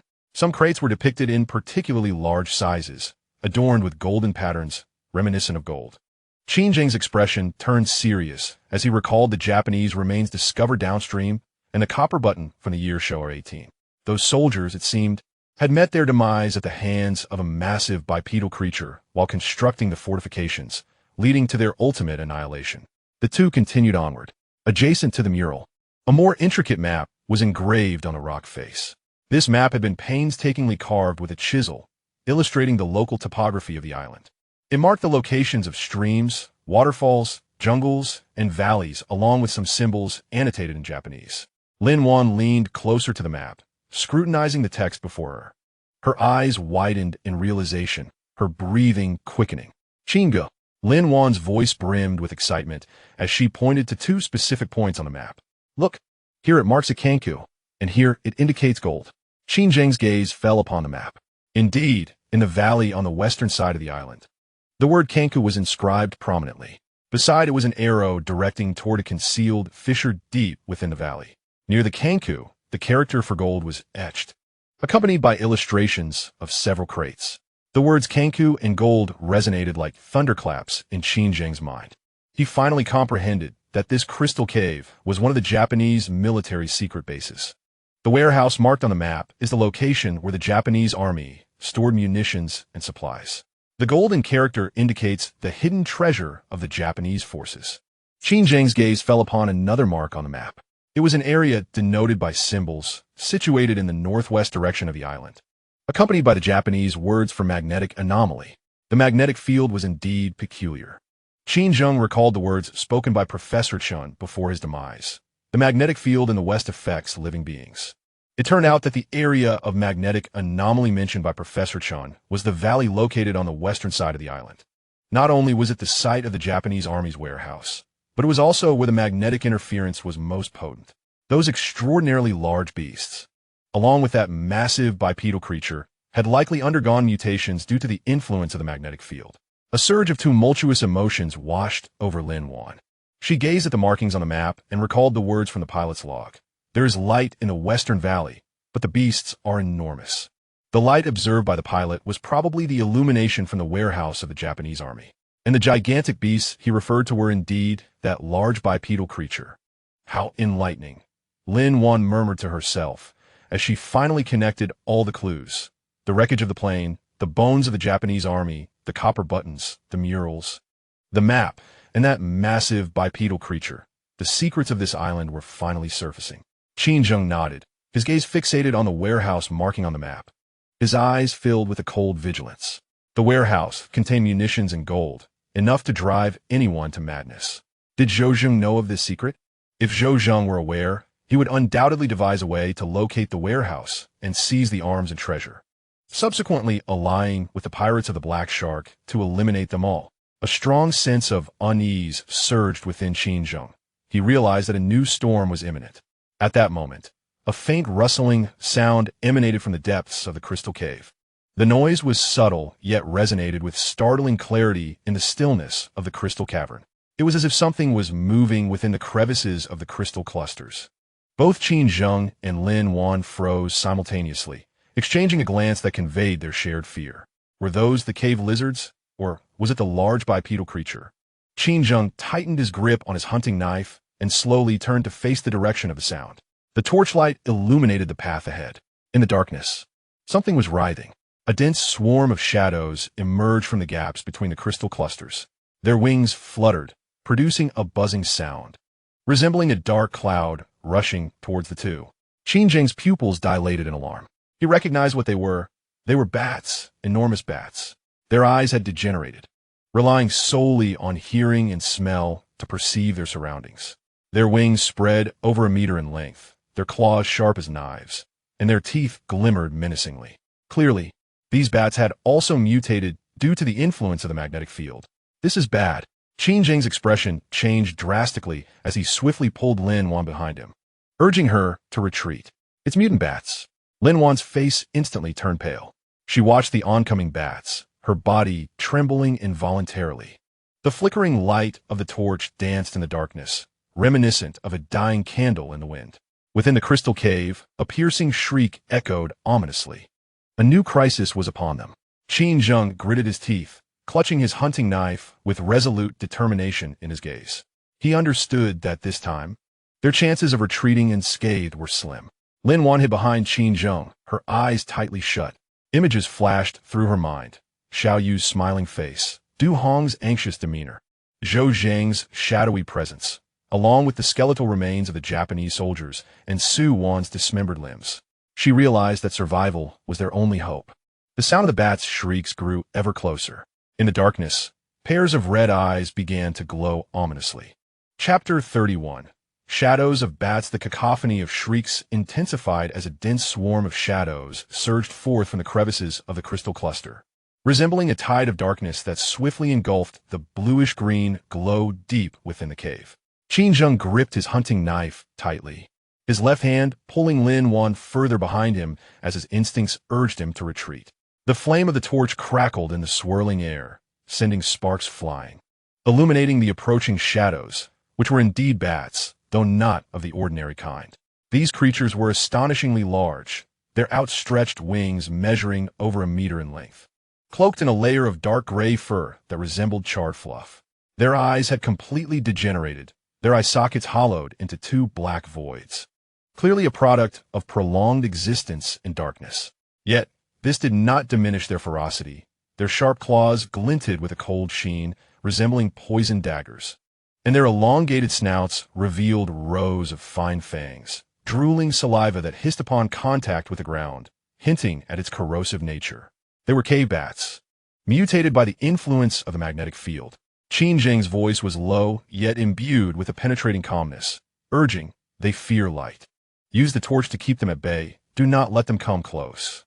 Lin Wan's heart raced, her grip on Qin Zheng's clothing tightening, her fingertips icy. The torchlight flickered before her, casting shadows of the advancing bats, allowing her to discern the veins on their wings and hear the shrieking wind created by their frantic flapping. A sound akin to countless scissors slicing through the air, jarring enough to send shivers down her spine. The first bat broke through the barrier of light, lunging toward Lin Wan's neck. Its movement was as swift as lightning, the wind from its wings stinging Lin Wan's cheek. Qin Zheng's reflexes were even quicker than the bat's. With a sudden twist of his wrist, the blade of his knife glinted in the torchlight, slicing through the air in a sharp arc and precisely striking the bat's wing. A muffled thud echoed as the bat's wing was cleaved open, dark blood splattering onto the crystal cluster, instantly creating a dark stain. The bat emitted a piercing shriek, losing its balance and crashing against the rock wall before plummeting to the ground, its limbs twitching briefly before falling still. But this was merely the beginning. More bats surged forth, undeterred by danger, charging relentlessly toward the light. Some evaded the torch's glow, flanking from the sides to claw at Qin Zheng's arm, while others hurled themselves directly at the torch, attempting to extinguish the sole source of illumination. Qin Zheng's breath was as heavy as the beat of a war drum, his body taut like a bowstring pulled to its limit. In his left hand, the torch was wielded with such ferocity that it formed an impenetrable wall of flame, driving back the bats that dared to approach. His right hand wielded the hunting knife with the swiftness of lightning. Each strike was precise and ruthless, either cleaving through the wings of the bats or piercing their chests. The cacophony of the bats' shrieks, the flapping of their wings, the dull thud of the knife striking flesh, and the crackling of the burning torch intertwined, resonating within the crystal cave, causing a painful throbbing in one's ears.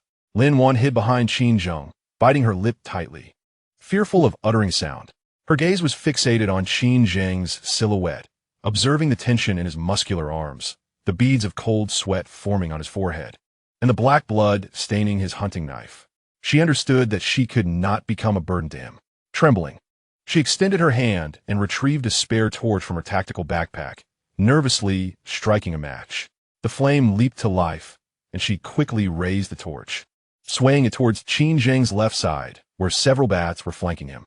To the left, Lin Wan's voice trembled imperceptibly. Qin Zheng pivoted sharply, sweeping the torch across with his left hand, the flames instantly licking at the wings of the bats. The creatures emitted a piercing shriek as their wings ignited, transforming them into fiery projectiles that plummeted to the ground, releasing a noxious, burnt odor. Raise the torch high, Qinzheng growled, thrusting the hunting knife backward to pierce a bat that swooped from above. With a flick of his wrist, he sent the bat's carcass crashing into the shadows behind him. Retreat toward the entrance. Do not look back. Lin Wan nodded promptly, lifting the torch with both hands, striving to amplify the light. She followed closely behind Qinzheng, her eyes locked on the path ahead.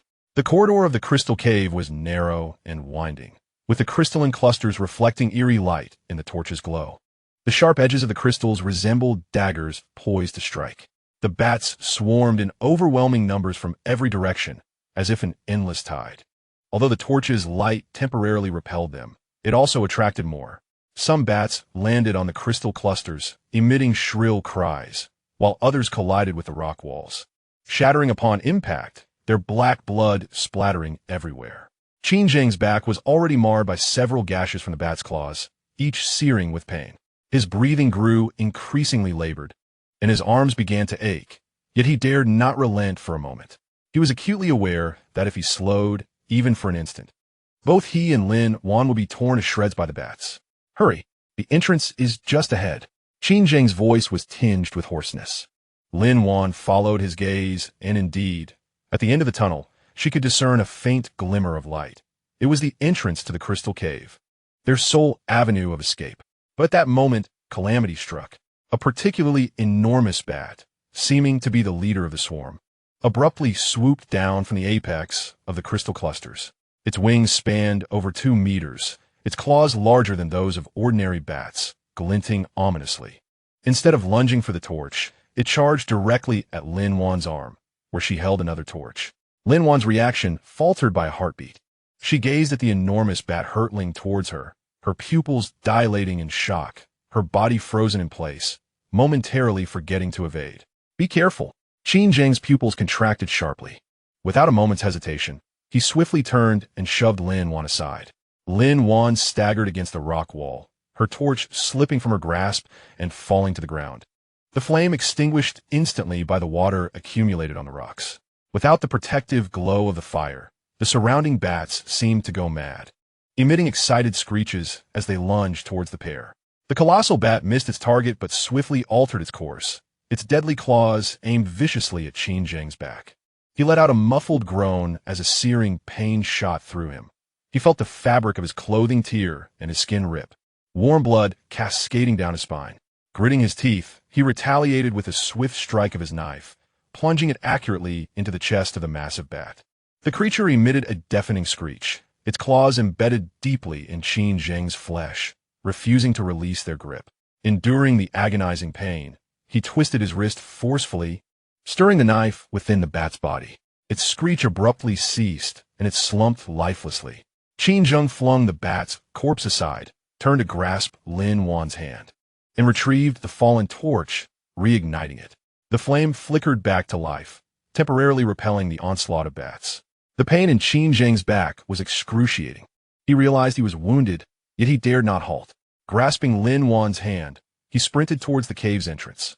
The passage narrowed, the bats' screeches relentlessly pursuing them. Some bats landed upon their shoulders, their claws tearing through their garments. Others collided with their backs, causing them to stagger. A bat's claw grazed Lin Wan's arm, a sharp pain radiating through her. She stifled a pain groan. Looking down, she saw a slender wound on her arm, dark blood seeping from it. Ignore the wound. Run. Qinzheng urged urgently. Lin Wan gritted her teeth, suppressing the pain, and quickened her pace. The light from the cave's entrance grew ever closer and clearer. The distant roar of a waterfall could be heard, accompanied by humid mist. Qinzheng pulled Lin Wan along, finally bursting forth from the crystal cave. The sunlight outside was blinding, causing both to instinctively squint. The bats that followed to the cave's mouth, however, seemed to cower in the sunlight, halting in the shadows, emitting reluctant screeches but daring not to advance further. Qinzheng and Lin Wan collapsed onto the rocks, gasping for breath. Their bodies were smeared with black bat blood and dust, a disheveled sight. Qinzheng's back was a gruesome mess, and Lin Wan bore an additional wound on her arm. The entrance of the crystal cave was densely packed with bats huddled in the shadows, resembling a black curtain, fixated upon them, screeching piercingly. Lin Wan examined the wound on her arm. The skin surrounding it had begun to redden, subtly emanating heat. A wave of unease washed over her. Unbeknownst to her, this wound would herald a fever, one that would teeter her on the brink of life and death. Qin Zheng leaned against the rocky wall, observing the bats at the entrance of the crystal cave, his gaze filled with vigilance. He understood that the perils of this island extended far beyond what met the eye. The sunlight bathed the two of them, yet it could not dispel the chill that resided deep within their hearts. The thunderous sound of the waterfall echoed around them, as if heralding a haunting melody for their narrow escape from death. Chapter 32. Injured. The vine, slick with sweat, slipped through Qin Zheng's grasp as he clutched the rough tendrils with unwavering strength. The wound on his back tugged at his muscles, and with every inch he descended, a piercing pain shot through him. His left hand remained tightly wrapped around Lin Wan's wrist, fearful that she might stumble and plummet from the sheer cliff, which towered several dozen meters high above the raging waters of the waterfall below, a fall from which survival was utterly impossible. Lin Wan's arm throbbed painfully, the gash inflicted by the bat's claw oozing droplets of blood. The dark stains soaked into her sleeve, coagulating into a deep brown scab. Gritting her teeth, she followed Qin Zheng's rhythm downwards, yet her gaze could not help but wander towards the camp below the waterfall. The faint light of dawn pierced through the mist, revealing the outline of the treehouse, which flickered in and out of sight amidst the dense foliage, with wisps of smoke curling from its chimney. Qin Dage, look, it's Xiaoyu. Lin Wan's voice trembled slightly, though her excitement was palpable. Qin Zheng followed her gaze and indeed spotted a small figure beneath the treehouse, tiptoeing to peer towards the cliff. It was Xiaoyu, dressed in faded clothing, clutching a grass-crafted grasshopper. Upon seeing them, her eyes sparkled with joy as she waved her arms and shouted, "Sister Lin, Uncle Qin." Du Hong also emerged from the treehouse, limping towards the pond with a face etched with worry. Upon seeing the two return safely, his taut nerves finally relaxed, and his eyes glistened with unshed tears. At that moment, a series of sharp screeches erupted from above. Qin Zheng's expression shifted dramatically. He abruptly looked up to see three escaped, mutated bats diving down along the vines, their wings illuminated by the sunlight, rendering them almost translucent. With their claws glinting menacingly, their target unmistakably Xiaoyu below. "Be careful," Qin Zheng roared, his wrist exerting sudden force as he pushed Lin Wan downwards along the vines. Lin Wan stumbled slightly, nearly losing her grip. She glanced down to see Xiaoyu crouched in terror, hugging her head, her small frame trembling. The three bats drew nearer, their shrill cries sending shivers down her spine. Without a moment to ponder, Lin Wan released her hold on the vine and leaped. She landed amidst the jagged stones by the pond, feeling a sharp pain in her ankle, yet she paid it no mind.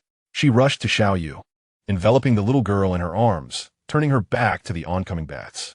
One bat's claw viciously sank into Lin Wan's right arm. An acute pain coursed through her body, and she could not suppress a muffled groan as warm blood trickled down her arm, soaking her sleeve. With a thud, Qin Zheng had slid down the vines to the ground, his hunting knife piercing the bat's chest with precision, twisting his wrist to fling the lifeless creature aside. The remaining two bats, witnessing this, emitted a screech of alarm. Retreaty Xiaoyu's voice trembled with a hint of tears as she peered out from Lin Wan's embrace. Her gaze fixated on the wound upon Lin Wan's arm. Instantly, tears streamed down her cheeks. "You are bleeding." Lin Wan managed a faint smile, gently ruffling Xiaoyu's hair. Her voice barely above a whisper, "Sister's fine, do not be afraid." Du Hong hurriedly approached, clutching a clean strip of cloth, his complexion as pale as parchment. "Miss Lin, how are you? Quickly, let me bandage it." Qin Zheng crouched down, inspecting the wound on Lin Wan's arm. The cut was not particularly deep, yet it was extensive, stretching from her shoulder to her elbow, with flesh turned outward and dark blood seeping forth. The surrounding skin had already begun to flush. His brow furrowed tightly, his gaze heavy with concern. "It is the saliva of the bats." Qin Zheng's voice was as cold as ice. "The saliva of these mutated bats may harbor unknown pathogens." He took the cloth strip from Du Hong, meticulously bandaging Lin Wan's wound. His movements were gentle, yet they still tugged at the injury, causing Lin Wan to shudder in pain, cold sweat beading on her forehead. "Kindajie, yae mifine." Lin Wan gritted her teeth, forcing a smile. "It is merely a superficial injury, nothing to worry about." Qin Zheng remained silent, merely casting a deep glance in her direction. He rose to his feet, walked to the edge of the pond, and with his hunting knife, cut several leaves of hemostatic vine, chewing them before returning to Lin Wan, applying the crushed herbs to her wound. The coolness of the herbs instantaneously alleviated the pain, and Lin Wan let out a long sigh of relief. Return to the treehouse. Qin Zheng's voice brooked no argument as he lifted Xiao Yu and extended a hand to assist Lin Wan. You require rest. Lin Wan nodded, leaning on Qin Zheng's hand. Limping toward the treehouse, the pain in her ankle grew increasingly pronounced, and her steps became heavier. Upon returning to the treehouse, Xiao Yu obediently sat beside Lin Wan, wiping the cold sweat from her forehead, while Du Hong kindled a fire below, simmering wild boar soup, and the air filled with the aroma of food. Lin Wan leaned against the wooden planks of the treehouse, feeling an overwhelming chill envelop her, as if she had fallen into an ice cellar. She tightened her coat around her, yet could not stave off the shivering.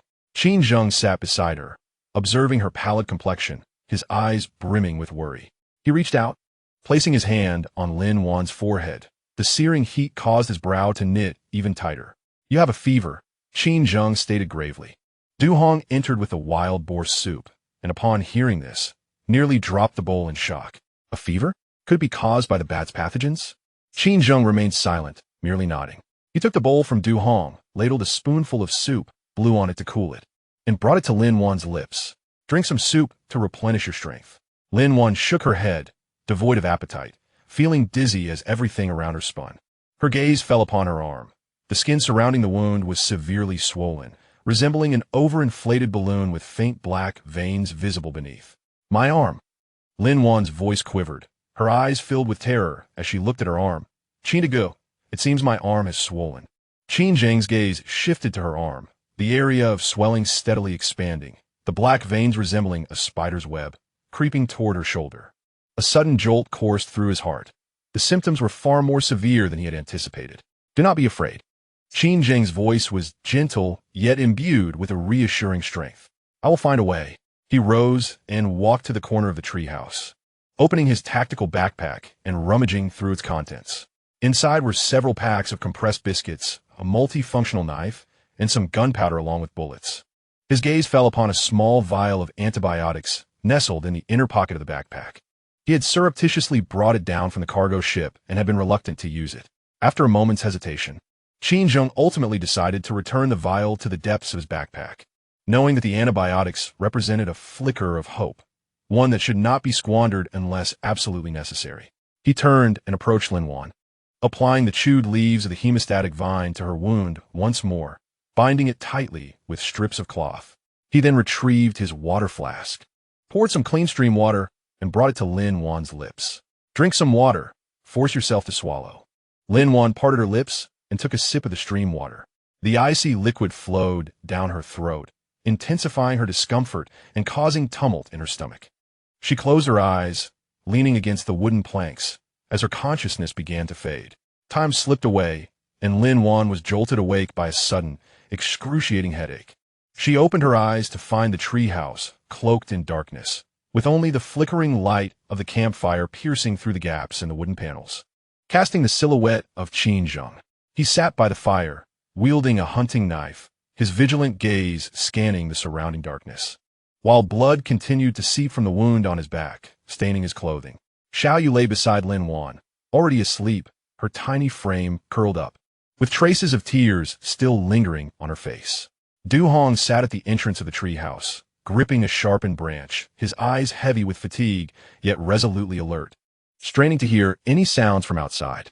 Lin Wan moved her fingers, her arm throbbing with increased intensity. The swelling had spread to her shoulder, and the dark lines on her skin had become more pronounced.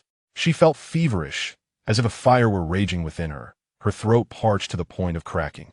Water! Lin Wan's voice was hoarse and weak. Qin Zheng immediately turned and approached her side, carefully lifting the water flask to feed her. King Dajie. Lin Wan gazed at him, her eyes brimming with despair. Am I going to die? A shudder ran through Qin Zheng's body. He reached out and touched Lin Wan's forehead, the feverish heat sending his heart plummeting. He observed Lin Wan's pale face, the swollen wound on her arm, and the despair reflected in her eyes. And an overwhelming sense of helplessness surged within him. He was an elite jungle warfare expert, capable of handling ferocious wild boars, slaying mutated bats, and setting deadly traps. Yet he found himself powerless against this unknown pathogen. Not all. Qin Zheng's voice was resolute, albeit tinged with a barely perceptible tremor. You will not die. I promise to take you off this island. Lin Wan managed a faint smile, yet tears streamed down the corners of her eyes. She understood that this was merely Qin Zheng's attempt at comfort. On this isolated island, devoid of medicine and doctors, her chances of surviving this unknown infection were bleak. The flickering light of the campfire danced, illuminating Qin Zheng's face. His eyes brimmed with guilt. If only he could have acted more swiftly. If only he could have safeguarded Lin Wan, she would not have been injured, nor would she have succumbed to fever. Du Hong sighed, approached Qin Zheng, and whispered, Brother Qin, shall we resort to antibiotics? It is our last hope. Qin Zheng fell silent. He recognized the truth in Du Hong's words. The antibiotics represented their ultimate chance. Yet, he was acutely aware of their limited supply. Once depleted, there would be no recourse should another injury occur. He gazed at Lin Wan, observing the gradual dimming of her once vibrant eyes, and made his decision. Rising, he approached the tactical backpack and retrieved a vial of antibiotics. He twisted off the cap, poured a white pill into his palm, and presented it to Lin Wan's lips. You must take this. Lin Wan looked at the pill, astonishment reflected in her gaze. She understood it was an antibiotic, a life-saving remedy from Qin Zheng. She shook her head, attempting to refuse. Brother Qin, I cannot take it. His voice, imbued with an undeniable authority, echoed a command. Fixing her gaze upon his resolute expression, she ultimately opened her mouth and swallowed the pill. Qin Zheng offered her a sip of water, watching as she swallowed the medication, and felt a wave of relief wash over him. He settled beside Lin Wan, clasping her hand, which felt feverishly hot, akin to a branding iron. Sleep now, he murmured softly. When you awaken, all will be well. Lin Wan nodded and closed her eyes. Her consciousness began to fade, the sound of Qin Zheng's voice mingling with the steady rhythm of light rain and the crackle of the campfire. Unbeknownst to her, this fever would persist for 3 days and nights, and it would irrevocably alter her fate. As the night deepened, eerie howls echoed through the jungle. Qin Zheng remained by the campfire, holding Lin Wan's hand, sleepless throughout the night. The atmosphere in the treehouse was suffocatingly tense. As everyone understood, they were embroiled in a struggle between life and death, with Lin Wan teetering on the precipice of existence. Chapter 33. The sickbed. The night enveloped the waterfall camp like a tattered cloth soaked in ink, pressing heavily upon it. The campfire within the treehouse had dwindled to dark red embers, occasionally spitting sparks that illuminated Qin Zheng's sharply defined profile. He sat on the straw-covered ground, leaning against the frigid wooden wall, his gaze fixed upon Lin Wan, who lay beside him. Her cheeks were flushed with fever, and her forehead glistened with beads of cold sweat. Her brow was tightly furrowed, as if enduring immense suffering. Her lips parted slightly, emitting fragmented murmurs. Qin Zheng extended his hand, his fingertips gently brushing her forehead. The scalding heat compelled him to furrow his brow even more deeply. This marked the second night of Lin Wan's high fever. Since being bitten by the mutated bat, her temperature had soared, and the swelling around the wound had not receded. Instead, it had spread throughout her entire arm. Sinister black lines, reminiscent of serpents, coiled around her skin, faintly glimmering with an otherworldly sheen. From his tactical backpack, Qin Zheng procured a bamboo tube containing a herbal concoction he had prepared using the hemostatic vine and anti-inflammatory grass. As Lin Wan had previously instructed, he opened the bamboo lid and leaned in, attempting to coax her to drink. Lin Wan suddenly turned her head sharply, a muffled whimper escaping her throat. Her body trembled violently, as if trapped in a harrowing nightmare. Water, I'm so thirsty. Lin Wan's voice was hoarse, as if scraped by sandpaper. Her eyes were tightly shut, her lashes damp and clinging to her eyelids, with a single crystalline tear lingering at the corner of her eye. Qin Zheng felt a pang in his heart, as if something had gripped it. He picked up the bamboo tube once more and patiently fed her the herbal juice. Drop by drop, the bitter taste of the herbal concoction caused Lin Wan to instinctively resist, yet Qin Zheng firmly held her chin in place. You must drink it to recover, he spoke in a low voice, imbued with a barely perceptible tenderness. It was the first time he had spoken in such a manner, and even he found it somewhat unfamiliar. Lin Wan seemed to comprehend his words, ceasing her resistance, and struggled to swallow the bitter herbal mixture.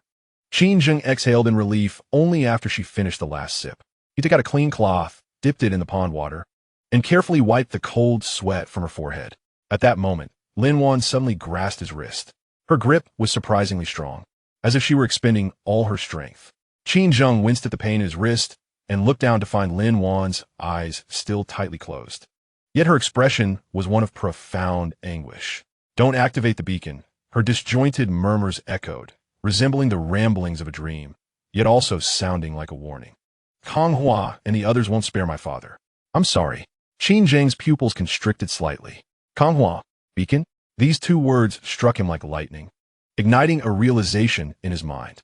He recalled Lin Wan's previous murmurs during her unconsciousness and the silver suitcase she had fiercely protected. His gaze fell upon the silver suitcase, nestled in the corner of the treehouse. It lay there quietly, reminiscent of a Pandora's box, concealing secrets yet unknown. After a brief hesitation, he rose and approached the suitcase. It was locked, but to Qin Zheng, such a lock posed no challenge. He retrieved a slender wire from his tactical backpack, inserted it into the keyhole, and twisted gently. With a click, the lock sprang open. Qin Zheng lifted the lid of the suitcase. Inside were a few changes of clothes, some medications, and first aid supplies. However, these were not the focal point. His attention was drawn to a hidden compartment at the bottom of the suitcase. He pressed the switch for the hidden compartment, which popped open. Inside lay a black device resembling a first aid intercom, inscribed with a line of small English letters, "Satellite Beacon." Beside it were several syringes and a small vial, the label of which read, "New Antibiotic." Qin Zheng picked up the satellite beacon, examining it closely.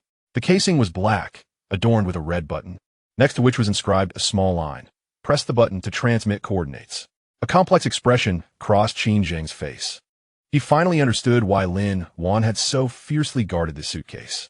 This satellite beacon was her trump card, as well as her shackles. Activating the beacon could summon rescue, but could also attract the attention of Kang Hua's people. Without activating the beacon, they would be trapped on this island, awaiting the unknown dangers. Qin Zheng gazed at the satellite beacon in his hand, then turned to observe Lin Wan, who lay on the hay, still murmuring in her delirium. Her brow furrowed even tighter. After a moment of silence, Qin Zheng returned the satellite beacon to its concealed compartment and securely locked the suitcase once more. He was unaware of Lin Wan's secret and held no desire to uncover it. On this island, each individual harbored their own mysteries. He, too, was no exception. Approaching Lin Wan once more, Qin Zheng knelt beside her. She continued to grip his wrist, incessantly muttering for him not to activate the beacon. Gently, he pried her fingers away and resumed his position on the ground. Observing her anguished expression stirred an inexplicable irritation within him. He was a fugitive, burdened with the dual identity of a traitor and an outlaw. He ought to traverse this world alone, indifferent to the fates of others. Yet now, he found himself caring for this woman's safety, her suffering, her secret. A sardonic smile crept upon Qin Zheng's lips as he recognized the trouble he was courting. At that moment, the door to the treehouse was gently pushed open. Du Hong peered in, his complexion pale and his eyes heavy with fatigue. He limped over to Qin Zheng, lowering his voice to inquire, "Brother Qin, how is Miss Lin faring?" Qin Zheng shook his head. "She is still feverish. The condition of her wound is not promising." Du Hong's brows knitted in concern. "What about the antibiotics? Should we use them?" Qin Zheng fell silent. Antibiotics represented their last glimmer of hope, yet he understood their potency and rarity. Once administered, they would be forever lost. Moreover, given the nature of this unknown pathogen, antibiotics might prove ineffective. "Not yet," Qin Zheng replied solemnly. "Let's rely on herbal remedies for another 2 days. If there is no improvement, then we will resort to antibiotics." Du Hong nodded, recognizing the wisdom in Qin Zheng's decision. He cast a glance at Lin Wan lying on the hay, then at Xiao Yu, who huddled in the corner. Her eyes filled with worry. Xiao Yu had awakened, her large eyes fixed on Lin Wan, brimming with fear. She dared not speak, afraid of disturbing Lin Wan's rest. "Xiao Yu has not yet slept?" Qin Zheng asked. Du Hong sighed. "The little girl is worried about Miss Lin. No amount of persuasion will convince her to sleep. I just fed her some wild boar soup, but she barely touched it." Qin Zheng's gaze fell upon Xiao Yu. Noticing him watching her, The little girl quickly lowered her head and whispered, "Uncle Qin, when will Sister Lin get better?" A pang of tenderness struck Qin Zheng. He approached her, gently ruffling her hair, and spoke softly, "She will be well soon. You must sleep soundly, and when you awaken, Sister Lin will be better." Xiaoyu nodded, somewhat understanding. Yet she could not help but glance at Lin Wan. Du Hong came over, lifting Xiaoyu in his arms, and softly reassuring her, "Come, Uncle will take you to sleep. By morning, Sister Lin will have awakened." As Xiaoyu was carried away, she looked back at Lin Wan one last time. The treehouse once again fell into silence.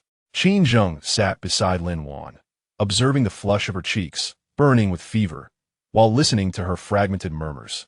His heart a tumultuous mass of confusion. Strange howls echoed through the forest, clearer than at any time before. Qin Zheng's gaze sharpened.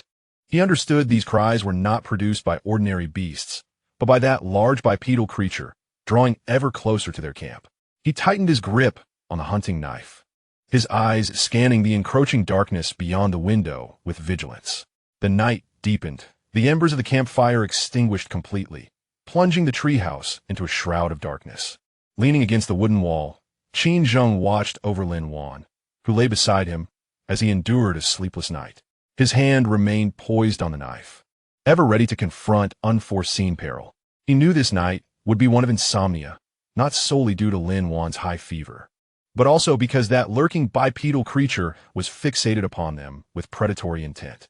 As dawn approached, Lin Wan's temperature finally began to subside a little.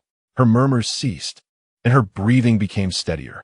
Qin Zheng exhaled in relief, his eyes fixed upon the gradually brightening sky outside, filled with weariness yet tinged with a hint of alertness. A new day was dawning, yet the danger had not dissipated. This island remained a prison, and they were still the prey ensnared within its confines. Chapter 34. Secrets in the murmurs. The faint light of dawn finally penetrated the mist created by the cascading waterfall, casting a pallid golden hue upon the wooden floor of the treehouse. The remnants of the campfire had completely cooled, leaving only a mound of ash with a faint burnt odor lingering in the air. The atmosphere was thick with the bitter scent of herbs, intertwined with the faintly sweet, metallic scent of Lin Wan's wounds, creating an almost suffocating aroma. Leaning against the wooden wall, Qin Zheng, having spent the night without sleep, bore the signs of fatigue, bloodshot eyes and stubble emerging on his chin, yet he remained acutely vigilant, his gaze fixed on Lin Wan, who lay on the hay. Lin Wan's temperature had dropped somewhat. Her cheeks were no longer as fiery as before, yet they still exhibited an unnatural flush. Her brows were tightly knitted, as if she were ensnared in a nightmarish dream, her lips parting slightly as she uttered disjointed murmurs. These utterances were fragmented and indistinct, as if echoing from a distant realm. Qin Zheng strained to listen, holding his breath, attempting to discern her words. "Water." Lin Wan's voice was hoarse, reminiscent of wood rubbed against sandpaper. Her fingers instinctively clutched the hay beneath her, knuckles whitening from the strain. Rising to his feet, Qin Zheng approached the water pouch, pouring out a small amount of clean stream water. He dipped a cloth into the water and meticulously wiped Lin Wan's cracked lips. The coolness of the stream water caused Lin Wan to shiver slightly, and her murmurs became clearer. "Konghua, don't pressure me." Qin Zheng halted in his actions, the name Konghua striking him like a needle piercing his heart. He vaguely recalled Lin Wan mentioning this name the previous night. Qin Zheng's gaze sharpened. He leaned closer, pressing his ear nearer. Lin Wan's brow furrowed tighter, a single tear slipping down the corner of her eye. Her murmurs growing increasingly frantic. "The beacon cannot be activated. I'm sorry, Dad. They want medicine, not me. Do not come to this island. It is hell." These fragmented utterances spilled from Lin Wan's lips like shattered glass, failing to form a complete picture, yet sufficient to make Qin Zheng's heart skip a beat. Beacon? Medicine? Father? Countless thoughts raced through Qin Zheng's mind. He recalled Lin Wan's silver suitcase, the way she clutched it tightly while boarding the ship, and how, even in her unconscious state, she muttered, "Don't touch my suitcase." What secrets lay hidden within that suitcase? Qin Zheng's gaze fell upon the silver suitcase nestled in the corner of the treehouse. The case lay quietly, reflecting a cold sheen in the soft morning light, resembling a Pandora's box that, once opened, could unleash unpredictable calamities.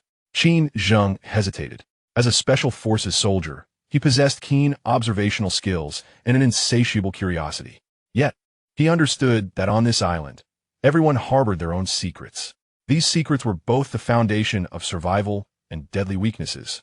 He himself bore a secret that could lead to his irrevocable downfall. Yet Lin Wan's murmurs acted as a hook, piquing his curiosity. He yearned to uncover the identity of this seemingly fragile woman. What organization was she referring to when she mentioned Konghua? And what precisely was that beacon? Qin Zheng rose, his steps light as he strode towards the suitcase. Each footfall felt like treading on cotton, his heart brimming with conflict. Upon reaching the suitcase, he crouched down. The lock was a standard combination type. Qin Zheng studied the numbers on the lock, his brow slightly furrowing. He did not know the password, but that would not deter him. From his tactical backpack, he produced a hair-thin wire. This was his old companion.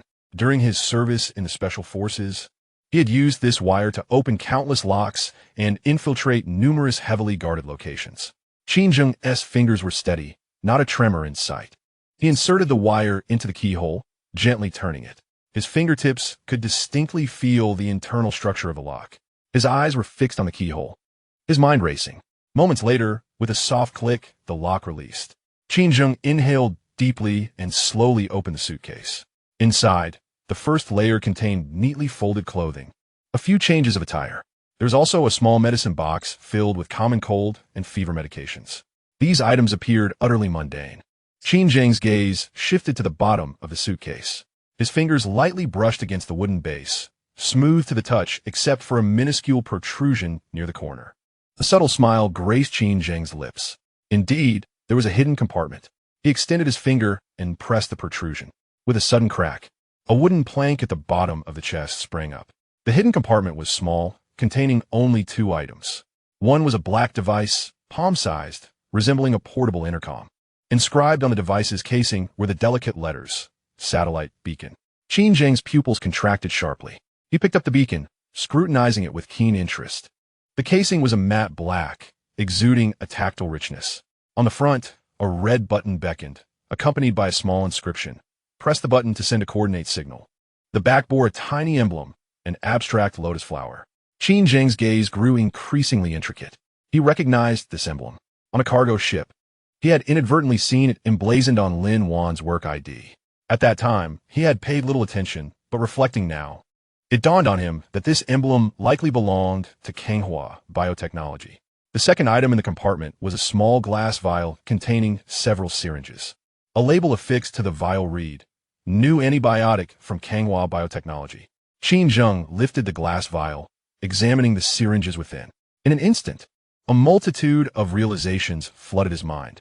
Lin Wan's identity was far from that of an ordinary pharmaceutical employee. The medications she was transporting were not mere new drugs. That satellite beacon was one of her missions. Activating the beacon would dispatch a coordinate signal. But why had she claimed it could not be activated? Qin Zheng recalled Lin Wan's murmured words. "They want the drugs, not my father, I'm sorry." A chill coursed down his spine, creeping up the nape of his neck. He began to understand. Lin Wan was merely a pawn, a piece pushed forth by Konghua biotechnology.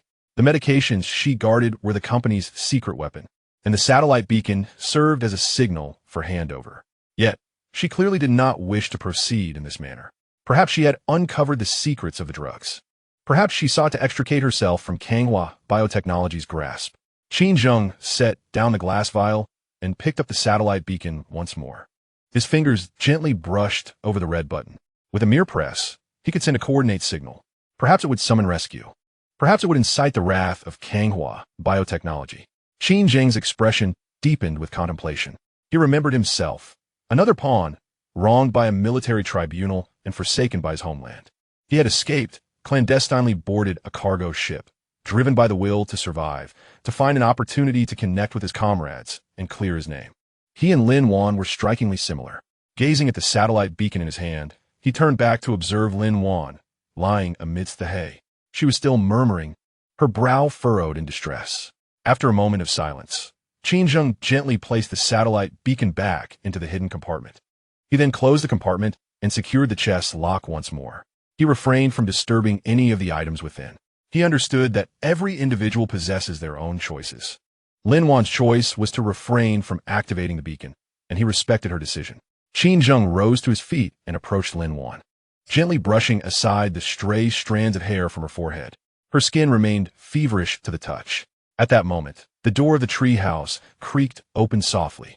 Xiao Yu entered cautiously, cradling a bowl of warm wild boar soup, her footsteps light as if afraid to disturb Lin Wan. "Uncle Qin." Xiao Yu's voice was barely above a whisper, imbued with a hint of shyness. "I made some soup for Sister Lin. May I offer her a bit?" Qin Zheng turned to glance at the bowl in her hands, the steam rising gently from the soup, its savory aroma filling the air. He nodded, his tone tender, "Certainly." Xiao Yu knelt beside Lin Wan, scooping a spoonful of soup, blowing on it to cool, and bringing it to Lin Wan's lips. Lin Wan's lips moved, but did not part. A shadow of disappointment crossed Xiao Yu's eyes. Observing her forlorn expression, Qin Zheng's heart softened slightly. He took the bowl from Xiao Yu's hands and said gently, "Allow me." Xiao Yu nodded obediently and stepped aside. Qin Zheng lifted a spoonful of soup to Lin Wan's lips, his movements gentle and patient. After a considerable time, Lin Wan finally opened her mouth and struggled to swallow a sip of the soup. The warmth trickled down her throat, seemingly providing her some comfort, and her brow relaxed slightly. A barely perceptible smile graced Qin Zheng's face as he continued to feed Lin Wan spoonful by spoonful. Xiao Yu, standing nearby, watched the scene unfold, a small smile of relief appearing on her cherubic face. Outside the treehouse, the sound of Du Hong's cough echoed. Qin Zheng looked up towards the entrance. Du Hong leaned against the doorframe, his complexion sallow, his eyes weary. Upon witnessing the tender scene within the treehouse, a bittersweet smile tugged at the corners of his mouth. "Brother Qin, you have worked hard." Du Hong's voice was soft, laced with regret. "With my condition, I cannot be of much assistance." Qin Zheng shook his head. "It is nothing." Du Hong stepped into the treehouse, glancing at Lin Wan and then at Qin Zheng. After a moment of hesitation, he could not restrain himself from asking, "Brother Qin, will Miss Lin be all right?" Qin Zheng's gaze fell upon Lin Wan's face. He remained silent for a moment before replying solemnly, "She will be fine." This statement served as both a reassurance to Du Hong and to himself. Du Hong nodded. Choosing not to speak further, he settled into a corner of the treehouse, his eyes filled with concern. Once again, silence enveloped the space, save for the soft sounds of Xiao Yu's breathing and Lin Wan's faint murmurs lingering in the air. After feeding the last spoonful of soup to Lin Wan, Qin Zheng handed the bowl back to Xiao Yu, his expression complex as he regarded Lin Wan. He understood that her secrets extended far beyond what was visible. The dangers on this island were not limited to the mutated beasts and the mysterious disappearance of Zhouzhong. Kong Huasheng. Satellite beacons. These words echoed in Qin Zheng's mind like ticking time bombs buried deep within his heart.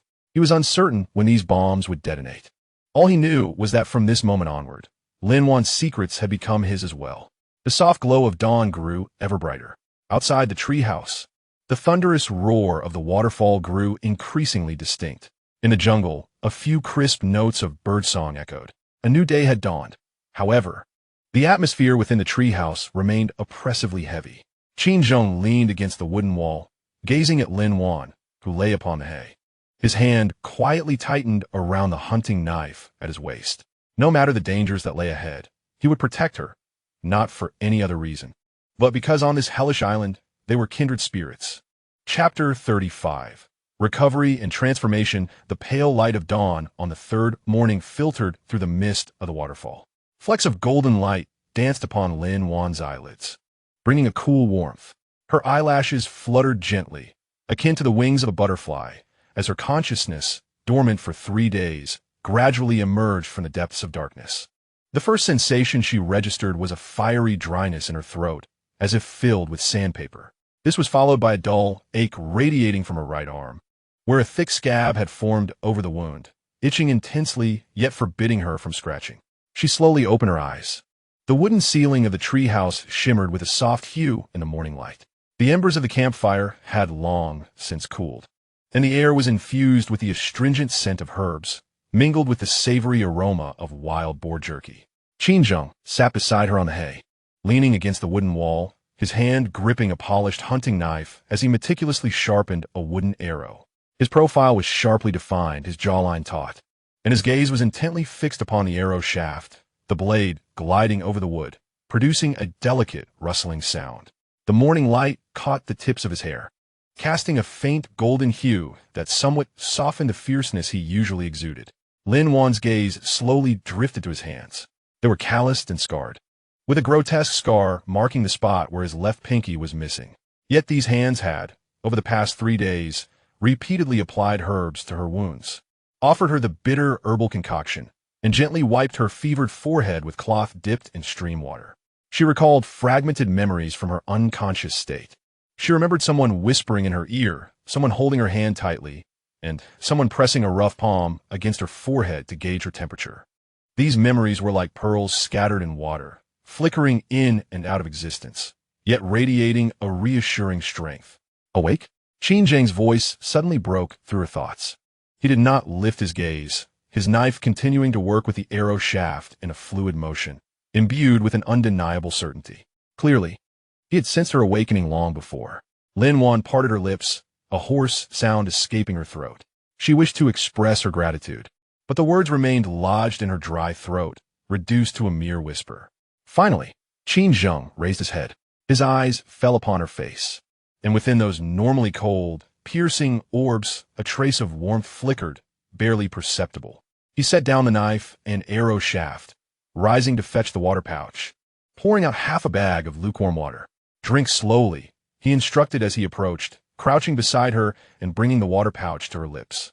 His movements were gentle, imbued with a tenderness that seemed at odds with his demeanor. Warm water cascaded down her throat, soothing the parched mucous membranes.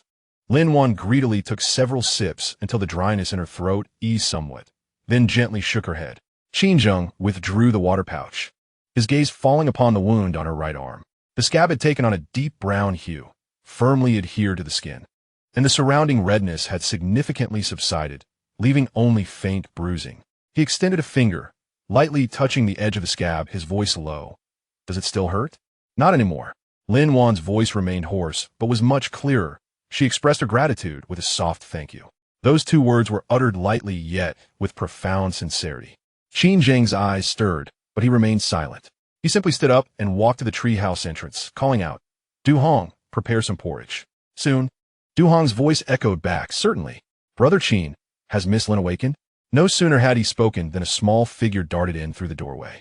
Xiao Yu clutched a grass-crafted grasshopper in her hand. Upon seeing Lin Wan awake, her eyes sparkled like 2 stars. Forgetting the grasshopper as she rushed to the pile of grass, looking up at Lin Wan and asking, "Sister Lin, you've finally awakened. Are you hungry? I saved some wild fruits for you." Saying this, she pulled out several plump, red wild fruits from her pocket and presented them to Lin Wan. The fruits glistened with dew, appearing fresh and enticing. Looking at Xiao Yu's radiant smile, a warm current surged within Lin Wan. She reached out, gently ruffling Xiao Yu's hair, and softly replied, "Thank you, Xiao Yu. I am indeed hungry." Xiao Yu's eyes brightened even more as she turned and dashed outside. "I'll go tell Uncle Du to hurry with the porridge." Watching Xiao Yu's retreating figure, Lin Wan's lips slowly curved into a delicate smile. The 3 days of unconsciousness felt like an interminable nightmare. Within that dream were the coercions of Kong Hua biotechnology, her father's disappointed gaze, the stinging pain of bat-like claws, and Qin Zheng's cold yet warm eyes.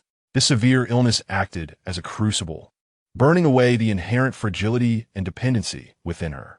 She finally comprehended that on this isolated island, no one could serve as a perpetual support. Professor Chen was gone, and Qin Zheng could not forever shield her. If she wished to survive, to uncover the secrets of this island, and to break free from the control of Kong Hua biotechnology, she must grow strong. She had to rely on her own strength to live. Du Hong soon entered, carrying a steaming bowl of porridge. The porridge, made from wild rice and wild boar meat, wafted a delectable aroma. Lin Wan accepted the bowl, sipping it slowly. The warmth of the porridge was just right, radiating from her throat down to her stomach. Qin Zheng sat nearby, watching her drink, while continuing to carve the wooden arrow in his hands. After Lin Wan finished the porridge, she returned the bowl to Du Hong. Her gaze settled on the wooden arrow in Qin Zheng's hands, her expression gradually turning resolute. Taking a deep breath, she spoke, "Brother Qin, I wish to learn from you." Qin Zheng paused his work on the arrow, lifting his head to meet Lin Wan's gaze. A hint of curiosity in his eyes. "What do you wish to learn?" "To make bows and arrows." Lin Wan's gaze fixated on the wooden arrow he held, articulating each word, to set traps, to discern directions, to acquire all the skills necessary to survive on this island. Qin Zheng's pupils slightly constricted. He gazed into Lin Wan's eyes. Those eyes, once filled with fragility and dependence, now exuded an extraordinary tranquility. They resembled a lake, washed clean by rain, crystalline yet unfathomably deep. Gone were the fears and confusions, replaced by an almost stubborn resolve. This gaze was familiar to him. In the special forces, those fresh recruits who had faced life-and-death trials bore a similar look. It was a fervent will to survive, forged from despair. Qin Zheng remained silent for a moment. He set aside his hunting knife and arrow shaft, rose to his feet, and spoke in a deep voice. "Follow me." Lin Wan immediately stood and followed him. 3 days of confinement had left her somewhat weakened, her steps unsteady. Yet she gritted her teeth, closely matching Qin Zheng's stride, without a hint of hesitation. Du Hong observed their retreating figures, holding an empty bowl, frozen in place. He scratched his head and murmured, "Miss Lin seems different somehow." Outside the treehouse, the clearing basked in sunlight. The waterfall cascaded down, crashing into the pool below, creating a mist that danced in the sunlight, forming a small rainbow. The air was infused with the moistness of water vapor, mingling with the fragrances of grass and earth. Qin Zheng approached a sturdy tree, gesturing toward a pile of wood on the ground, and spoke gravely. To craft a bow and arrow, one must first select the right materials. The bow must be made from resilient wood, like this Qinggang Mu, which is less prone to breaking. The arrow shaft should be straight and of uniform weight. He bent down to pick up a branch of Qinggang Mu, his hunting knife deftly slicing away the bark to reveal the pale yellow wood beneath. His movements were swift yet precise, each stroke perfectly measured. "Pay attention," he instructed, his tone serious. "The arc of the bow is crucial. Too much curvature risks breakage, while too little lacks power." Lin Wan stood beside him, her focus unwavering. Her eyes remained fixed on Qin Zheng's hands, etching every word he spoke and every motion he made in her memory. Once he had shaped the bow, he picked up a straight branch to carve into an arrow shaft. From his tactical pack, he retrieved a few sharp animal bones, securely binding one end to form a lethal arrowhead. "Without iron tips, bone can still kill," Qin Zheng said as he handed the completed bow and arrow to Lin Wan. "Give it a try." Lin Wan grasped the bow. The weight of the Qinggang Mu in her hands was substantial. Mimicking Qin Zheng's technique, she drew back the bowstring. A dull pain throbbed from the wound on her arm, causing her body to sway slightly. The bowstring was drawn only halfway. Qin Zheng stood silently beside her, observing intently. Lin Wan clenched her teeth, beads of cold sweat forming on her forehead. She took a deep breath, steadying herself, and exerted herself to pull the bowstring back once more. This time, she endured the pain, achieving a full arc with the bowstring. "Aim for that tree stump." Qin Zheng's voice resonated at the opportune moment. Lin Wan directed her gaze toward the indicated spot, where a half-human-height tree stump stood 30 meters away. She steadied her breath, aligning her gaze the arrowhead and the tree stump in a straight line. "Release." As soon as Qin Zheng's voice fell, Lin Wan let go. The arrow shaft whistled through the air as it soared forth. With a swift whoosh, the arrow grazed the edge of the tree stump before embedding itself into the trunk behind. Lin Wan's shoulders slumped slightly, a flicker of disappointment crossing her gaze. It was her first attempt, and it was commendable. Qin Zheng's voice remained steady, devoid of any turbulence, yet imbued with an inexplicable encouragement. The essence of archery lies in steadiness, not in strength. If your strength is limited, then employ finesse. He approached Lin Wan, grasping her hand to adjust her stance.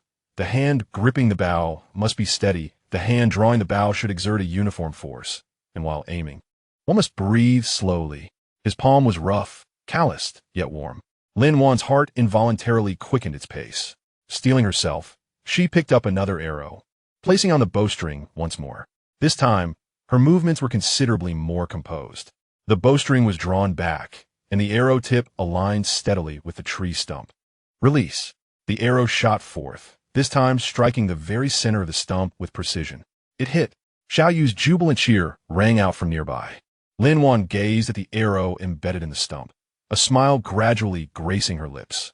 This smile was devoid of the previous fragility, replaced instead by a genuine joy and resolute determination. Observing her smile, Qin Zheng's eyes flickered with a barely perceptible softness. Turning away, he pointed toward the traps surrounding the camp and spoke in a grave tone. Next, we shall learn to craft a lasso trap. The principle of a lasso trap is quite simple, yet it demands meticulous calculations. Qin Zheng crouched down, demonstrating how to weave the lasso from vines, how to set the triggering mechanism, and how to select the path frequented by the prey. Lin Wan knelt beside him, listening intently. Her keen observational skills quickly led her to discover the trap's pivotal elements. Qin de Gu, Lin Wan softly suggested, pointing to the trigger mechanism of a lasso. If we were to replace the triggering branch with a thinner one, wouldn't that enhance its sensitivity? Even smaller prey could activate it. Qin Zheng's gaze followed her indication, his expression shifting slightly. The lasso he had previously set was designed for medium-sized game, such as wild boars and hares. Indeed, substituting with thinner branches could potentially capture smaller creatures like birds and squirrels, which would provide a significant supplement during times of food scarcity. That is feasible, Qin Zheng nodded, a hint of approval lacing his voice. Lin Wan's eyes sparkled upon receiving his acknowledgement. Rather than basking in pride, she immediately set to work, weaving the lasso according to her own idea. Her fingers, slender yet nimble, brought the vines to life, swiftly crafting an intricate lasso. She selected a small tree, configured the triggering mechanism, and scattered some wild fruit fragments around. Qin Zheng stood by, observing her actions with an increasing sense of admiration. This woman was far more resilient than he had anticipated. As the sun dipped below the horizon, Lin Wan had mastered the art of crafting simple bows and arrows, setting lasso traps, and constructing spike pits. Her forehead glistened with sweat, her arms ached intensely, yet she felt no fatigue. Standing by the pond, she gazed into the water, observing her reflection. The woman in the reflection bore a somewhat pale complexion, yet her eyes shone with an extraordinary brightness. Her garments, stained with earth and fragments of grass, radiated an unprecedented vitality. She knew, in that very instant, that Lin Wan, the version of herself who had long leaned on others, had perished. What remained was Lin Wan anew, resolute, self-reliant, determined to survive this infernal island by her own strength alone. Qin Zheng approached and extended a water skin. Drink. She accepted it and took a sip. Cool water glided down her throat, soothing her weariness like a gentle tide receding from parched shores. Lifting her gaze, she met his eyes, calm, unwavering. Brother Qin, when shall we go to that valley? His gaze drifted westward, where the dying sun bled crimson across half the sky. In the distance, veiled by mist, the valley loomed, elusive, primordial, like a slumbering leviathan awaiting its prey. When you are fully recovered, he replied, his voice grave. That valley is perilous. Lin Wan nodded. She knew well what lay hidden within, a Japanese military depot and hoarded gold, alongside countless unseen dangers. Yet fear held no dominion over her, for she understood, with quiet certainty, that only by unraveling the valley's secrets could she uncover the path to escape this island. Night deepened. The thunderous roar of the waterfall echoed ceaselessly, while strange, haunting cries rose from the jungle, no longer chilling, but strangely familiar, almost companionable. Inside the treetop shelter, Lin Wan sat motionless, a hand-carved wooden arrow resting in her palm. Her gaze steady and unblinking as it pierced the encroaching darkness beyond the threshold.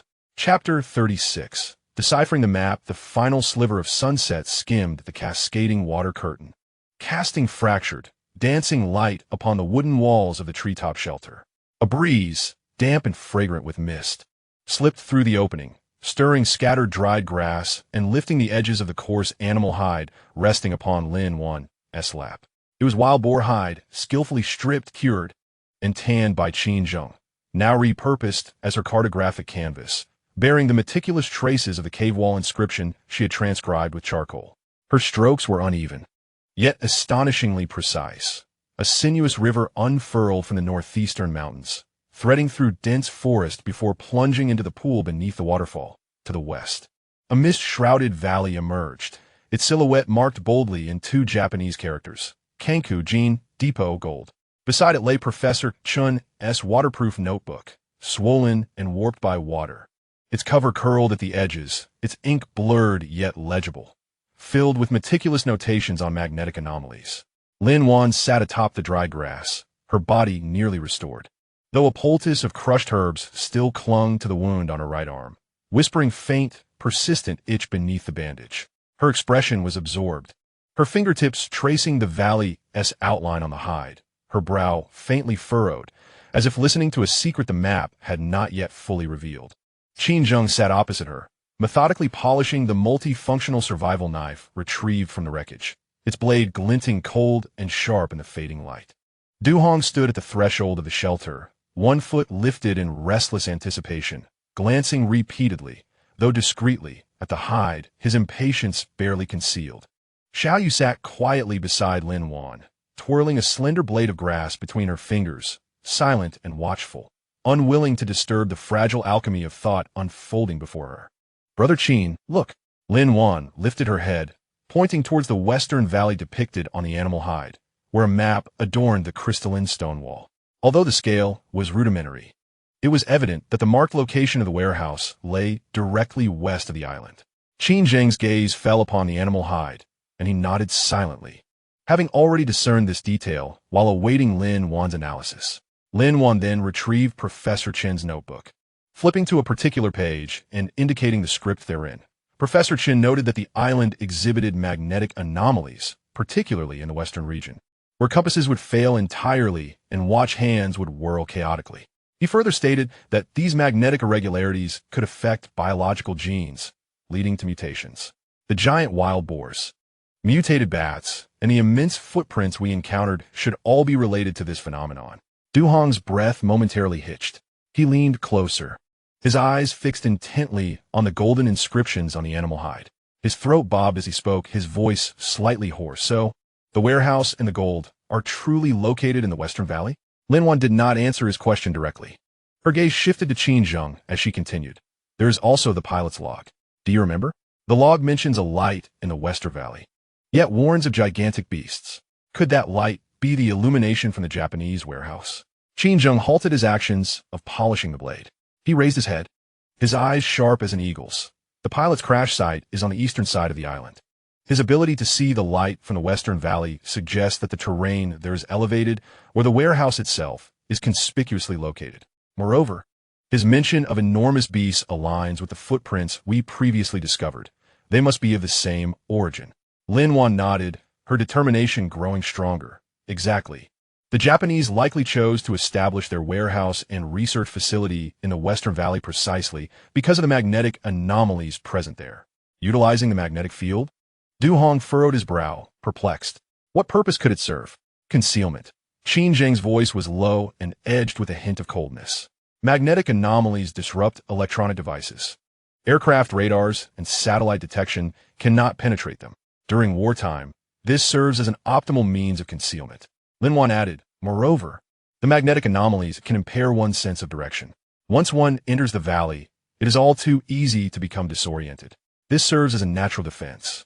Her fingers traced a clear route on the animal hide, illustrating the path from the waterfall camp to the Western Valley, from our current position. We must head west through the dense forest and over a ridge to reach that valley.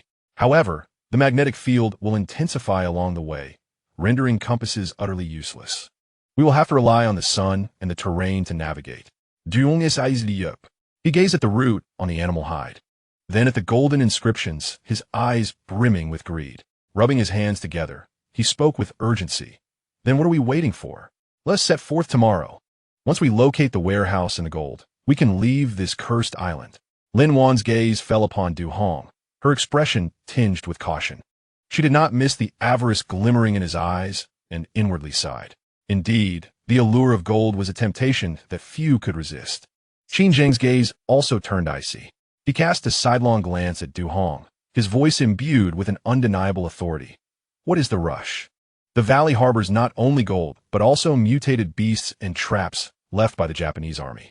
Without sufficient preparation, venturing forth would be tantamount to courting death. Du Hong's enthusiasm was doused with a bucket of cold water. His complexion paled slightly, yet he stubbornly insisted, but the gold is right there. Gold cannot be consumed as food, nor can it serve as a weapon. Qin Zheng's tone was unyielding. On this island, survival is of utmost importance. Du Hong opened his mouth, eager to argue further, but was quelled by Qin Zheng's icy gaze. Reluctantly, He closed his mouth and retreated to the entrance of the treehouse. Yet his resolve remained unbroken as he fixated on the golden inscriptions on the beast's skin. Lin Wan observed Du Hong's retreating figure, a wave of unease washing over her. She understood that gold, like a seed, once it takes root in the human heart, blossoms into a flower of greed. And this flower often brings about destruction. She withdrew her gaze and continued to scrutinize the map inscribed on the beast's skin. Her fingers traced the markings for the warehouse and the gold, her brow furrowing slightly. "Brother Qin, do you not find the positions of these two markings somewhat peculiar?" Qin Zheng's gaze fell upon the beast's skin. "What is peculiar?" "The location of the warehouse lies deep within the valley, in a treacherous terrain. Yet, the marking for the gold is situated right beside the warehouse, in a relatively concealed side chamber." Lin Wan's eyes sharpened. The Japanese concealed the gold in the side chamber of the warehouse, indicating their high regard for this treasure. Moreover, there are some strange symbols on the map. Look around the warehouse. These triangular symbols, do they not signify traps? Qin Zheng leaned closer to the beast's skin, scrutinizing the symbols intently. His pupils constricted slightly as he nodded. "They are traps. These symbols are identical to the military trap symbols I learned during my time in the Special Forces." He pointed to one of the triangular symbols. "This symbol represents a landmine. This one indicates a tripwire explosive, and this denotes a pitfall with bamboo spikes." Du Hong's face turned ashen in an instant. He could no longer care about the gold, his voice trembling as he uttered, "Traps? If we go there, wouldn't that mean a near-fatal encounter?" Lin Wan's expression grew grave. "Therefore, we must be thoroughly prepared. We need not only weapons and provisions, but also the ability to identify and disarm these traps." She lifted her gaze to Qin Zheng, her eyes reflecting a hint of resolve. "Brother Qin, I believe we should first investigate the edge of the dense forest to the west. We need to ascertain the terrain and familiarize ourselves with the magnetic field's influence to prepare for our formal entry into the valley." Qin Zheng nodded. He had already contemplated this course of action. He rose to his feet, sheathing his multifunctional knife back into its scabbard at his waist, and said solemnly, "Very well. We shall depart early tomorrow. Du Hong, you will remain at the camp to care for Xiao Yu, reinforce the treehouse, and check the warning traps." Du Hong promptly nodded, a glimmer of relief crossing his face. He could not have wished for anything more than to stay at the camp, away from those terrifying traps and mutated beasts. Lin Wan carefully rolled up the beast's skin and placed it in her backpack. She gazed out at the darkening sky, a swirl of complex emotions rising within her. The valley to the west concealed the secrets of the Japanese army, the priceless gold, and also perilous dangers. There lies a realm of hope, yet also a chasm of despair.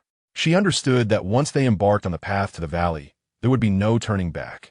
The avarice of humanity, the thirst for survival, and the lurking dangers would intertwine in that valley, forming an immense web.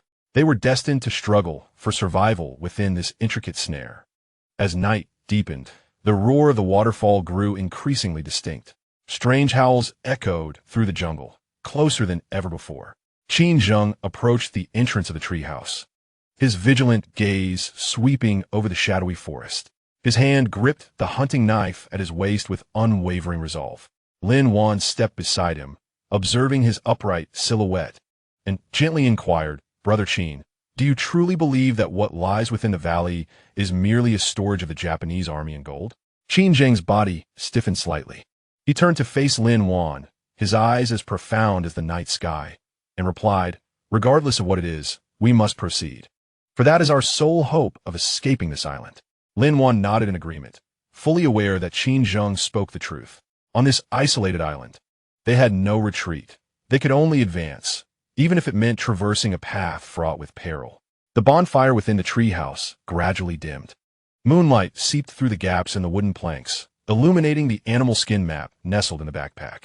The storages and inscriptions on the map glimmered with a cold sheen under the moonlight, resembling a pair of eyes watching them from the shadows.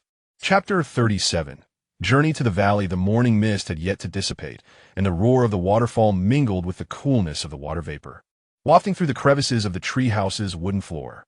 Qin Zheng was the first to awaken, leaning against the railing of the treehouse. He surveyed the dense forest to the west, where the fog was thicker, resembling a heavy gray curtain concealing the direction of the valley.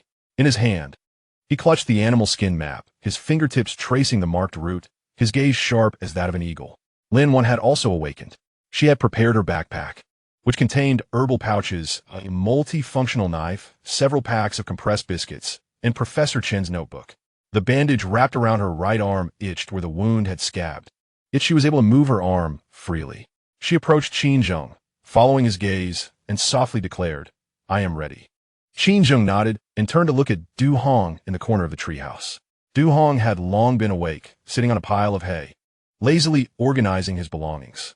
His backpack bulged, its contents a mystery, and his eyes reflected a blend of apprehension and anticipation, glancing occasionally at the golden inscriptions on the animal skin map.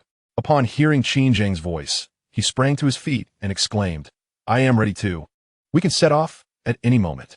Qin Zheng's gaze fell upon Du Hong's backpack, his brow furrowing slightly. "Pack lighter, eliminating unnecessary items to reduce the load."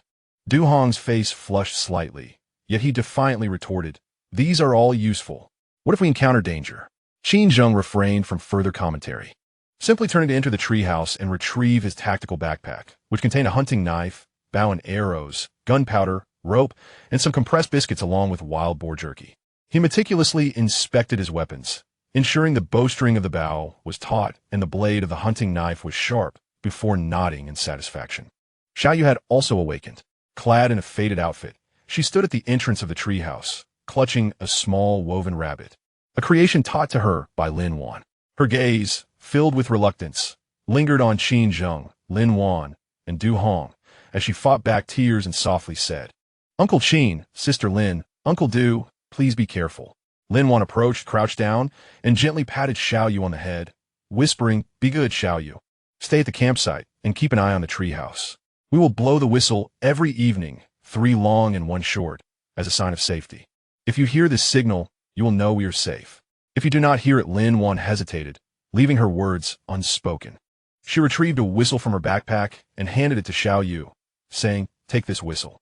If you encounter danger, blow it hard. We will hear you." Xiaoyu accepted the whistle, gripping it tightly in her hand, and nodded vigorously. "I understand, Sister Lin. I will watch over the treehouse and wait for your return." Qin Zheng approached as well, his gaze toward Xiaoyu softened unexpectedly. "Remember, do not stray too far from the treehouse, and do not open the door to strangers. If you encounter wild beasts, retreat into the treehouse and secure the fence." Xiaoyu nodded earnestly, tears finally spilling down her cheeks. "Uncle Qin, you must come back."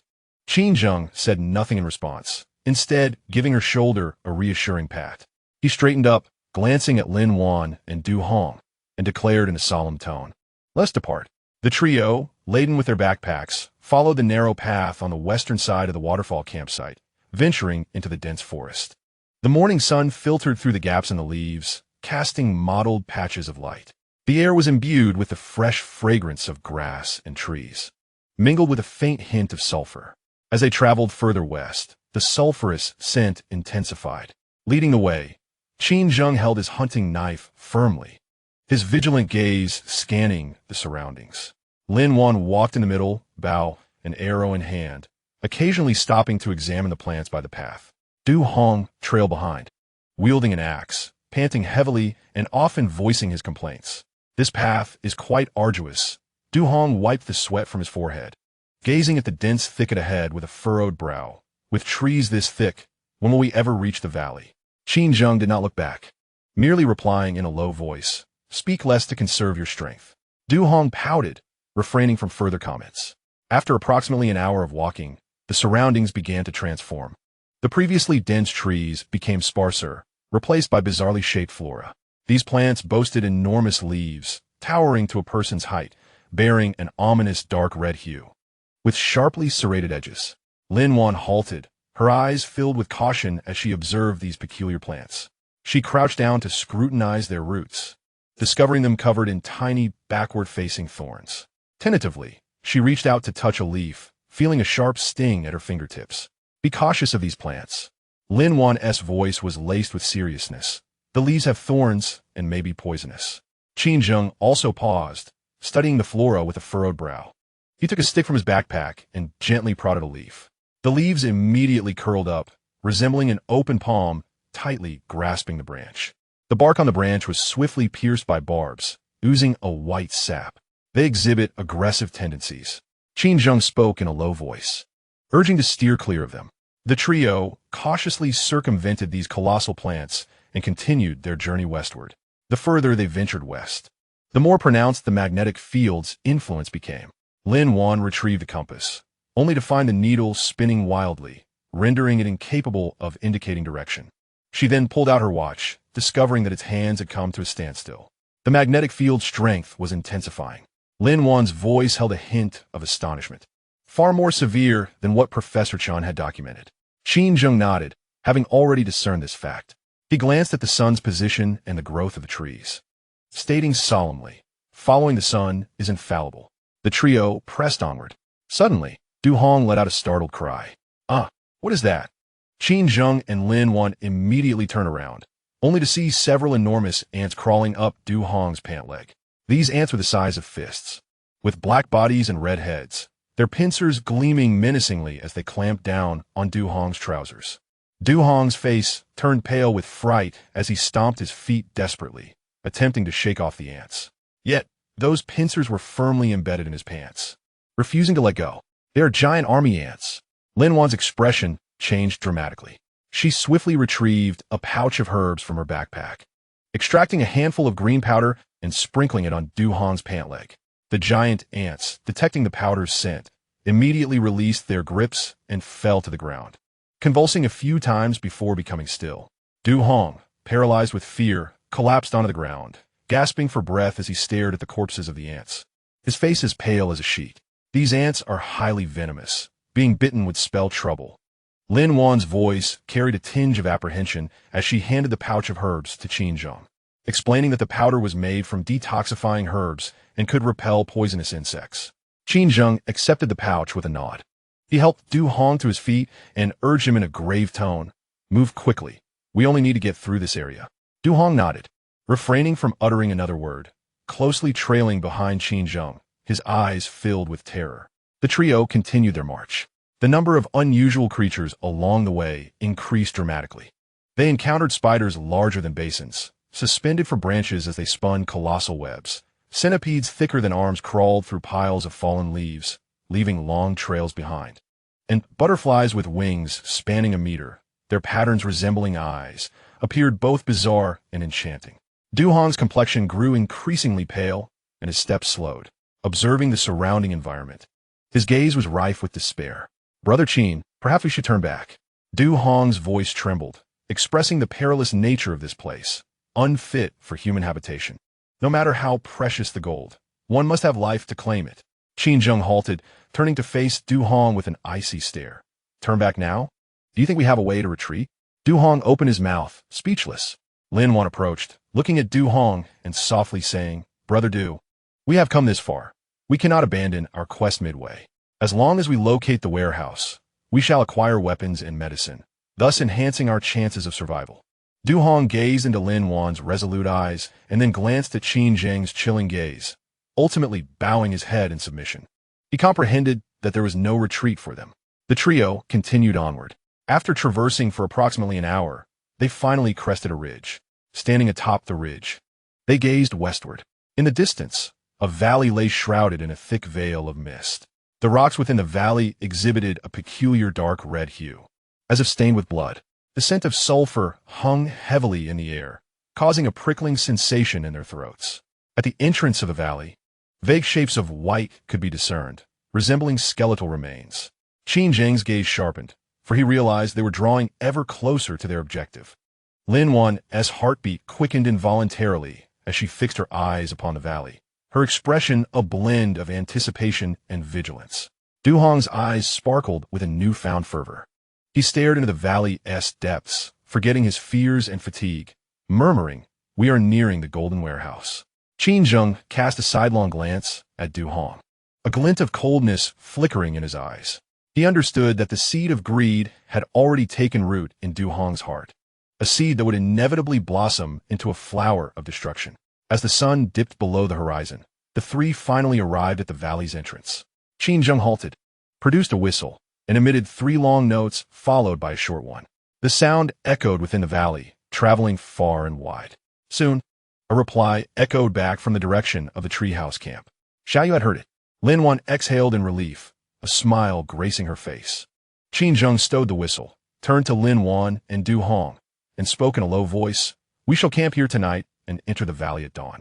The trio sought a relatively flat area to erect makeshift tents. Qin Zheng kindled a fire, its flames dispelling the surrounding chill and warding off some venomous insects. Du Hong sat by the fire, his gaze fixated on the valley, muttering to himself. Lin Wan settled beside Qin Zheng, watching the flickering flames, and softly inquired, "Brother Qin, what do you think lies within the valley?" Qin Zheng, his eyes deep and contemplative, replied, "There are things we need, as well as things we fear." Lin Wan nodded in understanding, choosing to remain silent thereafter. As night deepened, eerie howls emanated from the valley, reminiscent of wild beasts' roars intertwined with human cries. The glow of the campfire danced in the darkness, casting shadows upon the faces of the three companions. Qin Zheng leaned against a rock, gripping his hunting knife, vigilantly scanning the surrounding gloom. Lin Wan rested beside him, bow in hand, with her ear pressed to the ground, attuned to the sounds of the environment. Du Hong cowered within the tent, trembling, incessantly murmuring about gold and survival. The night grew ever darker, and the howls from the valley drew closer. Qin Zheng's expression hardened with increasing coldness, for he understood that the true peril was only just beginning. Chapter 38. Valley of Death. The morning mist was denser than the previous night, enveloping the entire valley in an impenetrable shroud of gray. Qin Zheng and his companions tidied up their makeshift tent and, stepping on the scattered stones, ventured into the valley's entrance. As they crossed the threshold, a potent scent of sulfur assailed them, causing Du Hong to cough uncontrollably, tears streaming down his face.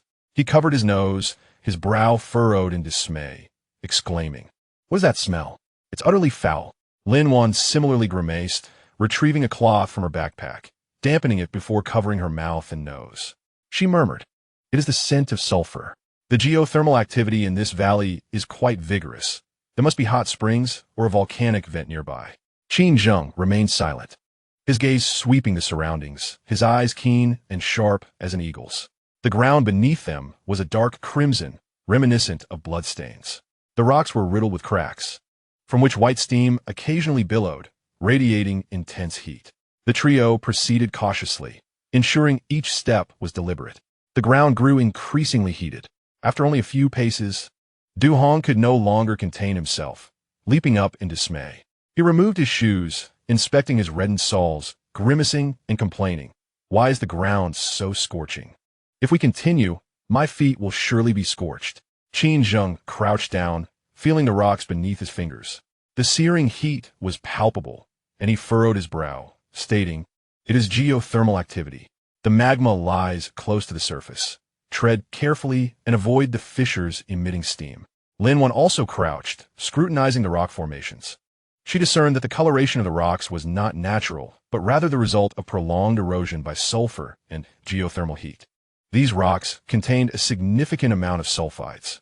Her voice took on a serious tone as she remarked, "Prolonged exposure is detrimental to one's health."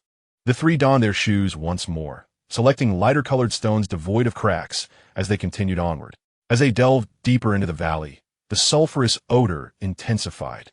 The surrounding mist thickened, reducing visibility to less than 10 meters.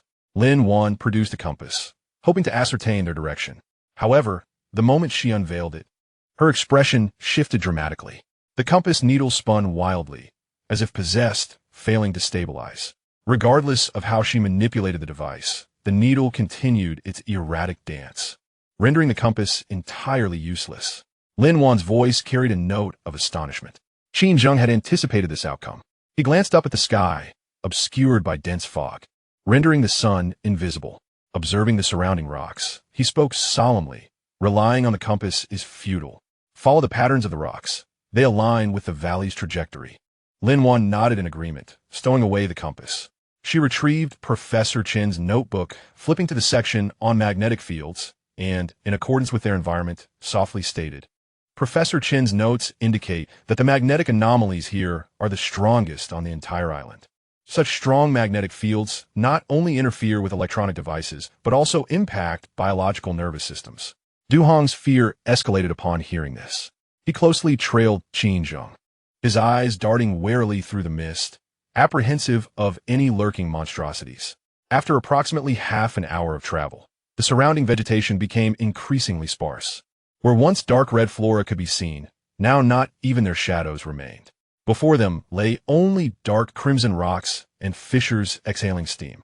The sulphurous scent in the air grew increasingly pungent, making it difficult to breathe. Suddenly, Du Hong's footsteps came to an abrupt halt, his gaze fixed on the ground ahead. His eyes filled with dread. His body began to tremble as he pointed downwards, his voice tinged with a hint of despair. "What is that?" Qin Zheng and Lin Wan followed his line of sight. Before them lay a scattered heap of bones, some human, others animal. The human remains were robust, with some still clad in tattered uniforms of the Imperial Japanese Army, the rising sun insignia barely discernible. The animal bones were even larger, their shapes peculiar, reminiscent of some colossal beast. These skeletal remains bore numerous gnawing marks. Some bones were cleanly severed, while others displayed deep tooth imprints. Sunlight filtered through the gaps in the mist, casting a ghastly pallor upon the bones. Du Hong, paralyzed by fear, felt his legs weaken, nearly collapsing to the ground. He swallowed hard, his voice quaking. "Why are there so many bones here?" Qin Zheng approached the remains, crouching down for a closer inspection. He picked up a piece of human bone, recognizing the familiar tooth marks, akin to those found previously on the black sands of the beach and in the northwestern jungle. Belonging to the same species, a large bipedal creature. Qin Zheng's voice was as cold as ice. These soldiers must have been devoured by it.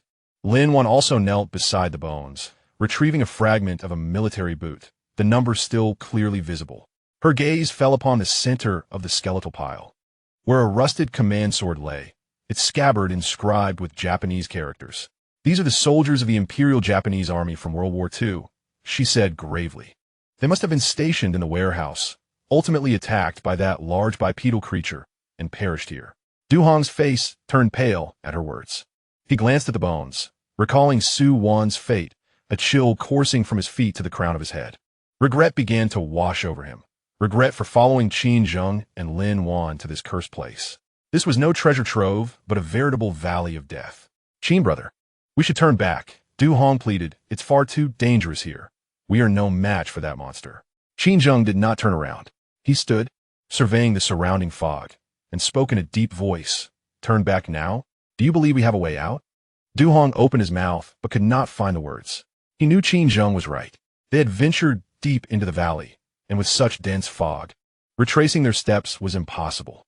Moreover, even if they found their way back, that enormous bipedal creature could be lurking nearby. They had no avenue of escape. Lin Wan placed a reassuring hand on Du Hong's shoulder and spoke softly. "Brother Du, do not be afraid. As long as we remain cautious, we can avoid that monster. Besides, the warehouse not only contains gold, but also weapons. Once we acquire those weapons, we can confront the beast." Du Hong looked into Lin Wan's resolute eyes, then at Qin Zheng's frigid silhouette, ultimately bowing his head. He clenched his jaw, tightening his grip on the axe in his hand. "All right, I will follow you." Qin Zheng nodded slightly and turned to continue walking ahead. The three of them treaded carefully on the ground strewn with gravel, weaving cautiously among the dark red rocks. As they ventured deeper into the valley, geothermal activity became increasingly pronounced. The ground was riddled with cracks, from which scalding steam emanated. Occasionally, they spotted bubbling hot springs, the water murky yellow and exuding a pungent sulphurous odor. Lin Wan's gaze suddenly fell upon a massive boulder. Its surface was remarkably smooth, as if polished by human hands. Etched upon it were some indistinct Japanese characters. Although most had succumbed to sulfuric erosion, a few remained legible. "Military restricted area," Lin Wan murmured softly. Qin Zheng also noticed the boulder and approached it, scrutinizing the inscriptions with keen eyes. This was left by the Japanese army. "This marks the boundary of their military restricted zone." Lin Wan nodded in agreement, her eyes scanning the surrounding rocks. When she suddenly discerned that similar markings adorned the nearby stones. Some were triangular, others circular, and some shaped like crosses. These symbols likely served as demarcations for the Japanese forces. Lin Wan's voice brimmed with excitement as she said, "If we follow these markings, we shall find the entrance to the warehouse." Qin Zheng's gaze settled on the symbols, and he nodded in affirmation. "Let us proceed." The three of them followed the markings on the rocks and continued onward. The mist thickened, reducing visibility to less than 5 meters, leaving only the nearby rocks and fissures in sight. Soudainly, Duong's foot slipped sharply. The rock beneath him gave way, revealing a seemingly bottomless chasm, from which searing steam rose, infused with a strong scent of sulfur. Du Hong gasped, his body tipping toward the abyss. In a critical moment, Qin Zheng swiftly reached out, grasping Du Hong's wrist. Qin Zheng's arm tensed, muscles straining as he gripped Du Hong firmly and pulled upward with all his might. Lin Wan hurriedly ran over to assist, grasping Du Hong's other hand. Together, they exerted their strength and finally managed to pull Du Hong back from the precipice. Du Hong collapsed onto the ground, gasping for breath. His face as pale as a sheet, his back drenched in cold sweat. Thank you. Thank you. Du Hong's voice trembled with gratitude. Qin Zheng remained silent, crouching down to examine the chasm with meticulous care. The scalding steam surged from within, and they could faintly hear bubbling sounds emanating from below. It is a geothermal fissure. Qin Zheng's voice was as cold as ice. Step carefully. These rocks may appear solid, but they have been rendered fragile by geothermal erosion. Duong nodded vigorously, his demeanor now cautious. He rose to his feet, closely trailing Qin Zheng, taking each step with utmost vigilance, his eyes fixed on the rocks beneath him. The trio continued onward, walking for approximately half an hour. Gradually the fog thinned. Their vision ahead finally sharpened. Qin Zheng halted abruptly, his gaze fixed sharply upon the rock face ahead, his eyes piercing like an eagle's. Lin Wan and Du Hong followed his gaze. Before them, a concealed fissure marred the rocky wall, cloaked in a dense tangle of vines that rendered it nearly imperceptible to the untrained eye. Surrounding the fissure, a colossal cruciform symbol was etched with precision. The corners of Qin Zheng's mouth slowly curled into a barely discernible smile, for he was aware they had indeed arrived at the correct location. The entrance to the warehouse lay hidden behind that very fissure. Lin Wan felt her heart race involuntarily, her gaze fixed upon the crack, her eyes brimming with both excitement and vigilance.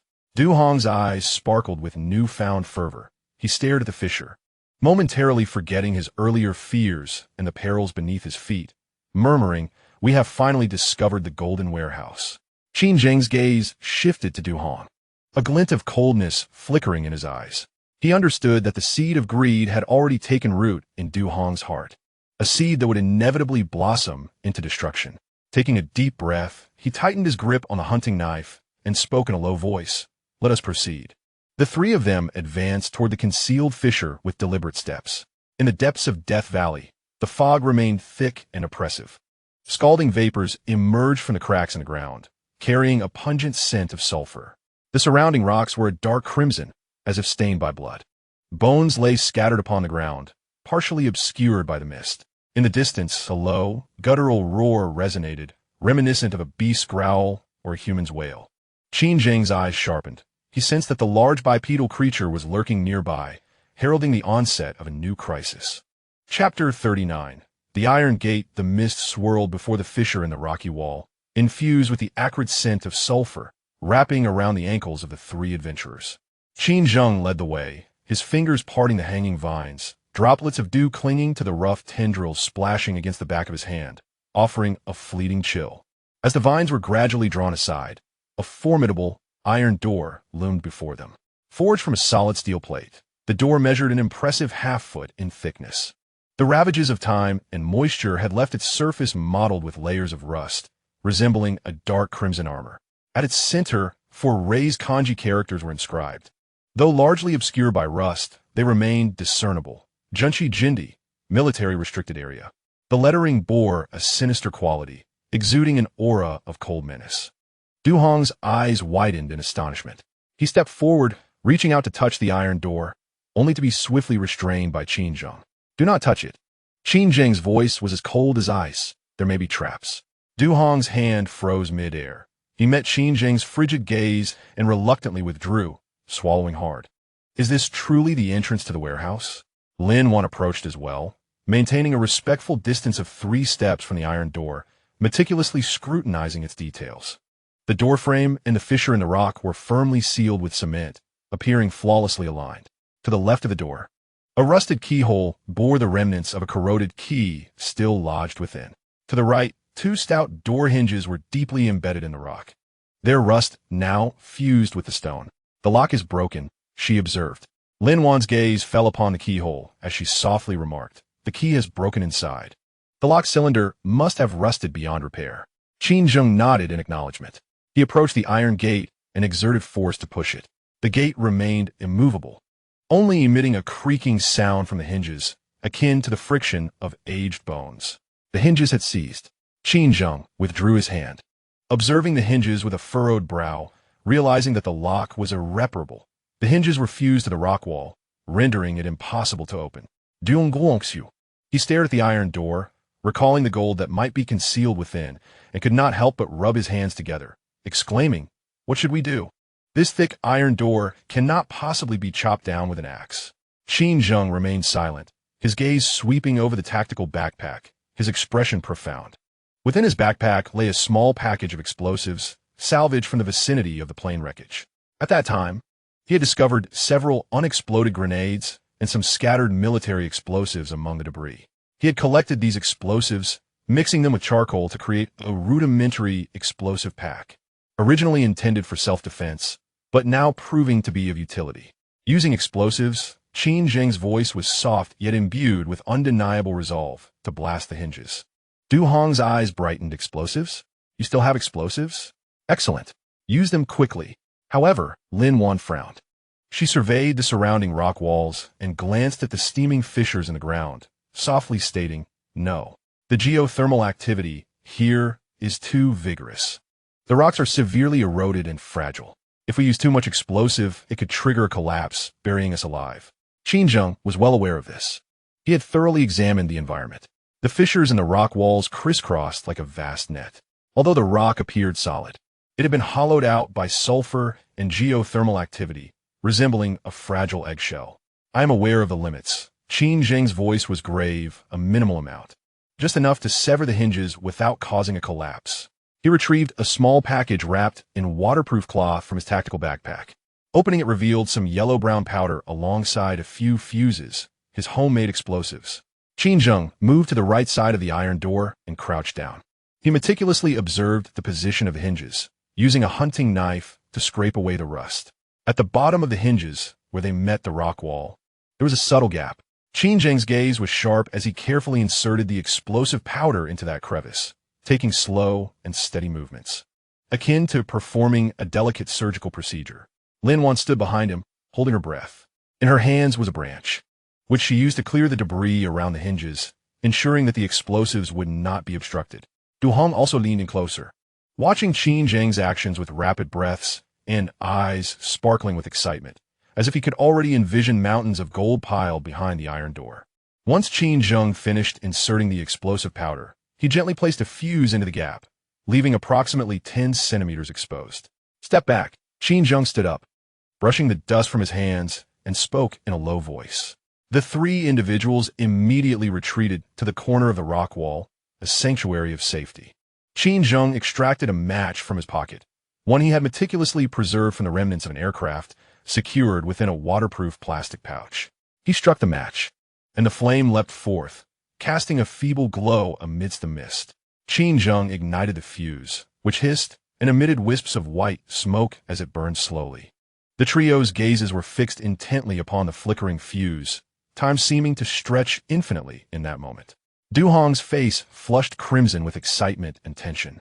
His fists clenched tightly, knuckles paling. Lin Wan furrowed her brow, her eyes scanning the rocky walls surrounding the iron door, poised for any sudden occurrences. Qin Zheng's demeanor was chillingly calm. He gripped his hunting knife at his waist, his gaze sharp as that of a hawk. With a resounding thud, a muffled explosion echoed within the crevice. Contrary to expectations, there was no thunderous roar nor flying debris, only a cloud of dust rising slowly from the hinges of the door. As the smoke dissipated, it revealed that the two hinges on the right side of the iron door had shattered, exposing a glimmer of silver metal. "It worked!" Du Hong exclaimed with uncontainable excitement, ready to dash forward. "Stop!" Qin Zheng barked, his voice authoritative. Du Hong halted abruptly, turning to Qin Zheng with a bewildered expression. Qin Zheng remained silent, approaching the iron door to lift a fragment of rock, which he struck against the door with force. The metallic clang reverberated, causing the door to tremble slightly. No traps were triggered, no poison arrows shot forth, and no boulders rolled down. Only then did Qin Zheng breathe a sigh of relief. He stepped closer, extending his hand to grasp the edge of the iron door. "Give me a hand," he said firmly. Lin Wan promptly joined him, gripping the edge alongside him. Dung, realizing the urgency, hurried over to assist in the effort. Together, the three exerted their strength. A grating sound of friction pierced the air as the heavy iron door began to creak open. A bone-chilling cold rushed forth from behind the door, starkly contrasting with the oppressive heat outside. The mist seemed to be drawn into the chamber beyond, as if by an invisible hand. Behind the iron door lay a concrete passageway descending into darkness. The corridor was wide, exceeding 3 meters. Its walls were constructed of concrete, marred with mold and water stains. Every so often along the ceiling, rusted light fixtures hung in disrepair. The passage was engulfed in impenetrable blackness, where one could not see their own hand before their eyes. The air was thick with the pungent sense of mildew, rust, and a faint, almost imperceptible trace of blood. Du Hong's breath quickened, his eyes glinting with greedy anticipation in the dark. He yearned to rush into the corridor, but was halted by Qin Zheng's firm grip. From his tactical backpack, Qin Zheng retrieved a torch. He struck a match, igniting the torch, and the flames surged, illuminating the entrance to the passageway. The flickering flames cast a warm glow upon the faces of the three individuals. Qin Zheng's gaze became exceedingly vigilant. Lin Wan's brow furrowed tighter, reflecting her unease. Du Hong's countenance was filled with an overwhelming sense of impatience. With a torch held high, Qin Zheng took the lead into the passageway. The torchlight dispelled the surrounding darkness, revealing a floor thickly coated in dust. Within the dust lay several indistinct footprints. Some were small, resembling those left by leather shoes, while others were large, akin to the paw prints of a formidable beast. Suddenly, Qin Zheng halted, his attention fixated on the enormous paw prints. His expression turned icy in an instant. Lin Wan also noticed the prints, her complexion paling slightly. However, Du Hong remained oblivious, his eyes firmly fixed on the depths of the passage, where an oppressive darkness loomed, as if a slumbering giant awaited its prey. Qin Zheng tightened his grip on the hunting knife at his waist, acutely aware that the true peril was only just beginning. Deep within the passage lay the secrets of the Japanese army, concealed alongside deadly traps and unspeakable horrors. Chapter 40. The armory. The torchlight danced within the concrete passage, elongating the shadows of the trio, casting them against the mottled walls like distorted phantoms. Qin Zheng led the way, the hunting knife clutched firmly in his hand. Its blade aligned with his trouser seam as he treaded lightly. His gaze swept across the thick dust covering the ground, where the mingled imprints of leather shoes and animal paws stood out starkly in the flickering glow. The deeper they ventured, the more pungent the musty odor became, intertwined with a faint scent of machine oil. The walls were constructed from crude concrete, rough and uneven, adorned with water stains and mold, occasionally revealing vague Japanese graffiti, likely remnants left by soldiers stationed there years ago. The lamp fixtures overhead were corroded and rusty, with some having fallen away to expose broken wires within. Lin Wan followed closely behind Qin Zheng, gripping a multifunctional knife tightly, her vigilant eyes scanning the surroundings. Her keen sense of smell detected not only the mold and oil, but also a faint hint of blood, reminiscent of a long-sealed, ancient atmosphere. Du Hong brought up the rear, his breath growing heavier, his eyes gleaming with excitement. He had completely cast aside the footprints and the surrounding dangers, consumed solely by his yearning for treasure. The passage was lengthy. After approximately 10 minutes of walking, a sudden brightness emerged ahead. Qin Zheng abruptly halted, raising his torch to peer forward. At the end of the passage stood a stone door, obstructed by debris. The door had partially collapsed, its surface laden with rubble and broken rebar, alongside fragments of decayed wooden crates. "Be cautious," Qin Zheng said in a low voice, stepping forward first.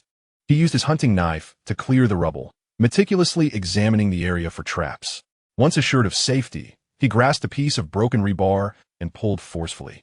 The rebar emitted a piercing screech as it was wrenched free. Lin Wan and Du Hong hurried to assist him. The three individuals worked in unison, gradually clearing the debris that obstructed the stone door.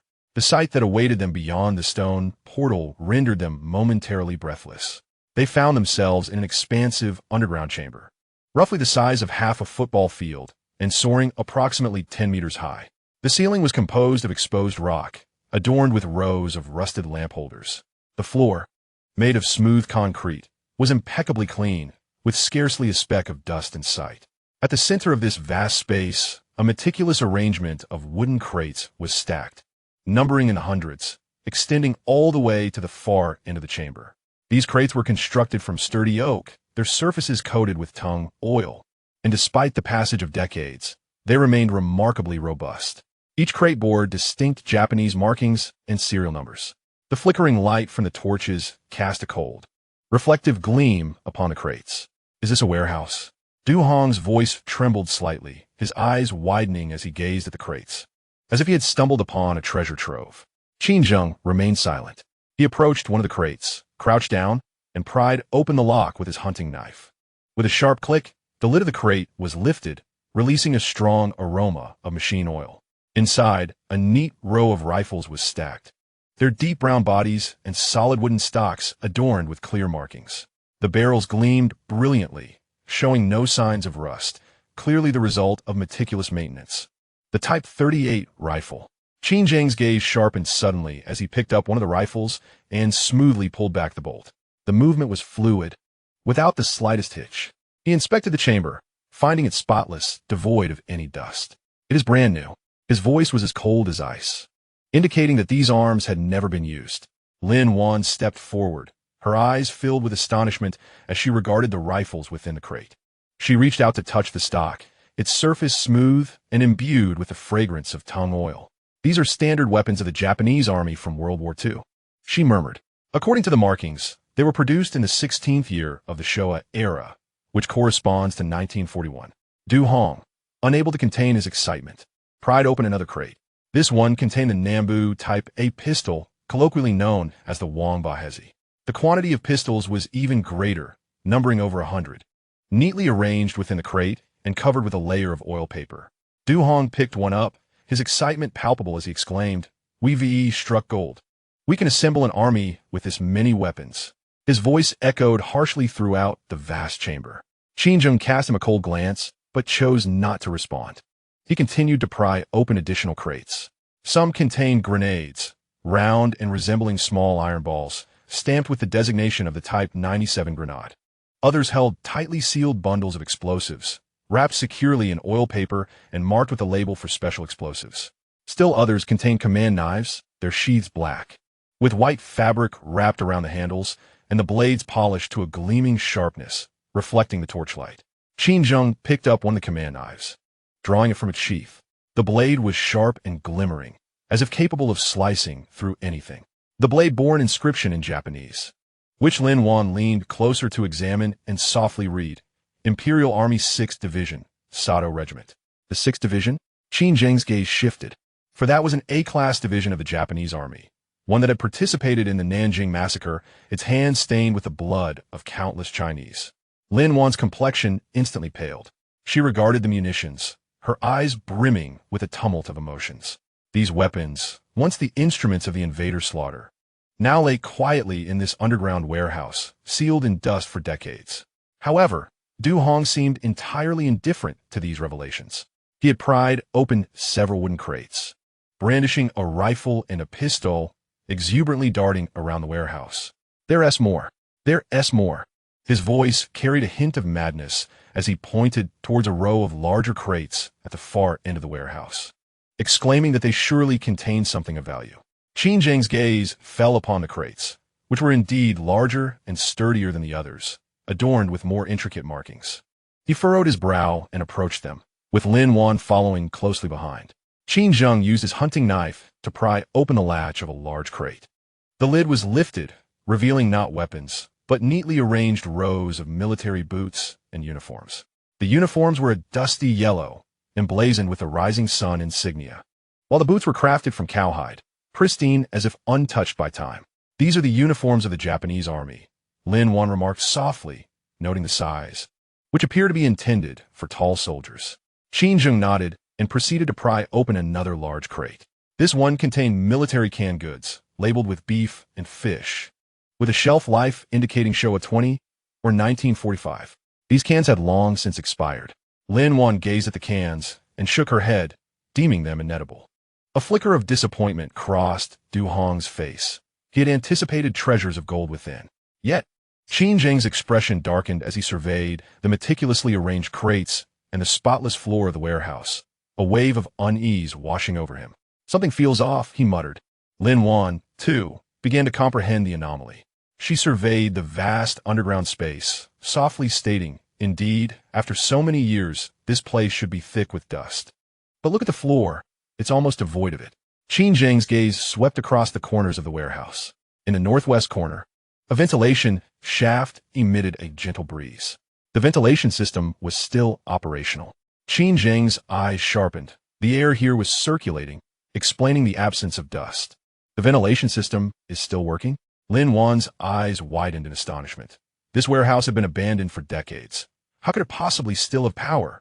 Without a word, Qin Zheng approached the ventilation shaft for a closer inspection. Constructed from iron, it was covered in rust, yet remained sturdy. The breeze wafting from the shaft carried a faint scent of sulfur. "The wind is coming from outside," Qin Zheng intoned. "This ventilation shaft must connect to some location in the valley, utilizing the geothermal heat to create natural air circulation." Lin Wan nodded, a dawning realization lighting her expression. However, Du Hong was growing impatient. He gazed at the armaments and then at the wall at the end of the warehouse, exclaiming, "Forget the ventilation system. Let us hasten to find the gold. It must be hidden somewhere." Qin Zheng's gaze fell upon Du Hong, a glimmer of coldness flashing in his eyes. He recognized that Du Hong had succumbed to the intoxication of greed. Yet, Qin Zheng refrained from stopping him. He too was eager to uncover the whereabouts of that gold.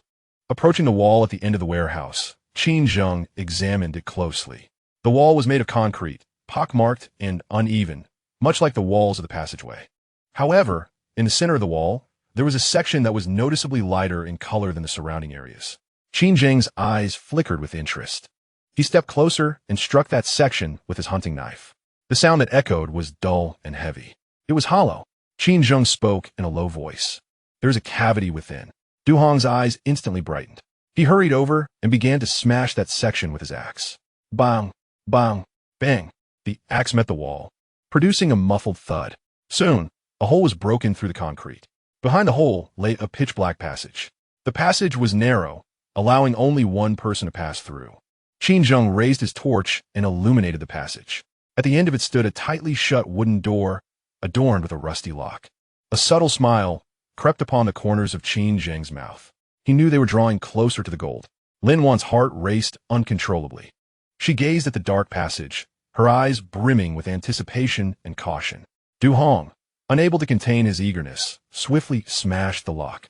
He pushed open the wooden door. A blinding golden light burst forth from behind the door, illuminating the faces of the three. Du Hong's breath caught in his throat.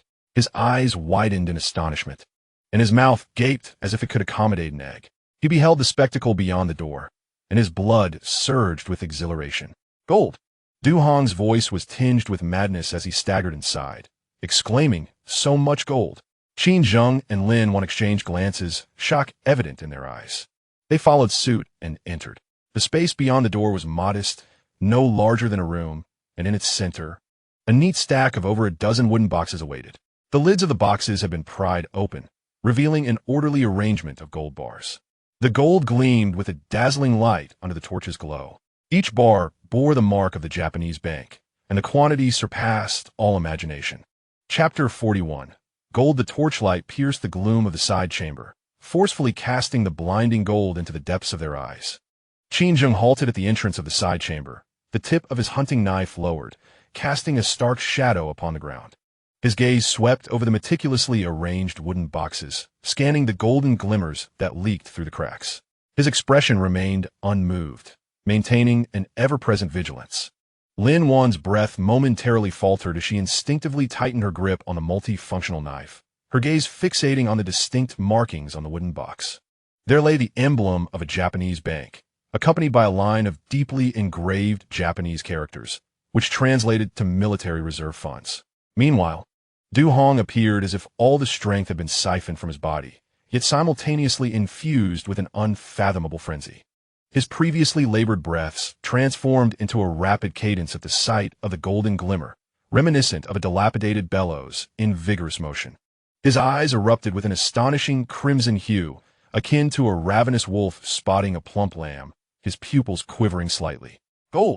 Du Hong's voice emerged hoarse and ragged, resembling wood roughened by sandpaper.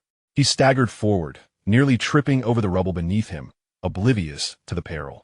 He extended a trembling hand, akin to a pilgrim reaching for faith, gently brushing against the edge of the outermost wooden box.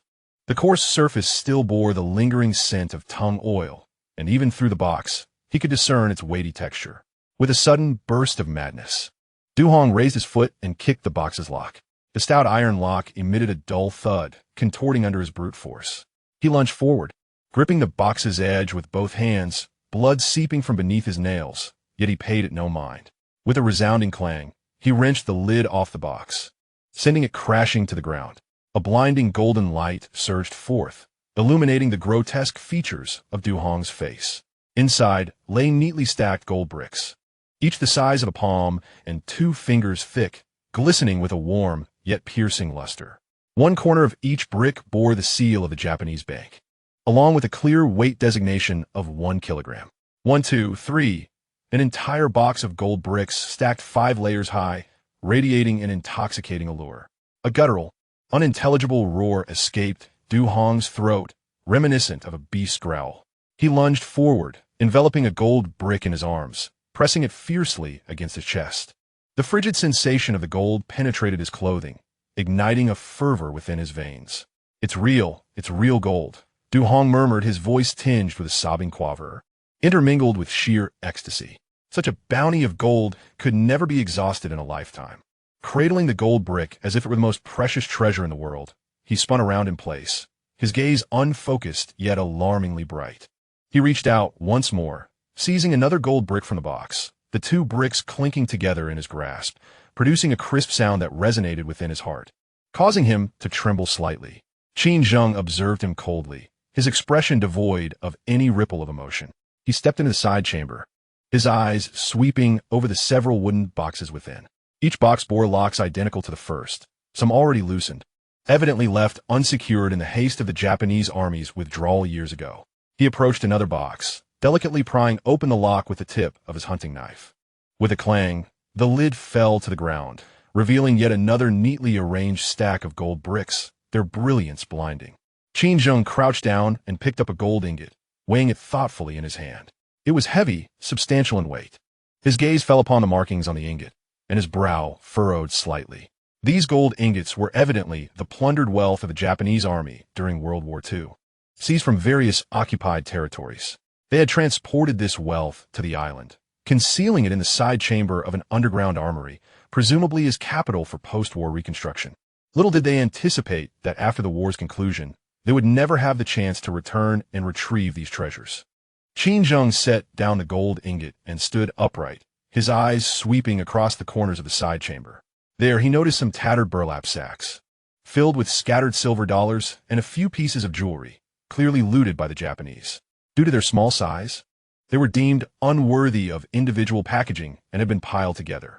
Throughout this time, Qin Zheng's gaze had never lingered on the gold or jewels. His true concern lay with the munitions and explosives. He turned and exited the side chamber, returning to the main space of the armory. To him, the neatly arranged wooden crates held far greater value than gold. He approached a crate containing Type 38 rifles, opened it, and carefully examined a rifle. Inspecting the chamber and stock, the firearm was exceptionally well maintained, showing almost no signs of wear. It was evidently new and had never been used. He then moved to a crate filled with grenades, picked up a Type 97 grenade, pulled the safety pin's ring, and then reattached it. His movements were practiced, his demeanor calm. These weapons represented the true means of survival on this isolated island. Gold held no worth in such a desolate place. Lin Wan followed Qin Zheng out of the side chamber. She did not glance at the gold or the weapons. Instead, her attention was drawn to a corner of the armory's main space, where several dilapidated wooden crates lay. Approaching them, she crouched down and cautiously brushed away the dust that had settled on the crates. The surface was rotting, and a mere touch caused fragments of wood to crumble away.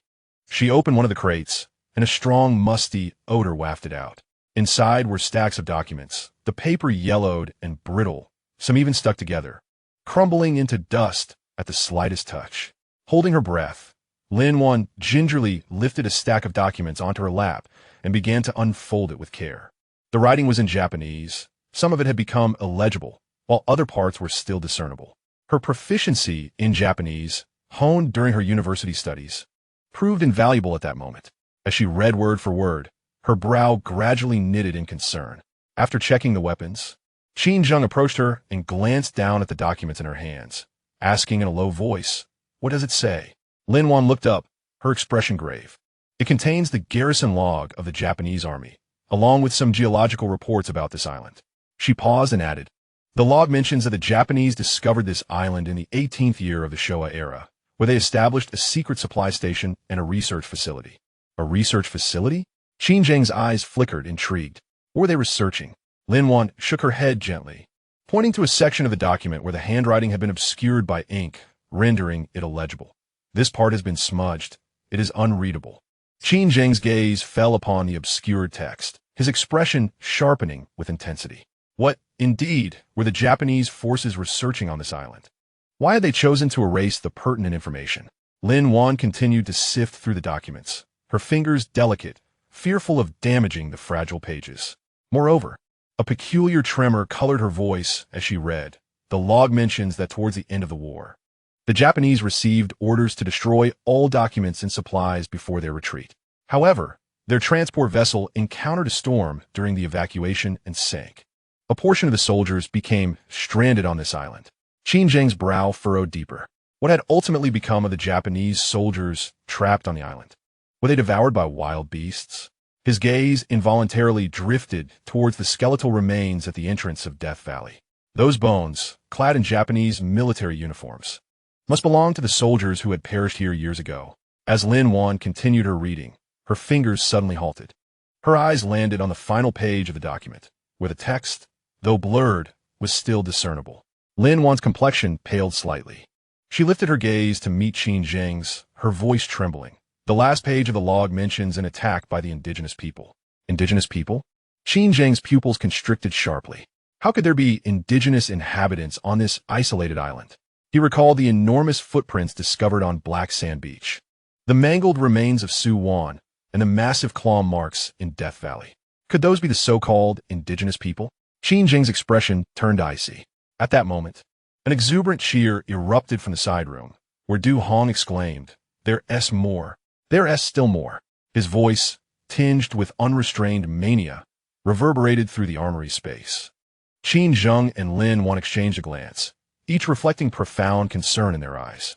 Du Hong had succumbed to the intoxicating allure of gold. Once the seed of greed takes root, it blooms into flowers of destruction. Qin Zheng inhaled deeply, gripping the hunting knife in his hand. He understood that from this moment forth, the delicate balance among the three of them had been irrevocably shattered. The underground armory concealed not only gold and munitions, but also the potential to unleash the darkest facets of humanity. The flickering torchlight danced upon the armory's walls, elongating the shadows of the three figures. The golden radiance from the side room remained blinding, and beyond that luminous glow lay an unfathomable abyss. Chapter 42. The seed of greed. The golden light in the side room seemed to possess an invisible allure, ensnaring Du Hong completely. He knelt beside a wooden crate, cradling two heavy gold ingots in his arms, his cheek nearly pressed against the cold metal, greedily inhaling the rusty scent of the gold. The torchlight illuminated his face, revealing eyes so crimson they seemed ready to bleed. "This is enough. This is more than enough," Du Hong murmured to himself, his voice laced with a near-manic satisfaction. "With this gold, I can finally leave this cursed island, purchase a grand vessel, acquire a seaside villa, and no longer endure the servitude of a chief engineer." Summoned hither and thither, his fingers incessantly caressed the Japanese bank mark upon the gold ingot, the coarse texture beneath his fingertips reminiscent of the most precious treasures of the world. A broad smile unfurled at the corners of his mouth, drool trickling down unnoticed onto the gold ingot. "I shall marry a young and beautiful wife, bear 2 children, and indulge in sumptuous feasts daily." Du Hong's gaze gradually became unfocused, as if he could already envision the life of his dreams. Towering edifices, vibrant nightlife, and the once disdainful glances of those who had looked down upon him, now bowing and scraping in servitude. He abruptly rose to his feet, the gold ingot pressing painfully against his chest, yet he found this discomfort to be exquisite. He paced back and forth in the side room, his steps unsteady, akin to a man intoxicated. His eyes swept over the wooden boxes brimming with gold ingots, a glint of avarice in his gaze, as if he wished to consume the entire collection. So much, too much. Du Hong's voice quavered slightly. How can I carry away all this gold? No, I must take a few more pieces, even more. He lunged at another wooden box, kicking and clawing desperately to pry it open. The lock was too sturdy. His fingers were cut, blood flowed freely, yet he seemed impervious to the pain, continuing his frantic efforts. In the main chamber of the armory, Qin Zheng heard the commotion from the side room and furrowed his brow deeply. He set down his rifle and strode towards the source of the noise. Lin Wan paused her examination of documents and lifted her gaze to Qin Zheng's retreating figure, concern flickering in her eyes. She understood that Du Hong had succumbed to the intoxicating allure of gold. The seed of greed had taken root in his heart, soon to blossom into destruction. Upon entering the side room, Qin Zheng beheld Du Hong in a frenzy. His brow knitted tighter as he spoke in a low, commanding tone. Du Hong, enough. Durant mouvement altered abruptly. He turned to see Qin Zheng standing at the doorway, his icy gaze fixed upon him. A flicker of panic crossed Du Hong's eyes, quickly overshadowed by greed. He clutched the gold ingot tighter, as if fearing that Qin Zheng might seize it from him. Qin, my brother, Du Hong stammered, so much gold. We are rich. Rich? Qin Zheng's lips curled into a cold smile, his gaze resting on the gold ingot in Du Hong's arms, devoid of envy. On this island, these treasures were as valueless as stones. Durant les expressions stiffened. He opened his mouth to retort, but found himself at a loss for words. Indeed, on this isolated island, gold cannot be consumed, cannot provide sustenance, nor serve as protection against wild beasts. It is essentially no different from stone. Yet, if only we could escape this island, this gold would be priceless. Du Hong's eyes regained their determination. He looked at Qin Zheng, his tone laced with urgency. Brother Qin, let us take this gold back. And when the opportunity arises, we shall certainly leave this island. At that time, we can share the bounty enough to last a lifetime. Qin Zheng remained silent. He merely cast a frigid glance at Du Hong, his eyes exuding an icy demeanor that seemed poised to freeze Du Hong's insatiable greed. Lin Wan also entered the side room. Observing the gold bricks in Du Hong's embrace and the grotesque expression on his face, she softly remarked, Brother Du, Brother Qin speaks the truth. At this moment, this gold holds no value for us. What we truly require are weapons and medicine, essentials for our survival. Survival? Du Hong erupted into a derisive laugh, his mirth bordering on madness. Isn't survival meant for a better life? Without this gold, even if we escape this island, we remain utterly destitute. His voice crescendoed, tinged with a hint of frenzied desperation. I've had enough. I'm weary of being barked at by the first mate aboard the ship, tired of subsisting on meager meals, and exhausted from residing in cramped quarters. I yearn for wealth. I aspire for a life of comfort. Qin Zheng's gaze grew increasingly frigid. He recognized that Du Hong was beyond redemption. The seed of greed had burgeoned into a towering tree within his heart, wholly consuming his reason. Qin Zheng ceased to acknowledge Du Hong. Turning to Lin Wan with a somber tone, let us return and gather the weapons and explosives. Lin Wan nodded in agreement. She cast a fleeting glance at Du Hong, still enraptured by his golden reverie, a flicker of pity crossing her eyes before she followed in Qin Zheng's wake. Du Hong, watching their retreating silhouettes, felt a surge of resentment. Clutching the gold bricks, he muttered to himself, if you don't want it, it's your folly. This gold is mine, all mine. Carefully placing the gold bricks on the ground, he lunged towards another wooden crate, exerting all his strength to finally pry open its lock. A satisfied grin spread across his face as he beheld the gold bricks within. In the main space of the arms depot, Qin Zheng methodically organized the weapons and explosives. Approaching a wooden crate containing Type 38 rifles, he opened it with precision, selecting each piece meticulously. He chose rifles with unblemished barrels and smoothly operating bolts, inspecting each one by pulling back the bolt to examine the chamber. ensuring there were no faults before placing it into his tactical backpack. His movements were deft and exact, devoid of any superfluous gestures. To him, these rifles represented the very capital for survival on this island. Next, he moved to a crate filled with grenades, retrieving several Type 97 grenades. Although the exterior of the grenades showed signs of rust, the safety pins remained intact. He stowed them in the side pocket of his backpack and extracted several bundles of explosives. These were wrapped in oiled paper, clearly labeled as special explosives. Qin Zheng meticulously inspected the seals of the paper, selecting several well-sealed packages to add to his backpack.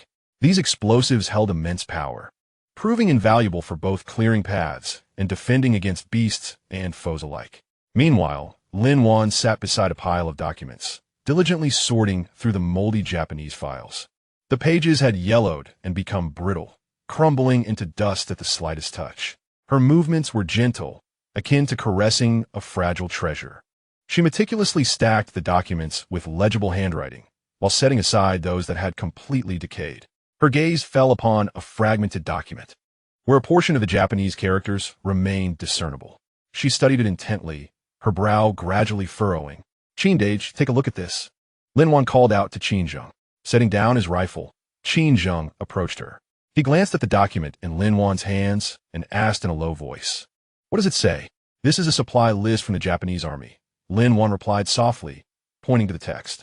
"It states that in the 19th year of the Showa era, which is 1944, supplies were replenished here, including food, medicine, weapons, and some peculiar items." "Peculiar items?" Qin Zheng's eyes flickered with interest. "Indeed," Lin Wan nodded, indicating a section of the document.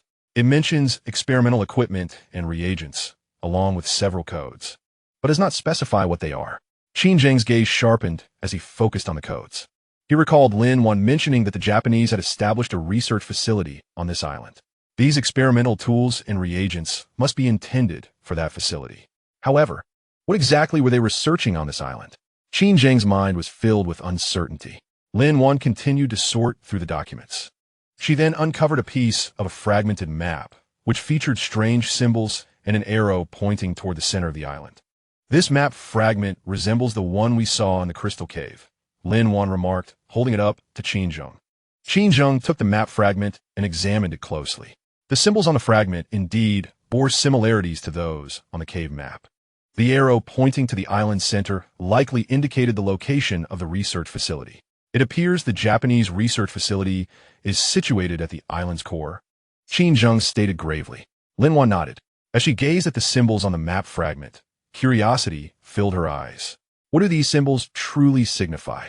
Qin Zheng shook his head. He too was unaware of their meaning. However, he was certain that finding the research facility would unravel these mysteries. "Let us collect these documents," he urged, handing the map fragment back to Lin Wan. "They may prove useful in the future." Lin Wan nodded, carefully placing the map fragment and the discernible documents in her backpack. Qin Zheng glanced at the weapons and explosives within the bag, then toward the side room, stating firmly, "It's about time. We should leave." Lin Wan nodded in agreement. She stood up and called toward the side room. "Du Dage, we need to go." From within the side room, Du Hong's voice echoed back. "You go ahead. I'll grab a few more gold pieces. I'll be right there." Qin Zheng's brow tightened further. He knew Du Hong was still frantically stuffing gold into his backpack. Ignoring him, Qin Zheng hoisted his tactical backpack and said resolutely, "We can't wait for him any longer. We must leave." Lin Wan hesitated for a moment, but ultimately nodded. She understood that Du Hong had been blinded by greed, and lingering any longer would merely waste their time. The two individuals made their way toward the exit of the armory. As they reached the entrance of the corridor, a voice called out from behind, "Wait for me. Wait for me." Qin Zheng and Lin Wan halted in their tracks and turned to see Du Hong, burdened with a bulging backpack and clutching several gold ingots, hastily approaching, breathless. Sweat adorned his face, yet his eyes sparkled with avarice. "Why are you two moving so swiftly?" Duong gaspidi. His gaze fell upon the backpacks of Qin Zheng and Lin Wan, a flicker of confusion crossing his features. "Why didn't you take any gold?" Qin Zheng regardait Duong coldly, choosing silence. Lin Wan spoke softly. "Brother Du, gold is of no use on this island. We have taken weapons and explosives. These are what will ensure our survival." Du Hong scoffed, clearly unconvinced by Lin Wan's reasoning. To him, Gold held paramount importance. What you choose not to take is your own affair, he replied, clutching the gold ingots protectively, casting wary glances at Qin Zheng and Lin Wan. This gold is mine. Qin Zheng's demeanor hardened. He discerned that Du Hong's heart had forsaken any semblance of camaraderie, consumed entirely by greed. The seed of avarice had burgeoned into a toxic tree within him. Qin Zheng ceased his words, turning to venture deeper into the corridor. Lin Wan cast a glance at Du Hong, a flicker of regret in her eyes, before following in Qin Zheng's footsteps. Du Hong observed their retreating figures, a smug smile creeping across his lips. He glanced down at the gold ingots nestled in his arms, clutching them tightly as he hastened to catch up. The corridor was enveloped in darkness, illuminated only by the flickering light of torches, casting shadows along the path ahead. The echo of their footsteps resounded within the corridor, amplifying the tension. Qin Zheng led the way, wielding a hunting knife, his vigilant gaze scanning the surroundings, acutely aware of the potential perils lurking within. Lin Wan walked in the middle, holding the torch aloft, her eyes brimming with caution, occasionally darting back toward Du Hong, a sense of unease gnawing at her. Du Hong trailed behind, his steps unsteady, preoccupied solely with the gold ingots in his arms, oblivious to the threats surrounding him. Upon reaching the iron gate, Qin Zheng halted, scrutinizing the blasted door with furrowed brows. Beyond it lay the Valley of Death, fraught with scalding geothermal activity, colossal beasts, and enigmatic indigenous tribes. Taking a deep breath, Qin Zheng tightened his grip on the hunting knife and solemnly warned, "Be cautious. It is perilous outside." Lin Wan nodded, firming her hold on the torch. WWII remained unfazed, declaring, "What is there to fear? We possess ample weapons and gold. Those beasts and tribes are no match for us." Qin Zheng shot Du Hong a cold glance, remaining silent. He understood that Du Hong's heart was now filled with greed, and such individuals often crumble first in the face of danger. Dismissing Du Hong entirely, Qin Zheng stepped through the iron gate. The mist outside was denser than before. The scent of sulfur grew increasingly acrid. The trio stepped through the iron gates, making their way toward the entrance of the Death Valley. Within the mist, faint low growls reverberated, a sound emanating from the beasts. Qin Zheng's gaze sharpened, for he sensed that a new peril awaited them ahead. The gold bricks clutched in Du Hong's arms resembled a ticking time bomb, poised to detonate at any moment. The seeds of avarice had been sown, and the fruits of destruction would inevitably ripen. Chapter 43. Fragments of documents. The mist slithered through the crevices of the iron gate, carrying the damp, sulphurous chill into the armory, swirling around the scattered wood shavings and dust, brushing against Lin Wan's cheek. She crouched beside a pile of dilapidated wooden crates, her back resting against the cold concrete wall, cradling a stack of moldy documents. Her fingertips gently traced the brittle, yellowed pages, moving as delicately as if she were caressing the fragile wings of a butterfly. The majority of these documents consisted of the Japanese Army's garrison logs and supply lists. The paper saturated with moisture from the ground, edges decayed and curled, many pages stuck together, threatening to disintegrate into confetti at the slightest pressure. Lin Wan retrieved the herbal pouch she had crafted from her backpack, carefully poured out a small amount of crushed hemostatic herb juice, and meticulously applied it between the adhering pages. The juice emitted a faint herbal fragrance, softening the paper enough for her to gently separate the bonded sheets. Qin Zheng sat nearby atop a wooden crate, diligently cleaning a Type 14 pistol from the south. His movements were both practiced and precise. Using a small piece of clean cotton cloth salvaged from the military crate, dipped in gun oil to meticulously scrub away the rust. As the flickering light danced, the absence of his left pinky finger was starkly visible, the ghastly scar silently narrating the bloody tales of his past. Occasionally, he glanced in Lin Wan's direction, his eyes betraying a hint of barely perceptible vigilance, before swiftly returning to the firearm in his hands. From the side room, Du Hong's murmurs persisted, as if entranced. He would crouch beside the crates, counting the gold bricks, then hold them close, weighing them in his arms, repeatedly muttering about never-exhausting wealth in a lifetime. His manic tone echoed clearly through the vast armory. Lin Wan held her breath, finally managing to gently peel apart the most stubbornly stuck page of the log. The paper emitted a soft, tearing sound, a small fragment tearing from the edge, causing her to frown in dismay. She quickly tucked the tiny piece away, placing it among the intact pages. The handwriting on this log was relatively legible, inscribed in Japanese with black ink, the strokes neat and imbued with a soldier's precision. Lin Wan's gaze swept across the text, softly reading aloud. March 12th, Showa 18, clear. Supply ship arrived, unloading 300 boxes of munitions, 200 bags of food, 50 boxes of experimental equipment. The magnetic field here is abnormal, and the communication devices are completely non-functional. A signal tower has been established per orders to maintain contact with the homeland. Experimental equipment? Qin Zheng halted his cleaning, lifting his gaze to Lin Wan, his eyes sharp. From the Research Institute?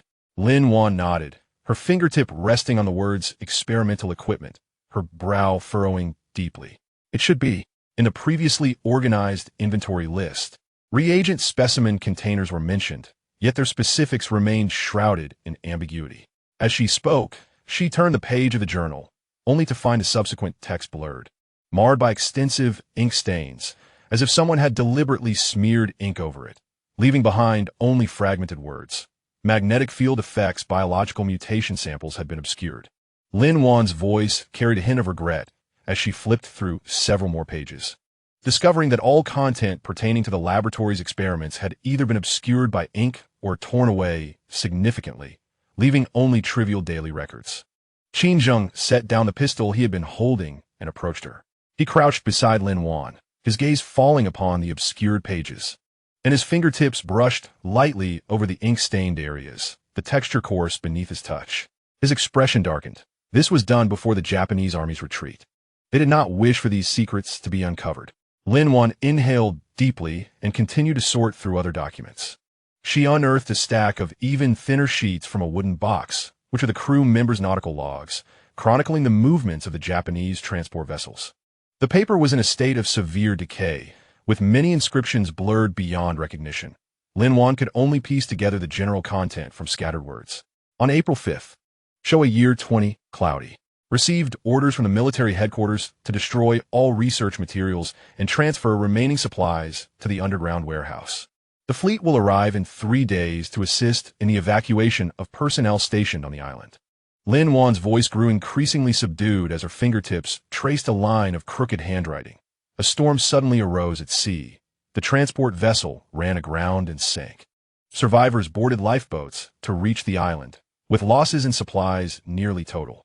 Qin Zheng's voice was as heavy as ice as he recalled the skeletal remains clad in Japanese military uniforms at the entrance of the Valley of Death, and the copper button inscribed with Showa year 18 found beside Su Wan's remains. His gaze sharpened further, realizing that the Japanese soldiers trapped on the island were of this very group. Lin Wan's heartbeat quickened slightly as she continued her search, ultimately uncovering more critical content within a tattered soldier's diary. The cover of this diary had long since detached, its edges gnawed unevenly by rodents, and the writing inside was hasty and disordered, imbued with a sense of despair. On April 12th, Showa year 20, rainy.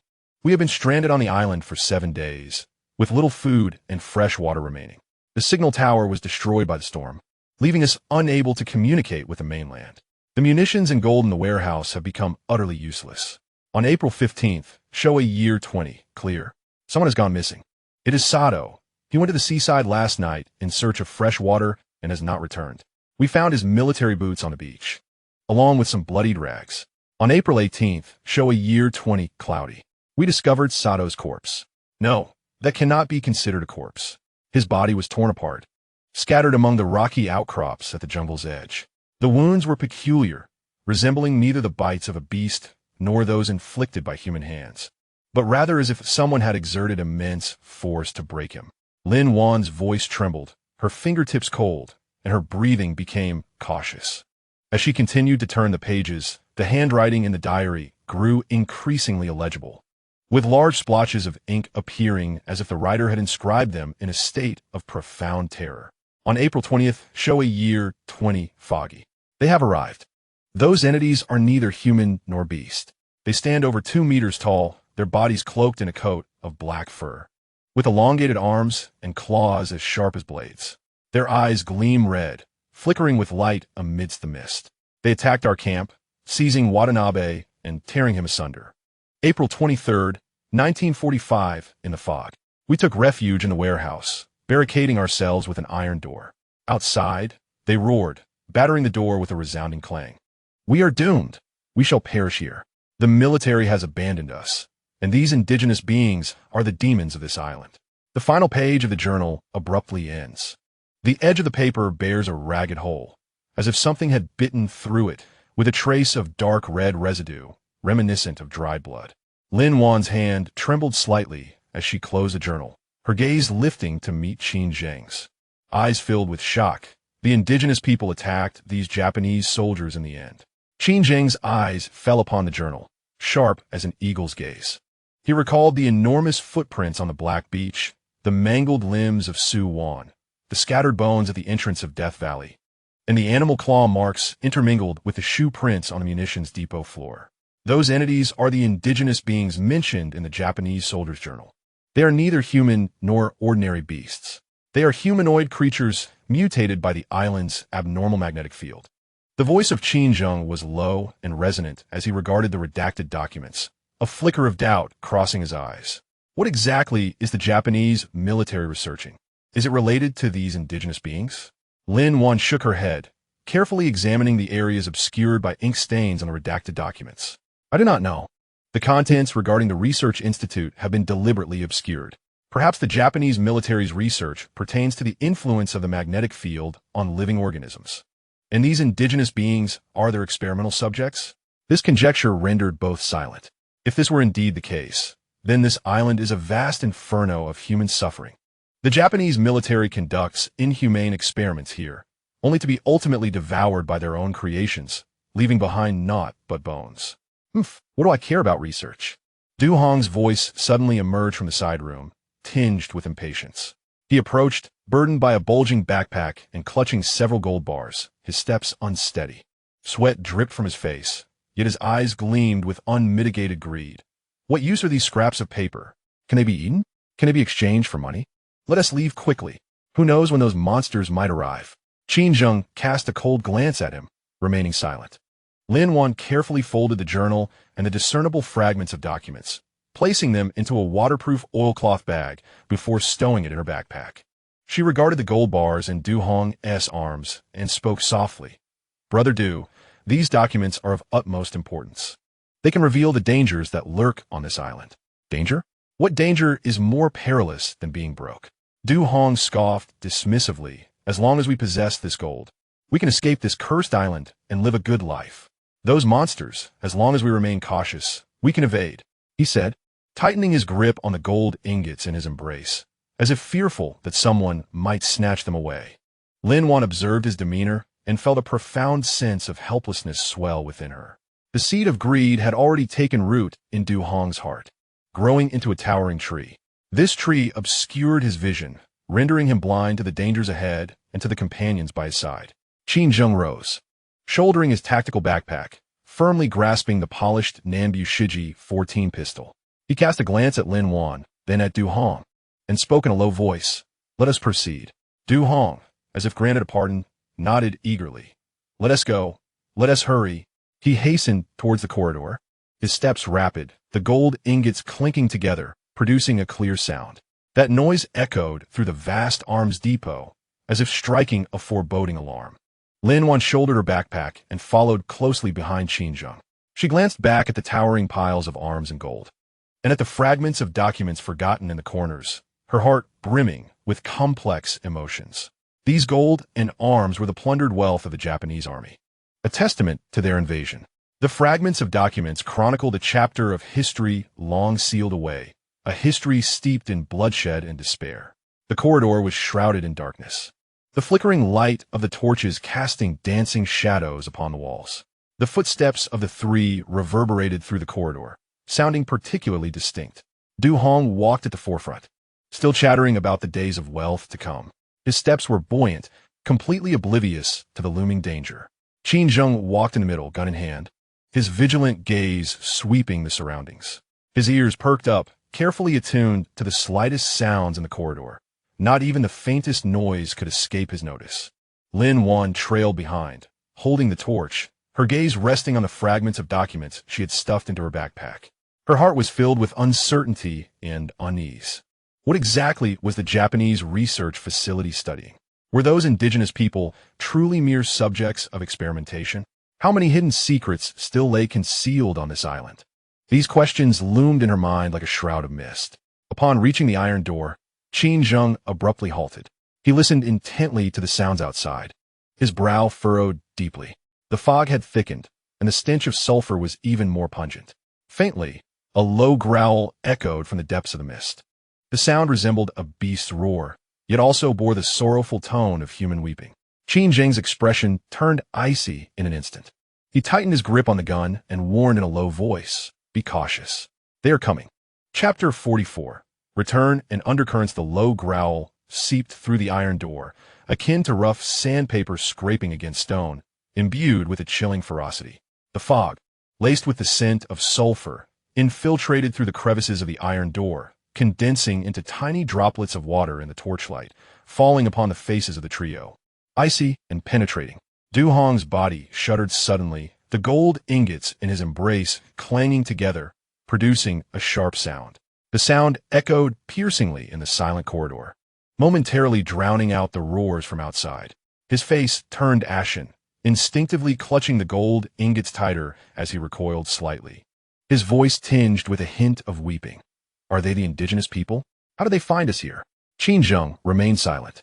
He tightened his grip on the Southern 14-style pistol, pressing himself against the frigid concrete wall, his ears subtly attuned to the sounds beyond. The roars were intermittent, mingled with heavy footsteps, seemingly lingering near the iron door, yet there were no signs of it being struck. "They have not yet discovered us." Qin Zheng's voice was low and composed, akin to a knife steeped in ice. "They must have been drawn here by the scent of the armory, and have yet to realize there are people inside. We must leave now." Lin Wan nodded promptly, shouldering her backpack filled with fragments of documents and herbal pouches, and picked up a torch, its flames dancing and illuminating her top profile. She glanced at Du Hong and gently advised, "Brother Du, lower the gold ingots a bit. They are too heavy and will hinder our escape." "Put them down?" Du Hong's reaction was akin to a cat whose tail had been stepped on. He abruptly lifted his head, his crimson eyes filled with vigilance. "No, these are mine. I can't part with a single piece." As he spoke, he clutched the gold ingots even tighter, as if they were not cold metal, but the essence of his very being. Qin Zheng cast him a cold glance, the chill in his eyes causing Du Hong to involuntarily shiver. He slowly approached Du Hong, looking down at him from a height. His left hand slightly raised to reveal the severed tip of his pinky, the scar grotesquely illuminated by the firelight. "You may carry at most 3 pieces." Qin Zheng stated with an undeniable authority. "If you take more, you shall remain here, accompanying your gold." Du Hong's lips trembled as he struggled to respond. But upon meeting Qin Zheng's frigid gaze, the words died on his tongue. He understood that Qin Zheng was a man of his word. On this island, without Qin Zheng's protection, surviving with the gold would be impossible. Indeed, even escaping the Valley of Death would be a daunting challenge. Reluctantly, Du Hong clenched his teeth and withdrew 2 gold ingots from his embrace, hurling them to the ground with force. The ingots struck the concrete with a dull thud, raising a cloud of dust. He gazed at the discarded gold as if it were a piece of his own flesh, his eyes filled with anguish. Qin Zheng paid him no further heed, turning to walk toward the main section of the armory. He approached a wooden crate containing Type 38 rifles, selecting 3 with intact barrels, and retrieved 10 magazines, stuffing them into his tactical backpack. He also acquired 5 Type 97 grenades and 2 packs of explosives, carefully securing them on either side of his pack. Lin Wan approached as well. She took out the detoxifying herbal powder she had previously prepared from her backpack, distributing a small pouch to both Qin Zheng and Du Hong. "Take this. It may be useful against venomous creatures we encounter on the way." Du Hong accepted the powder, not sparing it a glance, casually stowing it in his pocket. His thoughts remained solely on the 3 gold ingots he clutched. After ensuring his equipment was complete and nothing was overlooked, Qin Zheng spoke solemnly. "Let us proceed. I will lead. Lin Wan will follow in the middle, and Du Hong will bring up the rear. Stay vigilant and remain silent." The 3 formed a line, retracing their steps along the narrow corridor. The glow of the torch was compressed by the walls of the corridor into a slender beam of light, illuminating the dust-laden ground beneath their feet and revealing a chaotic blend of shoe prints and enormous beastly paw prints, resembling an invisible net that enveloped the eerie passage. Du Hong trailed behind, his steps unsteady, the gold ingot in his arms pressing painfully against his chest, yet he dared not allow himself a moment's respite. He frequently glanced over his shoulder, terrified that the natives might suddenly rush in and seize his gold. His breath came in quick, heavy gasps, cold sweat beading on his forehead, and the intertwining emotions of fear and greed in his eyes rendered his expression particularly distorted. The howls from outside the corridor gradually faded, suggesting that the natives had moved away from the iron gate. Qin Zheng, his nerves taut, felt a slight easing, yet his gaze remained sharp, scanning every corner of the corridor, vigilant for any sign of abnormality. Upon stepping through the iron gate, the mist of Death Valley thickened. The acrid scent of sulfur made one's throat itch, and the ground was searing hot, each step akin to treading upon a red-hot iron plate. The sunlight was obscured by the mist, filtering through in a pallid glow that illuminated the scattered bones within the valley. Among these bones were remnants of both humans and animals, glistening with a chilling sheen in the ghostly light. Du Hong, fixated on the bones, was reminded of Su Wan's torn limbs, causing his pace to quicken with anxiety. He fixated on the ground, but inadvertently, the gold ingot collided with a protruding rock, producing a faint sound. Qin Zheng halted abruptly, casting a fierce glare at Du Hong, his icy gaze silencing him instantly. Du Hong recoiled slightly, hastily covering his mouth, fearful of uttering another sound. Lin Wan approached, offering a supportive hand to Du Hong, whispering, "Brother Du, be careful. The rocks beneath may be hollow. Stepping on them could lead to a geothermal fissure." Du Hong, irritated, shrugged off Lin Wan's hand, muttering, I know. His gaze fell upon Lin Wan's backpack, then swept over Qin Zheng's tactical pack, a flicker of something unusual crossing his eyes, quickly overshadowed by greed. The trio navigated cautiously through the entrance of Death Valley, heading towards the waterfall camp. As they ventured further inland, the sulphurous scent diminished, and the air gradually became fresher. Lush jungles replaced the dark red rocks, towering trees shielding them from the sun, with sunlight filtering through the leaves in dappled patterns. Along the way, they encountered several massive army ants and a vividly colored venomous snake. Qin Zheng dispatched the army ants with his hunting knife, while Lin Wan drove away the snake using a powder made from detoxifying herbs. Throughout, Du Hong stayed at the back, clutching the gold ingot protectively, not daring to extend a hand. Observing his demeanor, Lin Wan felt a deep sense of helplessness wash over her. She turned to Qin Zheng, speaking softly, "Brother Qin." "Brother Du." Qin Zheng paused, casting a glance at the cowering Du Hong, a cold glint flashing in his eyes. Once the seed of greed takes root, it transforms into a monster that devours everything. We must remain cautious of him. Lin Wan nodded, recalling the moldy Japanese documents and the soldiers torn apart by the natives. A wave of unease swelling within her. She whispered, "Will those natives follow us continuously?" "Not for now," he replied. Qin Zheng spoke in a deep voice, expressing that they harbored a fear of open spaces and the glow of fire.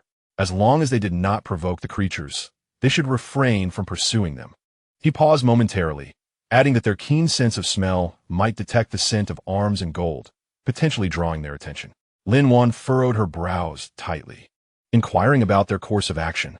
Upon returning to the camp, they should conceal their weaponry and find a hidden place to bury the gold.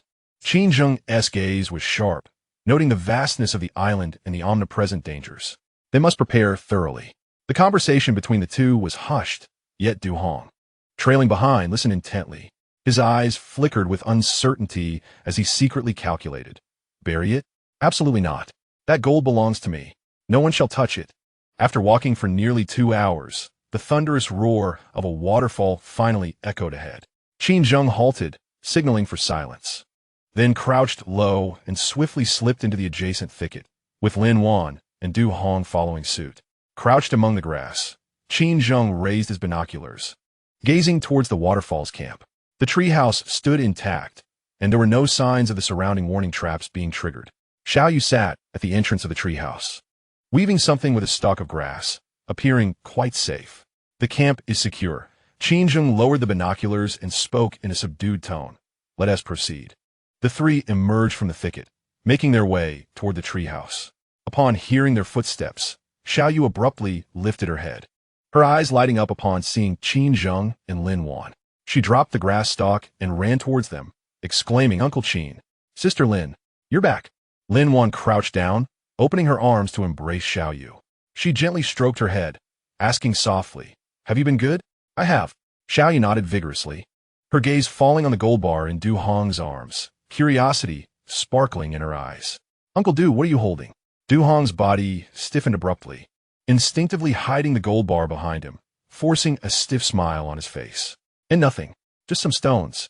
Xiao Yu tilted her head in confusion. "Stones? How can stones be shiny? That's just sunlight reflecting off them."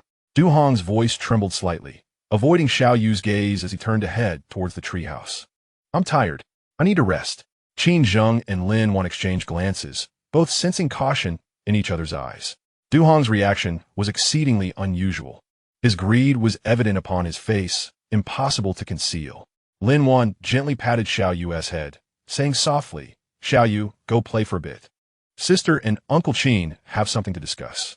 Xiao Yu nodded and skipped away. Qin Zheng watched Du Hong's retreating figure, the chill in his eyes intensifying. He spoke sternly. "He has something to hide." Lin Wan sighed, acknowledging the overwhelming temptation of gold. "He has become blinded by greed and might act recklessly. We must keep an eye on him." Qin Zheng's tone was firm, especially as night falls. Lin Wan nodded, casting a glance at Du Hong entering the treehouse before looking towards the distant thicket, her heart heavy with unease. Soon, night descended. The roar of the waterfall resonated with particular clarity in the night, while the jungle echoed with various bizarre howls, as if performing a somber symphony of death. Within the treehouse, the flickering light of the torches illuminated the faces of 3 individuals. Du Hong leaned against the corner, clutching 3 gold bars tightly in his arms, his gaze vacant as he muttered incessantly about a lifetime of wealth that could never be exhausted. A pallid flush adorned his cheeks, rendering him almost delirious.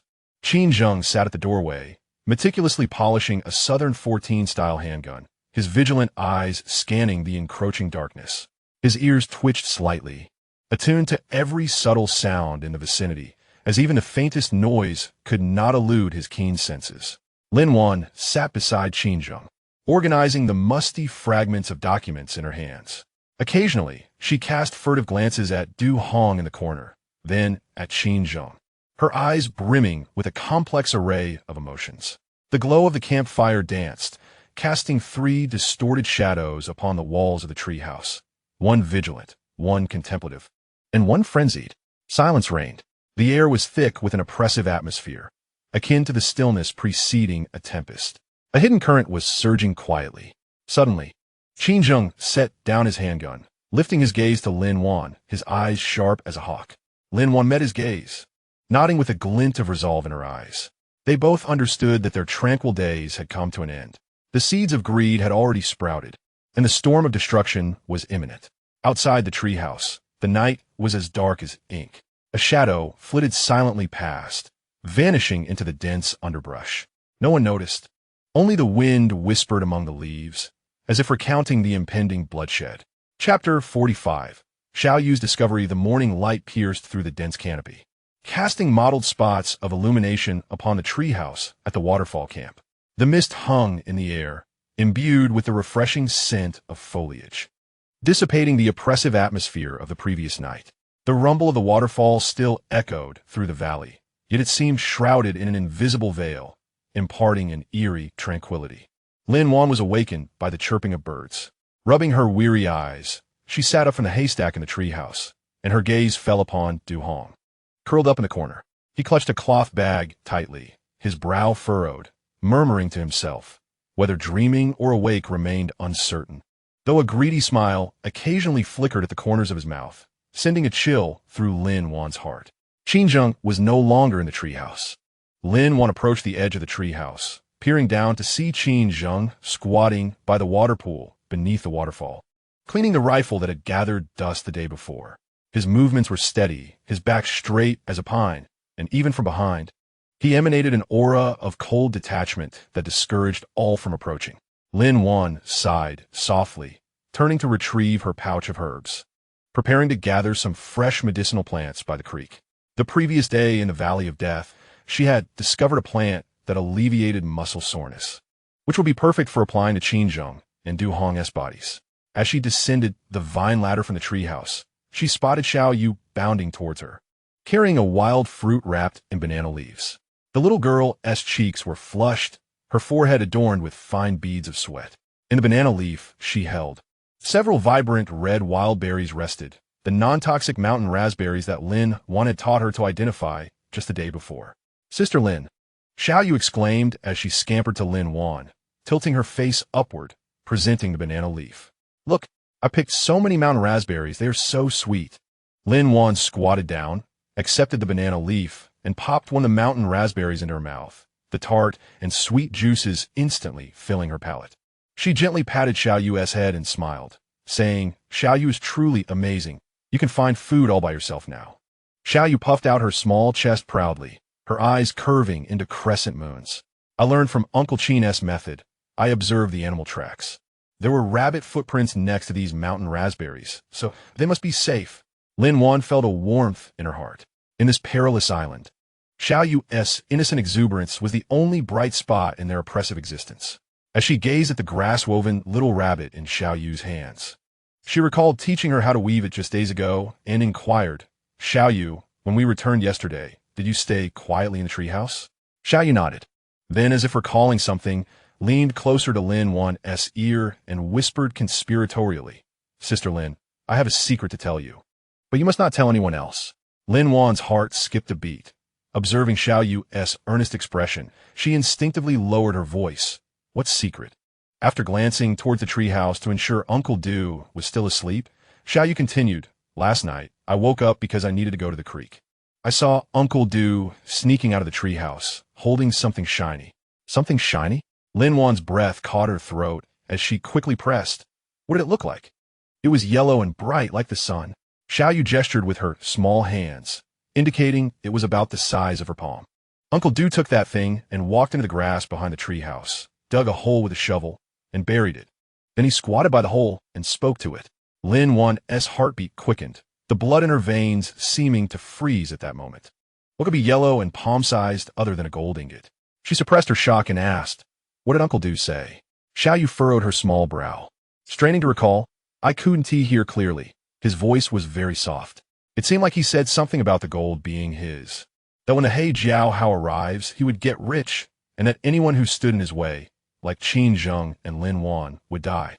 The last few words pierced Lin Wan's heart like a cold dagger. Her complexion paled in an instant. Her fingertips trembled slightly, almost dropping the banana leaf. The He Jiao Hao. Uncle Du was still fixated on the He Jiao Hao. Lin Wan recalled the frenzied expression on Du Hong's face in the arms depot as he gazed at the gold ingot. Remembered how tightly he had clutched it on their way back, the greed in his eyes nearly overflowing, and thought of his murmurs in the treehouse last night. His gaze vacant. From a moment they discovered the gold, Du Hong's heart had been utterly consumed by avarice. He had concealed not merely a gold ingot, but the seeds of betrayal. "Sister Lin, what troubles you?" Xiao Yu noticed something amiss with Lin Wan. Extending her small hand to gently tug at the hem of her garment, her eyes filled with concern. "Did I say something wrong?" Lin Wan returned to her senses. Hastily shaking her head, she crouched down to meet Xiao Yu's gaze and earnestly said, "You have said nothing wrong, Xiao Yu. However, this secret is perilous. You must not reveal it to anyone, understand? Not even to Uncle Du." Xiao Yu, seemingly grasping the gravity of the situation, nodded earnestly and clutched Lin Wan's hand tightly. "I understand, Sister Lin. I will not tell anyone."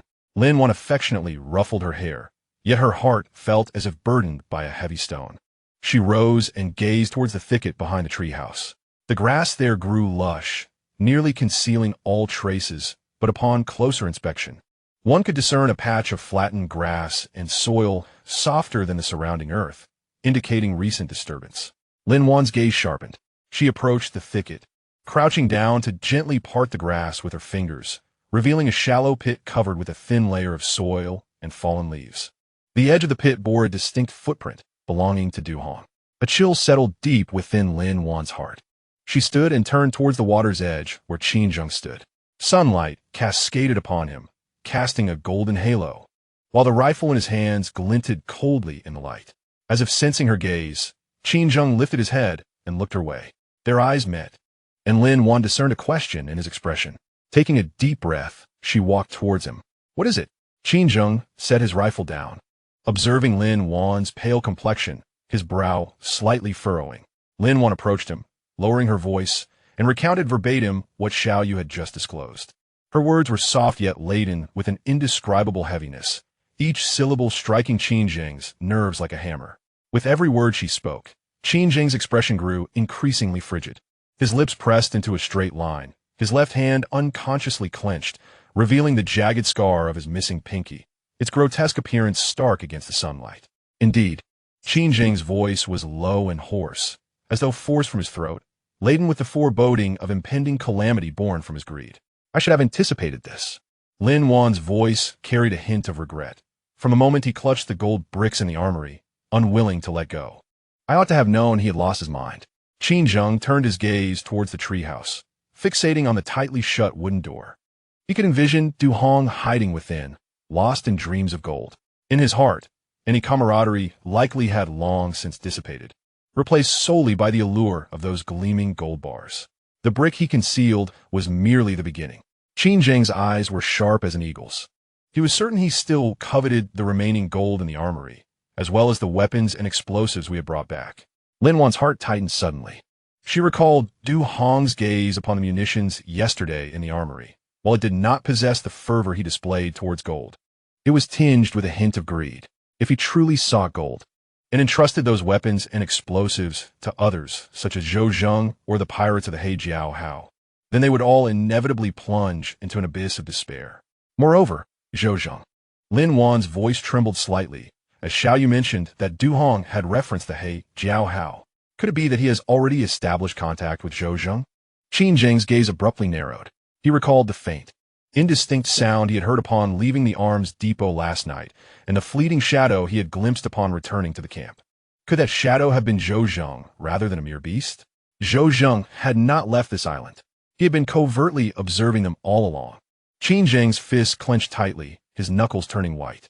He looked at Lin Wan and spoke in a grave tone. "From this moment forth, we must exercise utmost caution. The arms and explosives must be well concealed, ensuring Du Hong cannot access them. Furthermore, we must keep a close watch on him." Lin Wan nodded, her eyes filled with resolution. She understood that their tranquil days had come to an irrevocable end. Du Hong's avarice resembled a ticking time bomb, poised to detonate at any moment. Moreover, Zhou Zheng's lurking presence had ensnared them in a perilous predicament. Xiao Yu, from her side, expressed her concern, stating that she was still young and should not be embroiled in such dangers. "I will make arrangements." Qin Zheng's tone softened somewhat. She should remain in the treehouse and not venture out alone. "I will set additional traps around the treehouse to safeguard her." Lin Wan breathed a sigh of relief. Xiao Yu was their sole vulnerability on this island, as well as their only glimmer of hope.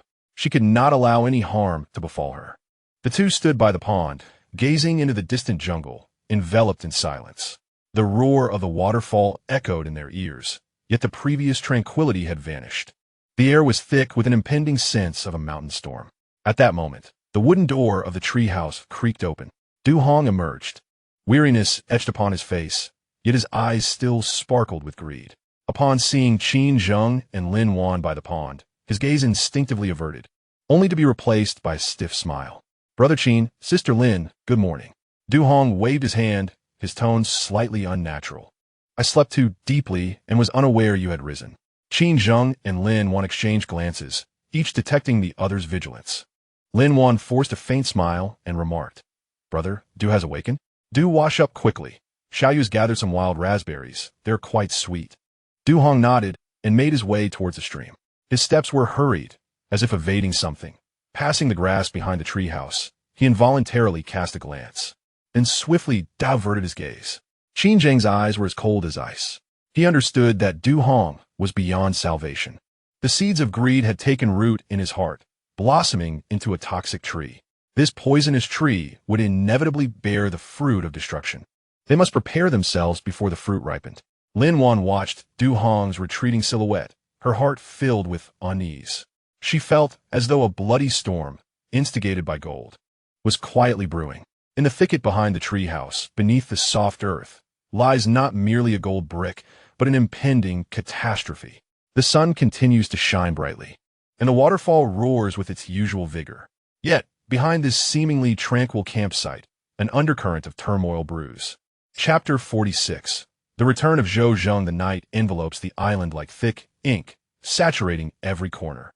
The campfire at the waterfall has dwindled to a pile of dark red embers, occasionally sparking to life, only to be swiftly extinguished by the damp air. The sounds of insects resonate, intertwining with the thundering waterfall, weaving a dense net that cloaks the slumbering treehouse.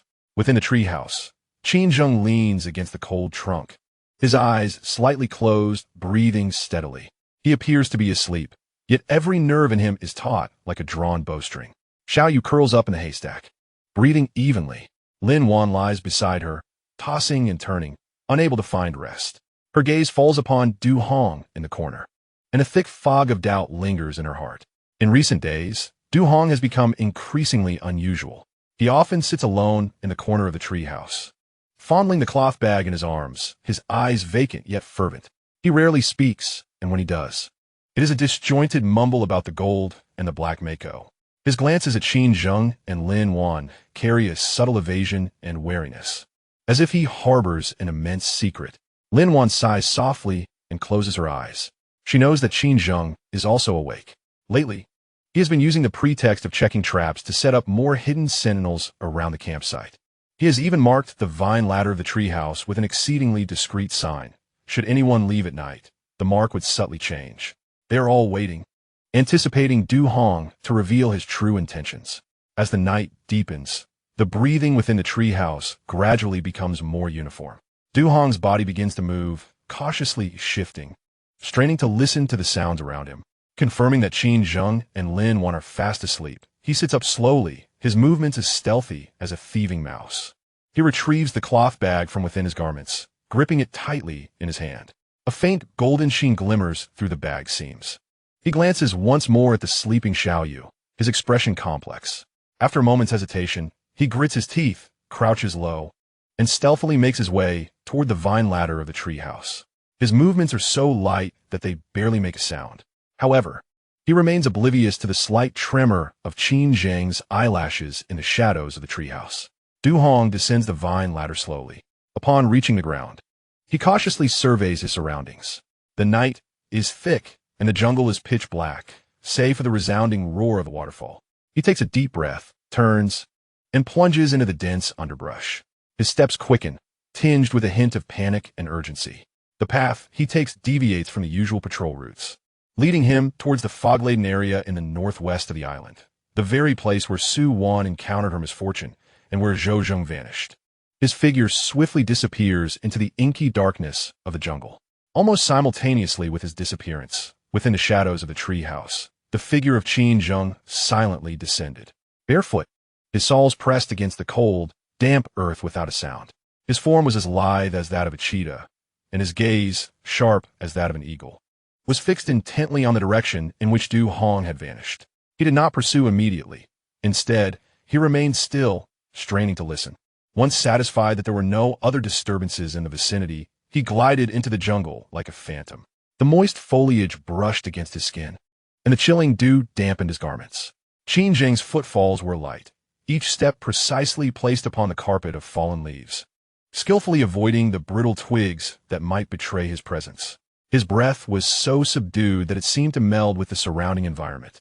He resembled the most elite of hunters, closely trailing his prey while remaining undetected. Du Hong hurried onward, clutching a cloth bag tightly, his palms slick with cold sweat. He glanced back intermittently, his eyes betraying a mix of fear and greed. He feared Qin Zheng's discovery even more than he feared Zhou Zheng's treachery. However, the thought of the He Jiao Hao and the immeasurable wealth it promised quickened his pace. He navigated through the dense thicket, crossed babbling streams, and arrived at a clearing in the forest, this very spot where Su Wan had met her tragic fate. The ground bore remnants of darkened bloodstains and torn fragments of clothing. Suddenly, Du Hong halted, his gaze fixated on the bloodstains, his body trembling involuntarily as the memory of Su Wan's dismemberment surfaced, draining the color from his face. Yet, he quickly steeled himself. Gripping the cloth bag tighter, he advanced towards the center of the clearing. "Zhou Zheng, I have come. Show yourself." His voice was low, tinged with a quiver, resonating in the vastness of the clearing. No response came. Only the rustling of leaves in the wind and the distant roar of a waterfall filled the air. Du Hong's heartbeat quickened. He called out again, "Zhou Zheng, I know you are here. Come out." Still, there was no answer. A flicker of panic crossed Du Hong's eyes as doubt crept in. Had Zhou Zheng deceived him? Or had he fallen prey to those monsters? Just as he turned to leave, a shadow emerged slowly from the dense fog at the edge of the clearing. The figure was tall and gaunt, clad in a tattered crew uniform, hair disheveled and obscuring much of his face. With each heavy step, he exuded an unsettling aura. Du Hong's body froze instantly.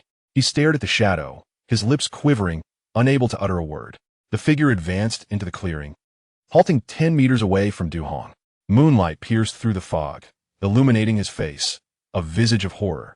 Scarred and smeared with blood, the left eye socket was hollow, clearly blind, while the right eye glinted with a venomous coldness, fixated on Du Hong with unyielding malice. It was Zhou Zheng, long thought lost. Remarkably, he was still alive. Du Hong's breath abruptly ceased. He gazed into Zhou Zheng's hollow left eye, recalling Su Wan's tragic fate. A chilling sensation surging from his feet to the crown of his head. "Zhou, is that you?" Du Hong's voice trembled uncontrollably. "Are you still alive?" Zhou Zheng remained silent, fixated on the cloth bundle in Du Hong's grasp with his solitary eye. A guttural sound emanated from his throat, reminiscent of a beast's low growl. Instinctively, Du Hong clutched the bundle tighter. Observing Zhou Zheng's menacing countenance, a profound terror welled up within him. He yearned to flee, yet his legs felt as though they were nailed to the ground, utterly immobile. "I brought the things." Du Hong's voice quivered, tinged with desperation. "I brought what you wanted." Zhou Zheng's single eye flickered momentarily. Gradually, he raised his hand, pointing at the cloth bundle in Du Hong's possession. His movements were slow yet imbued with an undeniable authority. Du Hong's body trembled more violently. He understood what Zhou Zheng desired. Gold, weapons from the armory, everything that could lead to his wealth. Gritting his teeth, Du Hong slowly relinquished his grip. The bundle thudded to the ground, producing a dull sound. He looked at Zhou Zheng, his voice laced with a hint of pleading. "Zhou Zheng, I have given you the items. You promised me a share once the Hejiao arrived." Zhou Zheng remained silent. His solitary eye fixated on the bundle upon the ground, continuing to emit that eerie, rasping sound from his throat. He slowly advanced toward Du Hong, each step deliberate, exuding a palpable aura of menace. Du Hong's heart raced, nearly leaping from his chest, as he beheld Zhou Zheng's approaching figure and the malevolent glint in his solitary eye. It dawned upon him that Zhou Zheng had no intention of sharing. What Zhou Zheng sought was his life. Du Hong's complexion turned ashen, panic surging through him. He abruptly turned to flee, but it was already too late. Zhou Zheng's speed was astonishing, akin to a bolt of black lightning, as he lunged towards Du Hong's back. Du Hong scarcely had time to emit a cry of terror. A frigid hand clamped tightly over his mouth, a suffocating wave of bloodlust enveloping him. Du Hong's eyes widened in shock. His body thrashed violently, yet Zhou Zheng's strength was formidable, like a mountain pinning him down, rendering him utterly powerless. Zhou Zheng's solitary eye drew near to Du Hong's ear. His voice, gravelly and chilling, pierced the air. "Where are the weapons and gold?" Du Hong's body convulsed violently.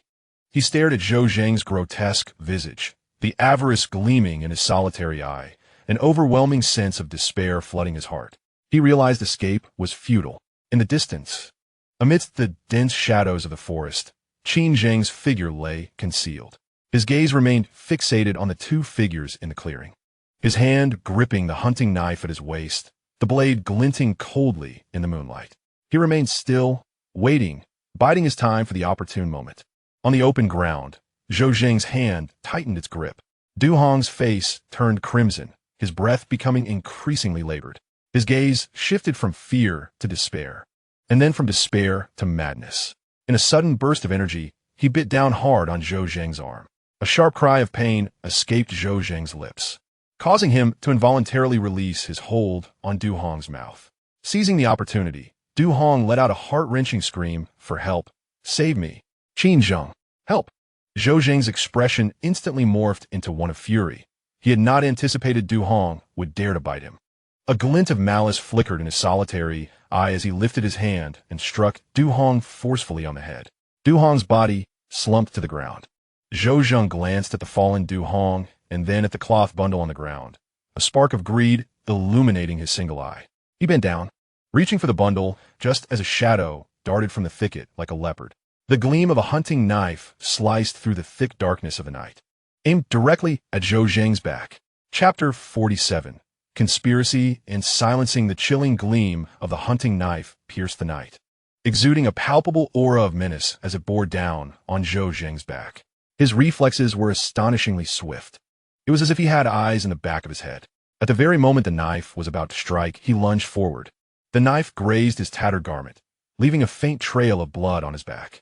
Zhou Zheng rolled away, and as he landed, he swiftly drew a rusted dagger from his waist, a weapon he had scavenged from an unknown source, still stained with dark red blood. He raised his head, his solitary eye fixated on Qin Zheng, his expression a mix of venom and disbelief. Qin Zheng, your voice sounds like a broken gong. How dare you follow us? Qin Zheng remained silent, his grip steady on the hunting knife as he advanced toward Zhou Zheng, each step methodically crushing Zhou Zheng's heart. The moonlight illuminated his lean, iron-like silhouette, revealing scars that glimmered ominously in the dim light, emanating an aura of suffocating menace. Du Hong lay on the ground, trembling at the sight of the two adversaries. He struggled to rise, but was hindered by the daze from Zhou Zheng's earlier punch, his limbs feeling weak and unresponsive. The atmosphere in the clearing turned taut with tension. The sounds of insects and the roar of the waterfall seemed to vanish in that moment, leaving only the heave. Du Hong felt a chill in his heart as he was scrutinized by Zhou Zheng, hastily extending the cloth bag cradled in his arms. Zhou Zheng, the items you requested, I have brought them. He cautiously unveiled the contents of the bag, revealing a gleaming gold ingot that sparkled under the moonlight with a blinding radiance. Zhou Zheng's breath became labored, his singular eye fixated on the gold ingot, his throat emitting raspy sounds akin to a starving wolf catching sight of succulent prey. What else do you have? Zhou Zheng's voice was hoarse and deep. How much weaponry and explosives did you bring from the arsenal? Du Hong's body trembled, his gaze flickering. I didn't dare bring much. Qin Zheng was watching too closely. I managed to secretly take one Nambu Type A pistol along with 2 bullets. Useless. Zhou Zheng bellowed, his singular eye ablaze with fury. What good is a single pistol? I demand rifles, grenades, and explosives. Du Hong shuddered at his outburst, hastily justifying. Zhou Zheng, listen to me. I know the location of the arsenal. Once the He Jiao arrives, we can transport everything from the arsenal. In that moment, the gold and weapons will all belong to us. Zhou Zheng's demeanor softened slightly. He advanced 2 steps, his eye fixed intently on Du Hong. He Jiao, has the poison shark agreed? Du Hong nodded eagerly, a sycophantic smile gracing his face. He has. I informed him of the arsenal left by the Japanese on this island, along with a substantial amount of gold. If he comes, we shall amass great wealth. He stated that as long as I could provide samples of the weapons and gold, he would bring his men. A cold smirk curled upon Zhou Zheng's lips as he regarded Du Hong, his gaze filled with calculation. Very well. If you assist me in obtaining the items from the arsenal, when He Jiao arrives, I shall grant you 30%. 30%? Du Hong's eyes sparkled with intrigue, only to furrow his brow in concern.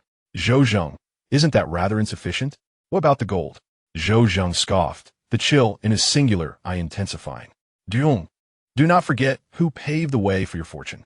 Were it not for me, you would still be toiling aboard that decrepit ship as an engine officer. 30% is the utmost benevolence I can extend to you. Du Hong's lips quivered, wishing to counter, yet he dared not. He understood Zhou Zheng's ruthless nature, his propensity for betrayal. Hesitation enveloped him. Gazing at Zhou Zheng's menacing visage, he suddenly felt that aligning with him might not bode well. The poison shark of He Jiao was notorious for his ruthlessness. Would Zhou Zheng truly honor his promise of 30%? It was conceivable that once the gold and weapons were secured, Zhou Zheng would eliminate him and seize all the gains for himself. Doubt crept into Du Hong's heart. Carefully, he suggested, Zhou Zheng, shall we reconsider our terms? Before he could finish, Zhou Zheng's expression morphed into one of malevolence. A fierce glint flashed in his singular eye. He had long discerned that Du Hong was timid and overly avaricious, an unreliable ally. Keeping him around would inevitably lead to disaster. It was better to eliminate him now and seize the gold ingot and pistol he held. A nefarious thought surged within Zhou Zheng's mind. The corners of his mouth curled into a cruel smile. He lunged fiercely towards Du Hong, the dagger in his hand aimed directly at Du Hong's heart. The speed was astonishing. Du Hong was completely unprepared for Zhou Zheng's sudden assault. His eyes widened in terror, and his face was etched with fear. He attempted to evade, but was already too late. The glint of the dagger loomed larger before him. The breath of death enveloped him in an instant. Just at that critical moment, a shadow flashed by. Qin Zheng's hunting knife precisely intercepted Zhou Zheng's dagger. The two blades clashed, emitting a sharp metallic screech, sparks flying. Zhou Zheng was jolted back by the immense force of the impact. He stared at the suddenly appearing Qin Zheng, his single eye reddening with disbelief. Qin Zheng, you are seeking death. Zhou Zheng roared, lunging at Qin Zheng once more. His dagger swung with ferocity, each strike aimed at Qin Zheng's vital points. Qin Zheng's gaze was icy. He held his hunting knife with calm composure, skillfully countering Zhou Zheng's attacks. His movements were steady and precise, each block executed flawlessly. His body flowed like a nimble leopard, effortlessly maneuvering through Zhou Zheng's onslaught. Zhou Zheng's strikes grew increasingly frantic. He realized that he was no match for Qin Zheng. Qin Zheng's prowess surpassed his expectations. He needed to escape swiftly. Zhou Zheng's eyes darted to Du Hong beside him, then to the cloth bundle on the ground. A thought surged within him. Escape. If he could reach the foggy area, Qin Zheng would lose track of him. That was where Su Wan had met her fate. The terrain complex filled with traps. No matter how skilled Qin Zheng was, he would hesitate to pursue him there. Zhou Zheng's gaze hardened. He feigned a strike at Qin Zheng, then turned and sprinted towards the foggy region. His speed was remarkable, akin to a startled rabbit. Qin Zheng, wait for me. Zhou Zheng shouted back, his voice laced with venom. You will all die here. The creatures on this island are hungry. His words echoed through the night, filled with resentment and madness. Qin Zheng watched Zhou Zheng's retreating figure, his expression cold. He did not pursue. He understood that the terrain of the foggy area was too intricate. It housed not only various beasts, but also bottomless swamps and traps. To chase would be akin to walking into a snare. He tightened his grip on the hunting knife, his gaze falling upon the incapacitated Du Hong. Du Hong remained shaken, staring in the direction Zhou Zheng had vanished, then glancing at Qin Zheng's frigid eyes, his body trembling uncontrollably. His lips quivered as he attempted to speak, yet no words emerged. Qin Zheng approached him, looking down from above. The moonlight illuminated Qin Zheng's face, his gaze as cold as steel. A wave of intense fear surged within Du Hong. He realized he had landed in grave trouble. A calamity was upon him. Silence returned to the clearing in the woods. Only the chirping of insects and the thunderous roar of the waterfall resonated in the night. The canvas bag lay quietly on the ground, and the gleam of the gold brick appeared particularly piercing under the moonlight. Qin Zheng's gaze fell upon that gold brick, his brows furrowing tightly. The arrival of Zhou Zheng was akin to a stone cast into a tranquil lake, shattering the surface calm of the camp. Black Jiao, the armory, gold, these elements coiled around them like venomous serpents. Qin Zheng understood that a far greater storm was silently brewing. He lowered his head to observe Du Hong, slumped on the ground, and spoke in a grave tone. Get up. Du Hong's body trembled. He lifted his head to meet Qin Zheng's icy gaze and struggled to rise from the ground. His legs were still weak, and he could barely stand. Qin Zheng regarded him, his eyes devoid of warmth. Speak. Qin Zheng's voice was deep and unyielding. Reveal all that you know. Du Hong's lips quivered. He glanced at the hunting knife in Qin Zheng's hand, then at the gold brick on the ground. He realized he had no path of retreat. Taking a deep breath, as if resolving to face a certain fate, his eyes brimmed with despair and fear. Qin Zheng, I was wrong. Du Hong's voice trembled with a hint of tears. I should not have colluded with Zhou Zheng. I should not have coveted that gold. His words echoed in the night, laden with regret and hopelessness. Qin Zheng's gaze remained as frigid as ever. Chapter 48. Du Hong's confession the night was as dark as ink, enveloping the waterfall camp in an impenetrable shroud. The embers of the bonfire flickered, casting dancing sparks that outlined the silhouette of the treehouse, projecting a mottled shadow. Lin Wan, cradling the sleeping Xiao Yu upon haystack, immediately stood up, instinctively tightening her grip on a multifunctional knife at her waist upon hearing footsteps echoing from the jungle. When Qin Zheng appeared at the edge of the camp, escorting the staggering Du Hong, Lin Wan's heart plummeted. Du Hong bore a gash on his forehead, blood trickling down and marring half his face. His arm hung at an unnatural angle, clearly injured from his earlier struggle with Zhou Zheng. He staggered as if all strength had been drained from him, needing Qin Zheng's grip to prevent himself from collapsing to the ground. "Brother Qin," Lin Wan's voice trembled slightly, her gaze sweeping over Du Hong's disheveled state before landing on Qin Zheng's frigid countenance. "What has happened?" Qin Zheng remained silent. He seized Du Hong's arm and forcefully slammed him against the wooden pillar of the treehouse. The dull thud echoed, and Du Hong winced in pain, yet dared not utter a sound of distress. Raising his head, he caught Lin Wan's worried eyes and noticed the frightened Xiao Yu, just awakened from sleep, gazing at him with murky eyes that suddenly glistened with tears. "Xiao Yu," Du Hong's voice was hoarse beyond recognition, longing to reach out and pat the child's head. But he was repelled by Qin Zheng's icy glare and could only let his hand fall dejectedly, his shoulders sagging like a heap of mud. Qin Zheng crouched down, his gaze fixating on Du Hong's injured arm, then sweeping over his clothes, stained with mud and blood. His fingers gently caressed the hilt of the hunting knife at his waist, the blade glinting with a cold light in the flickering glow of the campfire, sending a shiver through Du Hong's entire being. The word "speak" felt like a stone imbued with ice, shattering the silence of the camp and stirring a chill in the air. Du Hong's lips trembled, his gaze evasive, unwilling to meet Qin Zheng's eyes. He opened his mouth, but the incoherent sounds that emerged from his throat failed to form a single coherent sentence. "Why is Zhou Zheng alive?" Qin Zheng's voice suddenly rose, the murderous intent in his eyes nearly consuming Du Hong whole. "What did you conspire in the woods?" Du Hong's body trembled violently, his head bowing lower, nearly touching his chest. He could feel the intense killing intent emanating from Qin Zheng, an aura as if it were from the depths of hell, reminding him vividly of Zhao Debiao's demise at Qin Zheng's hands, blood-splattered, eyes vacant, unable to utter a scream in time.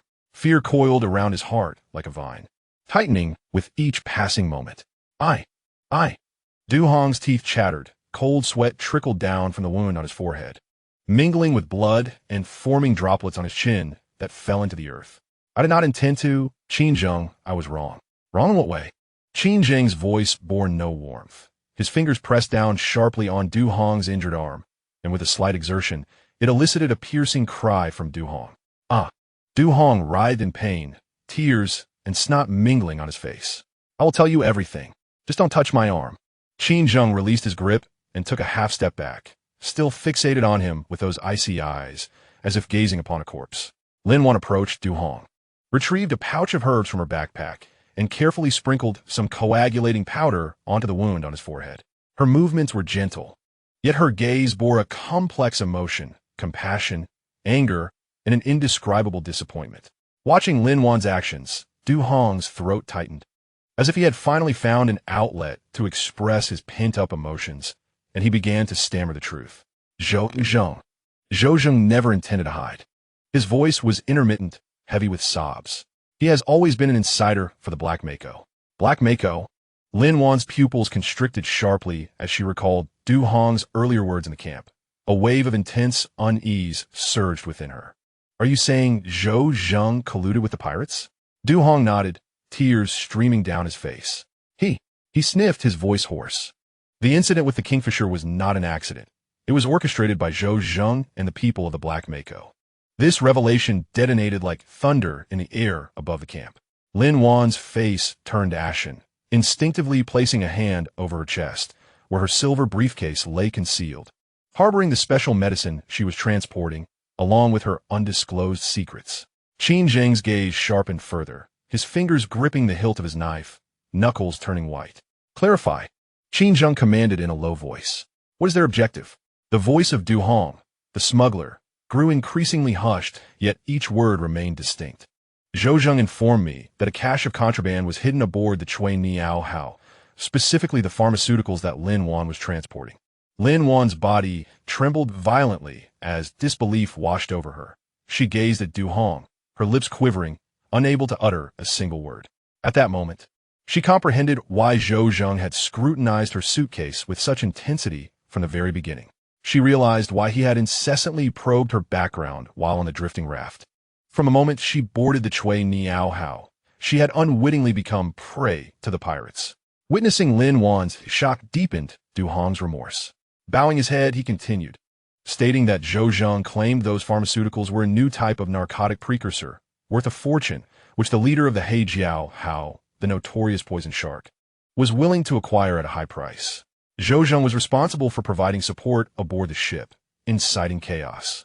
While the crew of the Hejiao Hao would collide with the Chui Niao Hao on the high seas, this was both a signal and a ploy to fabricate the illusion of a maritime disaster. Du Hong's voice dwindled further as he recounted their original plan. Once the Chui Niao Hao sank, they intended to board the lifeboats, seize the pharmaceuticals, and eliminate all surviving witnesses. And what about you? Qin Zheng's voice was as frigid as ice. Why did you choose to assist him? Du Hong's body stiffened abruptly. He lifted his gaze, his eyes filled with regret and despair. I was driven by greed, he confessed, his voice tinged with a hint of sobbing. Zhou Zheng promised me a substantial sum of money once the deed was done. I have lived in poverty my entire life. I yearn for wealth, for an escape from this wretched vessel to live a better life. I knew Zhou Zheng was ruthless, but I thought that by following him, I could secure my fortune. As tears streamed down his face, he lamented, I had no idea he would conspire with the pirates. I was utterly unaware that he would place all of us in peril. I was terrified after witnessing Su Wan's fate. Du Hong's body shook violently as he continued. I knew Zhou Zheng would eventually silence me, so I secretly concealed a gold brick, hoping to use it for survival when the Hejiao Hao arrived. His regret was palpable. I was wrong. I was truly wrong. Slumped on the ground, he wept bitterly. Qin Zheng Linwan, I am so sorry. I should not have been so foolish, nor should I have colluded with that beast, Zhou Zheng. His cries echoed through the silent night, filled with remorse and despair. Little Yu, frightened by his weeping, shrank her neck and clutched Lin Wan's leg, timidly asking, Sister Lin, why is Uncle Du crying? Lin Wan remained silent. She gazed at Du Hong, who lay on the ground, weeping uncontrollably, her heart a tumult of emotions. Greed, indeed, stands as humanity's greatest weakness. Du Hong was merely an ordinary chief engineer, adrift at sea his entire life, earning meager wages and leading a life of turmoil. His longing for wealth and a better existence was not inherently flawed. Yet, his grave error lay in his willingness to betray his comrades, dragging everyone into the abyss for the sake of material gain. Qin Zheng stood nearby, coldly observing Du Hong. His gaze bore no trace of compassion. It was instead filled with frigid indifference. On this island, the darkness of humanity was magnified beyond measure. Greed, betrayal, and murder unfolded daily.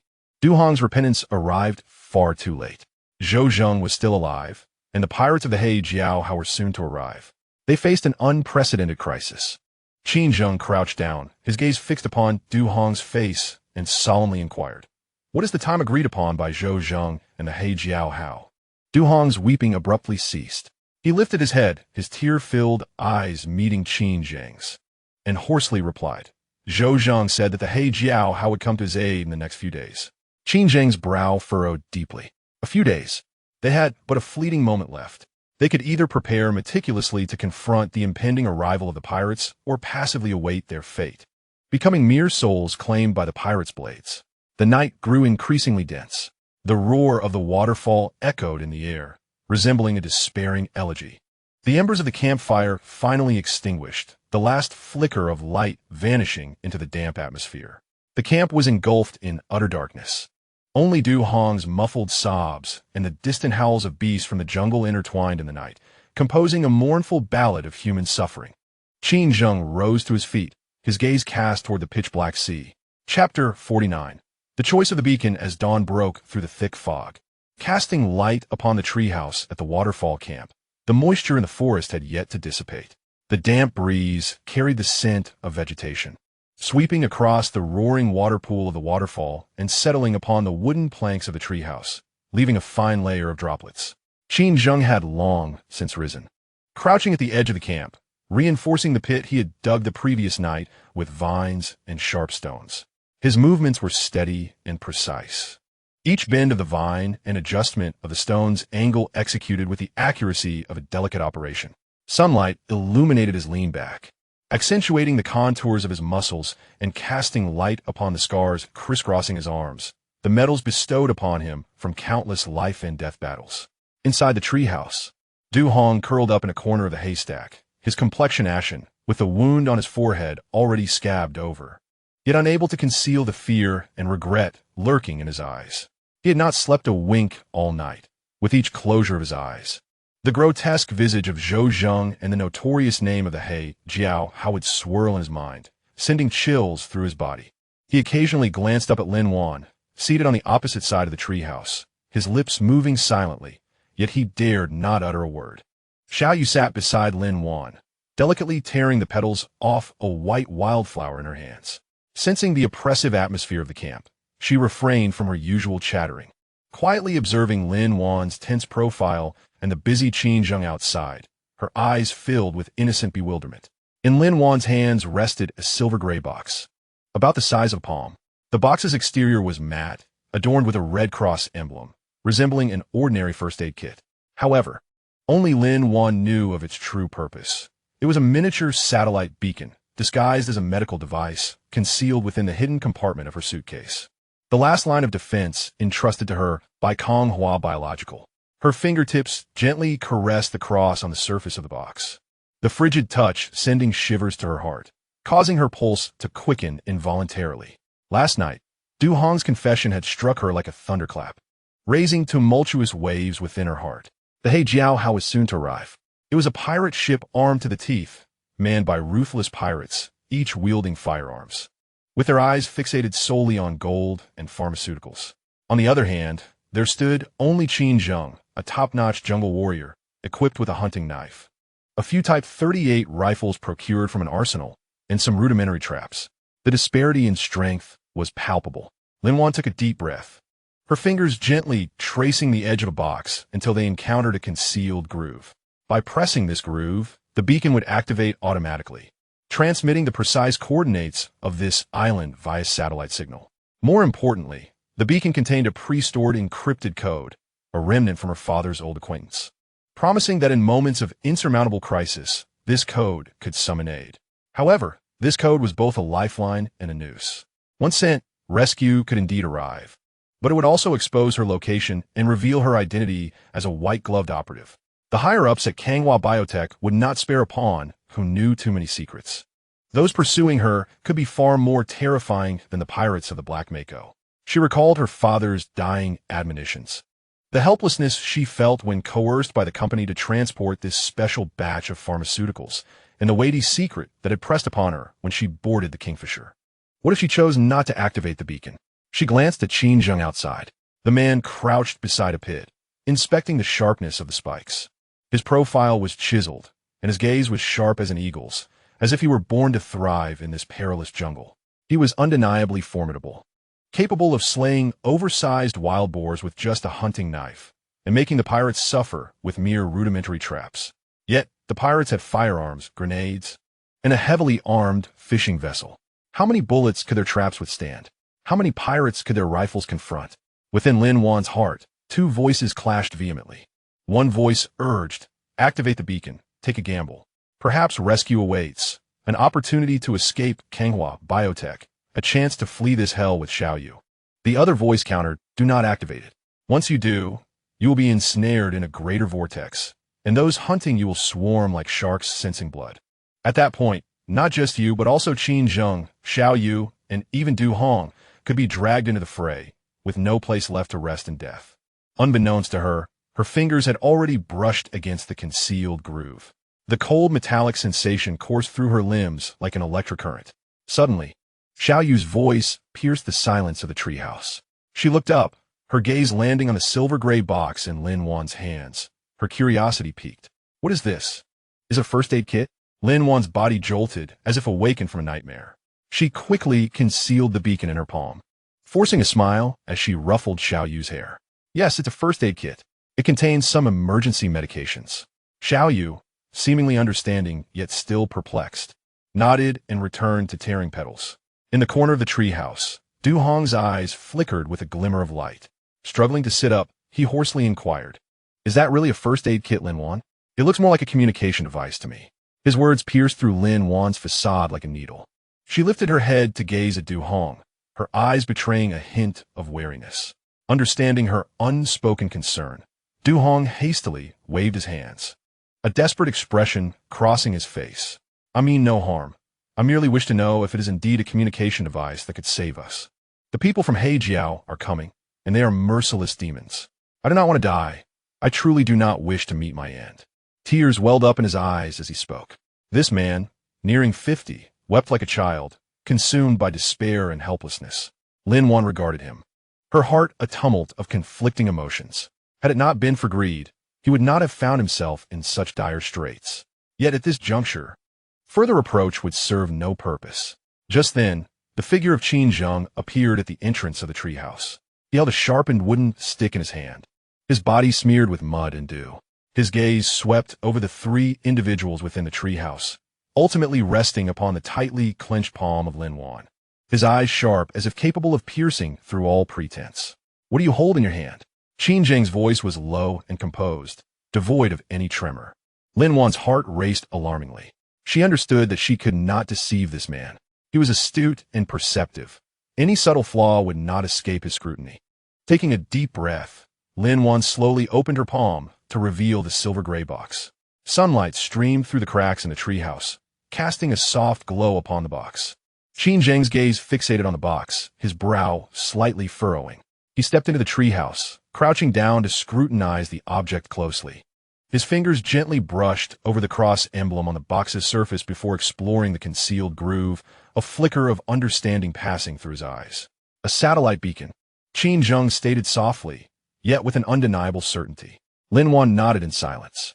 Du Hong's eyes instantly brightened with astonishment. It was as if he had grasped a lifeline. And he hurriedly crawled to Qin Zheng's side, pleading, Qin Zheng. Brother Qin, it is a satellite beacon. Truly it is. Quickly, have Lin Wan activated. We can be saved. We can escape this cursed island. Qin Zheng disregarded him, his attention still fixed on Lin Wan's face, his expression intricate. He was acutely aware of what the satellite beacon signified. On this isolated island, this diminutive box represented the sole hope of connecting with the outside world. However, he also understood that behind any glimmer of hope lurked peril. Lin Wan's identity was far from ordinary. Her suitcase concealed numerous secrets. This satellite beacon likely bore complexities that belied its seemingly innocuous appearance. After a moment of contemplation, Qin Zheng slowly inquired what consequences might arise from activating it. Lin Wan lifted her gaze to meet his, her eyes filled with conflict. After a brief hesitation, she articulated her concerns word by word. This beacon was entrusted to me by Konghua Biological. Lin Wan's voice was soft, yet tinged with a hint of bitterness, masquerading as a first aid kit, concealing an encrypted distress signal within. Activating it could summon rescue, but it might also attract the attention of the personnel from Konghua Biotechnology. I was their white glove, tasked with escorting a shipment of special pharmaceuticals. Should my identity be revealed, they would go to any lengths to silence me. At that moment, the threat we faced might extend beyond just the pirates of the Hejiao. Lin Wan's words fell upon Du Hong like a bucket of cold water, extinguishing the light in his face and filling his eyes with confusion and dread. What should we do? He muttered. Activating it could mean death. And not activating it could mean death too. Are we truly out of options? The treehouse once again succumbed to a profound silence, broken only by the roar of the waterfall and the rustling of leaves in the wind. Xiaoyu seemed to sense the gravity of the atmosphere as she set down the wildflowers in her hands and clutched Lin Wan's arm tightly, timidly asking, Sister Lin, are we going to encounter danger? Lin Wan gazed into Xiaoyu's innocent eyes, feeling a pang of anguish in her heart. She could not allow Xiaoyu to perish here. She had promised Professor Chun to take care of this child. Her gaze returned to the satellite beacon. To activate or not to activate? This dilemma loomed over her like a mountain pressing down on her heart. Qin Zheng observed her struggle and spoke slowly. You need not look at me. The choice lies within your hands. His voice, though soft, carried an inexplicable strength. Activating it may bring rescue, but could also invite peril. Not activating it means we must confront the pirates of the Hejiao head-on. The odds are slim, yet not entirely absent. Qin Zheng's eyes rested on Lin Wan's face, devoid of urgency or coercion, presenting a chilling calmness that bordered on cruelty. Whatever decision you make, the consequences are yours to bear. I will not interfere. Lin Wan met Qin Zheng's gaze. His eyes held no warmth, yet they exuded a unique respect for her choices and for her secrets. Taking a deep breath, she slowly raised her hand, gripping the satellite beacon tightly in her palm. Sunlight filtered through the gaps in the treehouse, illuminating her face and revealing the struggle and resolve in her eyes. She looked at the beacon in her hand, then at Xiao Yu beside her, at the despondent Du Hong in the corner, and finally at the composed Qin Zheng before her. The pirates of the He Jiao Hao were imminent. Survival or annihilation, hope or despair. Lin Wan's fingers gradually moved toward the concealed slot. The chill of the surface felt like a current coursing through her veins. A voice within her grew increasingly clear. Take the gamble. Even if it means traversing a path of peril, take the risk. At the very least, there remains a glimmer of hope. At the very least, we will not succumb to inaction. Lin Wan's expression gradually solidified with determination. She lifted her head to meet Qin Zheng's gaze, her voice hoarse yet resolute. Qin Zheng and Lin Wan's gaze was fixed upon him. If I activate the beacon, will you assist me? Qin Zheng regarded her, pausing in silence. He gradually rose to his feet, his eyes drifting towards the window. The thick fog had dissipated and sunlight bathed the entire island. In the distance, the vibrant sounds of birdsong emanated from the jungle. A faint smile graced the corners of Qin Zheng's lips. I only help myself. Yet now, his gaze returned to Lin Wan's face, his eyes sharp as an eagle's. Our enemy is the same. The atmosphere within the treehouse grew heavy in an instant. Du Hong's breaths quickened and grew labored. Xiao Yu clung tightly to Lin Wan's arm, her eyes filled with unease. Lin Wan met Qin Zheng's gaze, and the last remnants of her hesitation evaporated. Her fingers gently rested upon the concealed recess. A simple press would connect her to the outside world, initiating an unknown gamble. Lin Wan inhaled deeply, her fingertips applying slight pressure. Chapter 50. Activation. The moment her fingertip touched the recess, Lin Wan's heart skipped a beat. The icy metallic sensation coursed through her, igniting her nerves and causing her muscles to tense instinctively. Her eyes remained fixed upon the silver-gray beacon, the Red Cross emblem seeming to conceal not merely a satellite signal transmitter, but a Pandora's box capable of determining the fates of all. The air in the treehouse was oppressively silent, punctuated only by the thunderous roar of the waterfall seeping through the wooden slats, mingled with Du Hong's labored breaths and Xiao Yu's unconscious murmurs. Qin Zheng stood before her, as upright as a pine, his gaze as piercing as a hawk's, resting upon her face without urgency or coercion, exuding a near-cruel calmness. Lin Wan took a deep breath. The tumult of hesitation and fear within her gradually solidified into resolve upon seeing Xiao Yu's innocent eyes. She recalled Professor Chen's dying wish, the child's laughter while collecting shells on the beach, and the overwhelming sense of helplessness when coerced aboard the Chui Niao by Konghua Biotechnology. She no longer wished to be a mere pawn in their dirty dealings, nor to see Xiao Yu, Qin Zheng, or herself perish on this island ensnared by despair and greed. I will take a gamble, Lin Wan resolved internally. She would bet that the encrypted code could summon genuine rescue, that she could extricate herself from the mire of her past, and that this small beacon could tear open a sliver of hope. Her fingertips pressed firmly against the recess. Click! A faint, crisp sound shattered the stillness of the treehouse. The surface of the beacon glowed with a soft green light, reminiscent of a firefly's tail, standing out vividly in the dim morning light of the treehouse. The green light pulsed gently, transitioning from dim to bright, then stabilizing, as if it were alive. It lit up. It lit up. Du Hong's voice suddenly escalated in pitch as he struggled to rise from the haystack, stumbling towards Lin Wan, his murky eyes fixated upon the green light. His face etched with ecstasy and urgency. It was working. It was searching for the satellite. Lin Wan paid him no heed. Her fingers explored the side of the beacon, brushing against a more concealed seam, where she discovered a knob no larger than a fingernail. This knob was the heart of the beacon, a secret unbeknownst to Konghua Biological, surreptitiously added by her father's old acquaintance when he entrusted her with the beacon. It could regulate the frequency of signal transmissions and the encryption mode. Lin Wan's fingertips trembled slightly as she twisted the knob. It emitted an exceedingly faint rustling sound. akin to the turning of fate's gears. She recalled the elder's admonition, remembering his words that by turning the knob to the third notch, the beacon would transmit only a single location signal, automatically appending the encrypted code. That code was the elder's exclusive contact signal, her last lifeline in dire straits. Third notch, Lin Wan silently recited, her gaze fixed intently on the markings upon the knob, until the pointer steadily halted at the position marked by a lightning bolt. Only then did she slowly exhale. The green light on the beacon flickered more urgently, as if establishing a connection with a distant satellite. The atmosphere within the treehouse grew increasingly tense with the pulsating green light. Du Hong held his breath, his hands clenched into fists, knuckles whitening from the strain. His gaze was unwaveringly fixed on the beacon, as if it were a lifeline, with the ecstasy on his face gradually giving way to unease. He was uncertain of what this beacon would summon, rescue or a deeper abyss, but all he could do now was wait. Xiao Yu, captivated by the green light, lifted her head from Lin Wan's arm, curiously extending her small hand towards the flickering glow, only to be gently restrained by Lin Wan. Do not touch. Lin Wan's voice was soft, laced with a barely perceptible hoarseness. It will burn. Xiao Yu nodded, somewhat understanding, retracting her hand. Yet her round eyes remained wide with curiosity as she continued to observe the beacon. Qin Zheng's gaze shifted from the beacon to Lin Wan's face.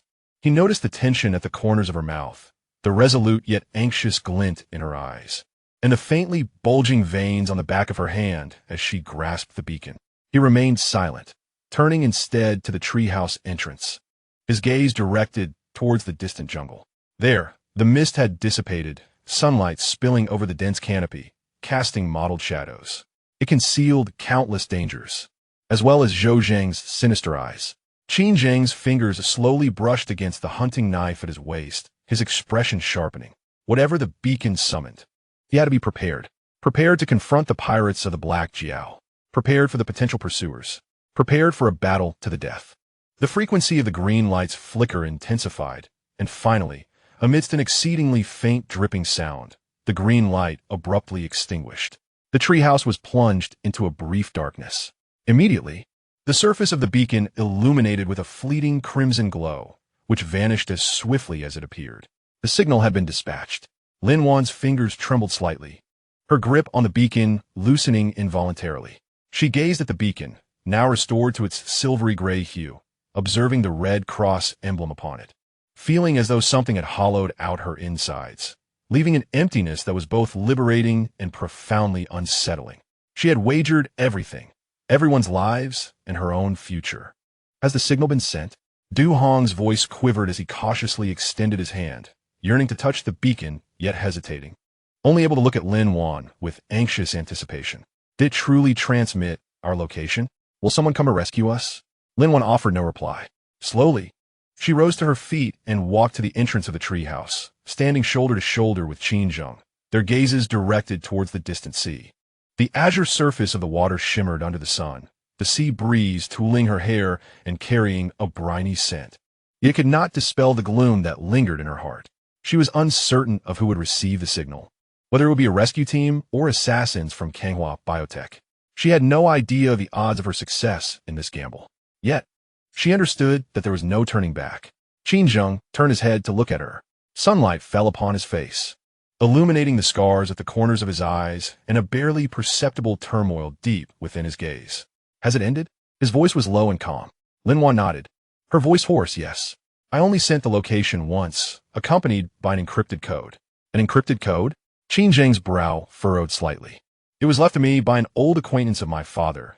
Lin Wan's gaze drifted into the distance, her tone tinged with nostalgia. He said that when faced with an insurmountable crisis, sending this code would summon aid. Qin Zheng refrained from probing further. He understood that everyone harbored their own secrets. Just as he concealed the identity of a traitor, the obsession for redemption, and the burden of a past stained with blood and guilt. He turned his attention back to the jungle, speaking gravely, whatever comes, we must be prepared. The pirates of the He Jiao could land at any moment. Lin Wan's gaze lingered on Qin Zheng's profile. On the left hand that was missing its pinky finger, an inexplicable sense of calm surged within her. This man, though cold and bristling with thorns, bearing untold secrets, was like a stabilizing anchor, allowing her to find a semblance of support on this desolate island. I understand. Lin Wan's voice was soft yet resolute. I will stand with you. Qin Zheng remained silent. He merely inclined his head slightly before stepping out of the treehouse. Sunlight bathed him, outlining his lean, iron-like silhouette and the scars that crisscrossed his form. He approached the edge of the camp, beginning to inspect the traps, reinforcing the snares, and carefully burying the explosives he had brought back from the armory along the essential pathways surrounding the camp. His movements were both steady and agile, each action seemingly a prelude to the impending battle, meticulously preparing for the confrontation ahead. Du Hong observed the silhouette of Qin Zheng and then glanced at Lin Wan. After a moment of hesitation, he struggled to rise and stepped out of the treehouse. He understood that in his current state, he could not be of much assistance. Yet he did not wish to remain idle.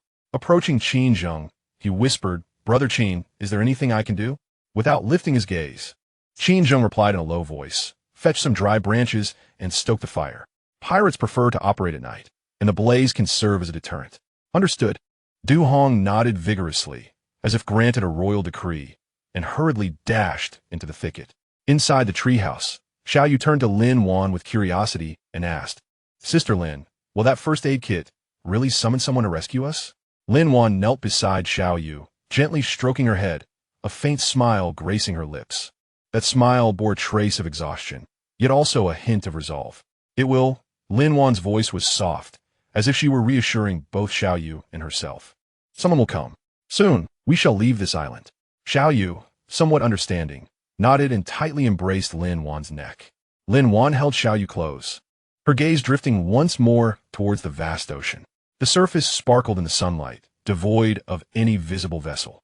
Yet she knew that the signal emitted by the beacon had traversed the expansive sky, reaching distant unknowns.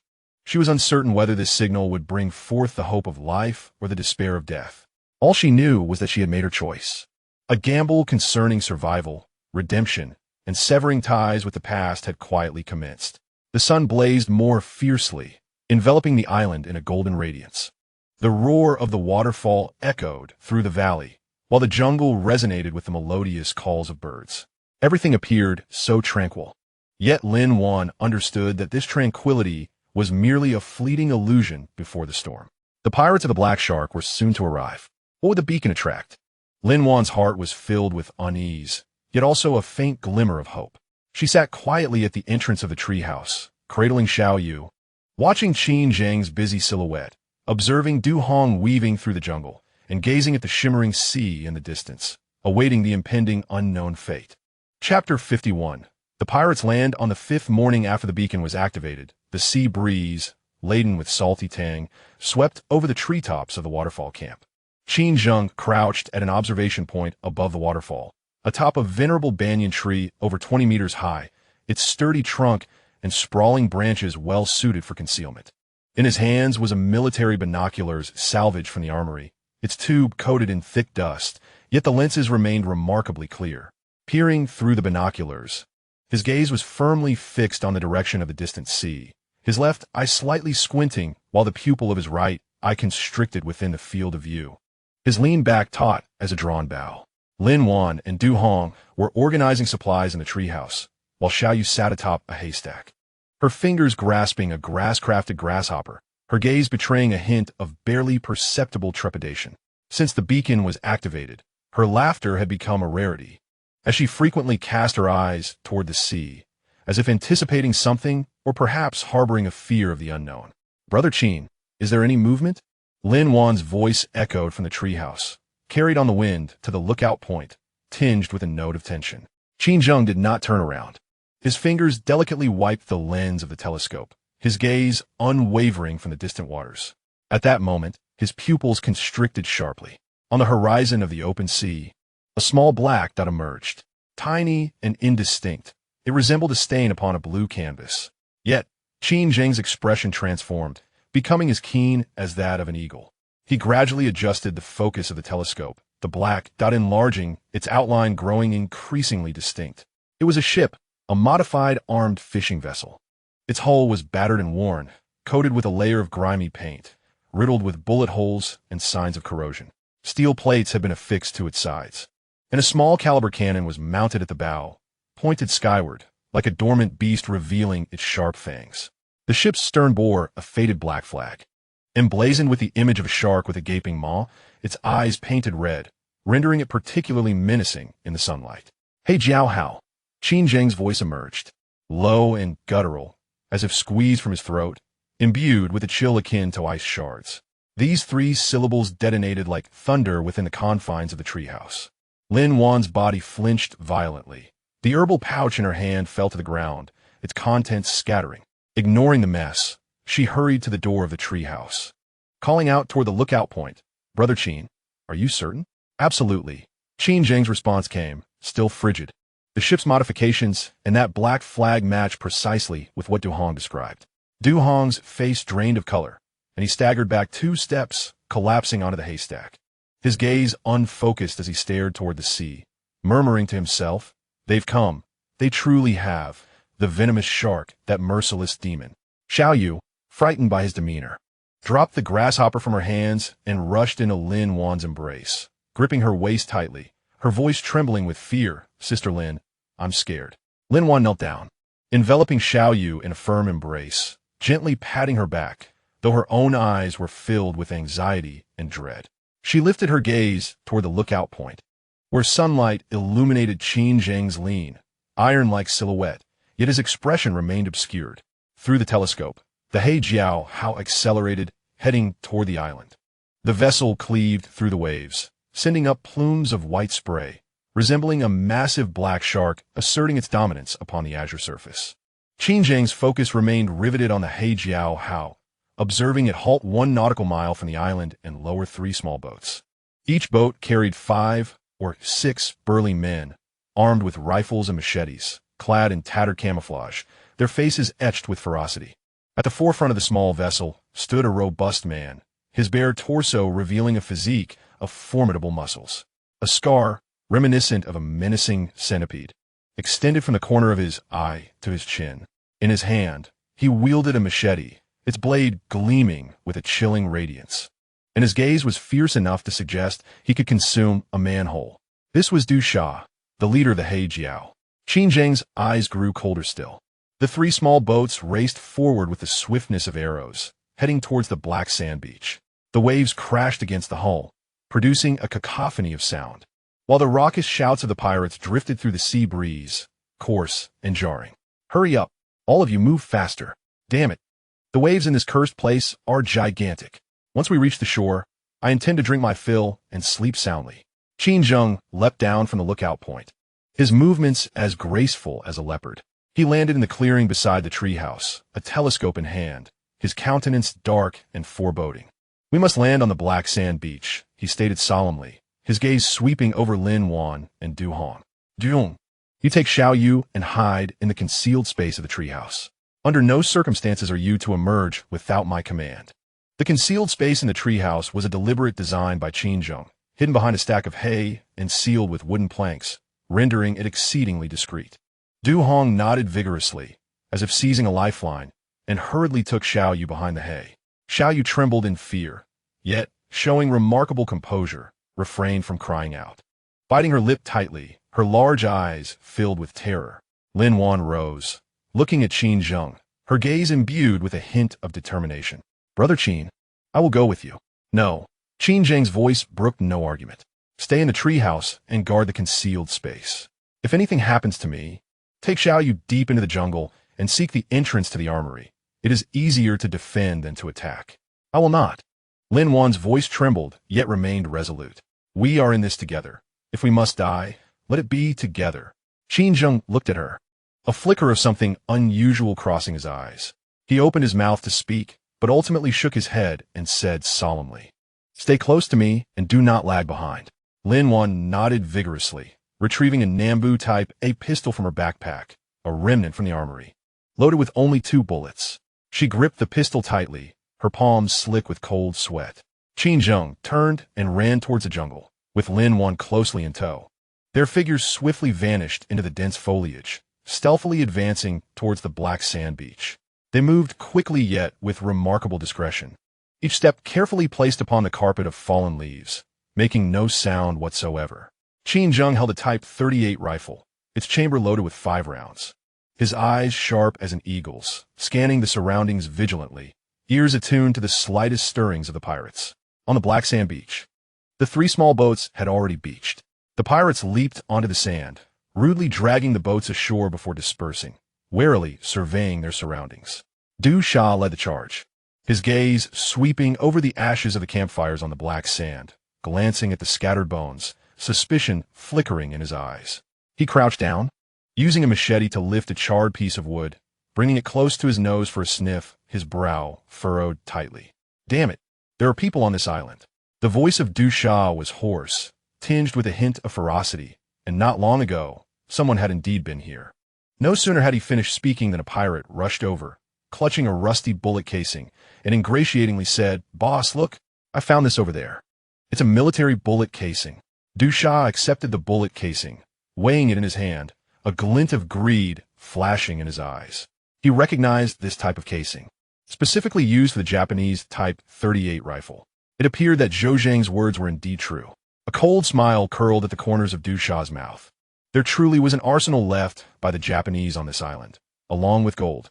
He abruptly stood up, raising his machete, and shouted to the pirates behind him, "Brothers, an opportunity for fortune has arrived. This island holds an arsenal in gold. Search for everyone on the island. Kill without mercy. Those who find gold and arms will be handsomely rewarded." "Yes, boss," the pirates responded enthusiastically, letting out a cacophony of excited roars. They divided into 2 teams, one along the coastline and the other heading into the jungle. The sunlight spilled over the black sandy beach, casting long shadows of the pirates, resembling venomous serpents poised to strike. Deep within the jungle, Qin Zheng and Lin Wan concealed themselves behind a massive ancient tree, observing the pirates on the beach with icy gazes. Lin Wan's heart raced, her grip on the pistol tightening, her nails digging painfully into her palm. She gazed at the ferocious demeanor of the pirates, at the menacing scar on Du Sha's face, a wave of intense fear surging within her. Yet she understood that now was not the time for fear. Taking a deep breath, she turned to Qin Zheng. Qin Zheng's gaze was fixed unwaveringly on the pirates advancing toward the jungle, devoid of any trepidation, only a chilling intent to kill. His fingers gently caressed the trigger of his rifle, akin to caressing a lover's skin. The sunlight grew more intense, enveloping the entire island in a golden glow. The waves crashed against the black sand, producing a rhythmic sound. From within the jungle, the coarse shouts of the pirates echoed. A cold curve formed at the corner of Qin Zheng's mouth as his finger slowly tightened on the trigger.